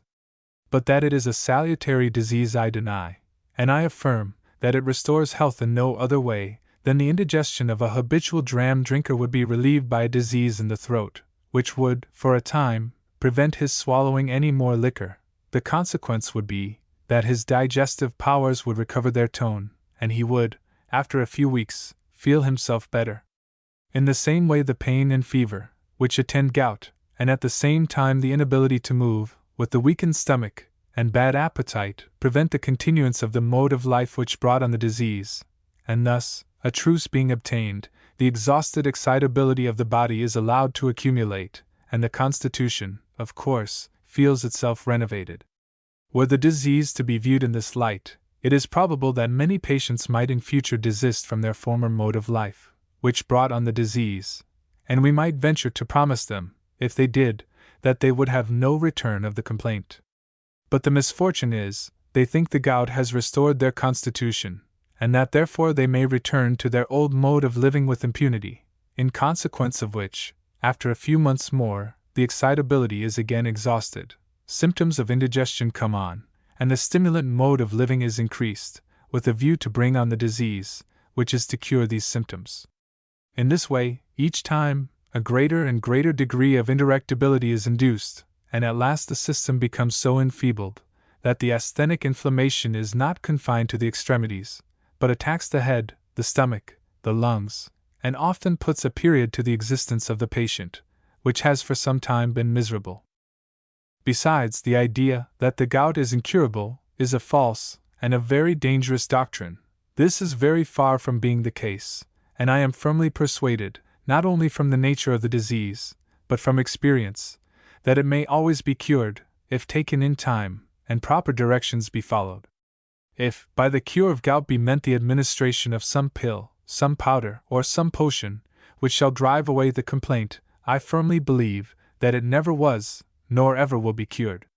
Indeed, it is astonishing that such an idea should have ever entered the mind of any person who has any knowledge of nature, or particularly of the human frame, for, if the gout is a disease of indirectability, and the effect of intemperance, as will be shown by and by, then a medicine to cure it must be something to enable a man to bear the daily effects of intemperance during his future life.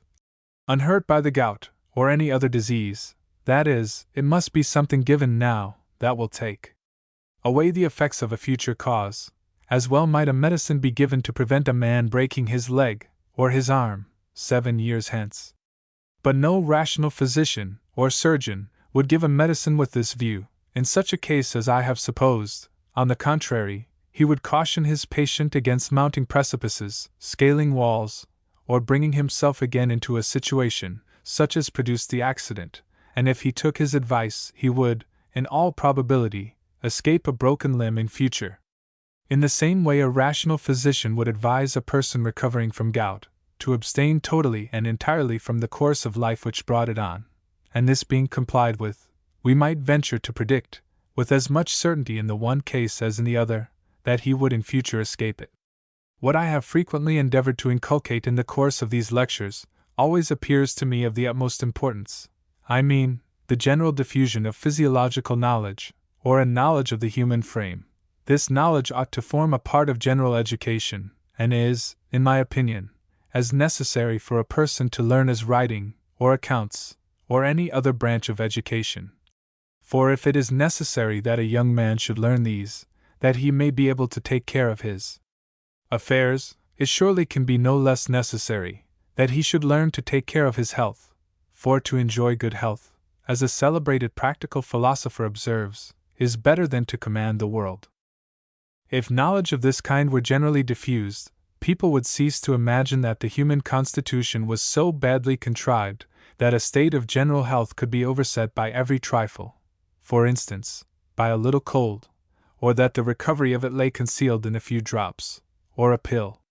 Did they better understand the nature of chronic diseases, and the causes which produce them, they could not be so unreasonable as to think that they might live as they chose with impunity. Or did they know anything of medicine, they would soon be convinced that though fits of pain have been relieved, and sickness cured, for a time, the re-establishment of health depends on very different powers and principles.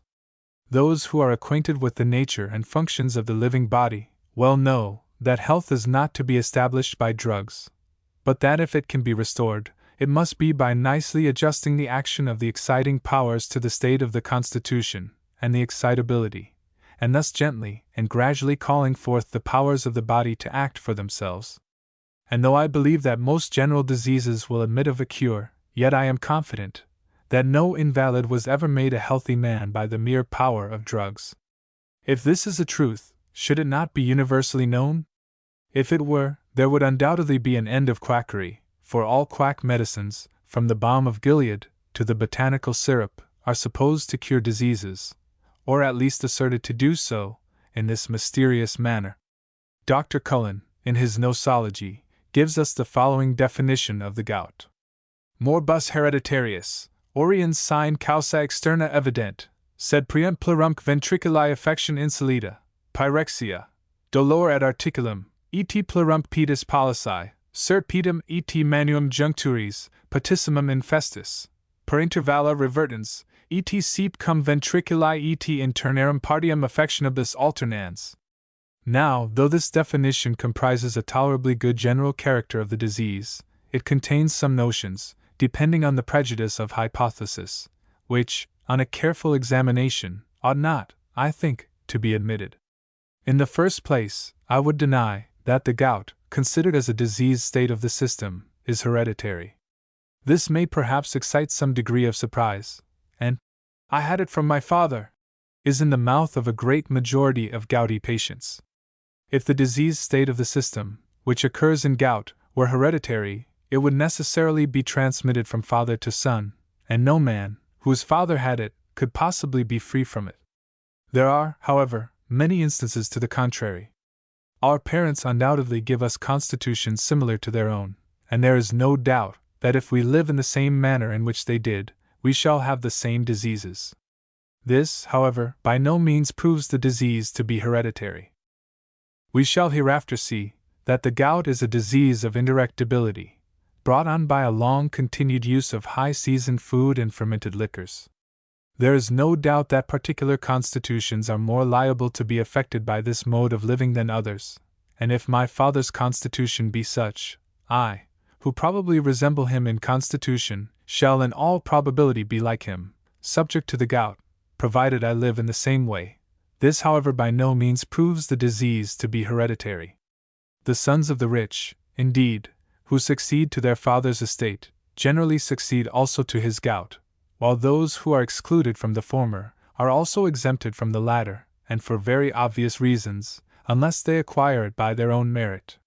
So that though the son of a gouty parent may have a constitution predisposing to the gout, that is, more liable to be affected by causes which produce this disease, still, if he regulate the stimuli to the state of his excitability, he will remain exempt from it.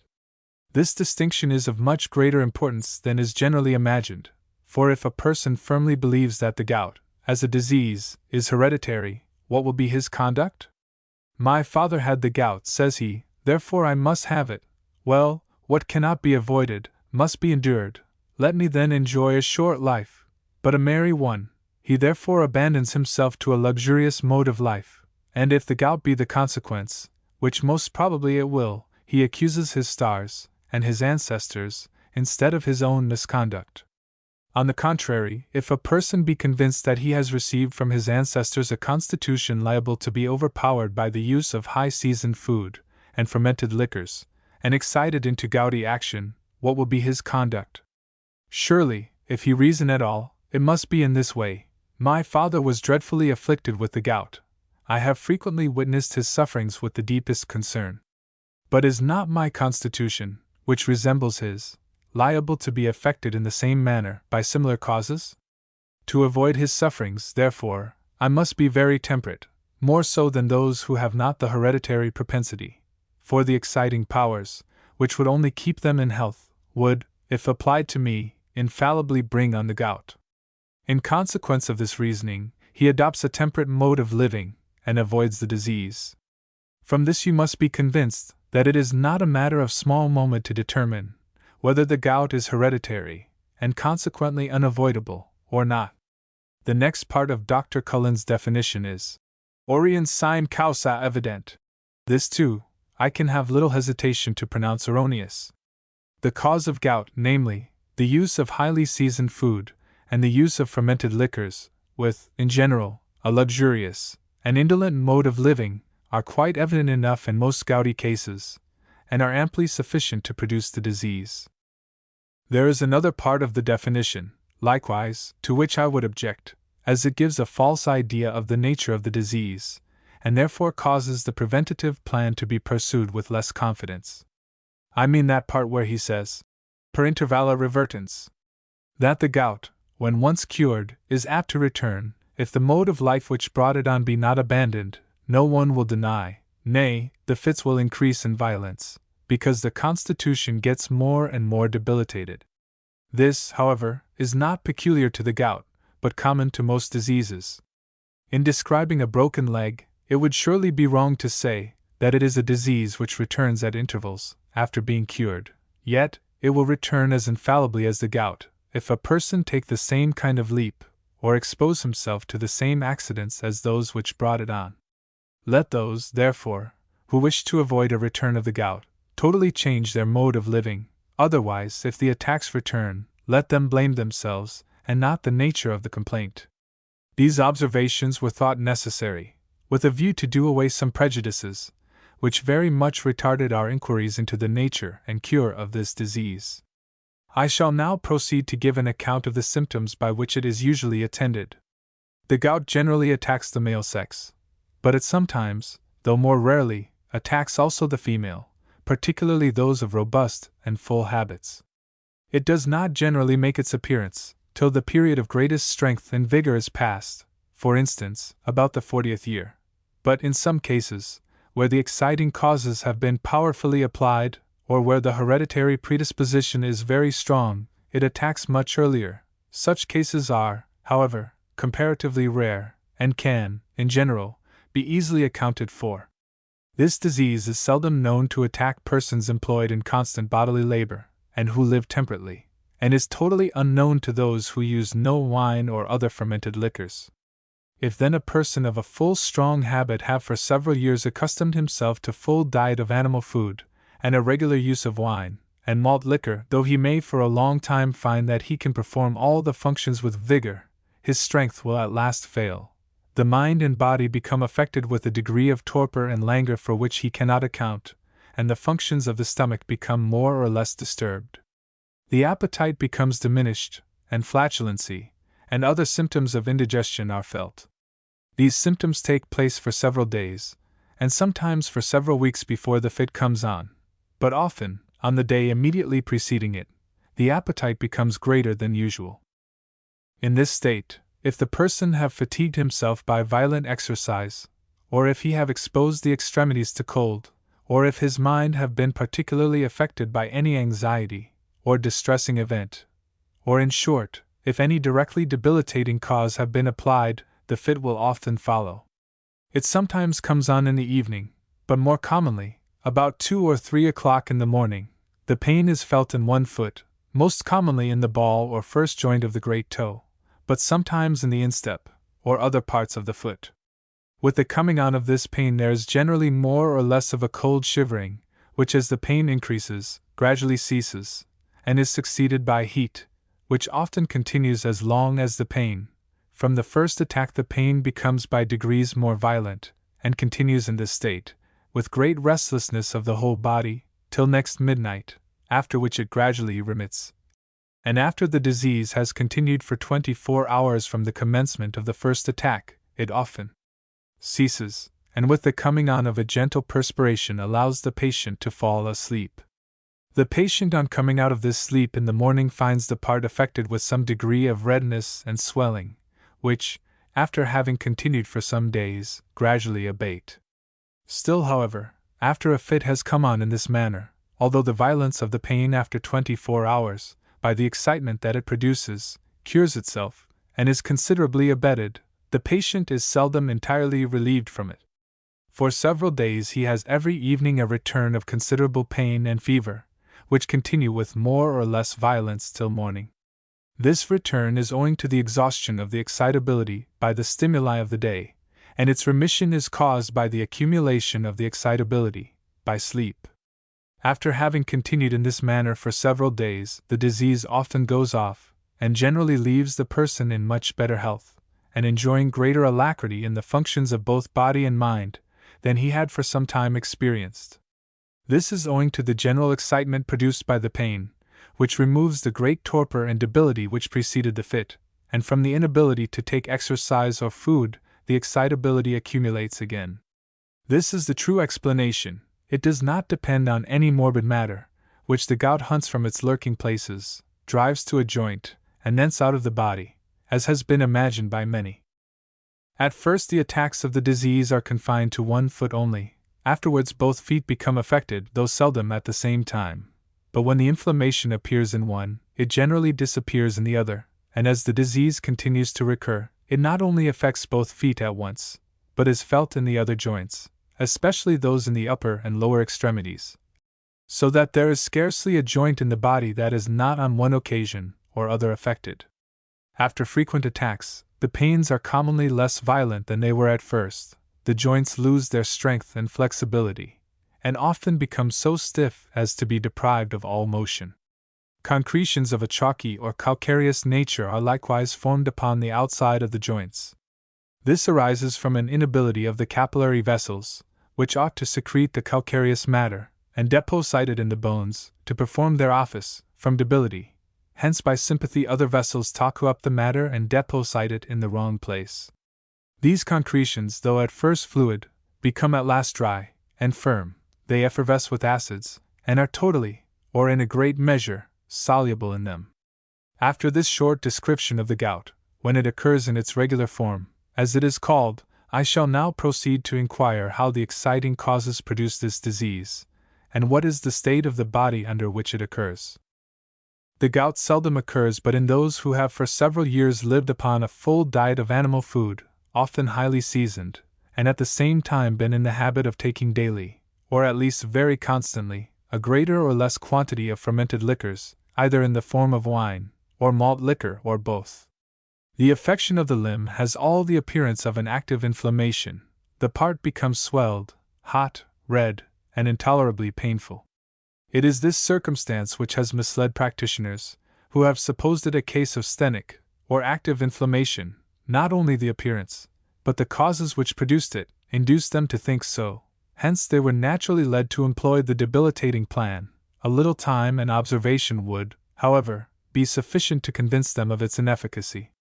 They would find that the application of leeches to the part, and of the lancet to the arm, instead of subduing the inflammation, would increase it, or if it did not, that the pain often attacked some internal part, which was ascribed to a translation of the morbific matter from one part to another, but which is merely owing to an increased debility.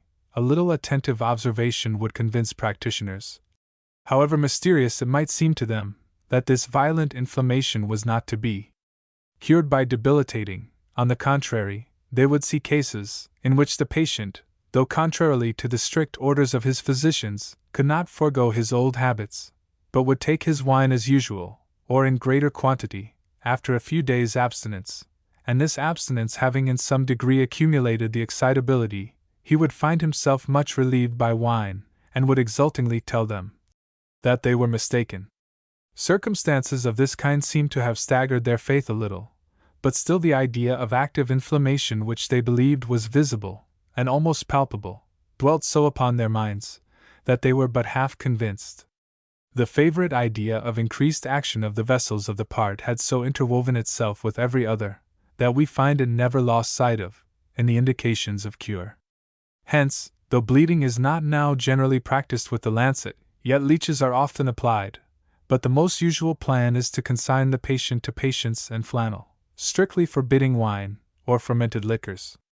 As an exception to this general mode, it is however observed by some practitioners, that when the stomach is weak, and when the patient has been much accustomed to the use of strong liquors, a little animal food, and even wine, may be allowable, and even necessary.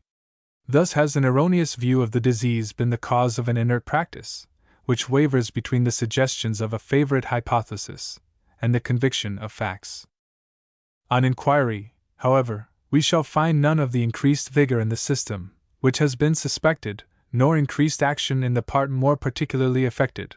On the contrary, the whole body is in a state of indirect debility, or exhausted excitability, and the part more particularly affected, in a state of asthenic inflammation. If the gout were of a sthenic or inflammatory nature, might we not ask, why the causes which produce it do not produce it in the meridian of life, when they produce their greatest effect, and when real sthenic diseases are most apt to occur? Or why the symptoms of the inflammation, like all other real sthenic inflammations, are not relieved by the debilitating plan? The contrary, however, points out to us clearly the nature of the disease. The gout is not a sthenic disease, or a disease of strength. It does not depend upon increased vigor of the constitution, and plethora, but is manifestly asthenic, like all the rest of the asthenic diseases. The mode of living is such as brings on indirect debility, or exhaustion of the excitability, such as the use of rich and highly seasoned food, and a daily use of fermented liquors. These at first certainly produce vigor, or strength, and will be the cause of sthenic diseases, but they are generally taken in such a manner that, though they produce a degree of excitement above the point of health, still they only approach the line of sthenic disease, without in general falling into it. They continue, however, to exhaust the excitability, and by the time that the vigor of the body begins naturally to decline, the system of a person who has lived in this manner is unusually torpid. All the blood vessels, which have hitherto been distended with rich blood, begin to lose their tone, from their excitability having been exhausted by the use of these powerful stimulants. But this torpor is particularly and first experienced in those parts which have been more immediately subject to the action of the exciting causes, viz., the stomach and bowels. Symptoms of indigestion occur, and the excitability of these organs having been almost entirely exhausted by the violent action of the stimulants applied, cannot now be roused to any healthy action. The food is not properly digested, but runs into a kind of fermentation, which causes an extrication of gas. This distends the stomach and bowels, and produces pains, uneasy erections, and all the distressing symptoms of indigestion. Nor is this in the least surprising, when we consider that many people who have brought on complaints of this kind have been in the habit of eating heartily of rich and highly seasoned animal food, and of drinking from a pint to a bottle of wine, and perhaps a quantity of malt liquor, almost every day of their lives for years. This mode is sufficient to wear out the powers of the stomach, were it 3 times as capacious as it is, and of the constitution, were it 10 times as strong. When a torpor, or state of exhausted excitability, of the whole system, has been induced in this manner, and symptoms of indigestion produced, any directly debilitating cause applied to the extremities, adding to the indirect debility, causes a total torpor, or inactivity of the minute vessels of the part, and thus totally destroys the balance between the propelling and resisting force. Hence the vessels will be morbidly distended with blood, a swelling and redness will take place, and an asthenic inflammation, produced in the way which I fully pointed out in the last lecture, will be established. Hence the pain, and other symptoms, which accompany a fit of the gout. Hence likewise we see why debilitating powers applied to the part will not reduce the inflammation, and why a warmth, which aggravates every really sthenic inflammatory affection, is so comfortable in this.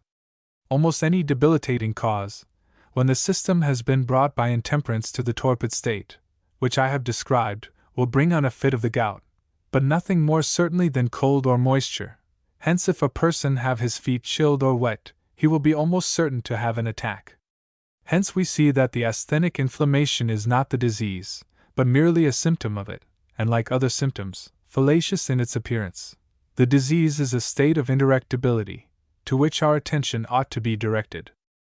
When this inflammation is violent, and accompanied with great pain, after several hours' continuance, it excites the action of the minute vessels, enables them to propel the blood, by which they are morbidly distended, and restores the balance between the resisting and the propelling force, and thus the inflammatory appearances will for a time subside, but the torpor of the whole system remaining, and the debility of the vessels returning, when their excitement, which was the consequence of their action, has ceased, another asthenic inflammation will take place, which will again cure itself as before, so that during a paroxysm, several remissions will take place, as was mentioned in the description of the disease. As during the paroxysm, the pain causes a considerable degree of excitement over the whole system, the action of the stomach and other parts is roused by it. During the fit likewise, little nutriment is taken, so that by the action of the stomach and bowels, they get rid of their load. Rest likewise assists to accumulate the excitability, so that from all these causes together, the body becomes restored to a state of vigor, which, compared with its former torpidity, makes the patient imagine that this friendly disease has restored him to a state of unusual health, and even renovated the powers of his constitution. Under this mistaken idea, he does not, when the fit leaves him, abandon the mode of life which brought on the disease.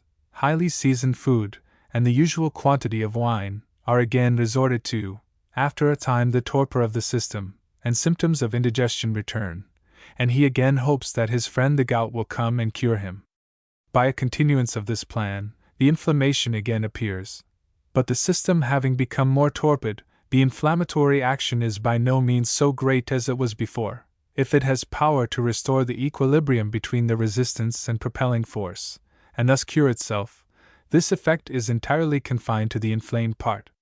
The other foot, laboring under similar torpor, or debility, now feels the effects of the propelling force, and an inflammation takes place in it, which having cured itself in the same manner, and the torpor of the foot first affected being returned, or even greater than it was before, on account of the previous excitement, the inflammation again attacks this foot, and thus the gout is supposed to emigrate from one limb to another. The gout, as a disease of general debility, however, remains the same, and it is only these symptoms, which form but a small part of the disease, that vary according to circumstances. If, during an asthenic inflammation of the lower, or upper extremities, the torpor and debility of the whole system increase, then the force of the circulation, or propelling force, being diminished, the symptoms of inflammation will suddenly disappear. But as great debility now prevails, the stomach will be apt to be affected with cramps or convulsions, or an asthenic inflammation of some internal part will take place, for, though the propelling force is not sufficient to overdistend the debilitated vessels of the extremities, it will distend those of the internal parts nearer the heart, which are now debilitated. In this case, it has been generally, but absurdly imagined, that the gout is translated, or recedes from the extremities to some internal part. The term of retrocedent gout has therefore been applied to occurrences of this nature. From the explanation which has been given, it is evident that this term is improper. The general debility being increased, the propelling force becomes unable to produce an inflammation of the extremities, and this is the reason why it disappears. The disease, however, is not at all altered in its nature by this variation of symptoms. It is still the same, by whatever name it may be called. It sometimes happens that after full living, the stomach becomes particularly affected, and the patient is troubled with flatulency, indigestion, loss of appetite, eructations, nausea, and vomiting, with great dejection of spirits, pain and giddiness of the head, disturbed recollection, or muddiness of intellect, as it is termed, with all the symptoms, which usually precede a regular fit of the gout. Yet no inflammatory affection of the joints is produced. This state has been absurdly enough called the atonic gout, as if there were a gout accompanied with vigor and sthenic diathesis. But the absence of inflammation in the extremities may depend on two causes. First, the powers producing the disease may have debilitated the stomach in first passages, while the vessels of the extremities are not particularly debilitated, and the resisting force is able to counterbalance the propelling force. In this case, no morbid degree of distension or inflammation of the extreme vessels can take place. Secondly, the general debility may be such, and the power of the circulation so much diminished, that, though the extreme vessels may be debilitated, no inflammation or preternatural distension will take place. Hence, we see that this is still the same disease, but that physicians have erred in their explanation of the symptoms, by regarding that as the principal part of the disease, which is only a symptom. We have seen then, that by the theory which has been unfolded, all the symptoms of this hitherto mysterious disease are plainly and naturally explained. We shall next see if the only method of cure which experience warrants cannot be explained upon the same principles. If, on entering this part of the subject, any one should expect that I should furnish him with a receipt, consisting of certain drugs, which swallowed, will cause this terrible disease to disappear, and health to take its place, he would be very much mistaken, for, can any person in his senses suppose that a disease, which he has been almost his whole life in contracting, and an exhausted state of the excitability, which has been gradually brought on by years of intemperance, can be dispersed by a pill, a powder, or a julep. Or if the symptoms could be relieved by medicine, which they often may, can he suppose that they will not return, if the same mode of living, which first brought them on, be continued? I shall, however, proceed to give some directions, which if rigidly persevered in, will not only afford relief in the fit, but will prevent its return with such violence, and at last totally eradicate it, provided the constitution be not completely exhausted, and almost every joint stiffened with calcareous concretions. The inflammation of the extremities may at any time be relieved by means of electricity, or by stimulant embrocations applied to the part, and this without any danger whatever of throwing the complaint on some more vital part, as has generally been imagined. If I were to apply any debilitating means to the part, I should then probably relieve the pain, but by debilitating the whole system, should cause an attack of the stomach, or some other internal part, as has been already explained, but by a stimulant application to the inflamed part one run no such risk. The inflammation is of the asthenic kind, depending upon a debility of the small vessels, whereby they do not afford sufficient resistance to the propelling force, and therefore become morbidly distended, or inflamed, as it is termed, though this term is certainly improper, even in a metaphorical view, but a stimulant application to the part excites the debilitated vessels to action. Their contraction diminishes the morbid quantity of blood, and the balance between the propelling and resisting forces being restored, the inflammation of course ceases. This is not a mere deduction, a priori, from the theory of inflammation, which I have delivered, it is the result of repeated experience. I have seen several very violent gouty inflammations very speedily removed by electricity.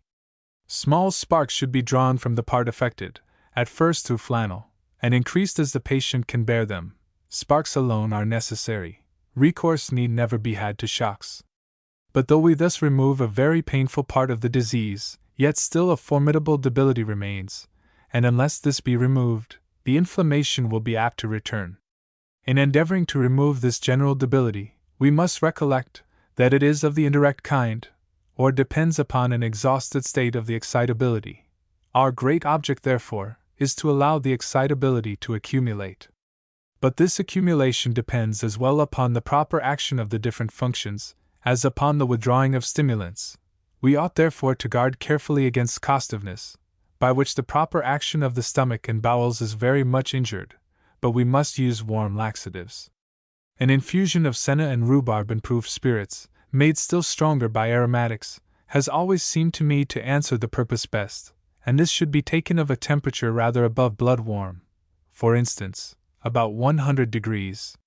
This is particularly necessary when the gout attacks the stomach, and I have several times seen a severe attack of it removed in half an hour, by a tincture of this kind.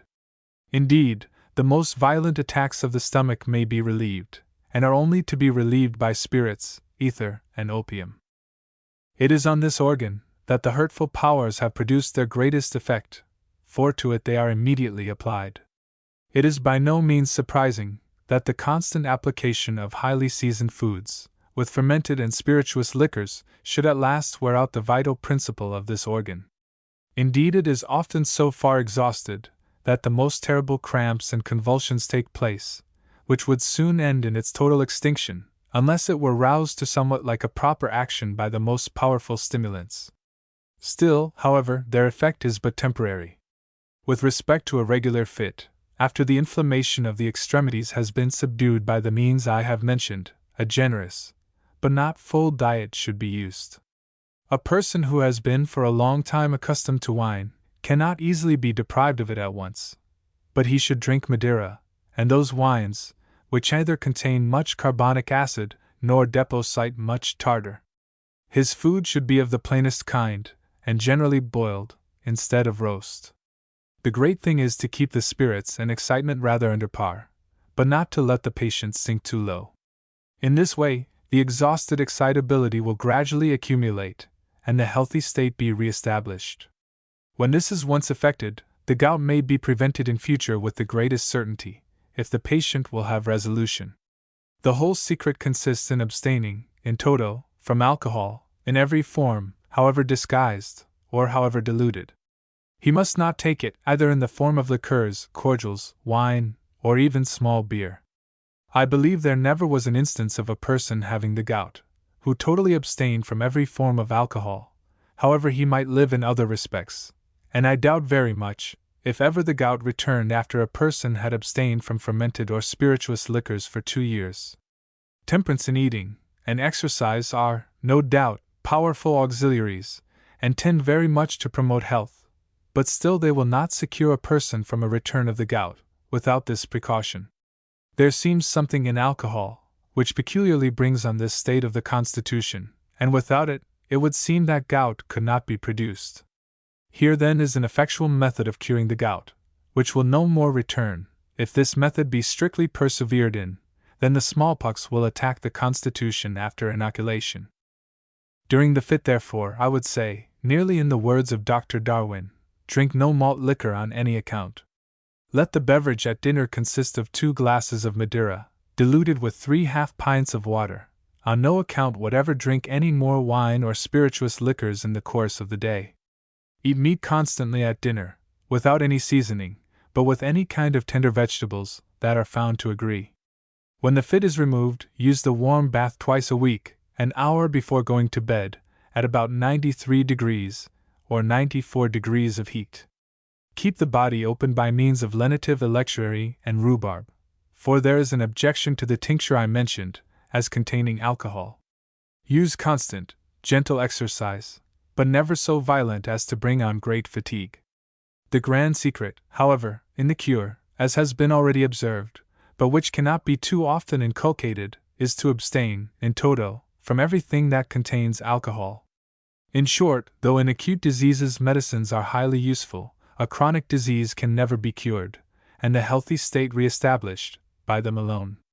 To effect a cure in such cases, we must reform our mode of life, change our bad habits into good ones, and then, if we have patience to wait the slow operations of nature, we shall have no reason to regret our former luxuries. Lecture 14. Nervous Complaints and C. In this lecture I propose to take a view of some of those affections, which have been commonly, but improperly known by the appellation of nervous complaints, because it has been supposed by many that they are owing to a deranged state of the nerves, which, however, is by no means the case, for I hope to be able to make it appear that these symptoms arise from a general affection of the excitement of the system. In short, by far the greater number of these complaints arise from such a state of the excitement as approaches predisposition, or perhaps ranges between predisposition and disease, but does not in general actually reach disease, or rather, it is a state of the excitement, so far departing from the point of perfect health, that the functions are not performed with that alacrity, or vigor, which ought to take place, but labor under that disturbed and uneasy action, which, though it cannot be called actual disease, yet deviates considerably from the point of perfect health. This is a new view of these diseases, but the more I have examined it, the more I am convinced that it is just. Indeed, the name, nervous, has generally been given to an assemblage of symptoms, which the physicians did not understand, and when the patient relates a history of symptoms, and expects that his physician shall inform him of the name and nature of his complaint, he generally receives for answer that his complaints are nervous, or bilious, terms which convey no distinct ideas, but which serve to satisfy the patient, and to conceal the ignorance of the physician, or spare him the labor of thinking. Indeed, the idea of nervous diseases, which I have already pointed at, is not only new, but could only have arisen from such a view as we have been taking of the states of excitement and excitability. This view will not only lead us to form a more just idea of the manner in which these diseases originate, but will point out a distinction of them into 2 classes, of the utmost use in practice, but which distinction has totally escaped the attention of practitioners. For though these complaints have been generally thought to arise from a lowness of the nervous energy, or some kind of debility, or weakness of the nervous system, and on this account the stimulant and cordial plan of cure has been recommended, I am convinced, from observation, that nearly 1/2 of them, if not more, originate from a state of the excitement verging towards sthenic disease, and in these cases, this general mode of treatment must be highly improper. It has been already shown that when the common exciting powers which support life act in such a manner that a middle degree of exciting power acts upon a middle degree of excitability, the most perfect state of the system, or a state of perfect health, takes place. It is, however, seldom in our power so to proportion the state of excitement and excitability to each other. The action of the exciting powers is continually varying in strength, and the excitability, from a variety of stimulants and other circumstances, which are not entirely under our direction, is sometimes more, and sometimes less abundant than this middle degree. There is, however, a considerable latitude, on each side the point of health, within which the excitement may vary, and yet no disease, nor any disturbance of the functions may take place, but this has its limits, beyond which if the excitement be brought, on either side, it is evident that an uneasy or unpleasant exercise of the functions must take place. There is not, however, any precise line or boundary between this state and that in which the functions begin to be disturbed. On the contrary, the law of continuity and gradation seems to extend throughout every part of nature. This departure from the healthy state, and approach to disease, in which what has been called the nervous state consists, is gradual and scarcely perceptible, but is apt to be produced by any circumstances which lead the excitement beyond its proper limits. Nervous complaints may therefore be divided, like all other diseases, into two classes. First, those in which the excitement is increased, or in which it verges to, or has actually reached, the point of predisposition to sthenic disease. Secondly, those in which the excitement is diminished, or in which it verges towards asthenic disease. This last class, as has been done before, may be subdivided into two orders. The first will comprise those diseases in which the excitability is sufficiently abundant, or even accumulated, but where the excitement is deficient from a want of energy in the exciting powers. In the second, there has been no deficiency in the action of the exciting powers, but on the contrary, probably for a considerable time, some of the diffusible stimuli not natural to life have been applied. In this case, the excitability has become exhausted, and a proper degree of excitement cannot be produced by the action of the common exciting powers. No diseases show so clearly the fallacy of trusting to symptoms as those of the former class. I have met with innumerable cases of this kind, in which, if you were to trust to the patient's own description, they labored under considerable debility, and had it not been for the particular attention I paid to my own case, I should not probably have suspected that a directly opposite state of the system may produce these symptoms. From inheriting a good constitution, and being brought up in the country in a hearty manner, I am so much predisposed to the sthenic state that I may consider the state of my excitement as generally, indeed almost always, above the point of health, and unless I live in the most temperate and even abstemious manner, the excitement is extremely liable to overstep the bounds of predisposition and fall into sthenic disease. I have had several attacks of this kind of disease, and indeed, I never remember to have labored under any disease of debility or diminished excitement. Health, according to the view we have taken of it, may be compared to a musical string, tuned to a certain pitch or note, and though perhaps in the great bulk of mankind, either from the manner of living or from other circumstances, the excitement is a little below, and requires to be screwed up to the healthy pitch, yet there are others where it is apt to get constantly above, and where it requires letting down to this pitch. My constitution is one of these, but I have this consolation that, if I can for a few years ward off the fatal effects of some acute sthenic diseases, this tendency to sthenic diathesis will gradually wear off, and I may probably enjoy a state of good health, at a time when most constitutions of an opposite cast begin to give way. Whenever I have for some time lived rather fully, though by no means intemperately, after having for some days, or perhaps some weeks experienced an unusually good flow of spirits, and taken exercise with pleasure, I begin, first of all, to have disturbed sleep. I find myself inclined to sleep in the morning, as if I had not been refreshed by the night's sleep. My spirits become low, and I am apt to look upon the gloomy side of everything I undertake or do. I feel a general sense of languor and debility, and am ready, as I have heard many patients laboring under the same state exclaim, to sink into the earth.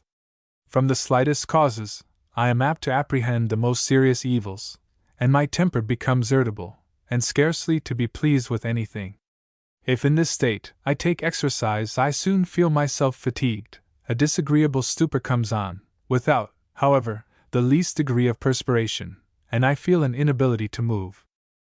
At first, I used to imagine these to be symptoms of debility, or diminished excitement, nor was it till after several ineffectual trials to relieve them by the tonic, or stimulant plan, that I was convinced of my mistake. This plan always caused an aggravation of every symptom, and if I persevered in it, an inflammatory disease was sure to be the consequence.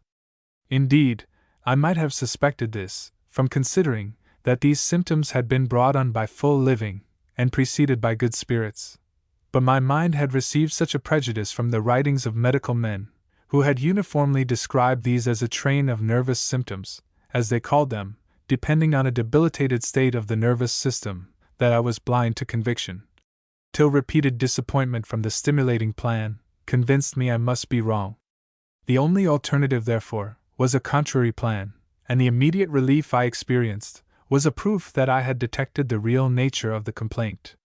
Since that time, I can at any time prevent these unpleasant symptoms by an abstemious course of life, and remove them, when they have come on, by the debilitating plan, which, instead of weakening, gives additional elasticity and strength to the fibers, and alacrity to the spirits.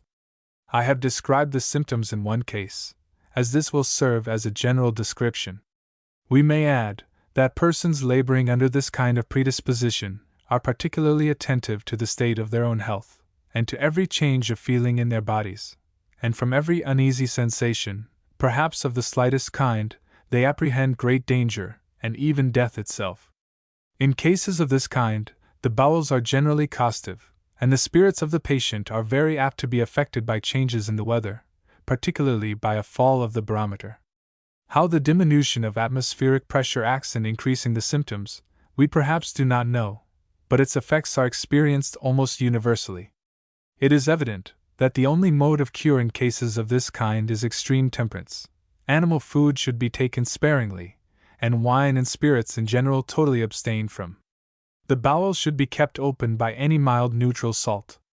I have generally found magnesia and lemonade to agree remarkably well in such cases. Exercise on horseback is also particularly useful. Bark, bitters, and the fetid and antispasmodic medicines, which are generally prescribed in such cases, are extremely hurtful. This view of nervous complaints is, I may venture to say, as new as it is just. It has never been imagined that any of them depended upon too great excitement. On the contrary, they have been universally considered as originating in debility, and of course, tonics were prescribed, which, though they produced the greatest benefit in the other class of nervous complaints, in these they occasioned the most serious evils, and often brought on real inflammatory diseases, or even diseases of indirect debility, as I have repeatedly seen. These cases cannot at first sight, however, be easily distinguished from those of the opposite class, the symptoms being nearly alike, and the patient complaining of languor, debility, and extreme depression of spirits in both. But by attending carefully to the effects produced by the exciting powers, they may in general be distinguished. A patient of this kind will tell you that he does not feel pleasant effects from wine, or spirituous liquors. Instead of exhilaration, his spirits become depressed by them, whereas, in the contrary state, he finds almost instant relief. By attending to circumstances of this kind, the nature of the complaint may in general be ascertained. Highly seasoned and strongly stimulant foods should in the sthenic hypochondriasis, if it may be so called, be avoided. But the most mischievous agent of all, and which contributes to bring on the greater number of these complaints, is wine. This, I believe, produces more diseases than all other causes put together. Every person is ready to allow that wine taken to excess is hurtful, because he sees immediate evils follow, but the distant effects, which require more attentive observation to perceive, very few see and believe, and judging from pleasant and agreeable feelings, they say that a little wine is wholesome and good for everyone, and accordingly take it every day, and even give it to their children, thus debauching their natural taste in the earliest infancy, and teaching them to relish what will injure their constitutions, but which, if properly abstained from, would prove one of the most valuable cordial medicines we possess. The idea that wine or spirituous liquors assist digestion is false. Those who are acquainted with chemistry know that food is hardened and rendered less digestible by these means, and the stimulus, which wine gives to the stomach, is not necessary, excepting to those who have exhausted the excitability of that organ by the excessive use of strong liquors. In these, the stomach can scarcely be excited to action without the assistance of such a stimulus. If the food wants diluting, water is the best diluent. Water is the only liquor that nature knows, or has provided for animals, and whatever nature gives us is, we may depend upon it, the best and safest for us.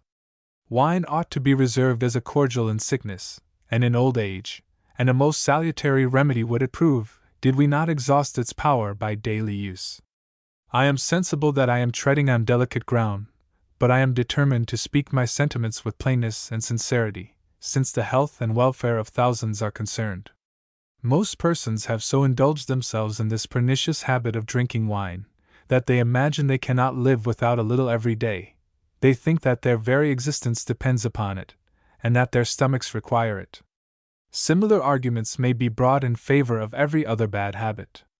Though, at first, the violence we do to nature makes her revolt, in a little time she submits, and is not only reconciled, but grows fond of the habit, and we think it necessary to our existence. Either the flavor of wine, of opium, of snuff, or of tobacco, are naturally agreeable to us. On the contrary, they are highly unpleasant at first, but by the force of habit they become pleasant. It is, however, the business of rational beings to distinguish carefully between the real wants of nature and the artificial calls of habit, and when we find that the last begin to injure us, we ought to use the most persevering efforts to break the enchantment of bad customs. And though it cost us some uneasy sensations at first, we must learn to bear them patiently. A little time will reward us for our forbearance by a re-establishment of health and spirits. I shall now proceed to examine the opposite class of nervous complaints, or such as do really depend on debility, or an asthenic state of the system. These may be divided into two orders, viz., those of direct and those of indirect debility. I shall first consider those of direct debility. Though these complaints originate from a deficiency of stimulus, yet it is very seldom from a deficiency of the common stimulant powers. The only people who in general labor under this deficiency of the common stimulants are the poor. They are seldom troubled with nervous complaints. Their daily exercise and constant attention to procure common necessaries prevent their feeling what so grievously afflicts the rich and luxurious. These complaints arise chiefly from a deficiency of mental stimuli. The most common cause of them, and whose effects are the most difficult to remove, is to be looked for in the mind. The passions and emotions, when exercised with moderation, and kept within proper bounds, are the sources of life and activity. Without these precious affections, we should be reduced to a kind of vegetation, equally removed from pleasure and from pain. For want of these elastic springs, the animal spirits lose their regularity and play. Life becomes a lethargic sleep, and we fall into indifference and languor. If then the passions are so necessary to the support of the health of the body, when in a proper degree, can we expect that when they are inordinate or excessive, or even deficient, we shall escape with impunity? Tumultuous passions are like torrents, which overflow their bounds, and tear up everything before them, and mournful experience convinces us that these effects of the mind are easily communicated to the body. We ought, therefore, to be particularly on our guard against their seduction.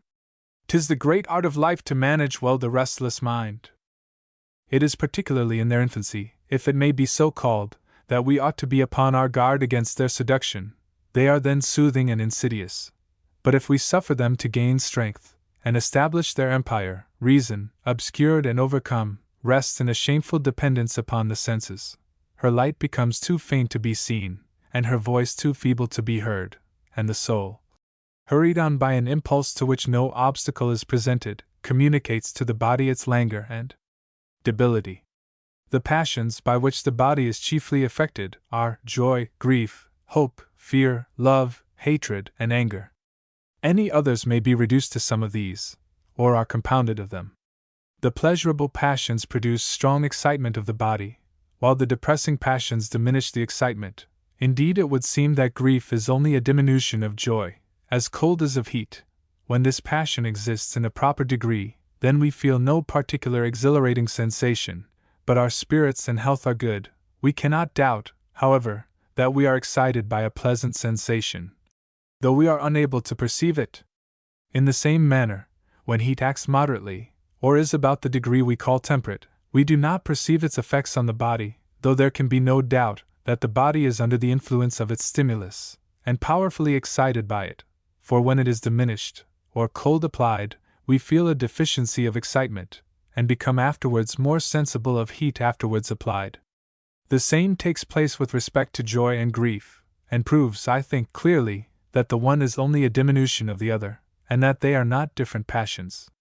When the body has been exposed to severe cold, the excitability becomes so much accumulated with respect to heat, that if it be afterwards applied too powerfully, a violent action, with a rapid exhaustion of the excitability, which ends in mortification, or death of the part, will take place. We should therefore apply heat in the gentlest manner possible, and gradually exhaust the morbidly accumulated excitability. In the same manner, when the body has been under the influence of violent grief, any sudden joy has been known to overpower the system, and even produce instant death. We have an instance in history of a mother being plunged into the extreme of grief, on being informed that her son was slain in battle.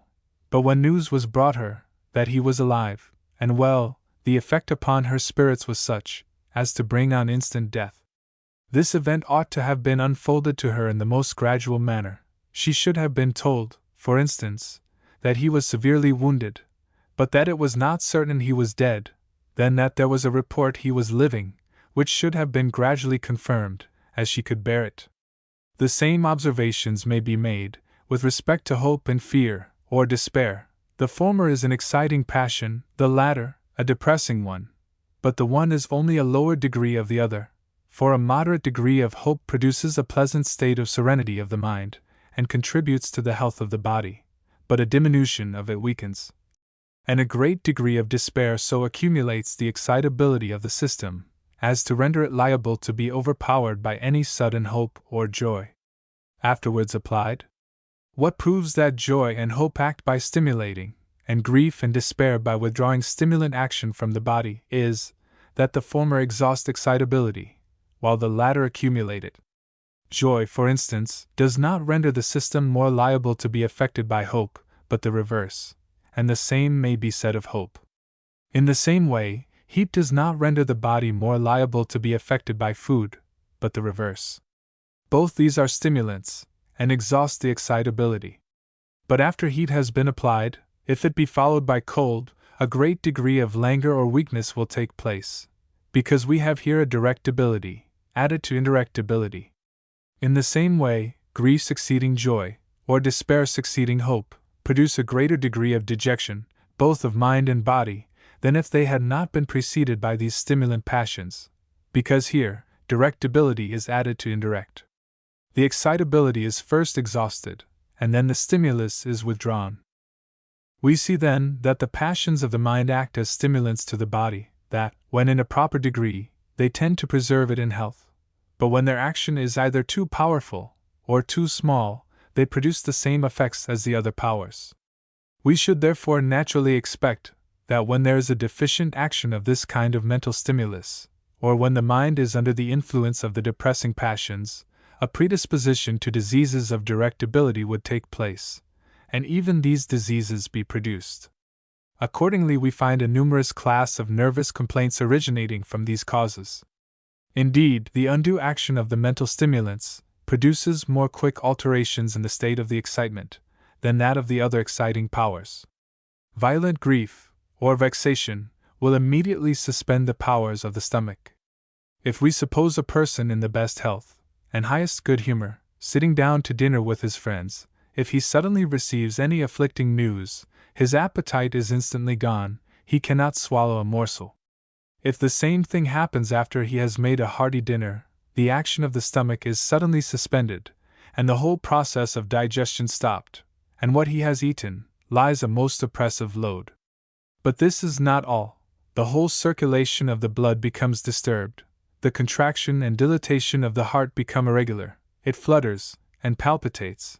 Hence all the secretions become irregular, some of the glands acting too powerfully, others not at all. Hence the increased action of the kidneys, and hence a burst of tears. Hysterical affections, epilepsy, and syncope frequently succeed, in which every muscle of the body becomes convulsed.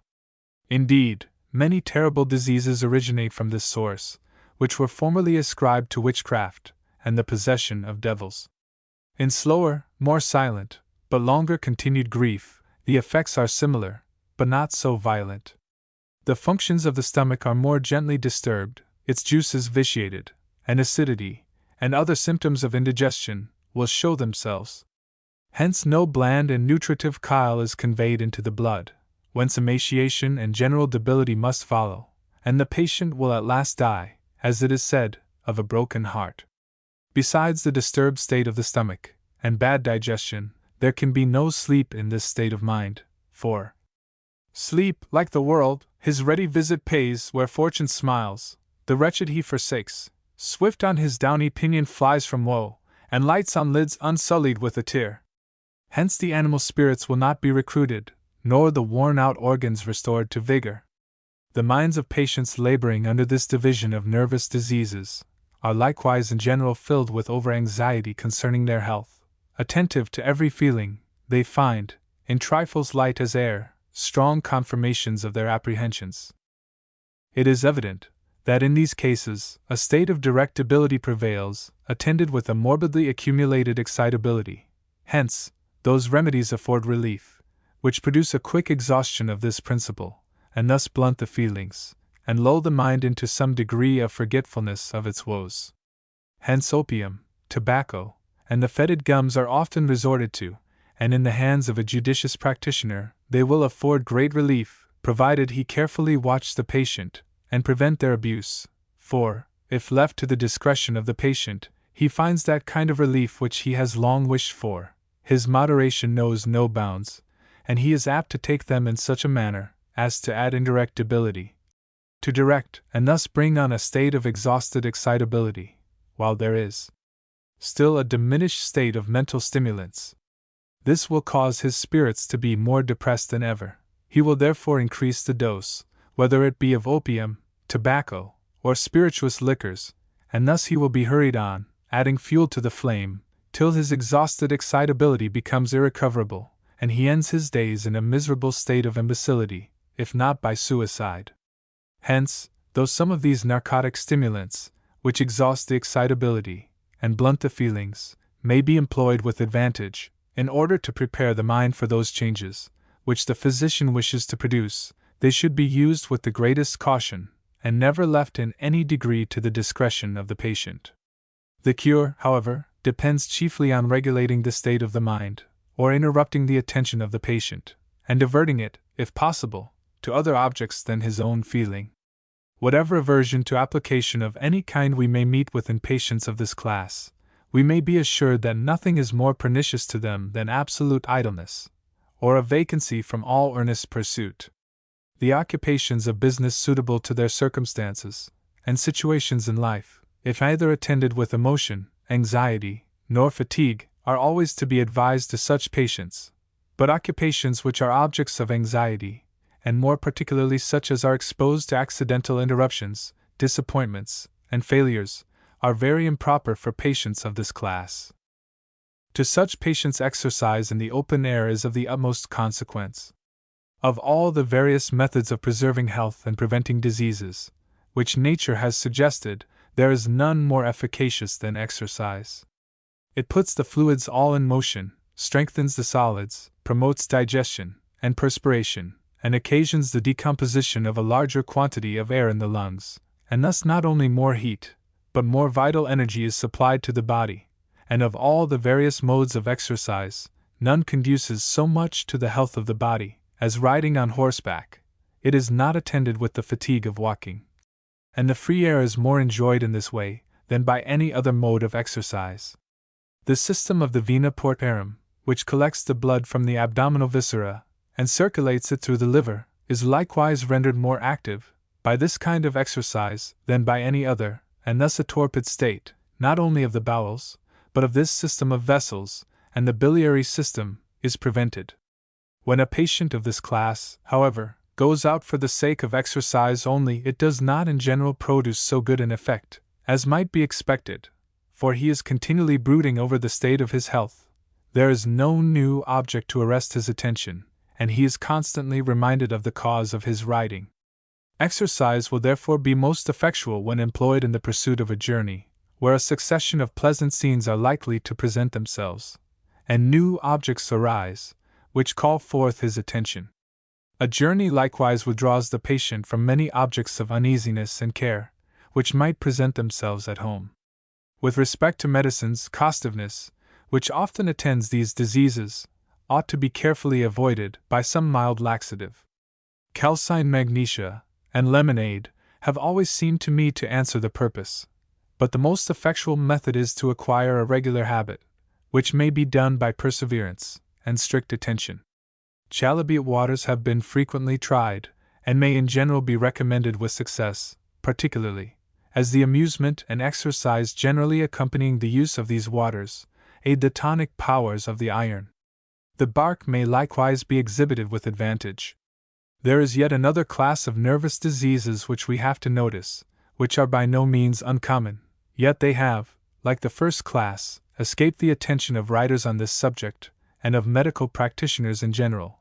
I mean those where the system is in a state of torpor, or exhausted excitability. This state of the system may be brought on by various causes, but principally by the long-continued use of opium, tobacco, or fermented liquors.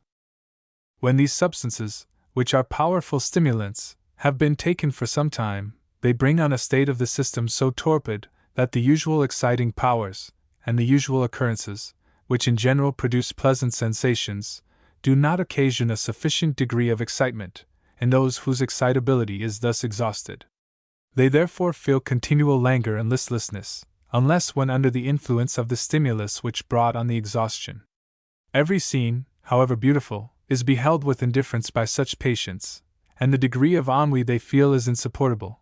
This makes them have recourse to the stimulus which has exhausted their excitability, which in some degree removes this languor for a time, but it returns with redoubled strength and redoubled horror when the stimulant effect is over, and as this repetition exhausts the excitability more and more, the stimulus is repeated in greater quantity, and thus the disease increases to a most alarming degree.